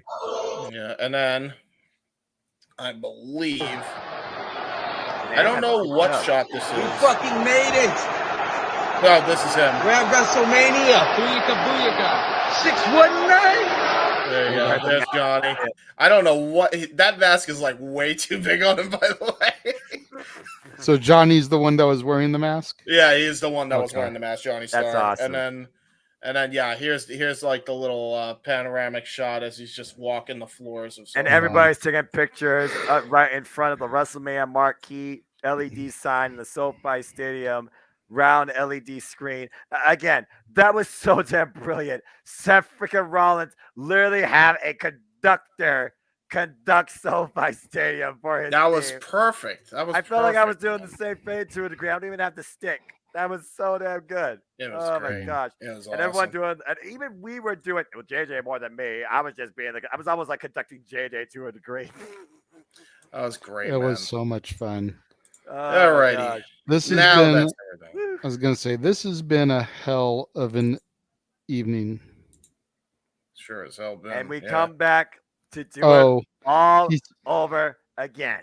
He didn't mean an update to confirm that he broke it. It was horrible looking. So, of course he did. But I meant more like, is he going to be able to keep his leg? Oh, Jesus. I'm sure he'll just get it set in a cast and over time it'll heal. Yeah, I don't think he's going to need His predictive text is more tired than we are. By the way, for those who are saying, that was the dumbest spot in history. Oh, this is the worst spot. Cut the shit. Penta has done that spot hundreds, if not thousands of times before, and it's gone perfectly every time. I've seen it. Dante landed wrong. He was trying to catch himself. He ended up over rotating on the destroyer, and he fucked his leg up. It is what it is. It was a freak accident. And Penta, it's gone well hundreds of times before. And Penta, chill with that shit. And to be fair, James, Penta hurt himself in that spot too. Yeah, he did. He hurt his tailbone, I'm pretty sure. He's going to be out for a few weeks. 4 damn tables off a damn ladder bridge. I mean, you hurt something, to say the least. Yeah, so... Yeah, Santos Escobar did impress pretty big tonight with the few spots he did running in with the newly formed LWO. And you got Bad Bunny. Is Bad Bunny now an honorary member of the LWO? Because he got involved in this thing, too. Why not? I mean, it wouldn't be the first time a celebrity was involved in a NWO spin-off faction, the Worm Dennis Rodman. I'm just saying, man, you gotta if you're gonna have him a part of it, you gotta change that blue and you gotta change that green and the blue for him specifically. I'm just saying. At this point, let's just add Angie and Aaliyah to the LWO as well, because they both played their part as well in this match. This was Dominic versus the World, and the World won, thankfully. That's Torvik pointed out that Alex Smith, an ex-NFL quarterback, broke his leg in the game, and he almost lost it and his life. That's fair take. Again, I don't think it was that devastating. Like I said, I think the doctors in LA, LA's got one of the best medical teams. I'd almost be willing to bet you he's at the UCLA medical facilities right now. That is where he is, in fact. You know, they're going to take care of him. They're going to try to set the bones back in place. They're going to cast him up and rehabilitate. In time, he will be back in the AEW and maybe even the Ring of Honor arena again.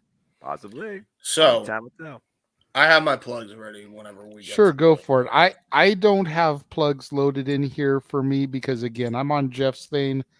I didn't really have, time. Just spitballing today. So it is what it is. I was in a rush in our 2-hour break. I had to take Cece's daughter over to my daughter's house so that she could babysit my daughter's sister while my daughter and her mom went to the Hollywood Bowl for the Reba McEntire concert tonight. Just one of the other many things that is happening out in LA in the same nearby vicinity as WrestleMania, the Dodgers game, WrestleMania Night One, etc., etc., etc. It'd be easier to say. Hopefully they got out of there and are getting home quickly and safely. Exactly. It'd be easier, Jay, to say something that is not going on at Los Angeles that would be more surprising. You guys got everything going on in every building, possibly freaking in downtown LA at this point. But yeah, so I had to run her over there so she could babysit. Then I rushed back. CC cut my hair. I don't know if you noticed on the call, Noah. I've lost the ponytail. I noticed that. You didn't have the ponytail anymore. I was like, what happened? You did the Warlord thing. Got a nice little fresh cut, shaved completely, no goatee. And you see for Mania tonight. You see my stuff already coming in after only a day. That just goes to show how fast my hair grows back. So I didn't have time. I barely had time to upload the open mic night intro. So everything would be ready. That time crunch. I made sure my Horseman hype panel ended at least 5 minutes before our thing. So I totally get it. Oh, and by the way, Becky G, phenomenal rendition. Yes, she did awesome. That was great. All right, so here we go. This is everything that you could expect on FTW Productions over the last 3 weeks of Mania and after. So this is what's coming up. It's on demand or coming up soon. Here you go. Roll the footage. The footage is here. Yes, as always. The conductor always drove a different sword with this song. I know. It's good stuff. I'm expecting the comments to blow up because everyone loves this fucking song, James. Yeah, I know. You're a creative genius. And I sang, but I didn't originally come up with the song. That goes to Dr. Disrespect. Shout out. I'm surprised that you weren't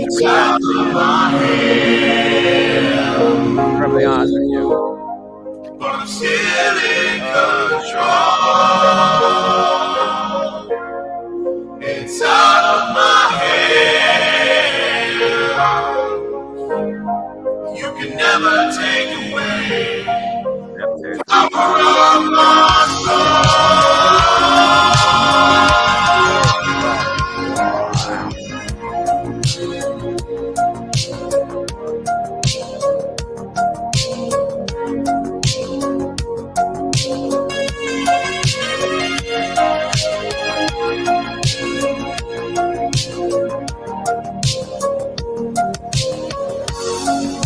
It's out of my hand, but I'm still in control. It's out of my hand.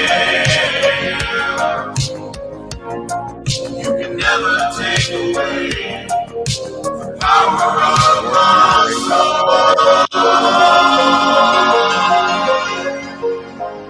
I didn't even think about that. Abraham is the first ever fourth generation WWE superstar to debut. True that. Fourth generation. Think about that. That's crazy. Well, Rocky was the first third generation, so it only makes sense his daughter is the first fourth generation. True that. And the bloodline just keeps on forming.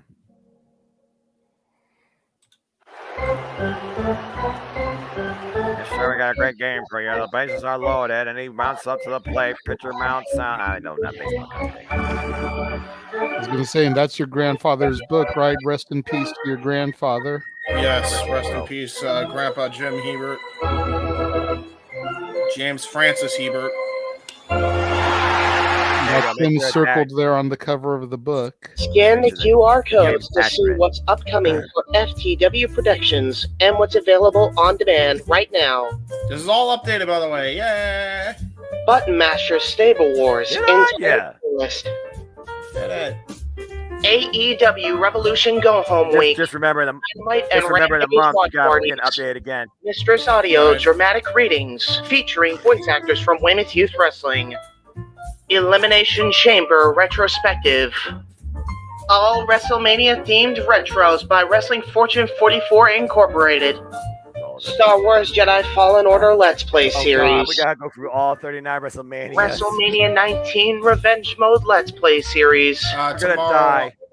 The Monday. All of a Simple Man's Brand Simply Predicting panels. Both episodes of The Don DeMarco Show. AEW Spark, WWE Aftershock, every show week by week. Yeah, how we gonna do after The entirety of the NASCAR Thunder 2004 Let's Play series. Past and upcoming Jeff Meacham Network watch-along coverage. FTW Productions Watch Party for WrestleMania Go Home Raw. A Simple Take. WWE Simple Takes featuring Cassidy 18 Studios. Super Mario Bros. Z voice acting. Episode 3 coming soon. Probably on Thursday. Breaking news. ATW View Impromptu. WYW Intro and Immortal Stream. Wrestling with Idiocy, Episode 7, our favorite WrestleMania matches. Nice. Plugs have concluded. On to the video. I'm just gonna say this real quick. Nothing beats Daytona on the freaking Dreamcast. That's all I gotta say about that, especially that opening theme. Yeah, fair enough. Well, still, man. But Daytona, let's go away. To be fair, Noah, we only have to call 38. Not copyright. Yeah, 38 WrestleManias. Yeah, we only have to call 38 WrestleManias because we can re-air the 39 that we're calling today and tomorrow. Oh, okay. Well, thank Christ. That makes me feel a little better. Right? It's one less one we got to it. do. Emmanuel, Yes. you have a good night too. You and your sister get lots of rest. I know you mentioned you're going to go to the Superstore again tomorrow. You said that the Undertaker took up a lot of your time, so you're going to try and roam around there, see the exhibits, get pictures, see Mr. Meacham again at the stadium. You guys enjoy your day tomorrow. We hope you'll pop in for our brief recap post-show, and you can contribute some of your thoughts. And now that you've got me on Insta, you can send me some pictures. And stay tuned, Arlene, Emmanuel. I look forward to having you both once again involved in City Predicting down the line too, whether it's a Big 4, Big 5, or something else. It was an absolute pleasure predicting with both of you. Absolutely.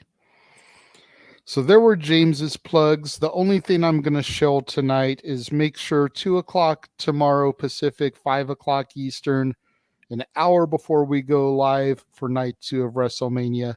The Warzone will be on the air on the Casa channel. A Steelbook spectacular. Nothing but Steelbook movies that I've acquired. Lots of good stuff. I needed to go big for WrestleMania week. I'm not really a huge Steelbook guy. I think they're kind of overrated. I know a lot of people make a big deal out of them in 4Ks, but nothing that I show was more than $10. And only 2 of the movies were $9.99. Everything else was $7.50 or $5. I was finding Steelbooks in the $5 bin at Walmart. There you go. No shit. So if you're a Steelbook fan, check out the Warzone tomorrow. Look at my haul, see what I found in the $5 bins, and then check your local Walmarts. You may just find a golden ticket buried in all the other crap of the $5 bins. Because he's got a golden ticket. No, we do not know as of right now, Torvik, what match 1 is for night 2. They give us nothing, just the matches themselves. They've given us no match art. The only thing we know definitively is that Cody Rhodes and Roman Reigns main event and finish the story. Since I was 100% on my match prediction list today, as far as the order. Nice job. If I was booking tomorrow, since we kicked off tonight with the United States title, I would kick off tomorrow with the Intercontinental title. Yep. Yes. You want to talk about a banger of a match to get the crowd hype. You kick things off with the Intercontinental title. Does Sheamus finish his story in becoming the Grand Slam champion? Does Drew McIntyre capture a title he has not held since he was the chosen one? Or does Walter continue his story to potentially dethroning the Honky Tonk Man as the longest reigning Intercontinental champion of all time? Well, the mat is sacred. And I will have you know, Noah, I have the Imperium shirt with all 3 of them and the pillars in my shopping cart on WWE Shop. Nice. That was one of the last shirts I bought when I got the classic Imperium and all 4 members underneath it. I would not start Torvik with Brock and Omos. If anything, that would be a pre-show match. It should be, but Brock Lesnar on pre-show? Yeah, I know. Brock on the pre-show is damn near sacrilege in of itself. I do say Brock Omos is not going to be as bad as everyone is making it out to be. I agree. But they are not going to start the show with that, because that could potentially be the worst match of the weekend. Right. Again, still not as bad as people are expecting it to be. But when you compare it to all the action we've had so far, and the fact that Cena versus Theory is the weakest match, this is going to probably be right there. But still, that was a decent match. People are just criticizing the finish. Exactly. These fools' chests and bodies are going to look redder than this emoji. That's accurate. Absolutely, especially with as pasty as Sheamus is. Oh, God. Eat your heart out, spray tans. Walter's got another remedy for you. It's painful, but at least it's free. So thank you to everybody that tuned in over the course of the day. Everyone that watched us do the watch along for Stand and Deliver. Over 30 people at one point, Noah, tuned in to us doing the WrestleMania watch along. Nice. We humbly thank you for your patronage and your viewership here across the multiverse of media. We hope that we will see all you guys tomorrow for night 2 of WrestleMania from sunny Southern California. For the He-Man, James Hebert, for the simple man with the spectacular voice, Noah Foster, I am the Renegade of WrestleZania, JJ Williams. It happened. Noah, take us out, my friend. You guys know what I'm about in my hoarse voice, of course. This is the greatest night of my life, and we only keep going from here.